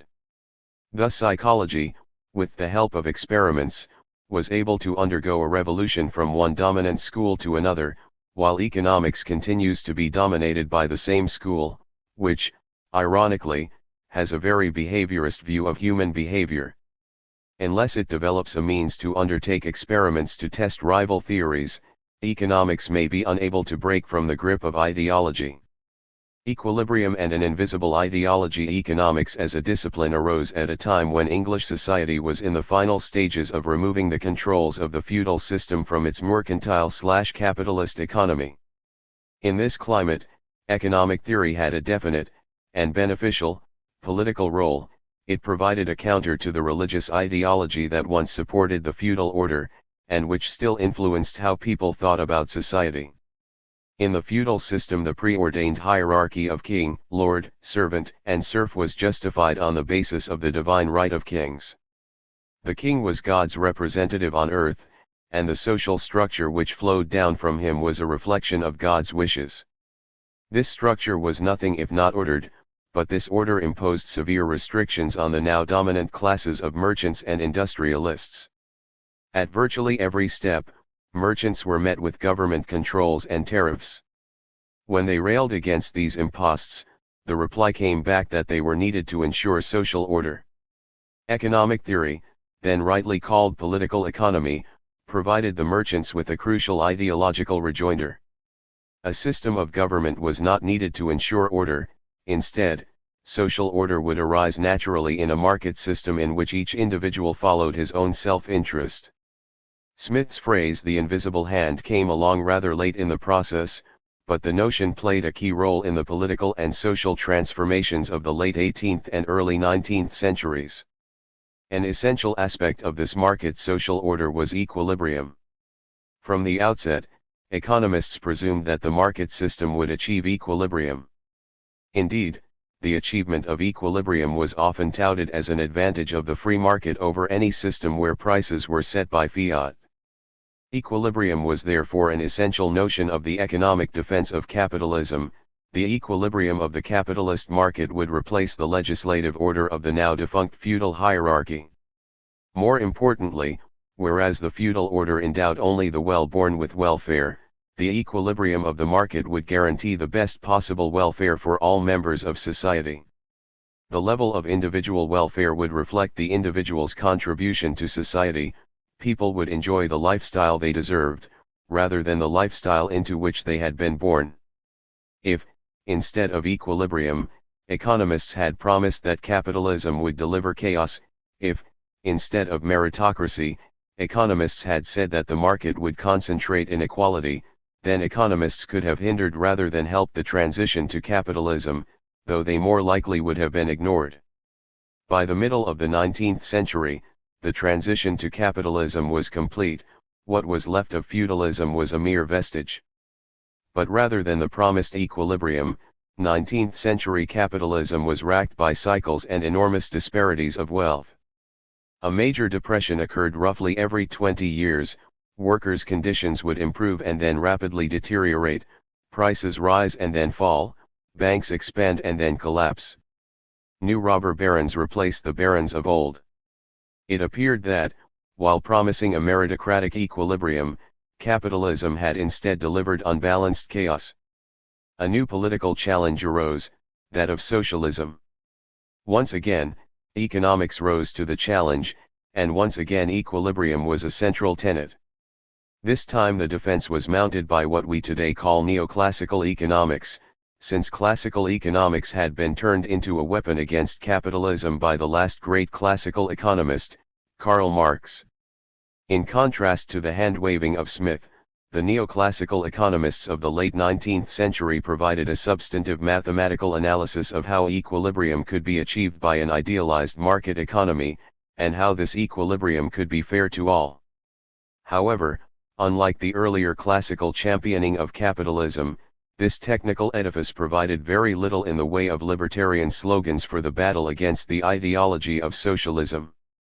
Instead of arming capitalism's defenders with rhetoric to deploy against socialists, it gave birth to the academic discipline of economics. Capitalism eventually transcended the challenge of socialism, with little real assistance from economic theory. But while the economics had little impact upon capitalism, the need to defend capitalism had a profound impact upon the nature of economic theory. The defensive imperative, and the role of equilibrium in that defense, cemented equilibrium's role as a core belief of economic theory. At the beginning of the third millennium, there is no competing social system against which capitalism must prove its superiority. Feudalism is long dead, and those socialist societies which remain are either socialist in name only, or bit players on the world stage. Today, most economists imperiously dismiss the notion that ideology plays any part in their thinking. The profession has in fact devised the term positive economics to signify economic theory without any value judgments, while describing economics with value judgments as normative economics, and the positive is exalted far above the normative. Yet ideology innately lurks within positive economics in the form of the core belief in equilibrium. 6 As previous chapters have shown, economic theory has contorted itself to ensure that it reaches the conclusion that a market economy will achieve equilibrium. 7 The defense of this core belief is what has made economics so resistant to change, since virtually every challenge to economic theory has called upon it to abandon the concept of equilibrium. It has refused to do so, and thus each challenge, Sraffa's critique, the calamity of the Great Depression, Keynes's challenge, the modern science of complexity, has been repulsed, ignored, or belittled. This core belief explains why economists tend to be extreme conservatives on major policy debates, while simultaneously believing that they are non-ideological, and motivated by knowledge rather than bias.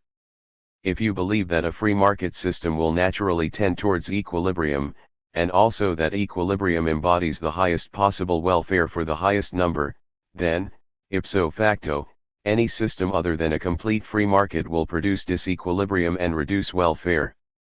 You will therefore oppose minimum wage legislation and social security payments, because they will lead to disequilibrium in the labor market. You will oppose price controls, because they will cause disequilibrium in product markets. You will argue for private provision of services, such as education, health, welfare, perhaps even police, because governments, untrammeled by the discipline of supply and demand, will either under or oversupply the market, and charge too much or too little for the service. In fact, the only policies you will support are ones that make the real world conform more closely to your economic model.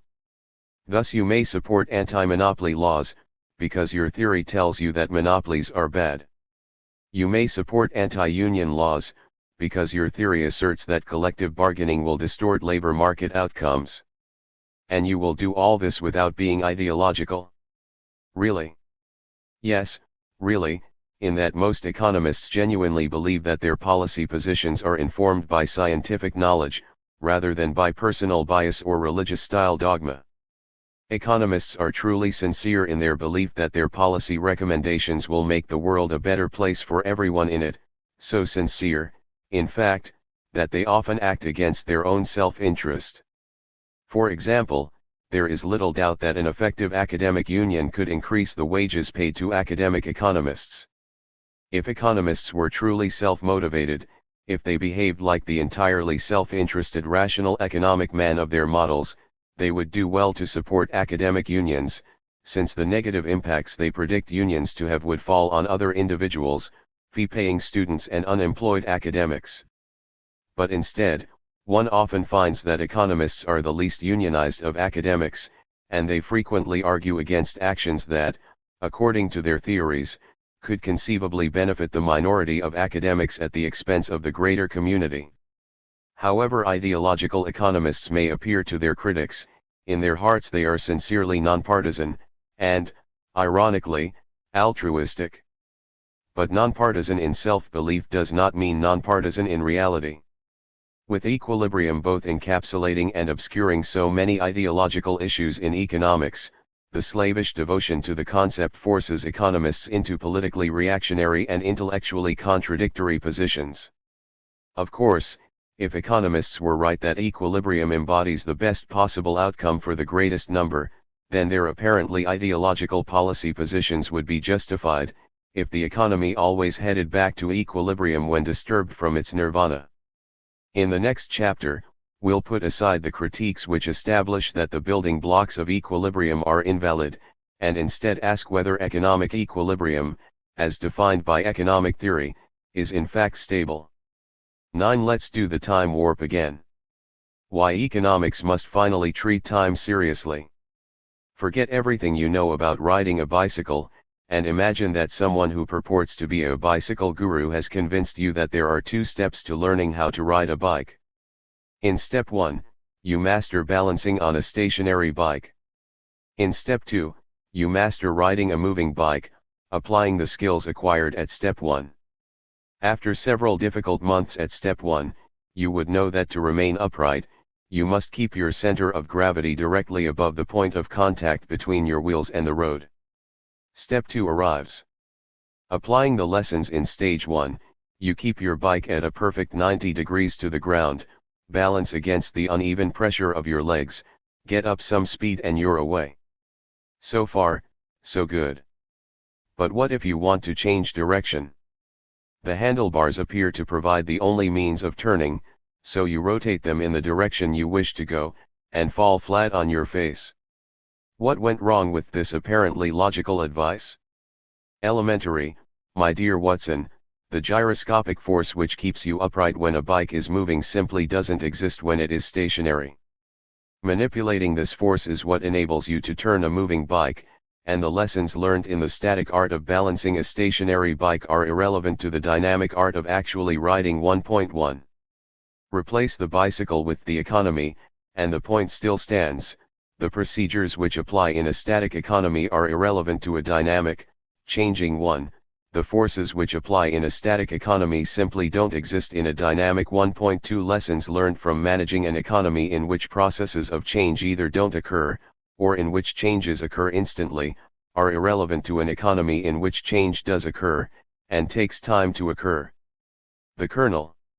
Neoclassical economic models in general ignore processes which take time to occur, and instead assume that everything occurs in equilibrium. For this to be allowable, the equilibrium of the dynamic processes of a market economy must be stable, yet it has been known for over 40 years now that those processes are unstable, that a small divergence from equilibrium will not set up forces which return the system to equilibrium. The dynamic path of the economy therefore cannot be ignored, and yet most economists remain almost criminally unaware of the issues involved in analyzing dynamic, time-varying systems. The roadmap. In this chapter I detail the roots of the economic propensity to ignore time, and to instead focus on what happens in equilibrium. Then I point out that economic research in the 1950s and 1960s established that the equilibrium of a market economy was unstable, so that the economy could never be in equilibrium. A brief discussion of chaos theory outlines the type of analysis which economists should undertake, but do not. Cobwebs of the mind. Economic processes clearly take time, and yet economists don't consider time in analyzing demand, supply, or any of their other key variables. For example, the quantity demanded of a commodity and the quantity supplied are both treated as functions of price, and the outcome is an equilibrium quantity. To illustrate what they believe will happen if the demand for a commodity rises, neoclassical economists compare one equilibrium with another, using what they call comparative statics. The time path from one equilibrium to another is ignored. 9.1 Standard neoclassical comparative statics. But what if the initial market price happens not to be the equilibrium price? Then demand and supply will be out of balance. If price exceeds the equilibrium, demand will be too low and supply too high. For equilibrium to be restored, this disequilibrium must set off dynamic processes in supply and demand which cause them both to converge on the equilibrium price. This dynamic process of adjustment will obviously take time. However, in general, economists simply assume that, after a disturbance, the market will settle down to equilibrium. They ignore the short-term disequilibrium jostling, in the belief that it is just a short-term sideshow to the long-run main game of achieving equilibrium. A similar belief permeates even some of the alternative schools of economics. The dynamic process is ignored because it is believed to be a short-term, transitory phenomenon, and attention is focused on the long-term, allegedly enduring phenomenon of equilibrium. As a result, time itself, the change in variables over time, and disequilibrium situations are all ignored. Even econometric programs which attempt to forecast the future value of macroeconomic variables such as output and employment assume that the current levels are equilibrium values, and they predict what the future equilibrium values will be. Economics has invented numerous intellectual devices to enable itself to ignore time, and focus upon the equilibrium situations rather than consider the processes of change over time in an economy. One of these devices is one to which many budding students of economics initially object, the all other things being equal, or ceteris paribus assumption that nothing changes outside the single market being considered. This assumption lies behind the analysis of supply and demand in a single market, which we've already debunked in chapters 3 to 5. Such troubled students are reassured that at higher levels of analysis, this partial equilibrium assumption is dropped for the more realistic proposition that all things are interrelated. However, rather than this more general analysis being more realistic, dynamic, and allowing for disequilibrium as well as equilibrium, it is in fact general equilibrium, a model of how all aspects of an economy can be in equilibrium simultaneously. Budding economists who object to the assumption of ceteris paribus would walk away in disgust if they were immediately told of the assumptions needed to sustain the concept of general equilibrium. However, their fears assuaged by the promise of more realistic notions to come, they continue up the path of economic inculcation. By the time they confront general equilibrium in graduate education, they treat these assumptions and the analysis which goes with them as challenging intellectual puzzles, rather than as the asinine propositions they truly are. Normally, these students work at less rarefied levels of economic theory, and confidently presume that the leading lights of the profession will generalize the assumptions and solve the remaining puzzles. As is so often the case with neoclassical economics, the leading lights have done their job very well, but they have not delivered the goods expected of them by the troops. Instead, they have proved that, in general equilibrium is unattainable. Even economic models will not achieve general equilibrium, let alone the real economies that general equilibrium once purported to model. General equilibrium is at one and the same time the crowning achievement of economic theory and its greatest failure. General equilibrium. In the late 19th century, 3 economists in different countries independently gave birth to the neoclassical school of thought: Jevons in England, Menger in Austria, and Walras in France. Today, Walras is the most exalted of these, because his model of general equilibrium set the mold by which economics has since been crafted. Groping towards equilibrium according to neoclassical theory, equilibrium occurs in a particular market when demand at a given price equals supply at the same price. For equilibrium to occur in all markets simultaneously, the price in every market has to be such that demand and supply are equal in all markets. However, a change of price in one market will affect consumer demand in all other markets. This implies that a move towards equilibrium by one market could cause some or all others to move away from equilibrium. Clearly, it is possible that the stance of many markets might never settle down to equilibrium. This will be especially so if trades actually occur at disequilibrium prices, as in practice they must, since who could ever know when one real-world market was in equilibrium, let alone all of them simultaneously? A disequilibrium trade will mean that the people on the winning side of the bargain, sellers if the price is higher than equilibrium, will gain real income at the expense of the losers, compared to the alleged standard of equilibrium. This shift in income distribution will then affect all other markets, making the dance of many markets even more chaotic.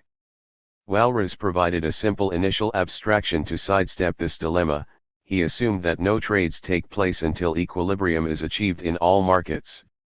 Having satisfied himself that, in the absence of trade, the jiggling of prices up and down would eventually converge to equilibrium, he extended the same faith to a system with production and exchange at disequilibrium prices. Walras envisaged the market as being a huge, and very unusual, auction. The audience for this auction includes all the owners of the goods for sale, who are simultaneously the buyers for all the goods on sale. At a normal auction, the quantity of each commodity offered for sale is fixed. In Walras's auction, the total amount of each commodity is fixed, but sellers will offer anywhere from none to all of this for sale, depending on the price offered. The quantity offered rises as the price rises, and vice versa, with any amount not sold being taken back home by the seller for his/her own consumption. There are no stocks, everything is either sold or consumed by the producer. The most peculiar features of Walras's auction market are that, rather than selling each commodity one at a time, the auctioneer attempts to sell all goods at once, and rather than treating each commodity independently, this auctioneer refuses to accept any price for a commodity until supply equals demand for all commodities. In Walras's words, first, let us imagine a market in which only consumer goods and services are bought and sold. Once the prices or the ratios of exchange of all these goods and services have been cried at random in terms of one of them selected as numeraire, each party to the exchange will offer at these prices those goods or services of which he thinks he has relatively too much, and he will demand those articles of which he thinks he has relatively too little for his consumption during a certain period of time. The quantities of each thing effectively demanded and offered having been determined in this way, the prices of those things for which the demand exceeds the offer will rise, and the prices of those things of which the offer exceeds the demand will fall. New prices now having been cried, each party to the exchange will offer and demand new quantities. And again prices will rise or fall until the demand and the offer of each good and each service are equal. Then the prices will be current equilibrium prices and exchange will effectively take place. Walras 1954-1874. This is clearly not the way markets work in the real world. Point 3. Nonetheless, this mythical construct became the way in which economics attempted to model the behavior of real-world markets. Walras's auctioneer starts the market process by taking an initial stab at prices. These arbitrarily chosen prices are almost certainly not going to equate demand and supply for each and every commodity. Instead, for some commodities, demand will exceed supply, while for others supply will exceed demand. The auctioneer then refuses to allow any sale to take place, and instead adjusts prices, increasing the price of those commodities where demand exceeded supply, and decreasing the price where demand was less than supply. This then results in a second set of prices, which are also highly unlikely to balance demand and supply for all commodities, so another round of price adjustments will take place, and another, and another. Walras called this iterative process of trying to find a set of prices which equates supply to demand for all commodities tâtonnement, which literally translates as groping. He believed that this process would eventually converge to an equilibrium set of prices, where supply and demand are balanced in all markets, so long as trade at disequilibrium prices can be prevented. This was not necessarily the case, since adjusting one price so that supply and demand are balanced for one commodity could well push demand and supply farther apart for all other commodities. However, Walras thought that convergence would win out because the direct effects on demand, of increasing the price of a commodity where demand exceeds supply, which directly reduces demand, would outweigh the indirect effects of changes in demand for other commodities. In his words, this will appear probable if we remember that the change from PB to PB, which reduced the above inequality to an equality, exerted a direct influence that was invariably in the direction of equality, at least so far as the demand for B was concerned, while the consequent changes from PC to PC, PD to PD, which moved the foregoing inequality farther away from equality, exerted indirect influences, some in the direction of equality and some in the opposite direction, at least so far as the demand for B was concerned, so that up to a certain point they cancelled each other out. Hence, the new system of prices, PB, PC, PD, is closer to equilibrium than the old system of prices, PB, PC, PD, and it is only necessary to continue this process along the same lines for the system to move closer and closer to equilibrium. Ibid. Generalizing Walras's ruse, of an auctioneer who stopped any trades taking place until such time as demand equaled supply in all markets, was clearly artificial. However, it enabled economists to make use of the well-known and relatively simple techniques for solving simultaneous linear equations. The alternative was to describe the dynamics of a multi-commodity economy, in which trades could occur at non-equilibrium prices in anywhere from a minimum of 2 to potentially all markets. At a technical level, modeling non-equilibrium phenomena would have involved nonlinear difference or differential equations. In the 19th century, the methodology for them was much less developed than it is now, and they are inherently more difficult to work with than simultaneous linear equations. Walras's auctioneer was therefore arguably a justifiable abstraction at a time when, as Jevons put it, it would have been absurd to attempt the more difficult question when the more easy one is yet so imperfectly within our power. Jevons 1888, ch. 4, parad 25. But it suggests an obvious, dynamic, research agenda. Why not see what happens when the artifact of no non-equilibrium trades is dispensed with? Why not generalize Walras's general equilibrium by removing the reliance upon the concept of equilibrium itself? Why not generalize Walras by dropping the fiction that everything happens at equilibrium?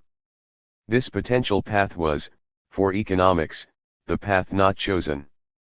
Instead, the neoclassical Holy Grail became to formalize Walras's concept of equilibrium, to prove that general equilibrium existed, and that it was the optimum position for society. Unfortunately, reality had to be seriously distorted to prove that general equilibrium could be attained. But, for the reasons given in Chapter 8, economists would rather sacrifice generality than sacrifice the concept of equilibrium. The pinnacle of this warping of reality came with the publication in 1959 of Gerard Debreu's Theory of Value, which the respected historian of economic thought Mark Blagg has described as probably the most arid and pointless book in the entire literature of economics, Blagg 1998. Yet this arid and pointless tome set the mold for economics for the next 40 years, and won for its author the Nobel Prize for Economics. The formal identity of uncertainty with certainty. Walras's vision of the market, though highly abstract, had some concept of process to it. Buyers and sellers would haggle, under the guidance of the auctioneer, until an equilibrium set of prices was devised. Exchange would then take place, and those prices would also determine production plans for the next period. There is at least some primitive notion of time in the series of sequential equilibria. No such claim can be made for Debreu's vision of general equilibrium. In this model, there is only one market, if indeed there is a market at all, at which all commodities are exchanged, for all times from now to eternity. Everyone in this market makes all their sales and purchases for all of time in one instant. Initially everything from now till eternity is known with certainty, and when uncertainty is introduced, it is swiftly made formally equivalent to certainty. A few choice extracts give a clearer picture of Debreu's total divorce from reality. For any economic agent, a complete action plan, made now for the whole future, or more briefly an action, is a specification for each commodity of the quantity that he will make available or that will be made available to him, i.e., a complete listing of the quantities of his inputs and of his outputs. For a producer, say the JTH1, a production plan, made now for the whole future, is a specification of the quantities of all his inputs and all his outputs.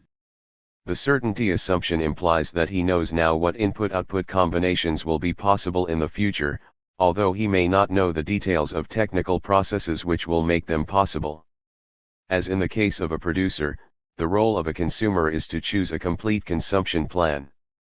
His role is to choose, and carry out, a consumption plan made now for the whole future, i.e., a specification of the quantities of all his inputs and all his outputs.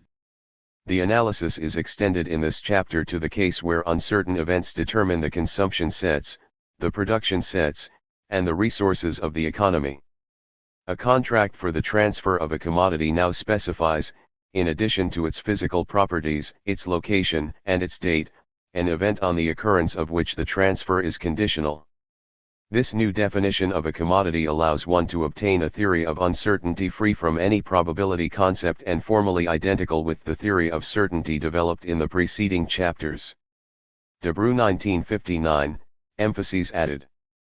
I can provide no better judgment of the impact this brazenly irrelevant theory had on economics than that given by Blagg. Unfortunately, this paper soon became a model of what economists ought to aim for as modern scientists. In the process, few readers realized that Arrow and Debreu had in fact abandoned the vision that had originally motivated Walras. For Walras, general equilibrium theory was an abstract but nevertheless realistic description of the functioning of a capitalist economy. He was therefore more concerned to show that markets will clear automatically via price adjustments in response to positive or negative excess demand, a property that he labeled tétonement, than to prove that a unique set of prices and quantities is capable of clearing all markets simultaneously. By the time we got to Arrow and Debreu, however, general equilibrium theory had ceased to make any descriptive claim about actual economic systems and had become a purely formal apparatus about a quasi-economy. It had become a perfect example of what Ronald Coase has called blackboard economics, a model that can be written down on blackboards using economic terms like prices, quantities, factors of production, and so on, but that nevertheless is clearly and even scandalously unrepresentative of any recognizable economic system. Blagg 1998. A hobble general. It is almost superfluous to describe the core assumptions of Debreu's model as unrealistic, a single point in time at which all production and exchange for all time is determined, a set of commodities, including those which will be invented and produced in the distant future, which is known to all consumers, producers who know all the inputs that will ever be needed to produce their commodities, even a vision of uncertainty in which the possible states of the future are already known, so that certainty and uncertainty are formally identical. Yet even with these breathtaking dismissals of essential elements of the real world, Debreu's model was rapidly shown to need additional restrictive assumptions, the Sonnenschein-Mantel-Debreu conditions discussed in Chapter 3. Rather than consumers being able to have any utility function consistent with what economists decreed as rational, additional restrictions had to be imposed which, as one economist observed, came very close to simply assuming that the consumers in the aggregate have identical tastes and income. THIRD 1977, 361. This was not the end of the restrictions. As Blagg observes above, Walras hoped to show that the process of tétonement would lead, eventually, to equilibrium being achieved, and that the same outcome would follow even if disequilibrium trading occurred. In mathematical terms, he hoped to show that general equilibrium was stable, that if the system diverged from equilibrium, it would return to it, and that if the process of tétonement began with disequilibrium prices, it would eventually converge on the equilibrium prices. Debreu abandoned this aspect of Walras's endeavor, and focused solely on proving the existence of general equilibrium, rather than its stability. But stability cannot be ignored, and mathematicians have shown that, under fairly general conditions, general equilibrium is unstable. Positive prices and negative stability. Walras's assumption that the direct effects of the price change would outweigh the indirect effects, so that the process of tétonement would converge on the set of equilibrium prices, was reasonable, given the state of mathematics at the time. However, mathematical theorems worked out in the 20th century established that, in general, this assumption is wrong. These theorems established that the conditions which ensure that an economy can experience stable growth simultaneously guarantee that Walras's tétonement process is unstable. Blagg 1983. Therefore, if the auctioneer's first stab at prices is only a tiny bit different from the set of prices which would put all markets in equilibrium, his next stab, derived by increasing prices for goods where demand exceeded supply, and vice versa, will be farther away from the equilibrium set of prices. The process of tétonement will never converge to the equilibrium set of prices, so if equilibrium is a prerequisite for trade, trade will never take place. These theorems are too complex to be conveyed accurately by either words or figures, but in keeping with the objectives of this book, I'll attempt an explanation.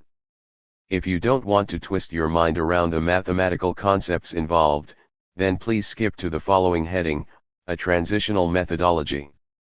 The general equilibrium problem is to find a set of prices which result in the amount consumers demand of each and every product equaling the amount supplied.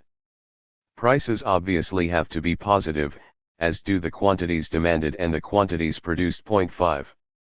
Before commodities can be demanded, they must be produced, and the means of production are simply other commodities. If the economy is going to last indefinitely, the system of production must be able to generate growth. This can be described by a set of equations in which the prices are the variables, and the quantities required to produce each commodity are the coefficients. A single equation adds up the cost of inputs needed to produce a given commodity at a given price. There will be as many equations as there are commodities to produce. It is then possible to separate the prices into a column of numbers called a vector, and the quantities into a square of numbers called a matrix, where, as noted earlier, every element is either a positive number or zero. The properties of this matrix can then be analyzed mathematically, and its mathematical properties can be used to answer economic questions. This matrix is known as a Leontief input-output matrix, after the Russian economist who first developed this method of analysis.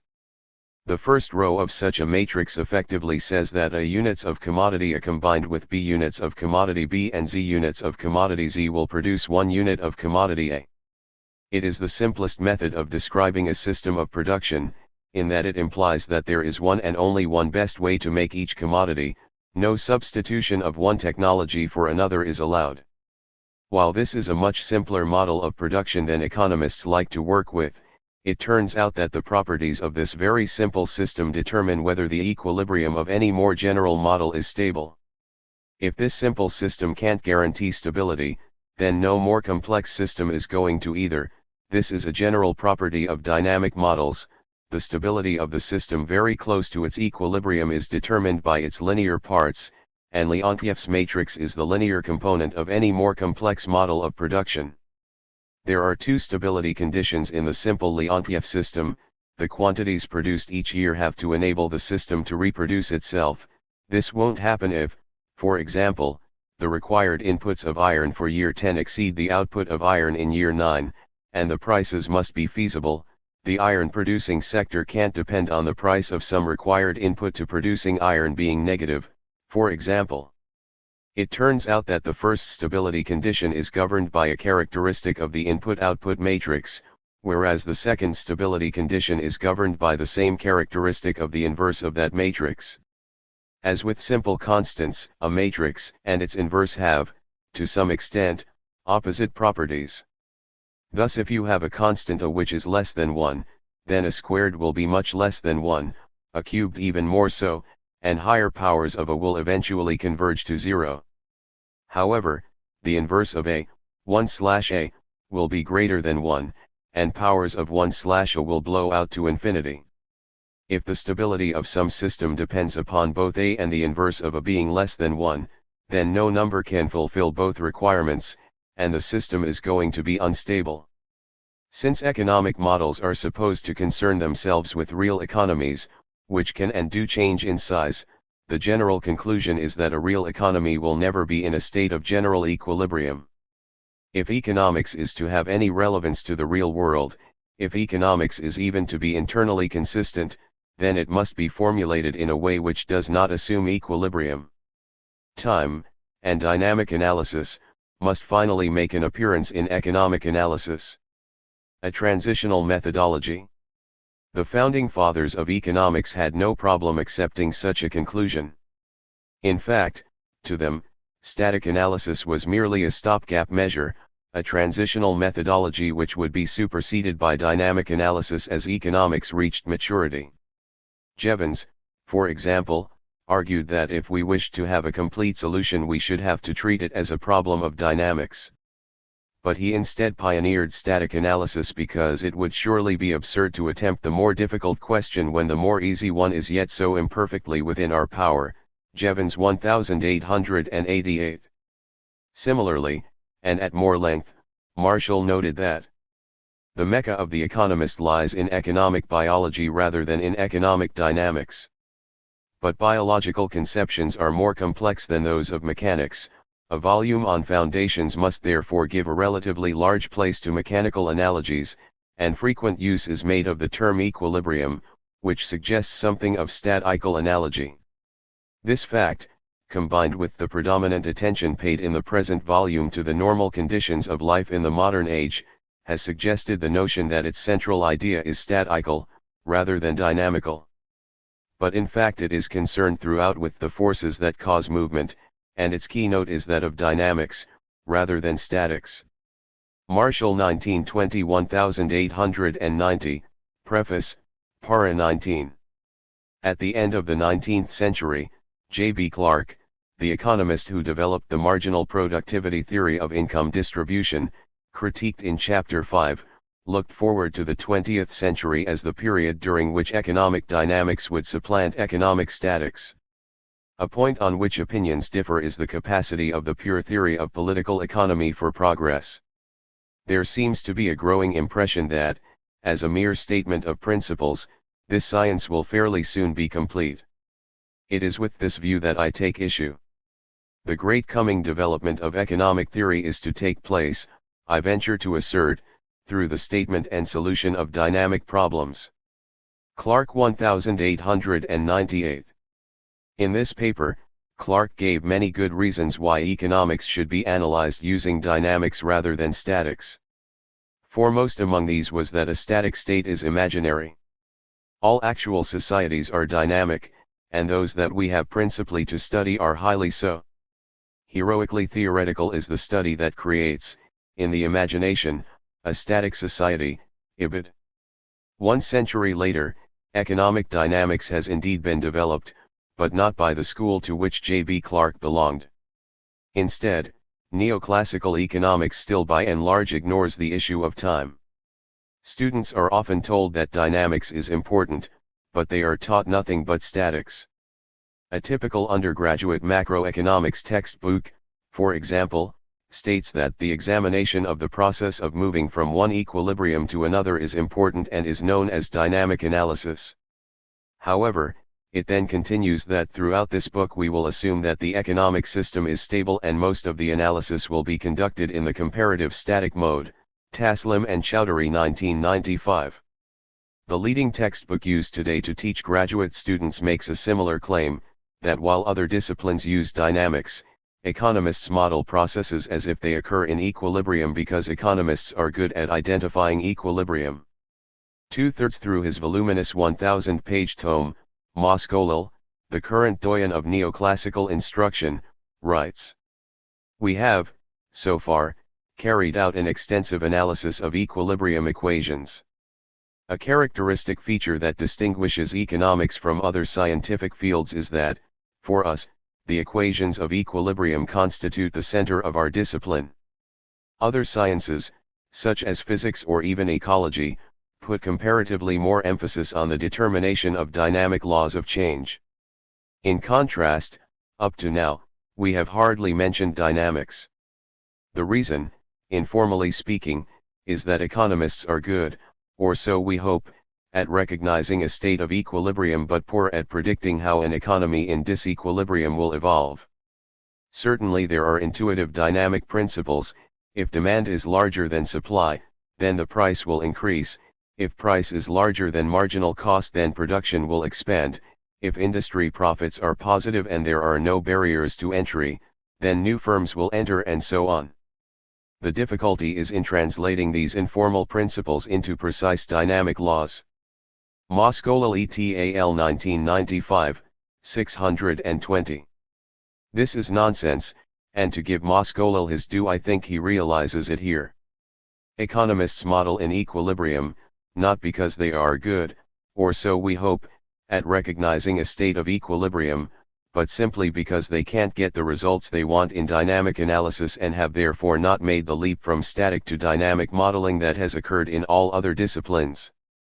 Moskollel admits this when he discusses the attempts to generalize Walras's tatonement process to a disequilibrium one. While he argues that a two-commodity exchange economy is stable, he admits that this result does not generalize to three or more commodities. Unfortunately, As soon as there are more than two goods, neither the local conclusions nor the global conclusions of the two-commodity case generalize. Ibid. 622. This may be unfortunate, but the correct reaction to it is to abandon static analysis and work in disequilibrium. This, clearly, is not what neoclassical economists have done, and unfortunately, economists of many other persuasions also use static analysis because they believe that equilibrium is the enduring state of the economy, while dynamics merely captures the transient moments between different equilibria. For example, a Sraffian economist defended static methodology in economics by arguing that static analysis does not ignore time. To the contrary, that analysis allows enough time for changes in prime costs, markups, etc., to have their full effects. Steedman 1992. As this chapter shows, this confidence that the end point of a dynamic process is the state of static equilibrium is false. Equally false was the belief of the founding fathers of economics, that dynamic analysis does not invalidate the conclusions of a static theory, Clark 1898.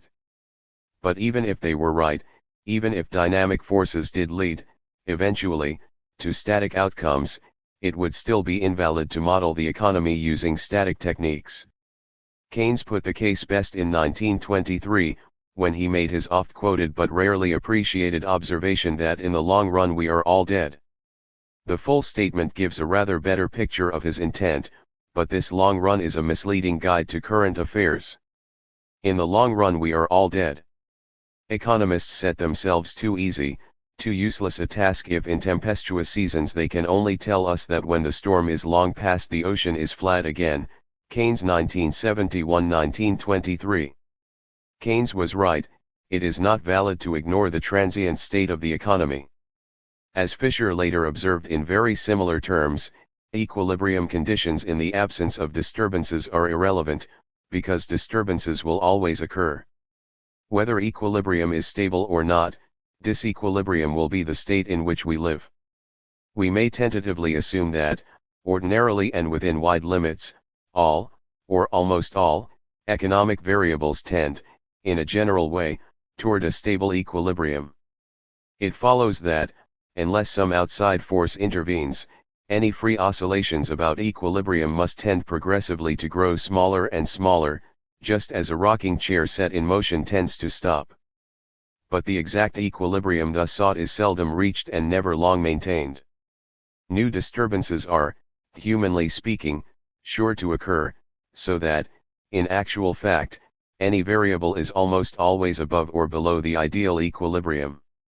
Theoretically there may be, in fact, at most times there must be, over or under production, over or under consumption, over or under spending, over or under saving, over or under investment, and over or under everything else.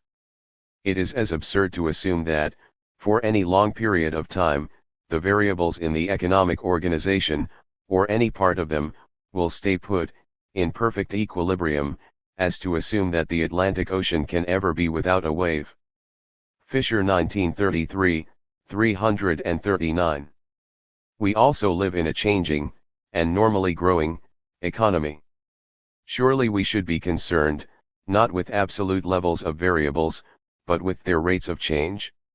Should not demand and supply analysis, for instance, be in terms of the rate of change of demand, and the rate of change of supply?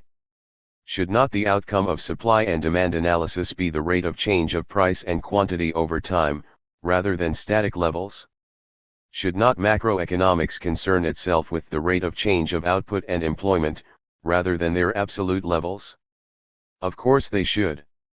As Keynes also once remarked, equilibrium is blither. So why, 50 years after Keynes, are economists still blithering? Why do economists persist in modeling the economy with static tools when dynamic ones exist? Why do they treat as stationary entities which are forever changing? There are many reasons, but the main one, as outlined in the previous chapter, is the extent to which the core ideological beliefs of neoclassical economics are bound up in the concept of equilibrium. As a byproduct of this, economists are driven to maintain the concept of equilibrium in all manner of topics where dynamic, non-equilibrium analysis would not only be more relevant, but frankly would even be easier. This obsession with equilibrium has imposed enormous costs on economics. First, unreal assumptions are needed to maintain conditions under which there will be a unique, optimal equilibrium. These assumptions are often justified by an appeal to Friedman's methodological assumptions don't matter argument, but as Chapter 8 pointed out, this notion is easily debunked. However, most economists take it as an article of faith, with insidious results.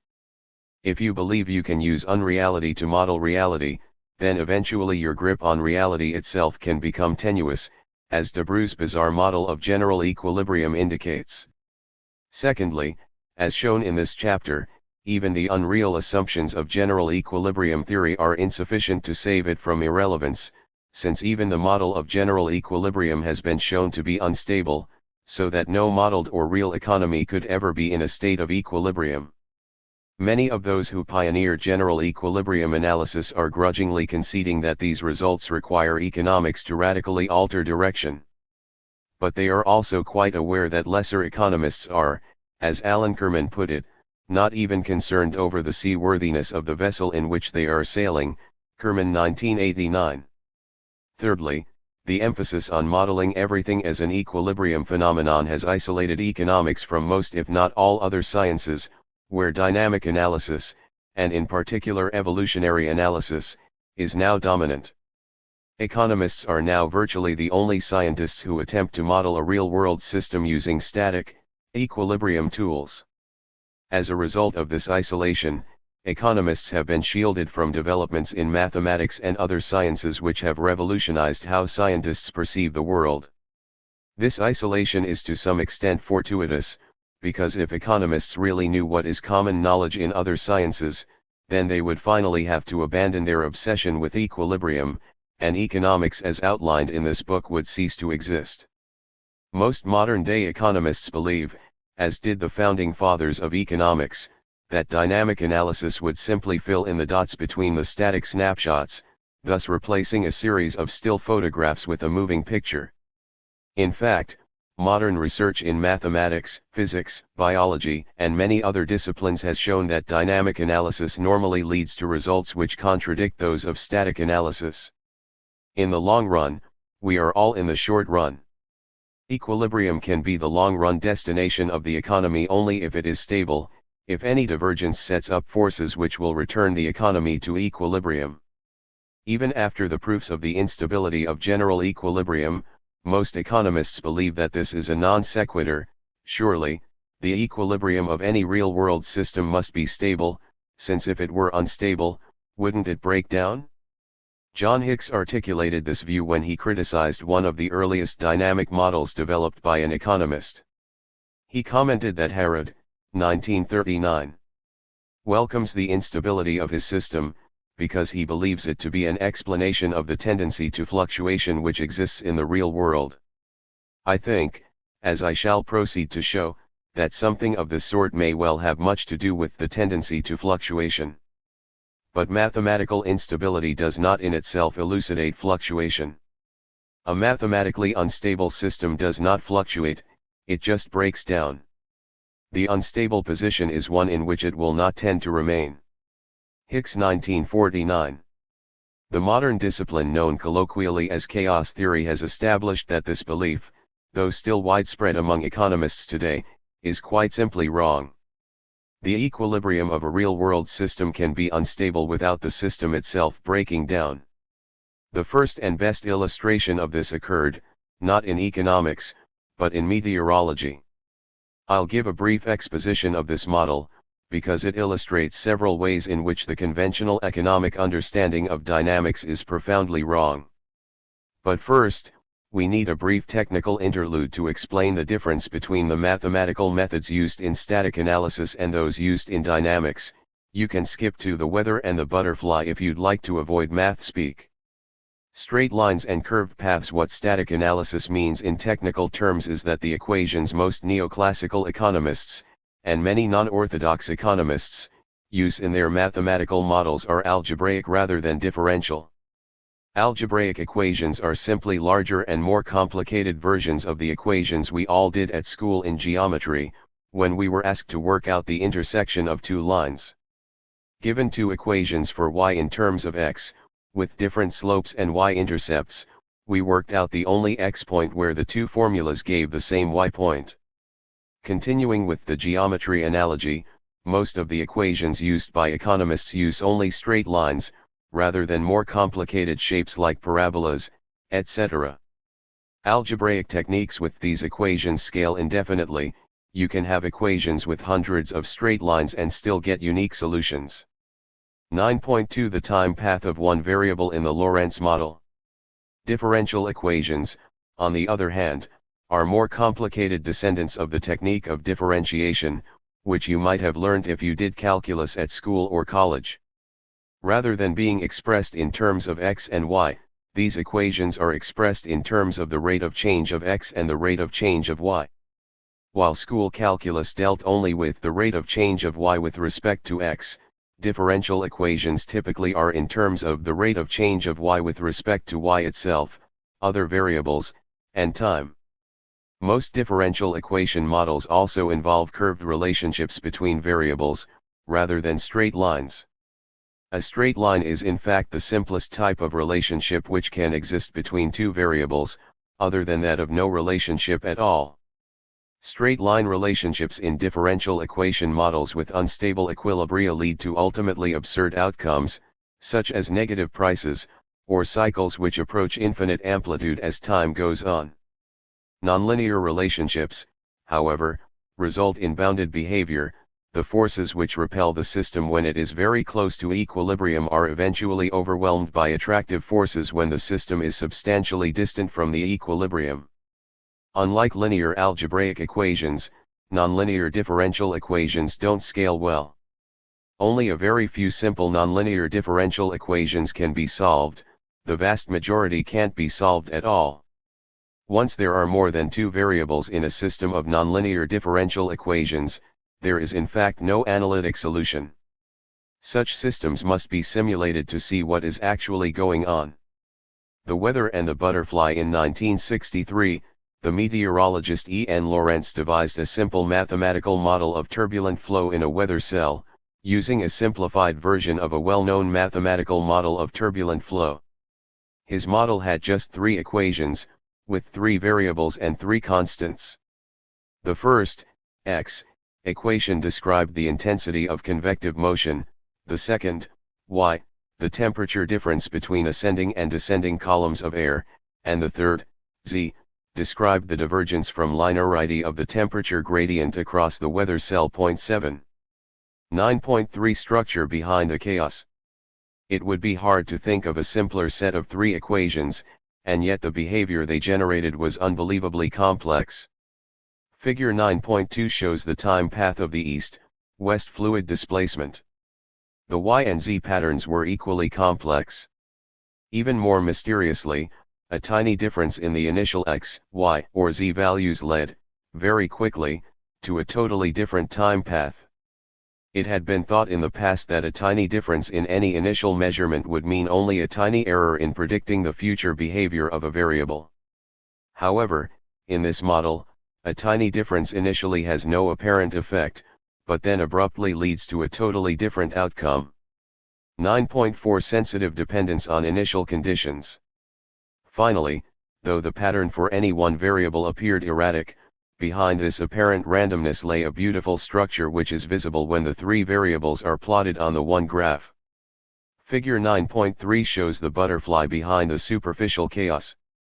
Detailed analysis of this system reveals that it has not one equilibrium, but three. More importantly, all three equilibria are unstable. A slight divergence from any equilibrium causes the system to move away from it very rapidly. A tiny divergence from one equilibrium point leads to the system instantly being propelled from that equilibrium. It then approaches another, only to be flung off to a third. It orbits that equilibrium, only to be eventually repelled from it. Finally, it approaches and then is repelled from the second equilibrium back towards the first. 9.5 Unstable equilibria. There are at least 4 lessons for economics in this model. First, a system with unstable equilibria doesn't have to break down. Instead, such a system can display complex cyclical behavior rather like that we see in real-world weather, and, more to the point, in real-world economies. Secondly, if the equilibria of a model are unstable, then neither the initial nor the final position of the model will be equilibrium positions. The economic belief that dynamic analysis simply plots the movement between one equilibrium and another is therefore wrong. Instead, even simple dynamic models will display far from equilibrium behavior. As a result, rather than equilibrium being where the action is, equilibrium tells you where the model will never be. Thirdly, extrapolating from models to the real world, actual economic variables are likely to always be in disequilibrium, even in the absence of external shocks, or exogenous shocks, as economists prefer to call them, which is the usual economic explanation for cycles, and the conditions which economists have proved apply at equilibrium will therefore be irrelevant in actual economies. In this sense, equilibrium truly is, as Keynes put it, blither. Static economic analysis therefore can't be used as a simplified proxy for dynamic analysis. The two types of analysis will lead to completely different interpretations of reality.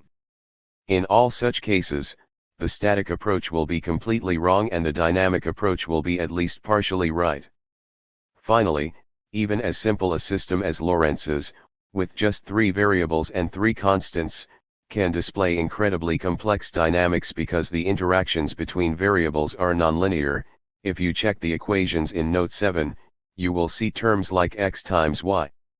As noted earlier, nonlinear relationships in differential equation models can lead to complex but bounded behavior. From meteorology to economics. There are many models in economics which have properties akin to those of Lorenz's weather model, very few of which have been developed by neoclassical economists. Most were instead developed by economists who belong to alternative schools, in particular complexity theorists and evolutionary economists. One of the best-known such models, Goodwin's model of cyclical growth, put in mathematical form a model first suggested by Marx. Marx argued that, in a highly simplified economy consisting of just capitalists and workers, there would be cycles in employment and income shares. In Marx's words, a rise in the price of labor, as a consequence of accumulation of capital, means that accumulation slackens in consequence of the rise in the price of labor, because the stimulus of gain is blunted. The rate of accumulation lessens, but with its lessening, the primary cause of that lessening vanishes, i.e., the disproportion between capital and exploitable labor power. The mechanism of the process of capitalist production removes the very obstacles that it temporarily creates. The price of labor falls again to a level corresponding with the needs of the self-expansion of capital, whether the level be below, the same as, or above the one which was normal before the rise of wages took place. To put it mathematically, the rate of accumulation is the independent, not the dependent, variable, the rate of wages, the dependent, not the independent, variable. Marx 1867, ch. 25, section 1, 8. In point form, the model is as follows. A high rate of growth of output led to a high level of employment. The high level of employment encouraged workers to demand large wage rises, which reduced profits. The reduced level of profits caused investment to decline, and growth to slow. The slower rate of growth led to increasing unemployment, which in turn led to workers accepting lower wages. Eventually the fall in workers' share of output restored profit to levels at which investment would resume, leading to a higher rate of growth and higher employment levels. This in time led to high wage demands once more, thus completing the cycle. This cycle can also be stated in terms of causal relationships between key economic variables, the amount of capital, the level of output, and so on, which shows that the process Marx describes was based on an accurate view of the overall structure of the economy, and also an accurate deduction that this would lead to cycles in income distribution and employment, rather than either equilibrium or breakdown. 1. The amount of physical capital determines the amount of output. 2. Output determines employment. 3. The rate of employment determines the rate of change of wages, the Phillips curve relationship I discuss in the addendum to this chapter. 4. Wages times employment determines the wage bill, and when this is subtracted from output, profit is determined. 5. Profit determines the level of investment. 6. Investment determines the rate of change of capital, and this closes the causal loop of the model. In mathematical form, this model reduces to two equations which are easily stated verbally. The rate of change of workers' share of output equals workers' wage demands minus the rate of productivity growth. The rate of change of employment equals the rate of growth of output, minus population growth and technological change. 9. This mathematical model generates the cycle envisaged by Marx. Rather than converging to equilibrium values, workers' share of output and the rate of employment both cycle indefinitely. 9.6 Cycles in employment and income shares. When wages share and employment are plotted against each other, the result is a closed loop. This is a far less complex structure than Lorentz's model, but it has one thing in common with it: the model does not converge to its equilibrium, which lies in the center of the loop, but orbits around it indefinitely. 9.7 A closed loop in employment and wages share of output. It is also easily extended to capture more aspects of the real world, and when this is done, dynamic patterns as rich as those in Lorentz's model appear, as I detail in chapters 13 and 14. Real-world phenomena therefore simply cannot be modeled using comparative statics or equilibrium, unless we are willing to believe that cyclones are caused by something exogenous to the weather, and stock market bubbles are caused by something outside the economy. Complexity theory has established that such phenomena can be modeled dynamically, so that abandoning static equilibrium analysis does not mean abandoning the ability to say meaningful things about the economy. Instead, what has to be abandoned is the economic obsession with achieving some socially optimal outcome. As noted in this and the previous chapter, economists have conflated the concept of equilibrium with the vision of an economic utopia in which no one could be made better off without making someone else worse off. But a free market economy could never remain in an optimal position, because economic equilibria are unstable. The real question is whether we can control such an unstable system, whether we can constrain its instability within acceptable bounds. This question was once at the heart of what is known as macroeconomics, the study of the entire economy and the attempt to control it using government fiscal and monetary policy. Unfortunately, as we shall see in the next chapter, neoclassical economists have emasculated this once virile area of analysis. As they did so, they ignored possibly the most important lesson to flow from the advances in dynamic analysis since Lorentz, the realization that complex systems have what are known as emergent behaviors, which mean that they cannot be understood by studying their constituent parts alone. This reality invalidates a key aspect of modern neoclassical macroeconomics, the attempt to derive models of the macroeconomy from microeconomic models of the behavior of individuals. A discussion of emergent behavior properly belongs in this chapter, but its neglect by neoclassical economists, and the practice of its opposite philosophy, reductionism, has been so essential to the neoclassical ruination of macroeconomics that I have delayed a discussion of it until the next chapter.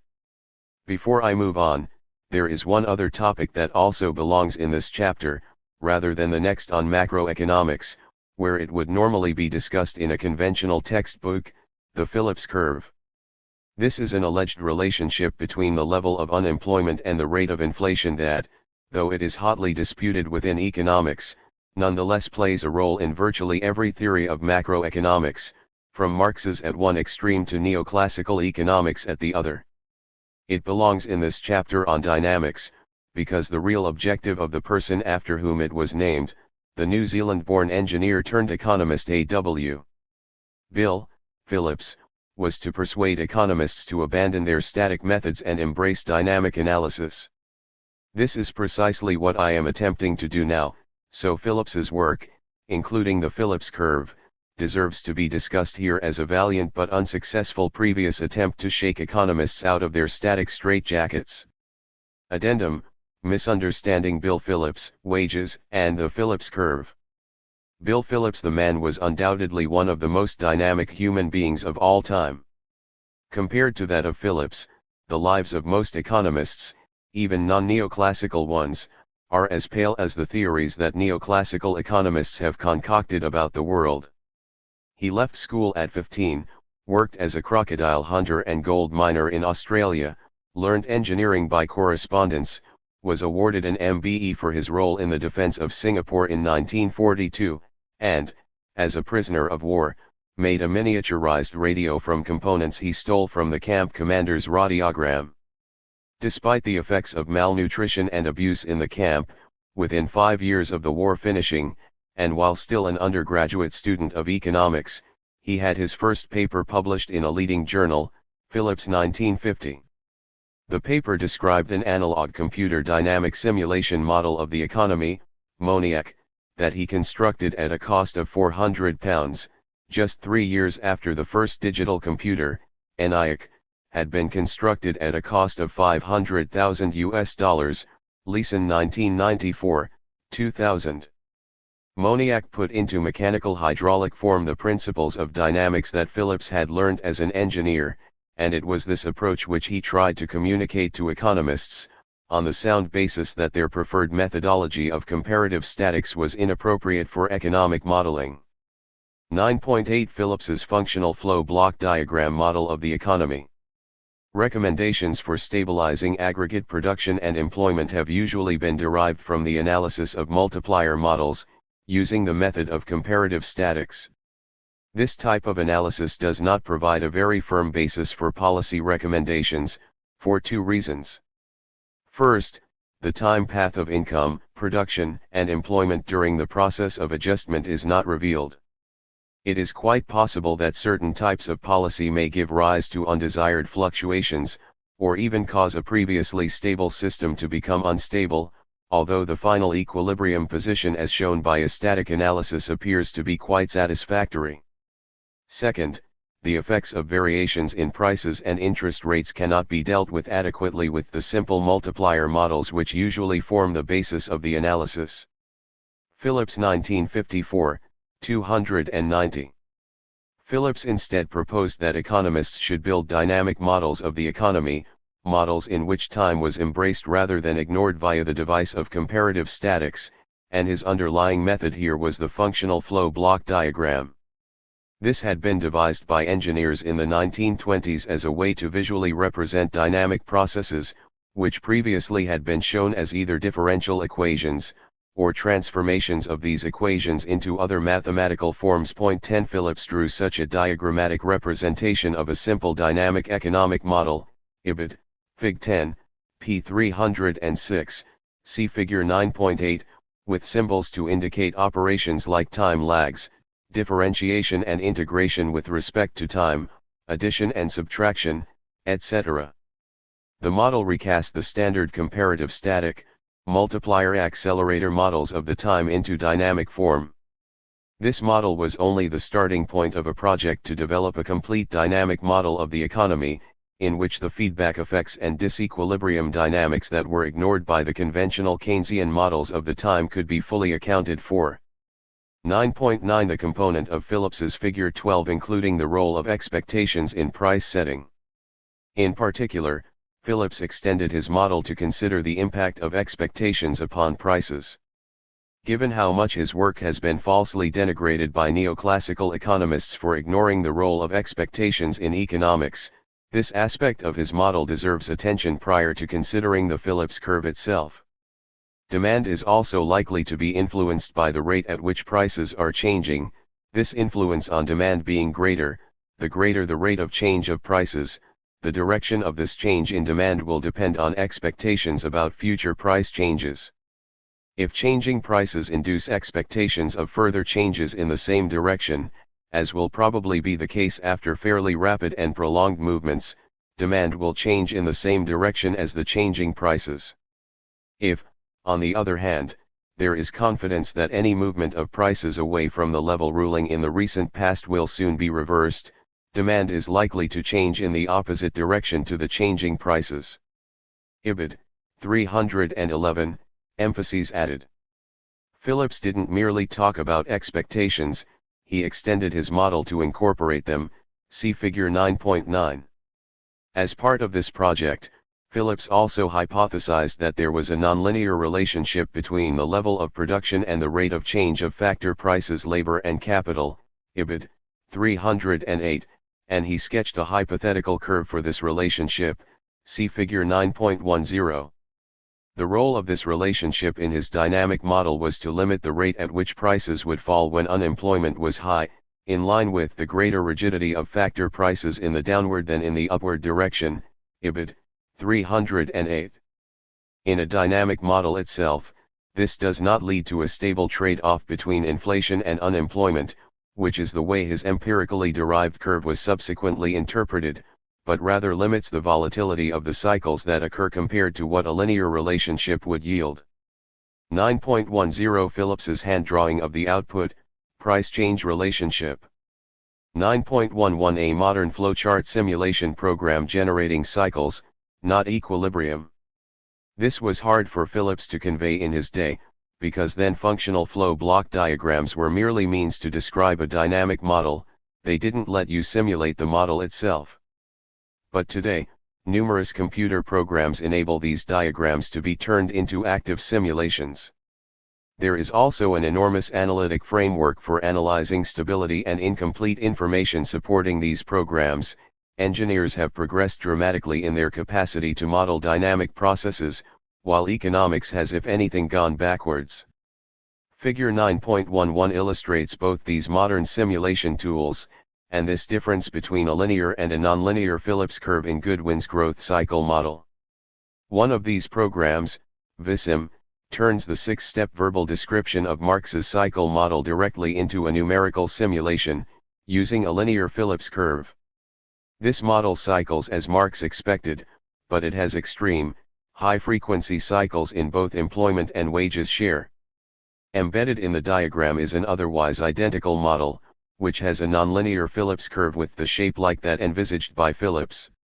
This has smaller, more realistic cycles, and these have a lower frequency as well, closer to the actual frequency of the business cycle. What this model doesn't have, and this is a very important point, is an equilibrium trade-off between inflation, proxied here by the rate of change of wages, and unemployment. Instead, the model economy is inherently cyclical, and Phillips's overall research agenda was to devise policy measures, inspired by engineering control theory, that might attenuate the severity of the cycles. 9.12 Phillips's empirically derived unemployment, money-wage change relation. Had Phillips stuck with just a sketch of his hypothesized nonlinear relationship between the level of production and factor prices, it is possible that he would be known today only for these attempts to develop dynamic economic analysis, and possibly relatively unknown too, given how other pioneers of dynamics like Richard Goodwin, 1986, 1990, and John Blatt, 1983, have been treated. Instead, he made the fateful decision to see whether he could find such a relationship in the UK data on unemployment and the rate of change of money wages. This decision led to him being immortalized for work that he later told a colleague was just done in a weekend, while his best work was largely ignored, his early control work, Leeson 1994, 613. To do his statistical analysis, Phillips assembled annual data for the UK from 1861 until 1957 from a range of sources. He then used the subset from 1861 till the outbreak of World War I to derive a nonlinear function that appeared to fit the data very tightly, see figure 9.12. When he fitted the post-WWI data to this curve, the out-of-sample data also had a relatively close fit to his equation, except for some deviations which he explained as due to negotiated inflation wage deals between unions and employers, and the impact of World War II on forcing up agricultural prices in Britain. He then summarized his results in the following accurate but poorly considered statement. Ignoring years in which import prices rise rapidly enough to initiate a wage price spiral, which seem to occur very rarely except as a result of war, and assuming an increase in productivity of 2% per year, it seems from the relation fitted to the data that if aggregate demand were kept at a value which would maintain a stable level of product prices, the associated level of unemployment would be a little under 2%. If, as is sometimes recommended, demand were kept at a value which would maintain stable wage rates, the associated level of unemployment would be about 5%. Phillips 1954, 299, emphases added. To actually achieve the preconditions that Phillips set out here, keeping aggregate demand at a value which would maintain a stable level of product prices or at a value which would maintain stable wage rates, would have required a whole host of control mechanisms to be added, even to Phillips's model of the economy, let alone the real economy itself. As the Goodwin model indicates, a dynamic model of the economy will have endogenous tendencies to cyclical behavior, and these in turn are merely a caricature of the cyclical nature of evolutionary change in a capitalist economy. Developing these control mechanisms was, as noted, Phillips's main research agenda, but the economics profession at large, and politicians as well, latched onto this statement as if it provided a simple menu by which the economy could be controlled. If you wanted stable prices, in the UK, just set unemployment to 2%, if you wanted stable money wages instead, set unemployment to 5%, and pick off any other combination you like along the Phillips curve as well. This simplistic, static trade-off interpretation of Phillips's empirically derived curve rapidly came to be seen as the embodiment of Keynesian economics, and since the 1960s data also fitted the curve very well, initially this appeared to strengthen Keynesian economics. But in the late 1960s, the apparent trade-off began to break down, with higher and higher levels of both inflation and unemployment. Since the belief that there was a trade-off had become equivalent in the public debate to Keynesian economics, the apparent breakdown of this relationship led to a loss of confidence in Keynesian economics, and this was egged on by Milton Friedman as he campaigned to restore neoclassical economics to the position of primacy it had occupied prior to the Great Depression. Phillips's empirical research recurs throughout the development of macroeconomics, as I am about to recount in the next chapter. As Robert Leeson observed, for over a third of a century, applied macroeconomics has, to a large extent, proceeded from the starting point of the trade-off interpretation of the work of A.W.H. Bill Phillips. It is hardly an exaggeration to say that any student destitute of the geometry of the Phillips curve would have difficulty passing an undergraduate macroeconomics examination. Leeson 1997, 155. However, even his empirical research has been distorted, since it has focused on just one of the factors that Phillips surmised would affect the rate of change of money wages, the level of employment. Phillips in fact put forward three causal factors.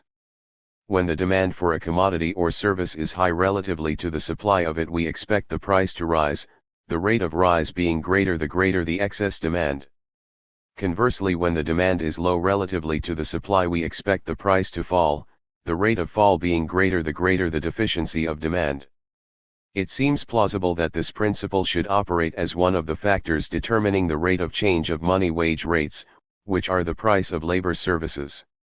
When the demand for labor is high and there are very few unemployed, we should expect employers to bid wage rates up quite rapidly, each firm and each industry being continually tempted to offer a little above the prevailing rates to attract the most suitable labor from other firms and industries.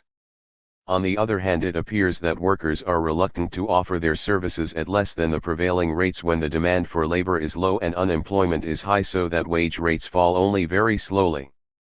The relation between unemployment and the rate of change of wage rates is therefore likely to be highly nonlinear.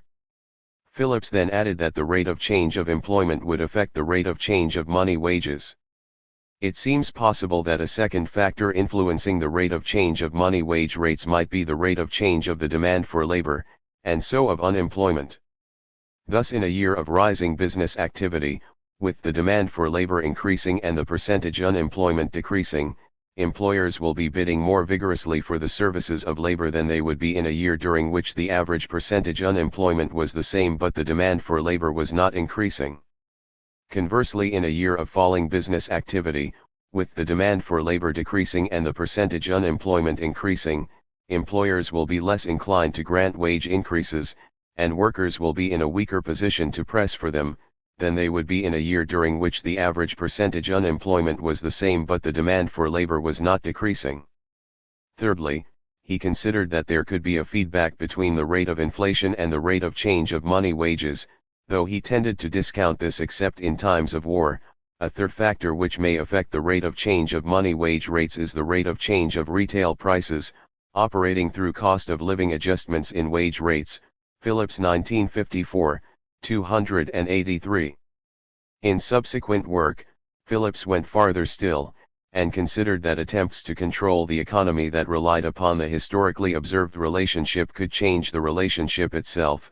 In my view, it cannot be too strongly stated that in attempting to control economic fluctuations we do not have two separate problems of estimating the system and controlling it, we have a single problem of jointly controlling and learning about the system, that is, a problem of learning control or adaptive control. Phillips 1968, 164, Leeson 1994, 612, and 13.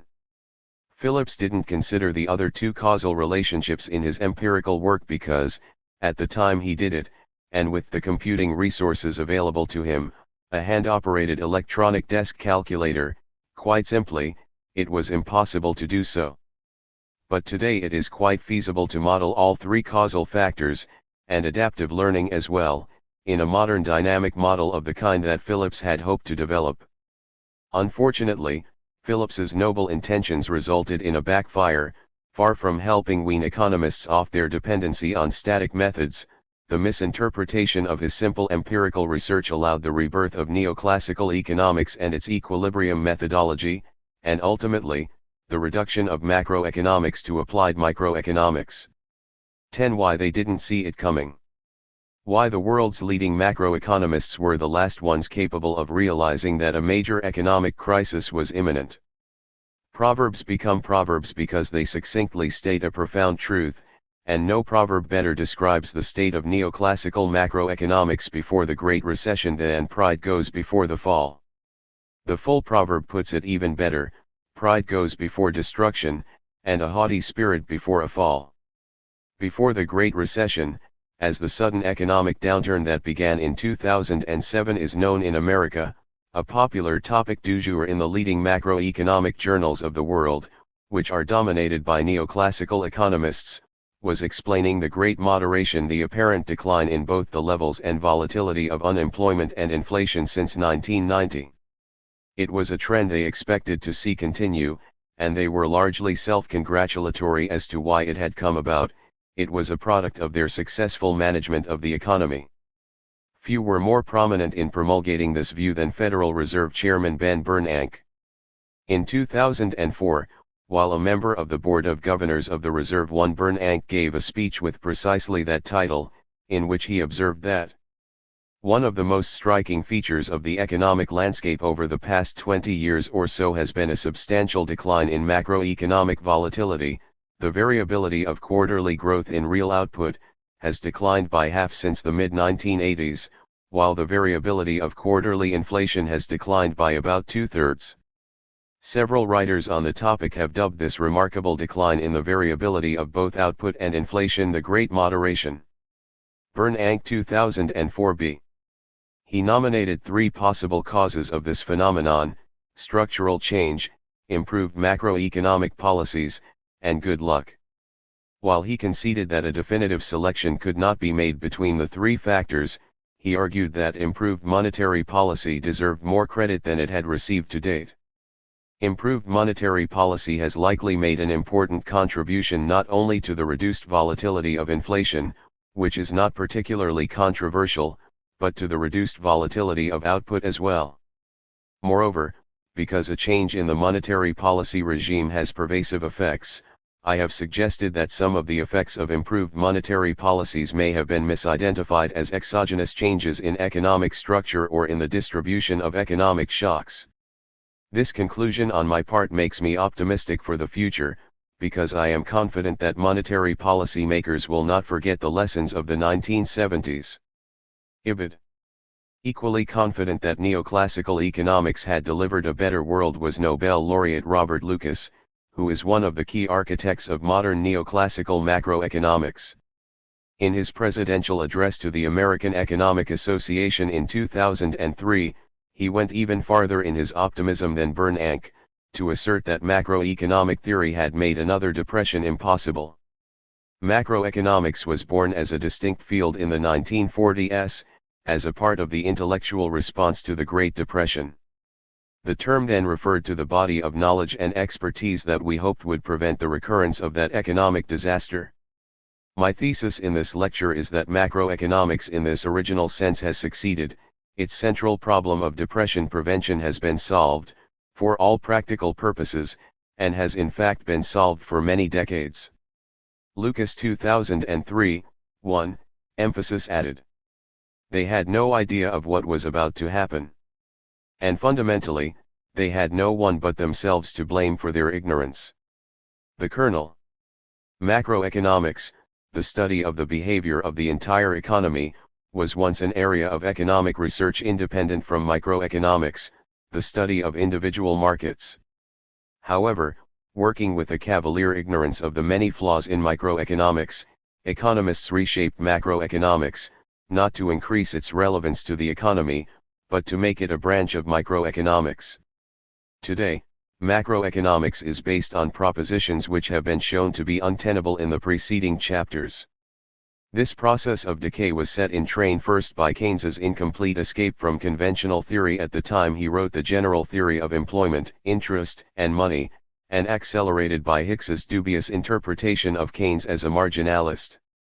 From Hicks's IS-LM, investment and savings, liquidity and money, model on, the road was cleared for the novelty in macroeconomics to be eliminated, and for the key conclusion of pre-Keynesian economics, that a market economy could not experience a depression, to be restored, just in time for the next depression to occur.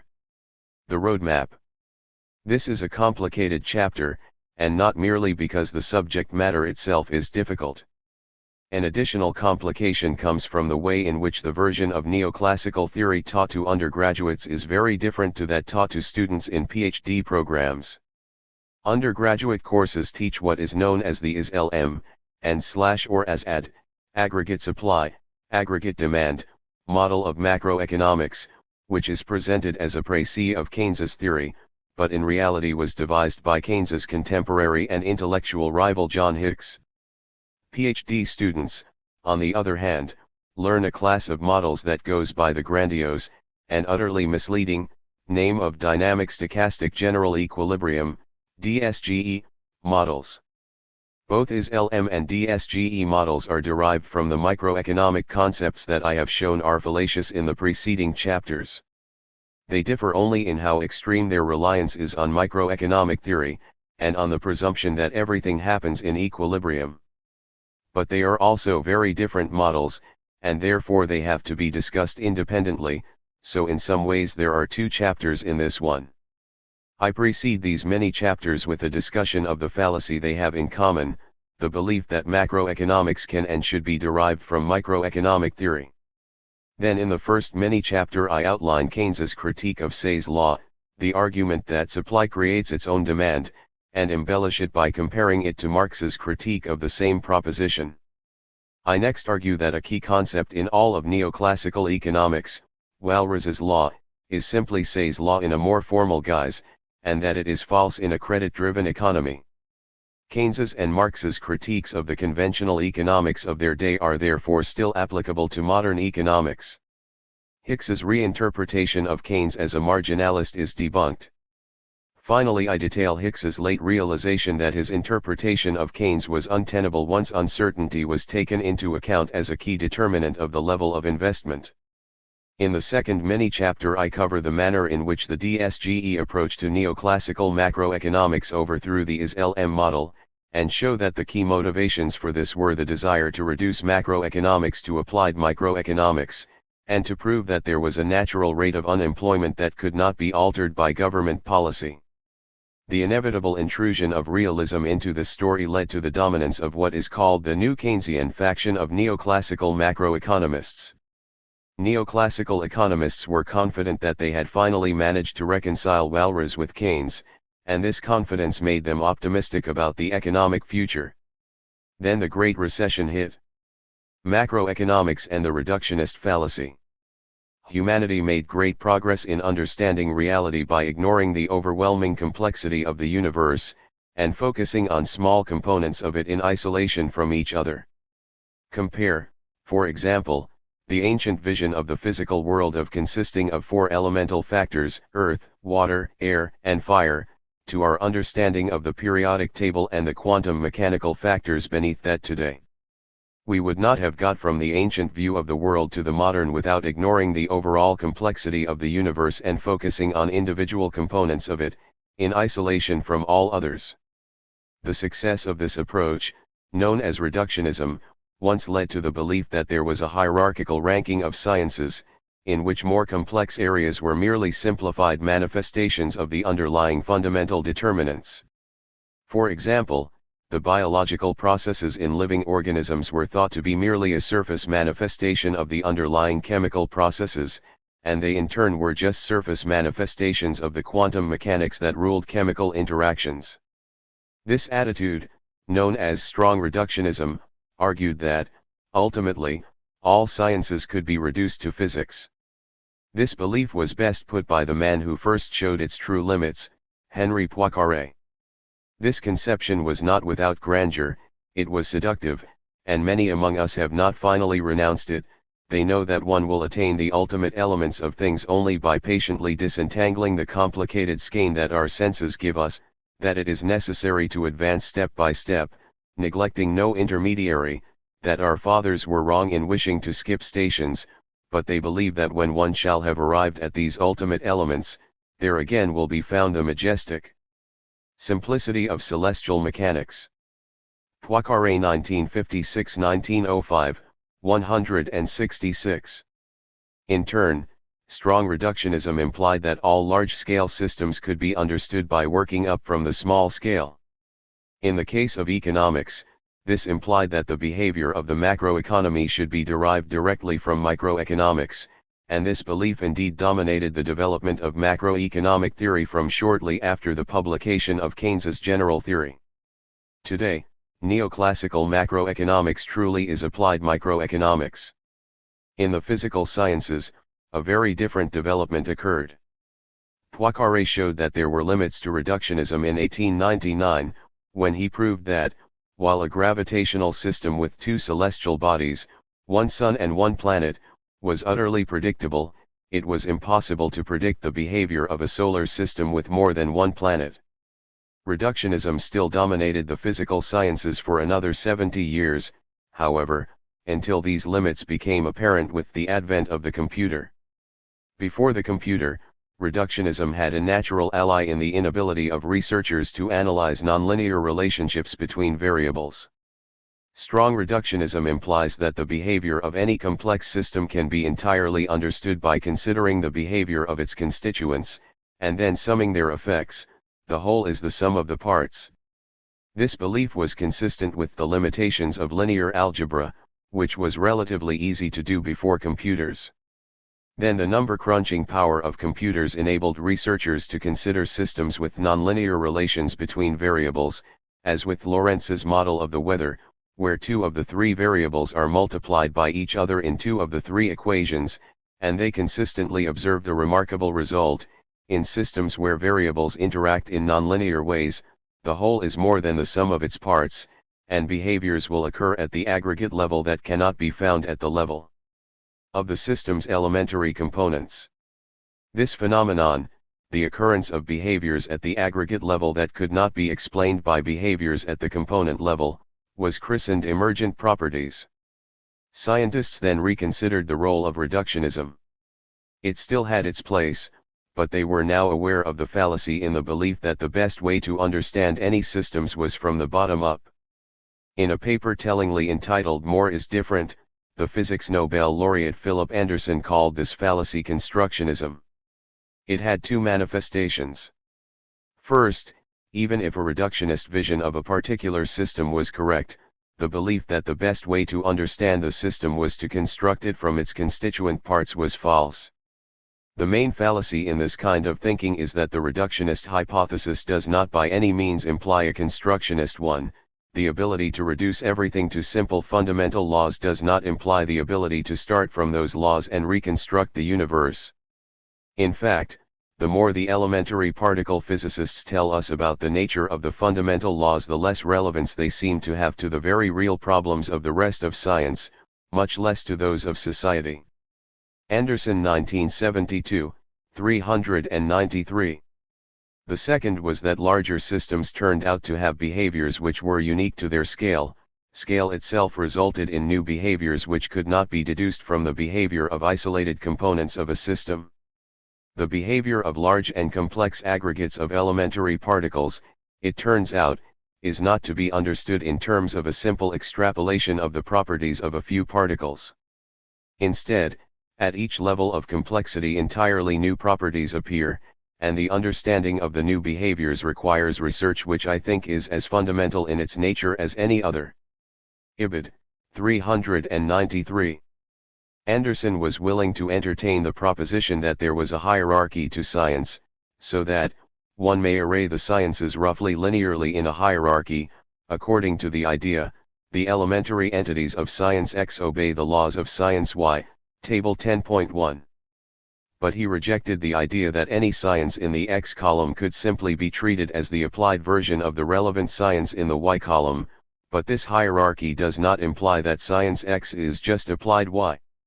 At each stage entirely new laws, concepts, and generalizations are necessary, requiring inspiration and creativity to just as great a degree as in the previous one. Psychology is not applied biology, nor is biology applied chemistry. Ibid. 393. Table 10.1 Anderson's ranking of sciences. The physical sciences embrace this discovery of emergent behavior, and what was first dubbed chaos theory, Lee and York 1975, and is now known as complexity theory, May and Oster 1976, is a fertile aspect of research in fields as diverse as physics and biology. Among neoclassical economists, however, the reductionist fallacy held sway, and this is nowhere more evident than in the deliberate reduction of macroeconomics to applied microeconomics in the confident but false belief that this was possible. Ironically, despite its adherence to strong reductionism, neoclassical economics provides one of the best examples of emergent phenomena ever, the Sonnenschein-Mantel-Debreu conditions that were discussed in Chapter 3. This research proved that a market demand curve derived from the preferences of individual consumers who in isolation obeyed the law of demand, i.e. they had downward-sloping demand curves, will not itself obey the law of demand. A market demand curve can have any shape at all. Point 2. This is emergence par excellence, a behavior which, under the assumptions of revealed preference, is provably absent from individual consumers. Demand curves that can rise as well as fall when price increases, can occur at the level of single markets in a multiple consumer, multiple commodity economy. The correct inference from that research is that, not only is macroeconomics not applied microeconomics, but even microeconomics itself can't be based on a simple extrapolation from the alleged behavior of individual consumers and firms. Thus, even within microeconomics, the study of markets cannot be reduced to the analysis of individual behaviors, while under no circumstances can macroeconomics be derived from microeconomics. However, with some honorable exceptions, Kerman 1989, 1992, neoclassical economists resiled from this discovery of emergent properties within economics. The result was misinterpreted, and buried in poor pedagogy, so that 3 generations of post-World War II neoclassical economists continued to believe in the reductionist fallacy. In this, they continued the behavior of their pre-World War II forebears. Ever since Adam Smith's Wealth of Nations, the dominant tendency in economics has been to analyze the economy from the perspective of the behavior of individual rational agents, and to derive from this the inference that, so long as prices are flexible, there can be no macroeconomic problems. Thinkers who took a different perspective, such as Malthus in his debates with Ricardo or Marx and other critics, were driven to the periphery of economics. In the language of the 19th century, the mainstream economists of that time argued that there could be no general glut, while individual markets might have more supply than demand. In the aggregate there had to be other markets where there was more demand than supply. Therefore, while there could be problems in individual markets, the entire economy should always be in balance, because a deficiency in one market would be matched by an excess in another. All that would be required to correct the imbalance would be to let the market mechanism work, so that the price of the good with excess demand would rise while the one with excess supply would fall. Macroeconomics, as we call it today, was seen as unnecessary. Prior to the 1870s, this belief that there could be no macroeconomic problem involved a strange mishmash of ideas, because the classical school of thought that dominated economics proved the absence of macroeconomic problems by borrowing arguments from Jean-Baptiste Say, who was effectively an early neoclassical. After the 1870s, there was no such disconnect, as the neoclassical revolution led by Menger, Walras, and Marshall swept away the old classical school. Economists continued to be confident that there could never be a general glut, and this macroeconomic belief was now derived from a consistent microeconomic theory. Then the Great Depression began. As unemployment relentlessly climbed to 25% of the American workforce, and fascism broke out in Europe, neoclassical economists of the day were in disarray. Into this breach stepped Keynes. With the publication of the General Theory of Employment, Interest, and Money in 1936, Keynes effectively invented macroeconomics as a separate subdiscipline within economics. From that point on, neoclassical economists attempted to undermine it. Say, Walras, and the self-equilibrating economy. The general theory was conceived and published during capitalism's greatest slump, the Great Depression, when America's output fell by 30% in 4 years, stock prices fell by 90%, commodity prices fell by almost 10% a year in its first 2 years, and unemployment remained above 15% for a decade. Prior to then, mainstream economists did not believe there were any intractable macroeconomic problems. Individual markets might be out of equilibrium at any one time, and this could include the market for labor or the market for money, but the overall economy, the sum of all those individual markets, was bound to be balanced. The basis for this confidence was the widespread belief, among economists, in what Keynes termed Say's law.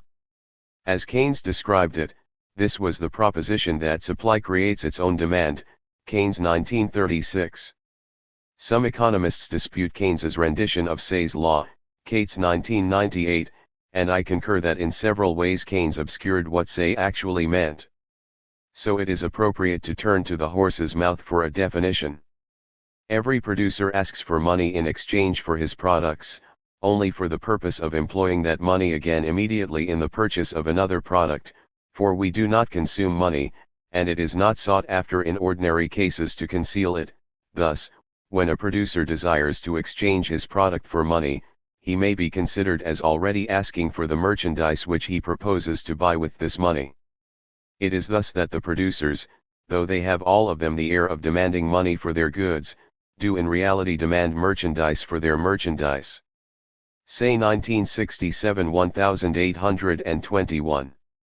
Say's core proposition is that overall balance is assured because, to quote Steve Cates, the strongest modern-day proponent of Say's law, the sale of goods and services to the market is the source of the income from which purchases are financed, Cates 1998. This, according to the classical economists from whom Keynes hoped to distinguish himself, meant that there could never be a slump due to an overall deficiency in demand. Instead, slumps, when they occurred, were due to sectoral imbalances. If the demand for one market, such as labor, was too low relative to supply, this was because demand exceeded supply in one or more other markets. The solution was for sellers in the market suffering from excess supply, workers, to accept a lower price for their commodity. Money was also treated as a commodity in the pre-Keynesian model, and it was possible that, at some point in time, many people would want to hold money and very few would want goods. There could then be a serious slump, as producers of goods found that people did not want to part with their money. Physical commodity markets and the labor market could then be in excess supply, with unsold goods and unemployed workers, but this would be because of the excess demand for money, and not because of any overall deficiency of aggregate demand. In the aggregate, demand and supply would be in balance. Keynes's attempt to refute this notion was, to put it kindly, rather confusing, and on this basis alone I can to some extent understand the inability of many neoclassical economists to comprehend his theory. I reproduce Keynes's argument in its entirety in the next quote, and if you don't comprehend it completely on a first reading, don't worry, in fact, I'd worry if you did comprehend it. After you've waded through this, I'll provide a far clearer explanation that Keynes was aware of at the time he wrote the general theory, but which, probably for political reasons, he chose not to use. Okay, take a good swig of coffee, a deep breath, and read on. This theory can be summed up in the following propositions. 1. In a given situation of technique, resources, and costs, income, both money income and real income, depends on the volume of employment N. 2. The relationship between the community's income and what it can be expected to spend on consumption, designated by D1, will depend on the psychological characteristic of the community, which we shall call its propensity to consume. That is to say, consumption will depend on the level of aggregate income and, therefore, on the level of employment N, except when there is some change in the propensity to consume. 3. The amount of labor N which the entrepreneurs decide to employ depends on the sum, D, of two quantities, namely D1, the amount which the community is expected to spend on consumption, and D2, the amount which it is expected to devote to new investment. D is what we have called above the effective demand. 4. Since D1 plus D2 equals D equals F, N, where F is the aggregate supply function, and since, as we have seen in 2, above, D1 is a function of N, which we may write C, N, depending on the propensity to consume, it follows that F, N, C, N, equals D2. 5. Hence the volume of employment in equilibrium depends on, I, the aggregate supply function, 2, the propensity to consume, and, 3, the volume of investment, D2. This is the essence of the general theory of employment. 6. For every value of N there is a corresponding marginal productivity of labor in the wage goods industries, and it is this which determines the real wage. 5, is, therefore, subject to the condition that N cannot exceed the value which reduces the real wage to equality with the marginal disutility of labor.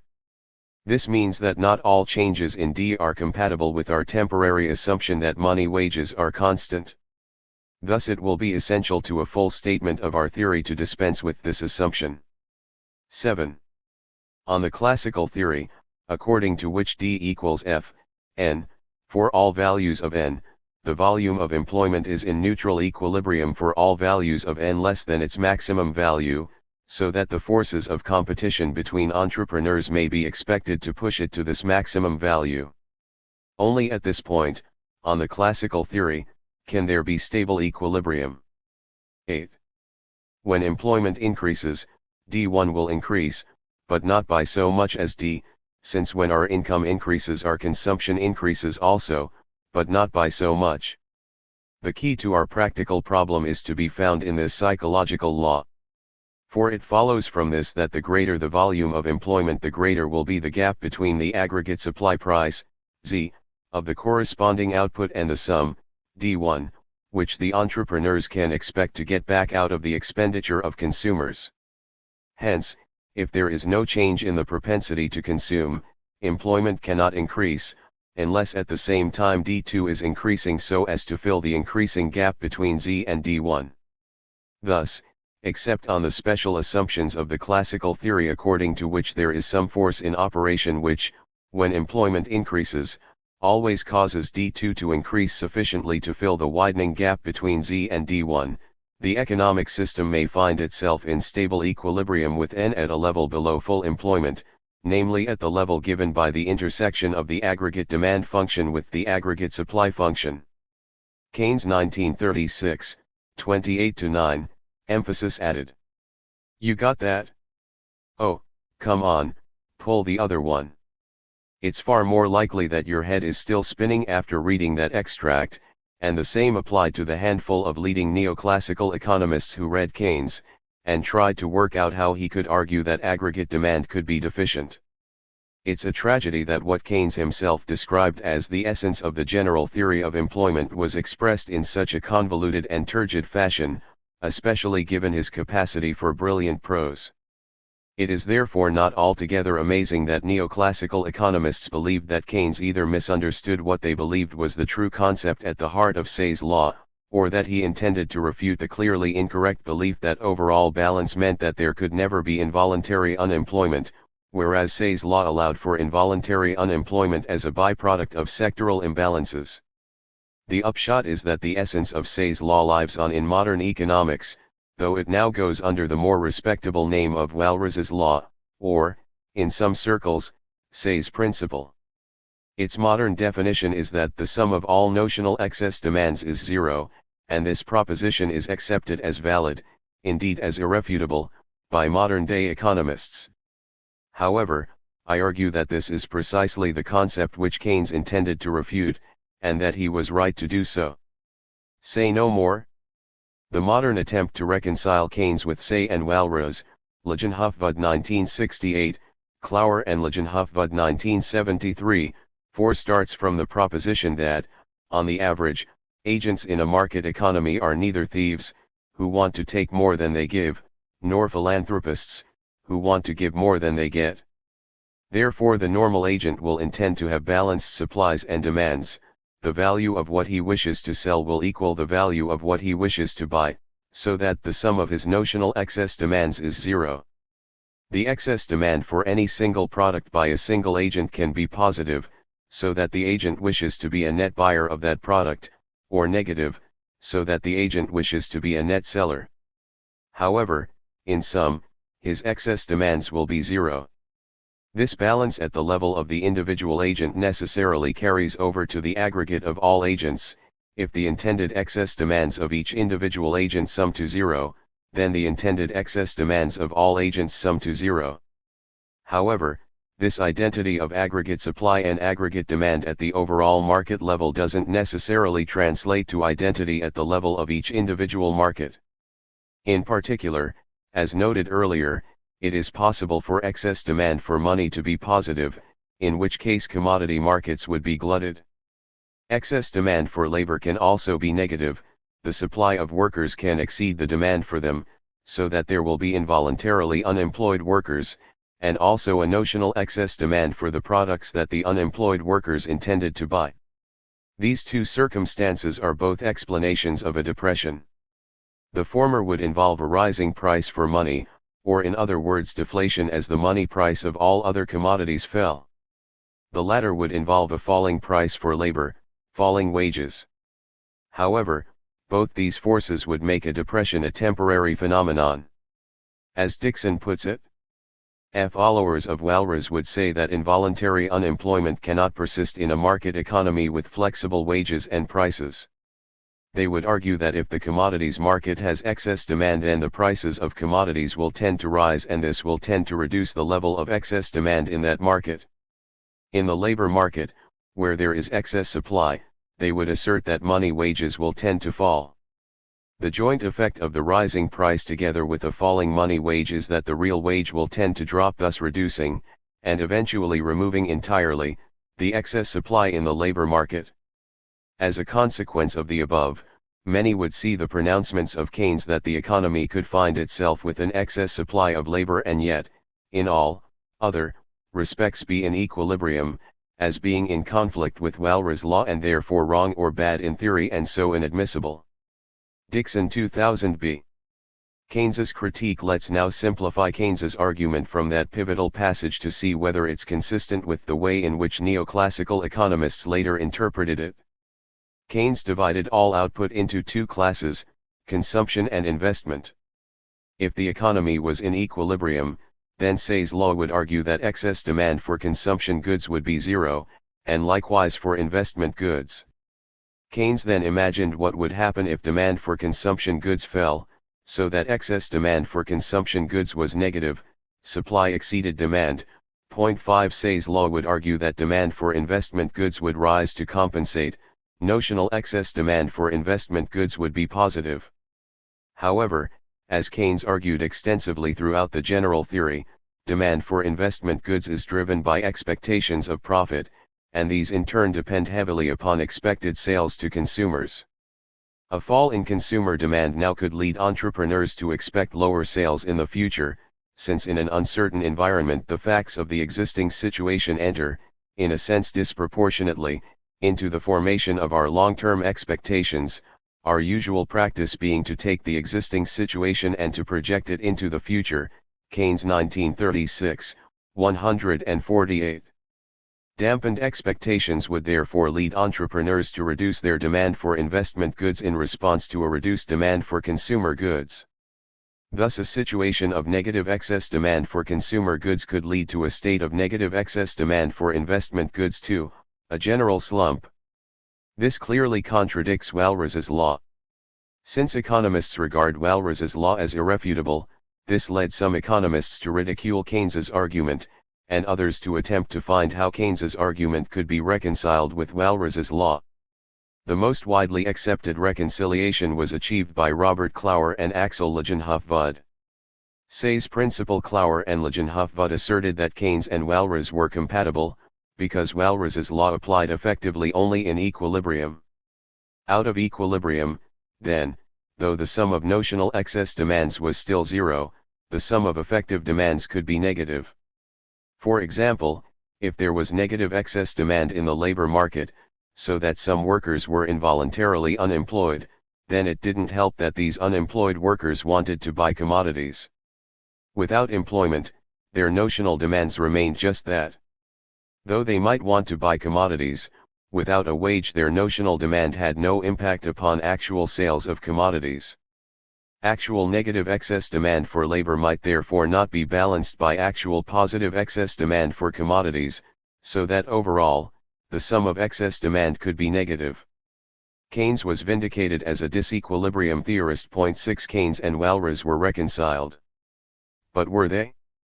Prior to the publication of the general theory, Keynes indicated that he rejected the very basis of Walras's law, the proposition that the sum of notional excess demands is zero, when he praised the author of what he had once described as an obsolete economic textbook, which I know to be not only scientifically erroneous but without interest for the modern world. Keynes 1925. Karl Marx. The circuit of capital. Marx's critique of Say's law went to the heart of Walras's law, and Say's law. Marx rejected Say's initial proposition that every producer asks for money in exchange for his products, only for the purpose of employing that money again immediately in the purchase of another product. Say 1967 1821. Instead, Marx pointed out that this notion asserted that no one in a market economy wished to accumulate wealth. If there was never any difference between the value of commodities someone desired to sell and buy on the market, then no one would ever desire to accumulate wealth. But an essential feature of capitalism is the existence of a group of agents with precisely that intention. Believers in Say's principle or Walras's law might find these agents rather bizarre, since in their terms these agents are thieves, who wish to take more than they give. However, far from being bizarre, these agents are an essential part of a market economy. They are known as capitalists. Far from their behavior being aberrant in a market economy, it is in fact the essence of capitalism, and according to Marx, they do this without being thieves. Whereas both Say's law and Walras's law assert that people simply desire to consume commodities, Marx asserted that an essential aspect of capitalism is the desire to accumulate. He derided Say's belief that the ultimate objective of every agent in a market economy was simply consumption, which is still generally accepted by economists today, as well as the economists of Marx's time, as an ideologically convenient but misleading fiction which obscures the actual dynamics of capitalism. It must never be forgotten, that in capitalist production what matters is not the immediate use value but the exchange value, and, in particular, the expansion of surplus value. This is the driving motive of capitalist production, and it is a pretty conception that, in order to reason away the contradictions of capitalist production, abstracts from its very basis and depicts it as a production aiming at the direct satisfaction of the consumption of the producers. Marx 1968-1861, ch. 17, section 6. Capitalists are clearly fundamental to capitalism, and their behavior directly contradicts the Walras's and Say's law presumption that every agent's intended excess demand is zero. As Marx put it, the capitalist throws less value in the form of money into the circulation than he draws out of it, since he functions, as an industrial capitalist, his supply of commodity value is always greater than his demand for it. If his supply and demand in this respect covered each other, it would mean that his capital had not produced any surplus value. His aim is not to equalize his supply and demand, but to make the inequality between them as great as possible. Marx 1885, ch. 4, section The Meeting of Demand and Supply. The dilemma for Marx was to explain how this inequality could be achieved without robbing other participants in the market, and without violating the principle that commodities were bought and sold at fair values. His solution points out the fallacy underlying the economist's superficially appealing arguments in Say's law, Walras's law, and Say's principle. This was that the market process had to include a production stage where the quantity and value of output exceeded the value of inputs. In Marx's terms and in Sraffa's, discussed in Chapter 6, a surplus is produced. The capitalist pays a fair price for his raw materials, and a fair wage to his employees. They are then combined in a production process which generates commodities for sale where the physical quantity of commodities and their monetary value exceed the quantity and value of inputs. The commodities are then sold for more than the cost of the raw materials and workers' wages, yielding a profit. The profit allows the capitalist to fulfill his desire to accumulate wealth, without robbing any other market participants, and without having to buy commodities below their value and sell them above it. 7. Say's law and Walras's law, on the other hand, begin from the abstraction of an exchange-only economy, an economy in which goods exist at the outset, but where no production takes place. Production is shoehorned into the analysis at a later point, but unsatisfactorily, as I outline below. The market simply enables the exchange of pre-existing goods. In such an economy, surplus in Marx's sense would be impossible. Equally, if one agent desired to and did accumulate wealth, that would necessarily involve theft in the Say's principle sense. However, this condition does not hold when we move from the fiction of an exchange-only economy to the reality of a production and exchange economy. With production, it is possible for agents to desire to accumulate wealth without therefore aspiring to be thieves. Marx formalized this analysis in terms of two circuits, the circuit of commodities and the circuit of capital. In the circuit of commodities, people come to market with commodities, which they exchange for money in order to buy other commodities. Marx stylized this as C, M, C. Commodity right wardero money right wardero commodity. Though Marx discussed various ways in which the circuit could fail, owing primarily to delays between the sale of one commodity and the purchase of the next, generally speaking it obeys Walras's law. Each agent desires to convert commodities of a given value into different commodities of equivalent value.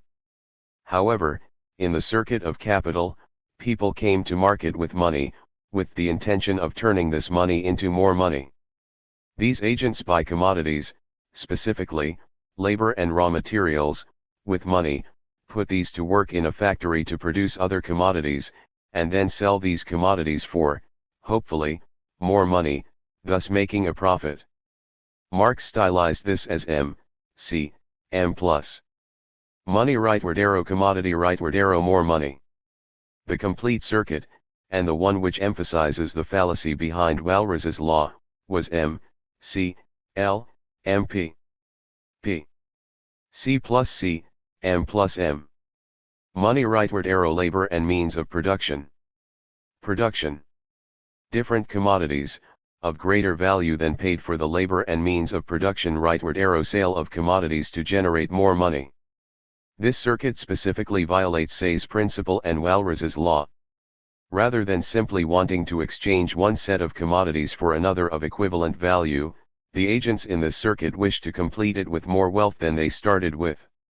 If we focus upon the commodity stages of the circuit, then, as Marx says, these agents wish to supply more than they demand, and to accumulate the difference as profit which adds to their wealth.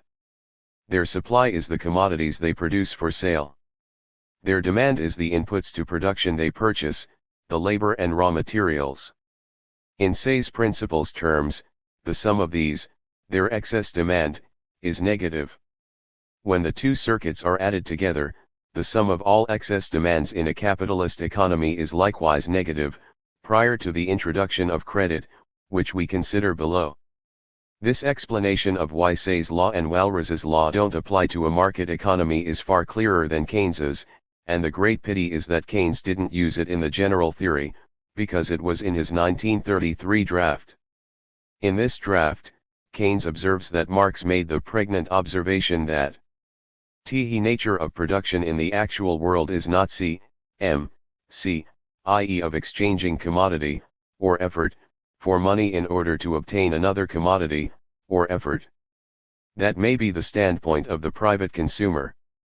But it is not the attitude of business, which is a case of M, C, M, i.e., of parting with money for commodity, or effort, in order to obtain more money. Dillard 1984, 424, citing Keynes's Collected Works, Volume 29, p. 81. Keynes continued in a footnote that this vision of capitalism as having two circuits, one of which was motivated solely by the desire to accumulate wealth, in turn implied the likelihood of periodic crises when expectations of profit were not met. Marx, however, was approaching the intermediate truth when he added that the continuous excess of M over M would be inevitably interrupted by a series of crises, gradually increasing in intensity, or entrepreneur bankruptcy and underemployment, during which, presumably M must be in excess.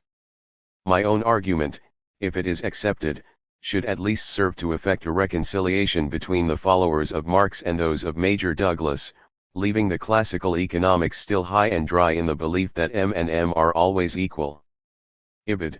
424, citing Keynes's Collected Works, Volume 29, p. 82n.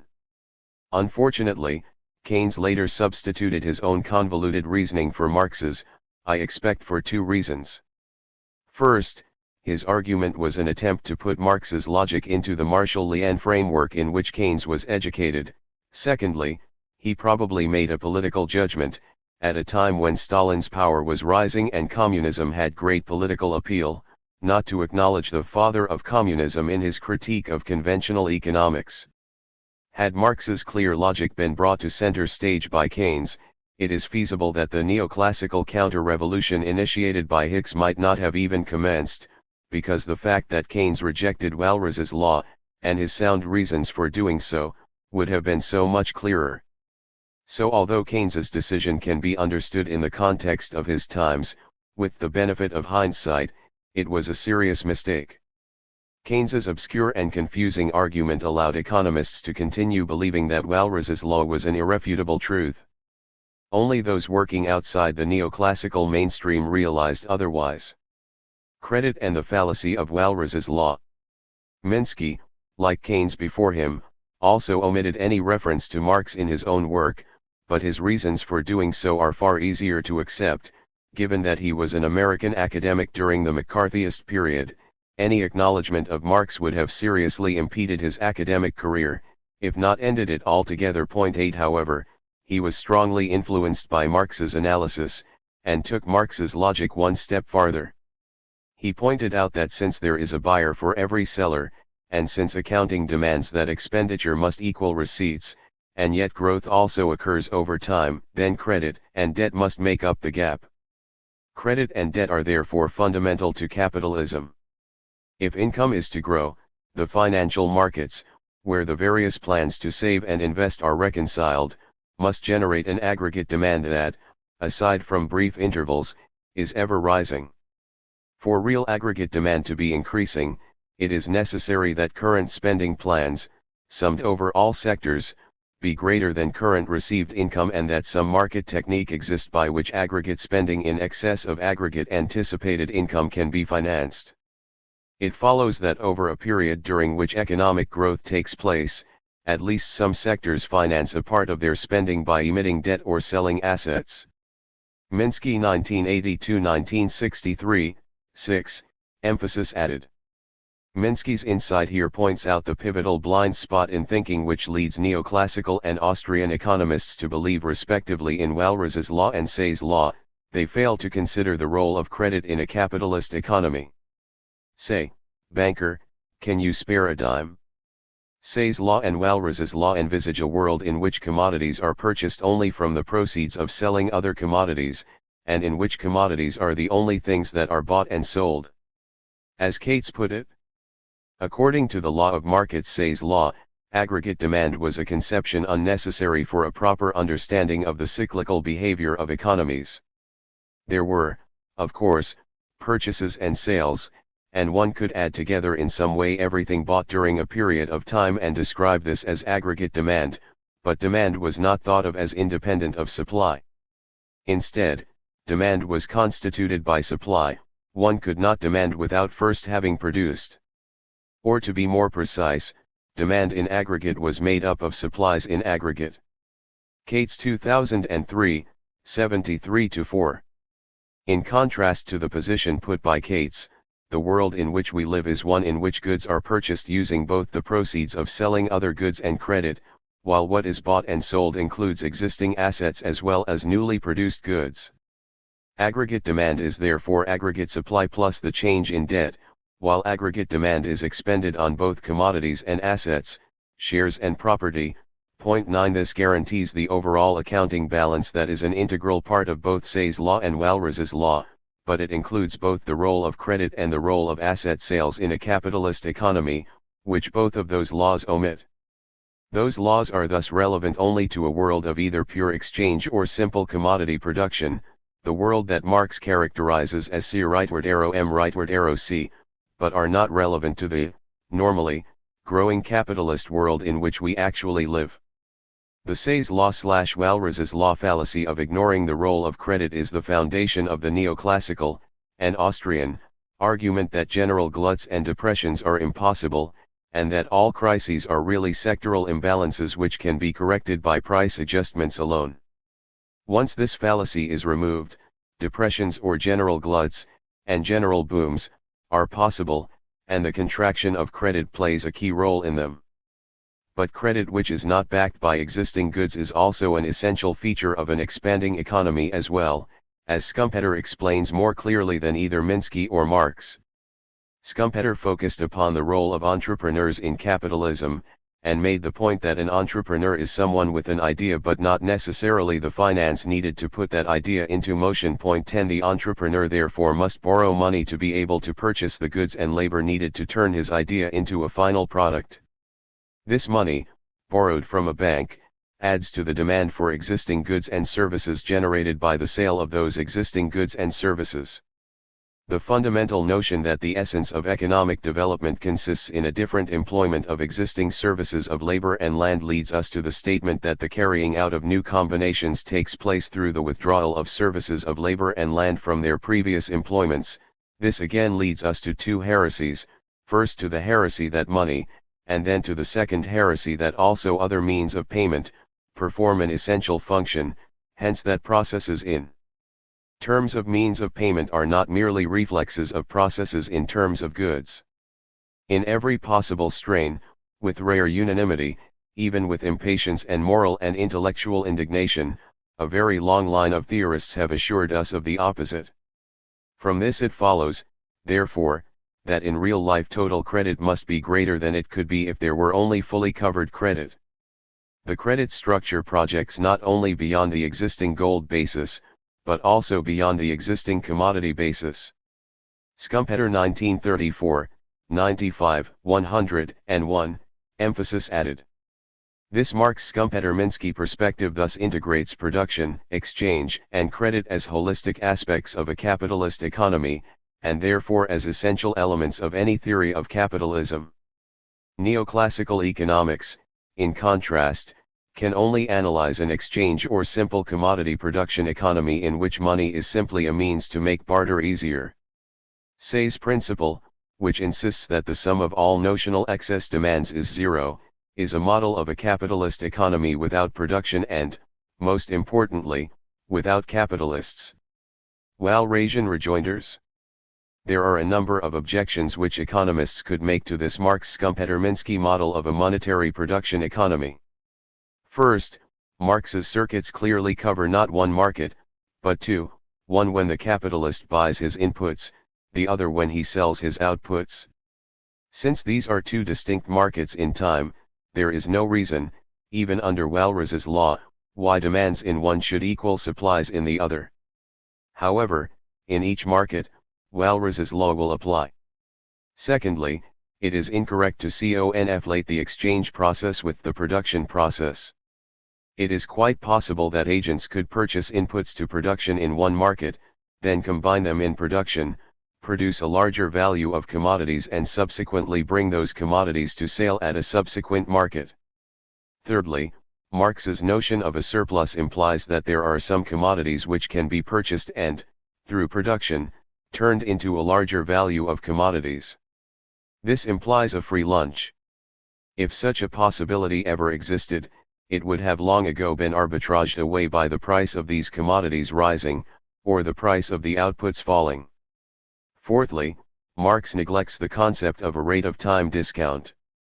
Though some agents may appear to want to accumulate over time, if we discount future incomes to reflect the fact that the commodities that income will enable you to buy will be consumed in the future, then overall these agents are simply maintaining their level of satisfaction over time. Taking the first and second hypothetical objections together, one of the strengths of Marx's approach is that his model covers a process through time, rather than merely considering an instant in time. In reality, at the aggregate level, exchange and production occur simultaneously. Factories are continuously producing commodities, sales rooms continually moving recently produced stock, workers are being paid wages, and spending them on consumer goods. Marx's circuits analysis captures the organic nature of the production and exchange processes of a market economy, whereas the neoclassical approach artificially separates these into distinct stages. This organic approach therefore enables Marx to consider the economy as a dynamic process, in which growth is an integral aspect of a capitalist economy. As part of this process, there are some agents who are continually accumulating wealth, when economic conditions are favorable, and others who are continually simply maintaining their level of economic well-being, though they can also gain in wealth if real wages are increasing, and if the wage exceeds subsistence. Walras's law, on the other hand, is best suited to the economic irrelevance of an exchange-only economy, or a production economy in which growth does not occur, which Marx called simple commodity production. If production and growth do occur, then they take place outside the market, when ironically the market is the main intellectual focus of neoclassical economics. Conventional economics is thus a theory which suits a static economy, and which can only be adapted to a dynamic economy with great difficulty, if at all, when what is needed are theories to analyze dynamic economies. Marx's through-time model of circuits is thus better suited to the analysis of a market economy than the moment-in-time model of Walras's law. Marx's model of capitalist expectations is also far more valid than Walras's. A capitalist might well have his purchases and supplies balanced in any one market, as Walras's law requires. However, purchases in this period are undertaken with the intention of selling a greater quantity in the next market. Marx's notion of the circuit of capital thus provides a link between one market period and the next, which Walras's law does not. Since Say's law and Walras's law are in fact founded upon the hypothesized state of mind of each market participant at one instant in time, and since at any instant in time we can presume that a capitalist will desire to accumulate, then the very starting point of Say's/Walras's law is invalid. In a capitalist economy, the sum of the intended excess demands at any one point in time will be negative, not zero. Marx's circuit thus more accurately states the intention of capitalists by its focus on the growth in wealth over time, than does Walras's law's dynamically irrelevant and factually incorrect instantaneous static snapshot. The arbitrage argument highlights the difference between neoclassical theory and Marx's theory of value 11, which I discuss in more detail in chapter 17, where, I had better point out, I reject the labor theory of value which conventional Marxists regard as integral to Marx's analysis. Neoclassical theory basically argues that the average rate of profit is driven down to the marginal productivity of capital, so that profit simply reflects the contribution which capital makes to output. This rate of profit is then called normal profit, treated as a cost of production, and notionally set as the zero mark. Only profit above this level, called supernormal profit, is formally acknowledged in the theory, and in the pervasive theory of perfectly competitive equilibrium, supernormal profit is zero, so that profit fails to appear as a variable in economic theory. The notion that profit is determined by the marginal product of capital was debunked in chapter 7. Marx's theory of value, on the other hand, sees profit as a surplus of sales over the cost of production, allows for a positive rate of profit, and makes the rate of profit an integral part of the theory of production and exchange. The time discount argument, that people are simply maintaining their level of satisfaction over time, has problems on at least two fronts. First, it is very hard to believe, for example, that Warren Buffett would feel that his level of wealth in 2011 was equivalent to his wealth in 1970. Successful capitalists would clearly feel that they have gained in wealth over time, and unsuccessful capitalists would definitely know that they have lost or at least failed to gain. Secondly, all this argument does is move the zero position when calculating whether someone is accumulating, staying the same, or losing out. If the normal rate of time discount is, say, 2%, then anyone who is accumulating wealth at more than 2% per annum is increasing their wealth. The sum of their time discounted excess demands is negative. So what? The Walrasian argument that the sum of all excess demands is zero provides an apparent center of gravity for the economy. Rather like a seesaw, if one sector of the economy is down, then another sector is necessarily up. Furthermore, economists postulate that there are countervailing forces at work. A down sector will have the price of its output driven down, thus increasing demand and restoring balance, and vice versa for an up sector. The seesaw will ultimately return to balance. A negative sum for aggregate excess demand, and the requirement that this be made up for by borrowing money from banks, moves that center of gravity. Instead of the economy behaving like a seesaw where the pivot is carefully placed at the center of gravity, it behaves like one where the pivot is instead off-center, and can move abruptly one way or the other. A down sector is not necessarily offset by an up sector, so that, contrary to Walras's law, the entire economy can remain down, or up, for an indefinite period. In particular, a general slump is feasible. As Keynes argued, a decline in spending on consumption by consumers could lead investors to also reduce their demand for investment goods, so that the economy could remain in a situation of inadequate excess demand. The key destabilizing force is investment. As both Keynes and Marx emphasize, investment is undertaken not for its own sake, but to yield a profit. If expectations of profit evaporate, then so too will investment spending, and the economy will be thrown into a general slump. Equally, if expectations of profit become too euphoric, investment can be overdone, and the economy can be thrown into an unsustainable boom, in that the profits expected by the investors will not be realized, and the boom will give way to bust. The non-Say's/Walras's law vision of the economy shared by Marx, Schumpeter, Keynes, and Minsky thus accords with the manifest instability of the macroeconomy, whereas Walras's law asserts that, despite appearances to the contrary, the macroeconomy really is stable. At the same time, this potential for instability is also a necessary aspect of the potential for growth. Instability, in and of itself, is not a bad thing, but in fact is fundamental to any dynamic, growing system. To extend the seesaw analogy, the fact that the real-world economic seesaw is not in equilibrium means that the only way to stop it tipping over is to keep the seesaw itself moving in the direction of its imbalance. Point 12 The neoclassical obsession with equilibrium is therefore a hindrance to understanding the forces that enable the economy to grow, when growth has always been a fundamental aspect of capitalism. Point 13 Unfortunately, this perspective on Keynes's general theory was buried beneath economists' mistaken belief that Walras's law was incontrovertible. By forging a reconciliation between Keynes and Walras, the resulting Keynesian economics was not Keynes's economics at all. It is little wonder that this Keynesian straw man was so easily deconstructed by its conservative critics. Say no more.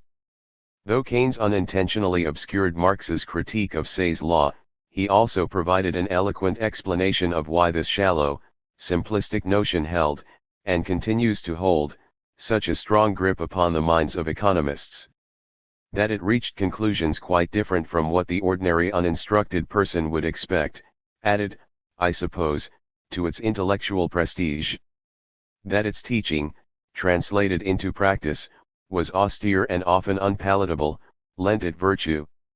That it was adapted to carry a vast and consistent logical superstructure, gave it beauty.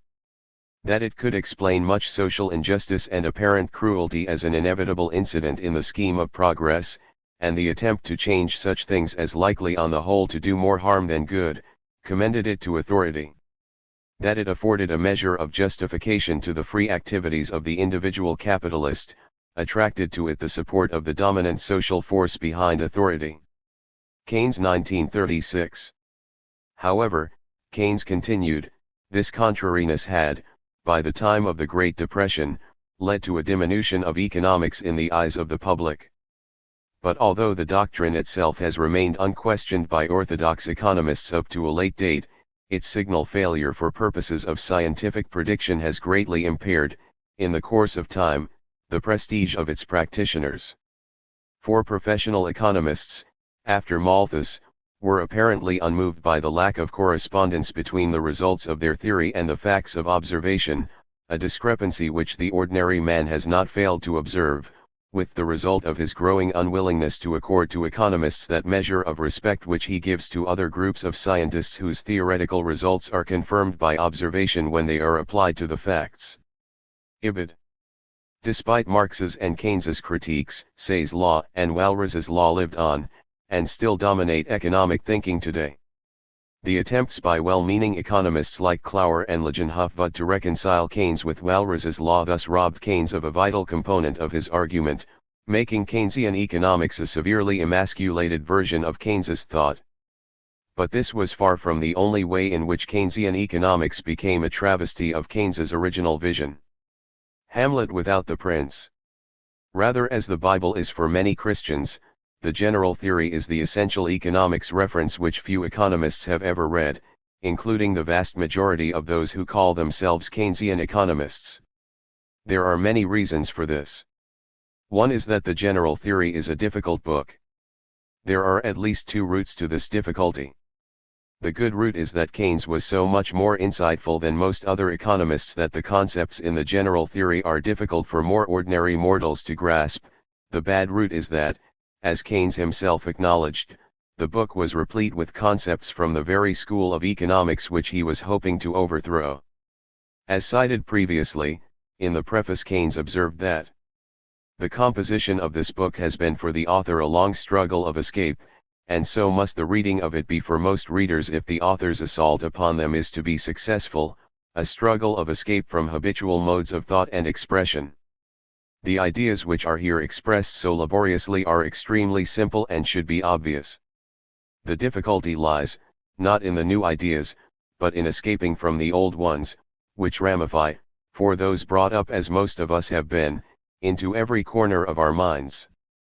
Ibid. XXIII. The second and most important reason is this transcendental truth: neoclassical economists don't believe that macroeconomics should exist. The attitude of strong reductionism is so strong in neoclassical economics that the very existence of macroeconomics as an independent field of research within economics was an affront to them. Neoclassical economists could read the general theory and find it incomprehensible, because the concepts they expect, utility maximizing consumers, profit maximizing producers, equilibrium, and so on, are not the foundations of Keynes's thought. Point 14. A final reason for not reading it is laziness. It is much easier to read the Reader's Digest version given in a textbook than it is to slog through the unabridged original. As a result, many economists were inclined to rely upon summaries, rather than reading the original. Keynes obliged by providing his own summary, of just 15 pages, in 1937. Keynes and uncertainty. The key concept in Keynes's summary was the impact of expectations upon investment, when those expectations were about what might happen in an uncertain future.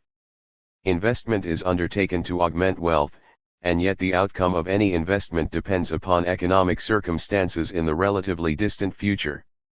Since the future cannot be known, investment is necessarily undertaken on the basis of expectations formed under uncertainty.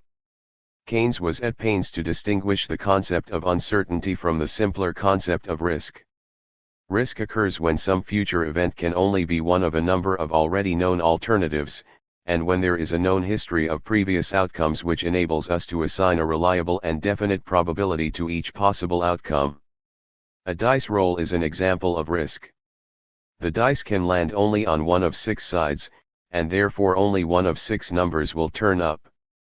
If they are fair dice, each number has a 1 in 6 chance of turning up. The theory of probability can then be used to help predict the chances of various patterns of numbers occurring in future rolls of the dice. Uncertainty is fundamentally different, and it has proved to be a difficult concept for economists before and after Keynes to grasp. Keynes gave several examples. Neither roulette, nor life expectancy, nor even the weather qualified. Instead, uncertainty referred to such things as the chance that war might break out. This was in 1937, not long before Chamberlain's Peace in Our Time deal with Hitler, the rate of interest 20 years in the future, or when some invention would become obsolete. I gave a more positive and I hope evocative example of uncertainty in Chapter 8. Probability theory cannot be used to help guide us in these circumstances because there is no prior history to go on, and because the outcomes are not constrained to any known finite set of possibilities. As Keynes put it, about these matters there is no scientific basis on which to form any calculable probability whatever. We simply do not know. Keynes 1937, 214. Faced with this uncertainty, and yet compelled to act in spite of it, we develop conventions to help us cope. In marked contrast to his clumsy critique of Say's law in the general theory, Keynes, in explaining these conventions, was at his eloquent best. How do we manage in such circumstances to behave in a manner which saves our faces as rational, economic men? We have devised for the purpose a variety of techniques, of which much the most important are the 3 following. 1. We assume that the present is a much more serviceable guide to the future than a candid examination of past experience would show it to have been hitherto. In other words, we largely ignore the prospect of future changes about the actual character of which we know nothing. 2. We assume that the existing state of opinion as expressed in prices and the character of existing output is based on a correct summing up of future prospects, so that we can accept it as such unless and until something new and relevant comes into the picture. 3.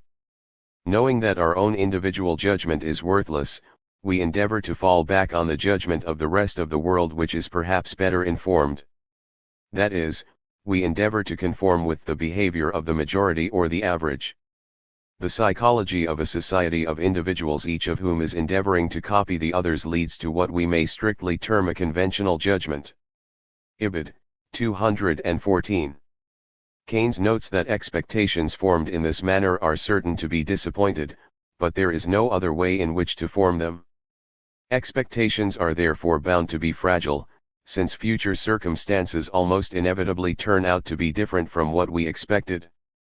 This volatility in expectations will mean sudden shifts in investor and speculator sentiment, which will suddenly change the values placed on assets, to the detriment of anyone whose assets are held in non-liquid form. As a consequence, money plays an essential role in a market economy because of its instant liquidity. The extent to which we desire to hold our wealth in the form of non-income earning money, rather than income earning but illiquid assets, is a barometer of the degree of our distrust of our own calculations and conventions concerning the future. Ibid. 216. This liquidity preference, Keynes argued, determines the rate of interest. The less we trust our fragile expectations of the future, the higher the rate of interest has to be to entice us to sacrifice unprofitable but safe cash for potentially profitable but volatile assets. In assets themselves, investors face two broad alternatives: lending money at the prevailing rate of interest, effectively purchasing bonds, or buying shares which confer part ownership of capital assets. Both these activities are effectively placement, as Blatt, 1983, put it, rather than investment proper. However, which is the building of new capital assets, Boyd and Blatt 1988, point 15. New capital assets are produced not for their own sake, but in expectation of profits, and profits will come in the form of capital gain if their market prices, the result of placement activity, exceed their costs of construction. Physical investment is, therefore, also extremely volatile because it depends on two sets of judgments about the future, neither of which rests on an adequate or secure foundation: on the propensity to hoard, the flip side of liquidity preference, and on opinions of the future yield of capital assets. Keynes 1937, 218.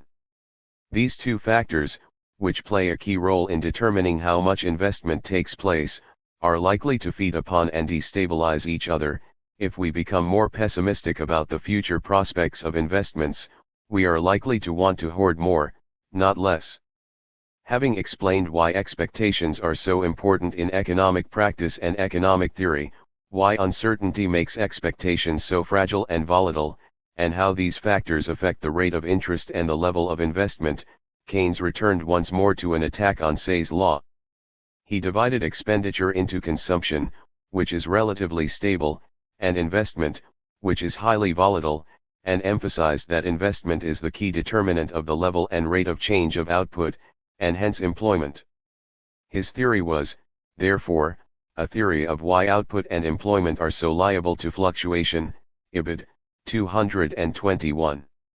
In contrast to the unintelligible summary in the general theory itself, Keynes gave a relatively pithy summary in which expectations, investment and uncertainty had pivotal roles. The theory can be summed up by saying that, given the psychology of the public, the level of output and employment as a whole depends on the amount of investment.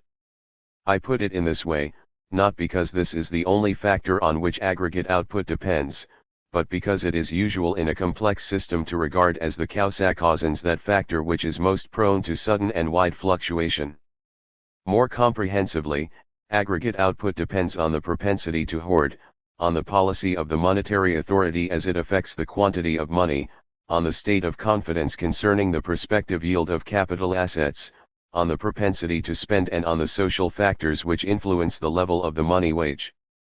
But of these several factors, it is those which determine the rate of investment which are most unreliable, since it is they which are influenced by our views of the future about which we know so little. Ibid. 221, emphasis added.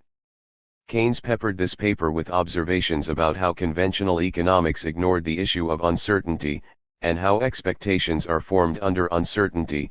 By simply assuming the problem away, I accuse the classical economic theory of being itself one of these pretty, polite techniques which tries to deal with the present by abstracting from the fact that we know very little about the future. Ibid. 215. Finally, in a departure from the general theory of just a year earlier, Keynes criticized the concept of the marginal efficiency of capital, the ratio of the yield of newly produced capital assets to their price. Whereas he used this concept extensively in the general theory, here he argued that it is indeterminate, since the price of capital assets is so volatile, and there will be a different marginal efficiency of capital for every different level of asset prices. Rather than being a determinant of investment, the marginal efficiency of capital might simply be a byproduct of the level of investment and current expectations. These are all difficult concepts, especially for economists who were bred in the neoclassical tradition in which at any given time facts and expectations were assumed to be given in a definite and calculable form, and risks, of which, though admitted, not much notice was taken, were supposed to be capable of an exact actuarial computation, Ibid. 213. But if Keynes had truly unleashed a revolution in economic thought, then economists should have attempted to get their minds around these difficult concepts, and fought to escape from the habitual modes of thought and expression which had gripped them prior to the calamity of the Great Depression. Did economists do so? Some did, but the majority did not, and for that reason the profession bifurcated into two camps, a minority which swore fealty to Keynes's revolutionary vision, who generally call themselves post-Keynesian, and a majority which paid lip service to some of Keynes's words, but which rapidly fell back into old, familiar ways. These economists ignored Keynes's general theory, and even his pithy summary, instead clutching at another alleged summary by one J.R. Hicks. Slimming Keynes down to size, the IS-LM model Hicks's M.R. Keynes and the Classics purported to be a book review of the general theory. Hicks began by disputing that neoclassical economists held quite the views Keynes alleged that they held, and therefore tried to construct a more typical classical theory in a form similar to that in which Mr. Keynes sets out his own theory. Thus I assume that I am dealing with a short period in which the quantity of physical equipment of all kinds available can be taken as fixed. Hicks 1937, 148. Was this really the manner in which Keynes set out his own theory? Not according to Keynes, who criticized the classics, by which he meant what we today call neoclassical economists, for working with a model in which the amount of factors employed was given, Keynes 1937, 212. Nonetheless, Hicks continued. He summarized the typical classical theory in three equations, which argued that the amount of money determined total output, output was some constant times the money stock. The rate of interest determined the level of investment, and the rate of interest determined the level of savings, and savings equaled investment. Point 16. The first equation determines total output and total employment 17, while the second two simply determine how much of output is devoted to investment, and how much to current consumption. If the savings rate increases, then so does investment. Increasing money wages will necessarily diminish employment and raise real wages, Hicks 1937, while the obverse policy, cutting money wages, will necessarily increase employment and reduce the real wage. Decreasing the money supply directly decreases income and employment, and is the main explanation for economic downturns, an argument which Milton Friedman later revived. Clearly, Keynes's theory was substantially different from this. But how did Hicks summarize Keynes? In three more equations, where the demand for money depends upon the rate of interest, in place of the classical fixed relationship between money and output. Investment is a function of the rate of interest, and savings is a function of income. Hello. What happened to uncertainty, expectations, liquidity preference determining the rate of interest, speculative capital asset prices, and so on? They are nowhere to be seen. Some time later, Hyman Minsky commented that Keynes without uncertainty is rather like Hamlet without the prince, Minsky 1975, but this is what Hicks served up as Keynes. Even the Reader's Digest would draw the line at this level of abridging, but this was not the end of Hicks's rephrasing of Keynes's Shakespearean sonnets into schoolyard doggerel. He next argued that Keynes's first equation omitted the impact of income on demand for money. This was the traditional transactions demand for money argument that some level of money was needed to finance everyday transactions, so that an increase in income would generate an increase in the demand for money. To be truly general, said Hicks, the general theory should include the impact of income on the demand for money, as well as the impact of the rate of interest. Keynes had omitted discussion of the transactions demand for money because this demand was relatively stable, and therefore less important than the more important demands set by liquidity preference. But Hicks believed that however much stress we lay upon the speculative motive, the transactions motive must always come in as well. Hicks 1937, 153. So he proposed a revised set of equations in which the demand for money depends upon two variables, the rate of interest and the level of income, though not, as Keynes had it, on the degree of our distrust of our own calculations and conventions concerning the future. Keynes 1937, 216. With this revision, Keynes, who was at such pains to distinguish himself from his predecessors, primarily though not exclusively on the basis of the importance he attached to uncertainty and expectations, is pushed back into the camp from which he desired to escape. As Hicks put it, with this revision, Mr. Keynes takes a big step back to Marshall-Lien orthodoxy, and his theory becomes hard to distinguish from the revised and qualified Marshall-Lien theories, which, as we have seen, are not new. Is there really any difference between them, or is the whole thing a sham fight?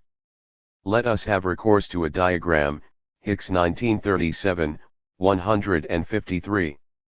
Hicks's diagram explains why his rendition of Keynes was so readily accepted by economists, while Keynes's own summary was ignored. See figure 10.1. It was the old familiar totem of two intersecting curves, though now relabelled to reflect its somewhat different derivation. In place of S and D for supply and demand, we now had IS and LM.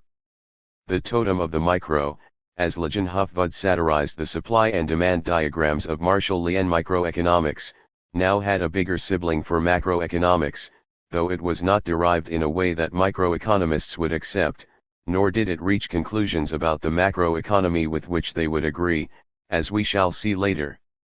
The downward sloping curve, the equivalent of the microeconomic demand curve, was derived from the investment and savings relations in Hicks's model. The upward sloping curve, the equivalent of the microeconomic supply curve, was derived from the money-demand relation, on the assumption that the money supply was controlled by the monetary authorities, and was therefore determined outside the model. 10.1 Hicks's model of Keynes. The IS curve showed all those combinations of the rate of interest, I, and the level of income, I, which yielded equilibrium in the goods market.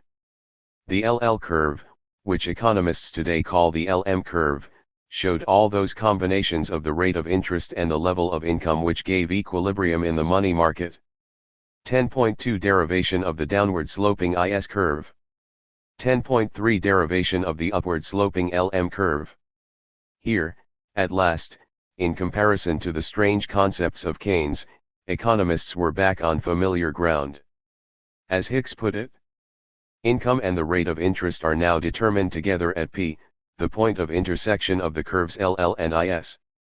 They are determined together, just as price and output are determined together in the modern theory of demand and supply. Indeed, Mr. Keynes's innovation is closely parallel, in this respect, to the innovation of the marginalists. Ibid. One problem with this general theory, however, was that many of Keynes's conclusions could not be derived from it,